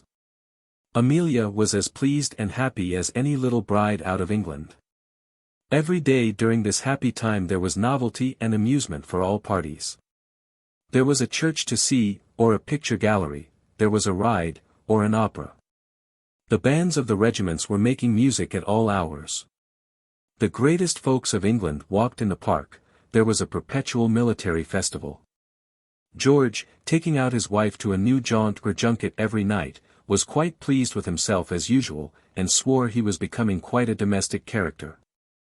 And a jaunt or a junket with him. Was it not enough to set this little heart beating with joy? Her letters home to her mother were filled with delight and gratitude at this season. Her husband bade her buy laces, millinery, jewels, and gimcracks of all sorts. Oh, he was the kindest, best, and most generous of men. The sight of the very great company of lords and ladies and fashionable persons who thronged the town, and appeared in every public place, filled George's truly British soul with intense delight. They flung off that happy frigidity and insolence of demeanor which occasionally characterizes the great at home, and appearing in numberless public places, condescended to mingle with the rest of the company whom they met there. One night at a party given by the general of the division to which George's regiment belonged, he had the honour of dancing with Lady Blanche Thistlewood, Lord Berryacre's daughter. He bustled for ices and refreshments for the two noble ladies. He pushed and squeezed for Lady Berryacre's carriage. He bragged about the Countess when he got home, in a way which his own father could not have surpassed. He called upon the ladies the next day. He rode by their side in the park. He asked their party to a great dinner at a restaurateur's, and was quite wild with exultation when they agreed to come. Old Berryacres, who had not much pride and a large appetite, would go for a dinner anywhere. "I hope there will be no women besides our own party," Lady Berryacres said, after reflecting upon the invitation which had been made, and accepted with too much precipitancy. "Gracious heaven, mamma, you don't suppose the man would bring his wife?" shrieked Lady Blanche, who had been languishing in George's arms in the newly imported waltz for hours the night before. "The men are bearable, but they're women. Wife, just married, devilish pretty woman, I hear," the old Earl said. "Well, my dear Blanche," said the mother, "I suppose, as Papa wants to go, we must go, but we needn't know them in England, you know." And so, determined to cut their new acquaintance in Bond Street, these great folks went to eat his dinner at Brussels, and condescending to make him pay for their pleasure, showed their dignity by making his wife uncomfortable, and carefully excluding her from the conversation. This is a species of dignity in which the high-bred British female reigns supreme. To watch the behavior of a fine lady to other and humbler women, is a very good sport for a philosophical frequenter of Vanity Fair. This festival, on which honest George spent a great deal of money, was the very dismalest of all the entertainments which Amelia had in her honeymoon. She wrote the most piteous accounts of the feast home to her mamma, how the Countess of Berryacres would not answer when spoken to, how Lady Blanche stared at her with her eyeglass, and what a rage Captain Dobbin was in at their behaviour. And how my lord, as they came away from the feast, asked to see the bill, and pronounced it a d, bad dinner, and d, dear. But though Amelia told all these stories, and wrote home regarding her guests' rudeness, and her own discomfiture, old Mrs. Sedley was mightily pleased nevertheless, and talked about Emmy's friend, the Countess of Berryacres, with such assiduity that the news how his son was entertaining peers and peeresses actually came to Osborne's ears in the city. Those who know the present Lieutenant General Sir George Tufto, K.C.B., and have seen him, as they may on most days in the season, padded and in stays, strutting down Pall Mall with a rickety swagger on his high-heeled lacquered boots, leering under the bonnets of passers-by, or riding a showy chestnut, and ogling broughams in the parks, those who know the present Sir George Tufto would hardly recognize the daring Peninsular and Waterloo officer. He has thick curling brown hair and black eyebrows now, and his whiskers are of the deepest purple. He was light-haired and bald in 1815, and stouter in the person and in the limbs, which especially have shrunk very much of late. When he was about 70 years of age, he is now nearly 80, his hair, which was very scarce and quite white, suddenly grew thick, and brown, and curly, and his whiskers and eyebrows took their present color. Ill-natured people say that his chest is all wool, and that his hair, because it never grows, is a wig. Tom Tufto, with whose father he quarrelled ever so many years ago, declares that Mademoiselle de Jaisy, of the French theatre, pulled his grandpapa's hair off in the green room, but Tom is notoriously spiteful and jealous. And the General's wig has nothing to do with our story.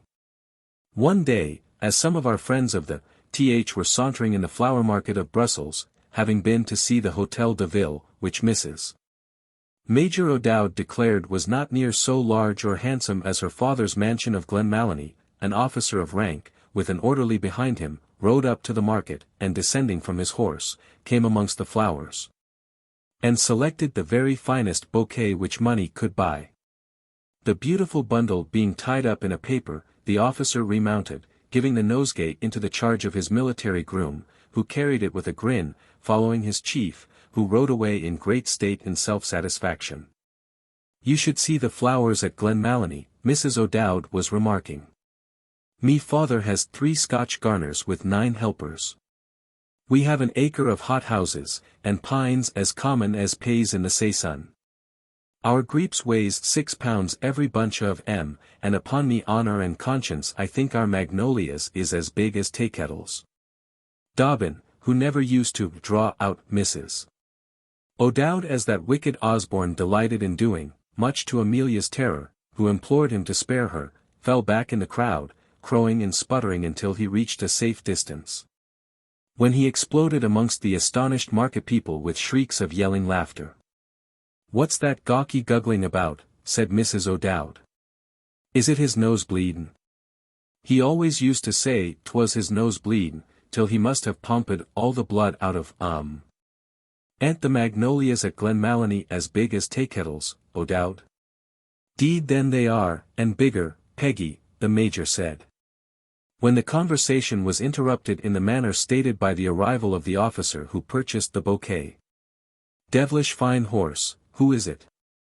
George asked.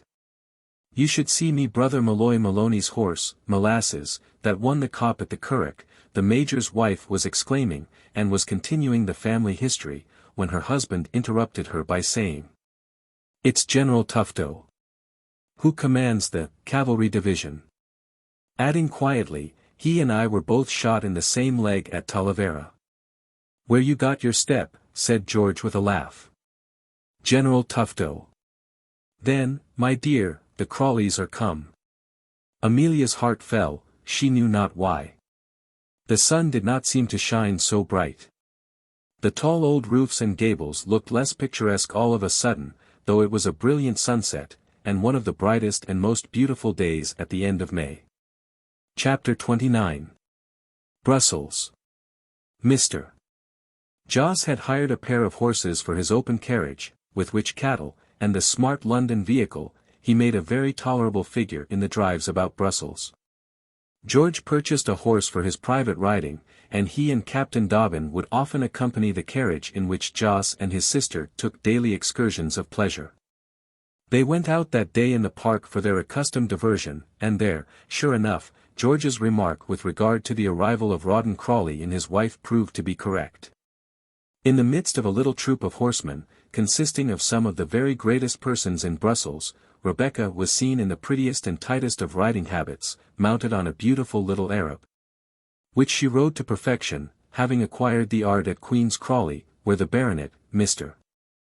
Pitt, and Rawdon himself had given her many lessons, and by the side of the gallant General Tufto.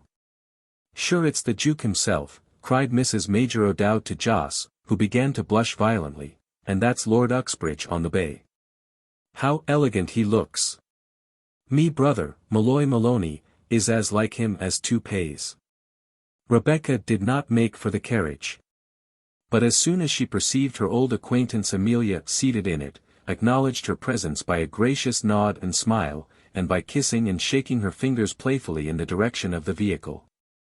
Then she resumed her conversation with General Tufto, who asked who the fat officer was in the gold-laced cap, on which Becky replied, that he was an officer in the East Indian service. But Rawdon Crawley rode out of the ranks of his company, and came up and shook hands heartily with Amelia, and said to Joss, "Well, old boy, how are you?" and stared in Mrs. O'Dowd's face and at the black cock's feathers until she began to think she had made a conquest of him. George, who had been delayed behind, rode up almost immediately with Dobbin, and they touched their caps to the august personages, among whom Osborne at once perceived Mrs. Crawley. He was delighted to see Rawdon leaning over his carriage familiarly and talking to Amelia, and met the aide-de-camp's cordial greeting with more than corresponding warmth. The nods between Rawdon and Dobbin were of the very faintest specimens of politeness. Crawley told George where they were stopping with General Tufto at the Hotel du Parc, and George made his friend promise to come speedily to Osborne's own residence. "Sorry I hadn't seen you 3 days ago," George said. "Had a dinner at the restaurateurs, rather a nice thing. Lord Bareacres, and the Countess, and Lady Blanche, were good enough to dine with us, wish we'd had you." Having thus let his friend know his claims to be a man of fashion, Osborne parted from Rawdon, who followed the august squadron down an alley into which they cantered, while George and Dobbin resumed their places. One on each side of Amelia's carriage. "How well the Duke looked," Mrs. O'Dowd remarked. "The Wellesleys and Maloneys are related, but, of course, poor I would never dream of introducing myself unless his Grace thought proper to remember our family tie." "He's a great soldier," Jos said, much more at ease now the great man was gone. "Was there ever a battle won like Salamanca?" "Hey, Dobbin. But where was it he learned his art?" "In India, my boy. The jungle's the school for a general, mark me that. I knew him myself, too, Mrs. O'Dowd. We both of us danced the same evening with Miss Cutler, daughter of Cutler of the Artillery, and a devilish fine girl, at Dum Dum." The apparition of the great personages held them all in talk during the drive. And at dinner, and until the hour came when they were all to go to the opera. It was almost like old England. The house was filled with familiar British faces, and those toilettes for which the British female has long been celebrated. Mrs. O'Dowd's was not the least splendid amongst these, and she had a curl on her forehead, and a set of Irish diamonds in cairngorms, which outshone all the decorations in the house, in her notion. Her presence used to excruciate Osborne. But go she would upon all parties of pleasure on which she heard her young friends were bent. It never entered into her thought but that they must be charmed with her company. "She's been useful to you, my dear," George said to his wife, whom he could leave alone with less scruple when she had this society. "But what a comfort it is that Rebecca's come, you will have her for a friend, and we may get rid now of this damned Irishwoman." To this Amelia did not answer, yes or no, and how do we know what her thoughts were? The coup d'oeil of the Brussels Opera House did not strike Mrs. O'Dowd as being so fine as the theatre in Fishamble Street, Dublin, nor was French music at all equal, in her opinion, to the melodies of her native country. She favoured her friends with these and other opinions in a very loud tone of voice, and tossed about a great clattering fan she sported, with the most splendid complacency. "Who is that wonderful woman with Amelia, Rawdon, love?" said a lady in an opposite box, who, almost always civil to her husband in private, was more fond than ever of him in company. "Don't you see that creature with a yellow thing in her turban, and a red satin gown, and a great watch?" "Near the pretty little woman in white?" asked a middle-aged gentleman seated by the querist's side, with orders in his button, and several under waistcoats, and a great, choky, white stock.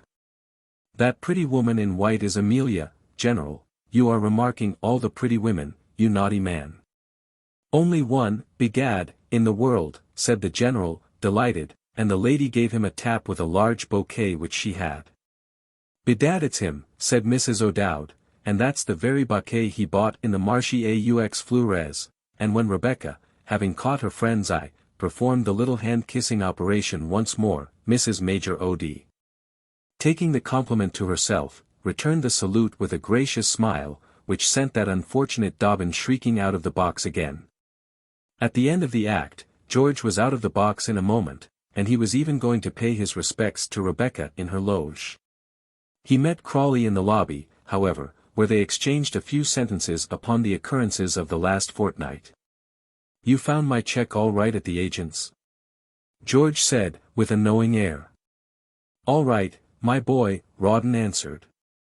"Happy to give you your revenge. Governor come round?" "Not yet," said George, "but he will. And you know I've some private fortune through my mother. Has Auntie relented? Sent me £20, damned old screw. When shall we have a meet? The General dines out on Tuesday. Can't you come Tuesday? I say, make Sedley cut off his mustache. What the devil does a civilian mean with a mustache and those infernal frogs to his coat? Bye-bye." Try and come on Tuesday. And Rawdon was going off with two brilliant young gentlemen of fashion, who were, like himself, on the staff of a general officer. George was only half pleased to be asked to dinner on that particular day when the general was not to dine.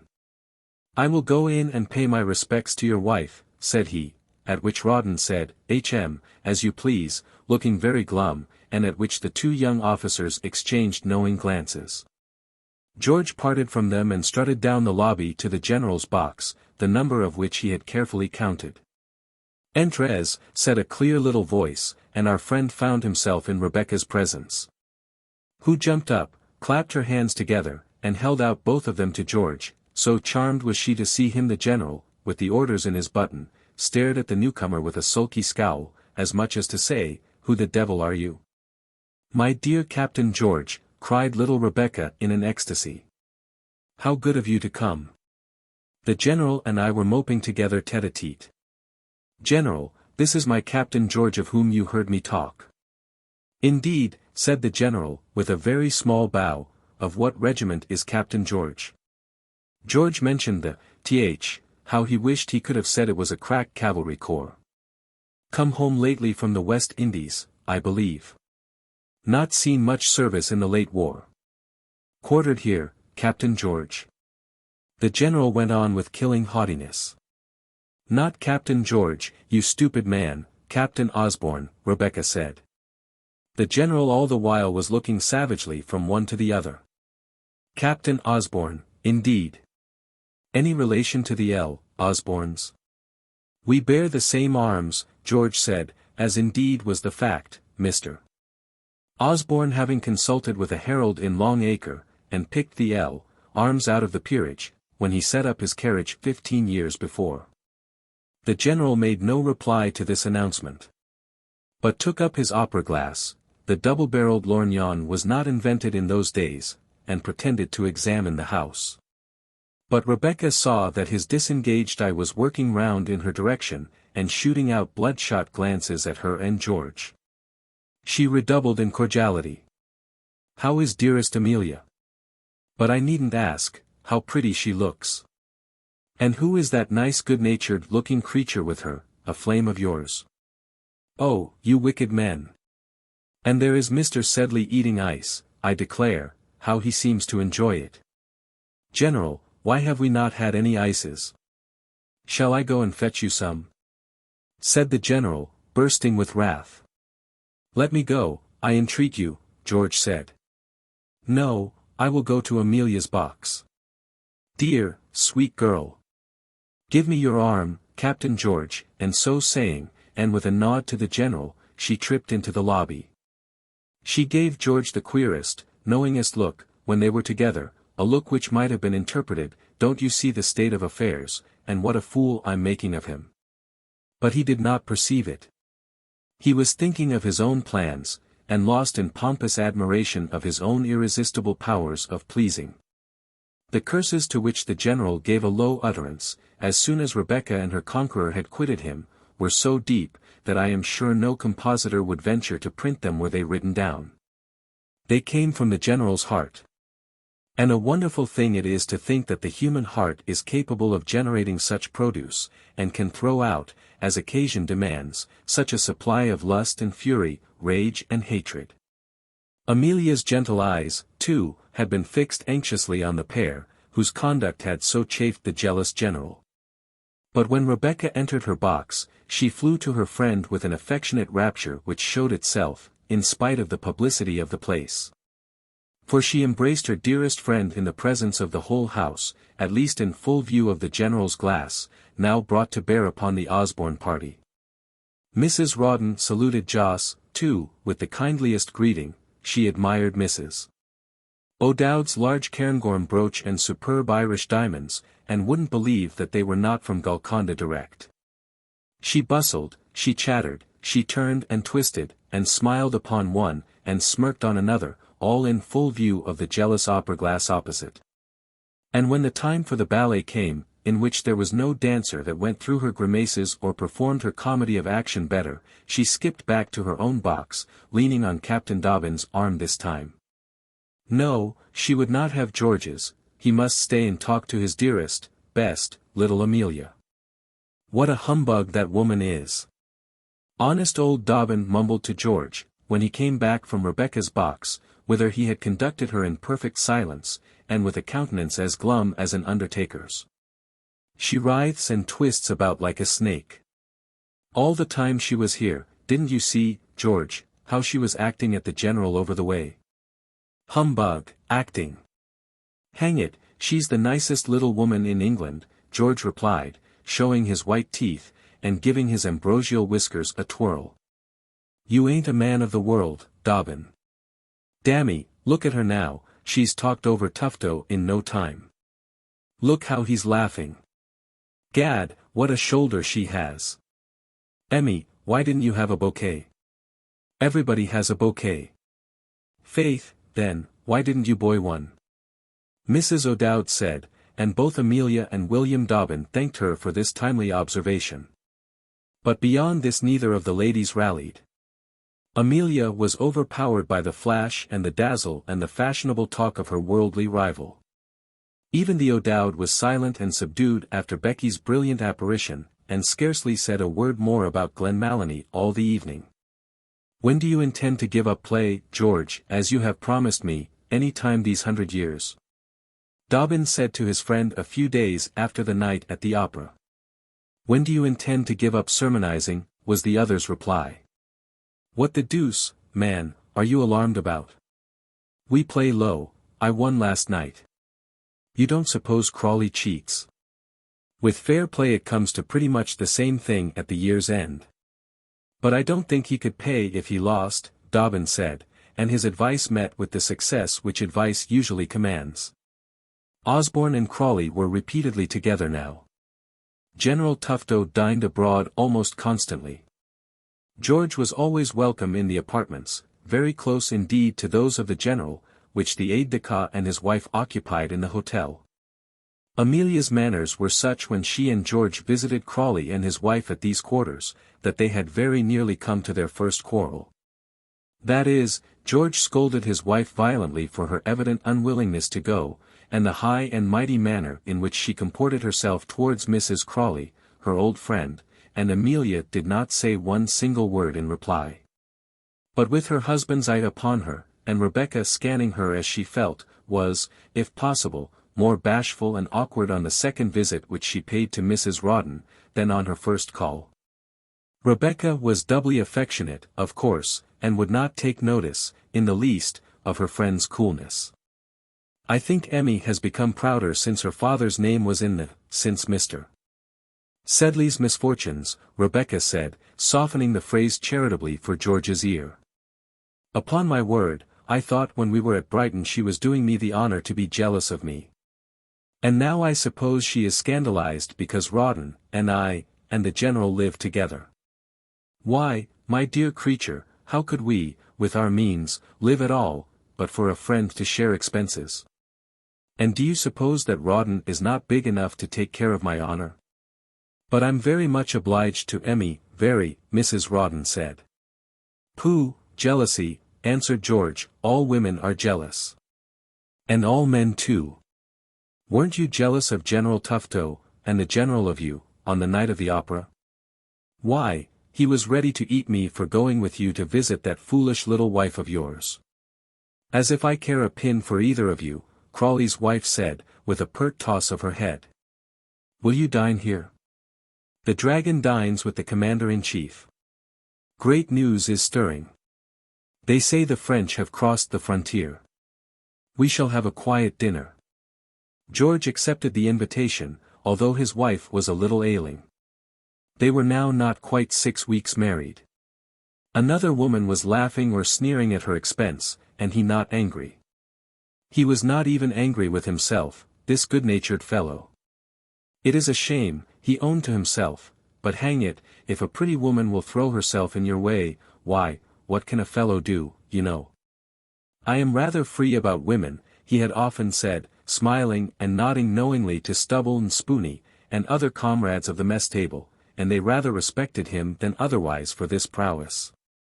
Next to conquering in war, conquering in love has been a source of pride time out of mind, amongst men in Vanity Fair, or how should schoolboys brag of their amours, or Don Juan be popular?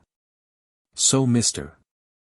Osborne, having a firm conviction in his own mind that he was a woman-killer and destined to conquer, did not run counter to his fate, but yielded himself up to it quite complacently.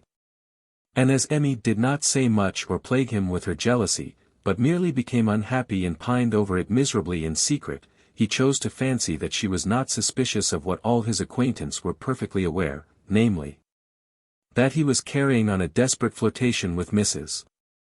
Crawley. He rode with her whenever she was free. He pretended regimental business to Amelia, by which falsehood she was not in the least deceived, and consigning his wife to solitude or her brother's society, passed his evenings in the Crawleys' company. Losing money to the husband and flattering himself that the wife was dying of love for him. It is very likely that this worthy couple never absolutely conspired and agreed together in so many words, the one to cajole the young gentleman, whilst the other won his money at cards, but they understood each other perfectly well. And Rawdon let Osborne come and go with entire good humour. George was so occupied with his new acquaintances that he and William Dobbin were by no means so much together as formerly.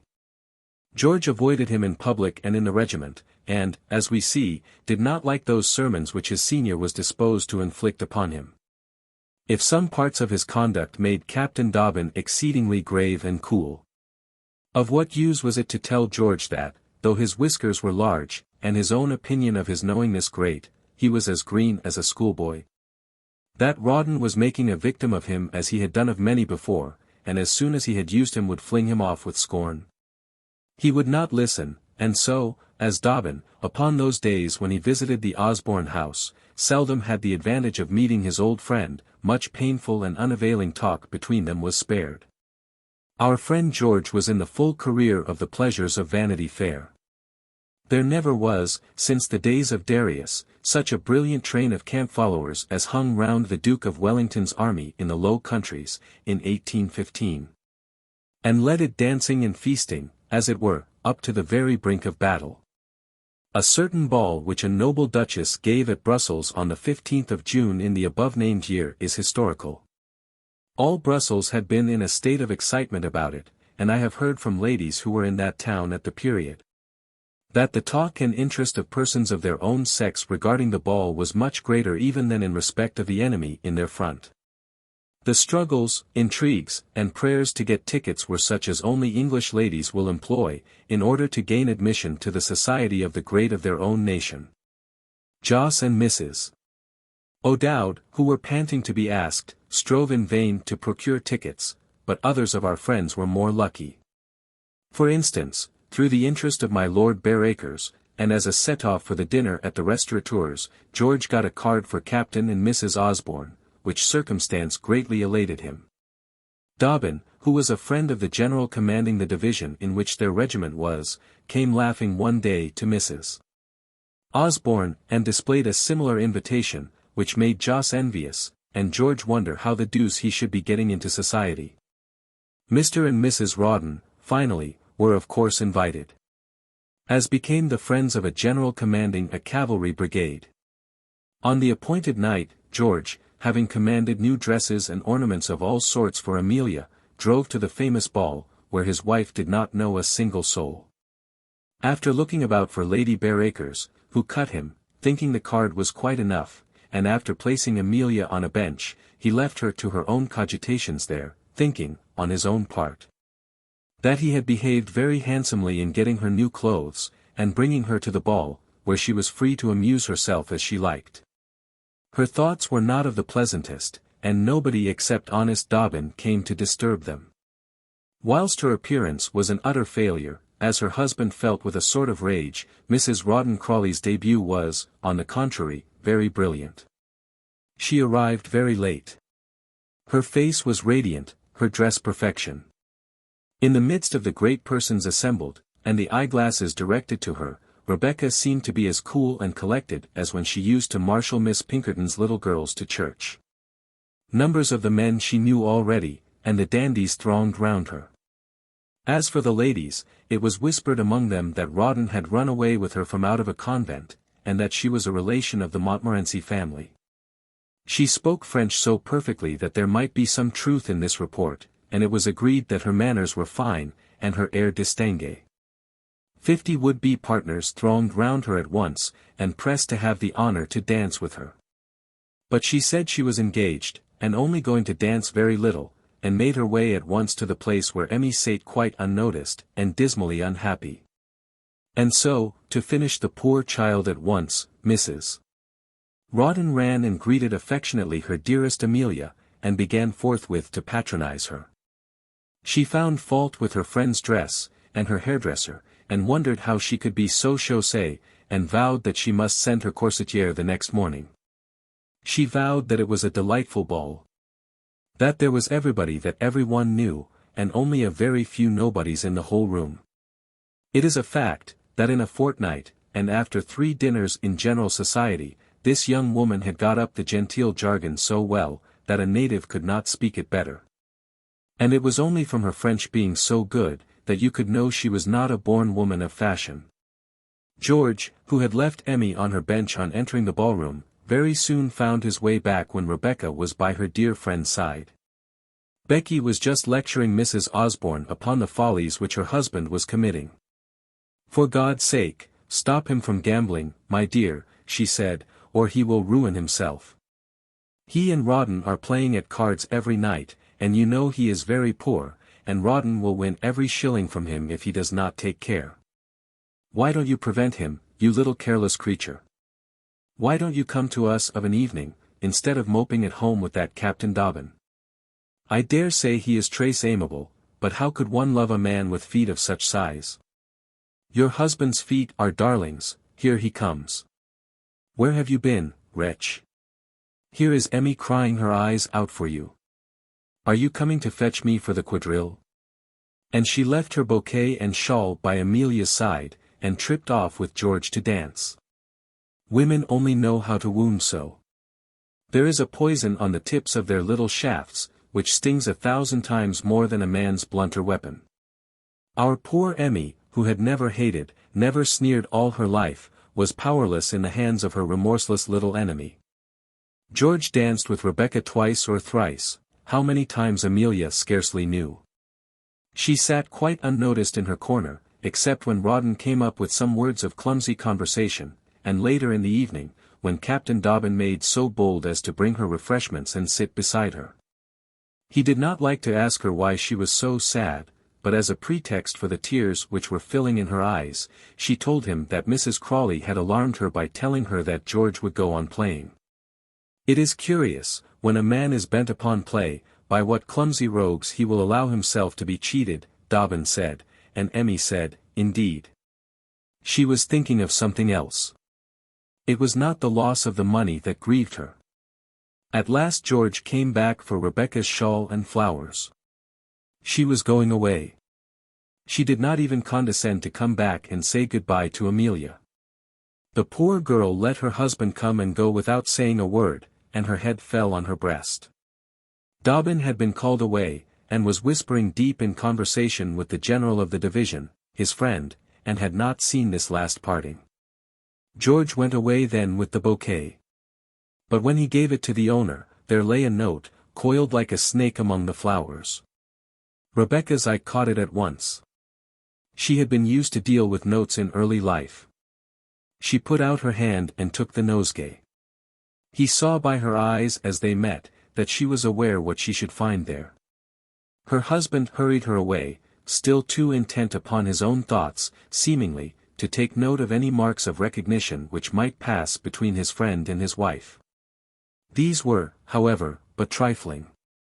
Rebecca gave George her hand with one of her usual quick knowing glances, and made a curtsy and walked away. George bowed over the hand, said nothing in reply to a remark of Crawley's, did not hear it even, his brain was so throbbing with triumph and excitement, and allowed them to go away without a word. His wife saw the one part at least of the bouquet scene. It was quite natural that George should come at Rebecca's request to get her scarf and flowers. It was no more than he had done 20 times before in the course of the last few days. But now it was too much for her. "William," she said, suddenly clinging to Dobbin, who was near her, "You've always been very kind to me. I'm not well. Take me home." She did not know she called him by his Christian name, as George was accustomed to do. He went away with her quickly. Her lodgings were hard by. And they threaded through the crowd without, where everything seemed to be more astir than even in the ballroom within. George had been angry twice or thrice at finding his wife up on his return from the parties which he frequented, so she went straight to bed now. But although she did not sleep, and although the din and clatter, and the galloping of horsemen were incessant, she never heard any of these noises, having quite other disturbances to keep her awake. Osborne meanwhile, wild with elation, went off to a play table, and began to bet frantically. He won repeatedly. "Everything succeeds with me tonight," he said. But his luck at play even did not cure him of his restlessness, and he started up after a while, pocketing his winnings, and went to a buffet, where he drank off many bumpers of wine. Here, as he was rattling away to the people around, laughing loudly and wild with spirits, Dobbin found him. He had been to the card tables to look there for his friend. Dobbin looked as pale and grave as his comrade was flushed and jovial. "Hullo, Dobb. Come and drink, old Dobb. The Duke's wine is famous. Give me some more, you sir," and he held out a trembling glass for the liquor. "Come out, George," said Dobbin, still gravely, "don't drink. Drink. There's nothing like it. Drink yourself, and light up your lantern jaws, old boy. Here's to you." Dobbin went up and whispered something to him, at which George, giving a start in a wild hooray, tossed off his glass, clapped it on the table, and walked away speedily on his friend's arm. "The enemy has passed the Sambre," William said, "and our left is already engaged. Come away. We are to march in 3 hours." Away went George, his nerves quivering with excitement at the news so long looked for, so sudden when it came. What were love and intrigue now? He thought about 1,000 things, but these in his rapid walk to his quarters, his past life and future chances, the fate which might be before him, the wife, the child perhaps, from whom unseen he might be about to part. Oh, how he wished that night's work undone. And that with a clear conscience at least he might say farewell to the tender and guileless being by whose love he had set such little store. He thought over his brief married life. In those few weeks he had frightfully dissipated his little capital. How wild and reckless he had been. Should any mischance befall him, what was then left for her? How unworthy he was of her. Why had he married her? He was not fit for marriage. Why had he disobeyed his father, who had been always so generous to him? Hope, remorse, ambition, tenderness, and selfish regret filled his heart. He sat down and wrote to his father, remembering what he had said once before, when he was engaged to fight a duel. Dawn faintly streaked the sky as he closed this farewell letter. He sealed it, and kissed the superscription. He thought how he had deserted that generous father, and of the 1,000 kindnesses which the stern old man had done him. He had looked into Amelia's bedroom when he entered. She lay quiet, and her eyes seemed closed, and he was glad that she was asleep. On arriving at his quarters from the ball, he had found his regimental servant already making preparations for his departure. The man had understood his signal to be still, and these arrangements were very quickly and silently made. Should he go in and wake Amelia, he thought, or leave a note for her brother to break the news of departure to her? He went in to look at her once again.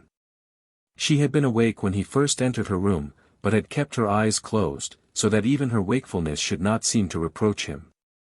But when he had returned, so soon after herself, too, this timid little heart had felt more at ease, and turning towards him as he stepped softly out of the room, she had fallen into a light sleep. George came in and looked at her again, entering still more softly. By the pale night lamp he could see her sweet, pale face. The purple eyelids were fringed and closed, and one round arm, smooth and white, lay outside of the coverlet. Good God! How pure she was, how gentle, how tender, and how friendless. And he, how selfish, brutal, and black with crime. Heart-stained, and shame-stricken, he stood at the bed's foot, and looked at the sleeping girl. How dared he, who was he, to pray for one so spotless? God bless her. God bless her. He came to the bedside, and looked at the hand, the little soft hand, lying asleep, and he bent over the pillow noiselessly towards the gentle pale face. Two fair arms closed tenderly round his neck as he stooped down. I am awake, George, the poor child said, with a sob fit to break the little heart that nestled so closely by his own. She was awake, poor soul, and to what? At that moment a bugle from the place of arms began sounding clearly, and was taken up through the town, and amidst the drums of the infantry, and the shrill pipes of the Scotch, the whole city awoke. Chapter 30.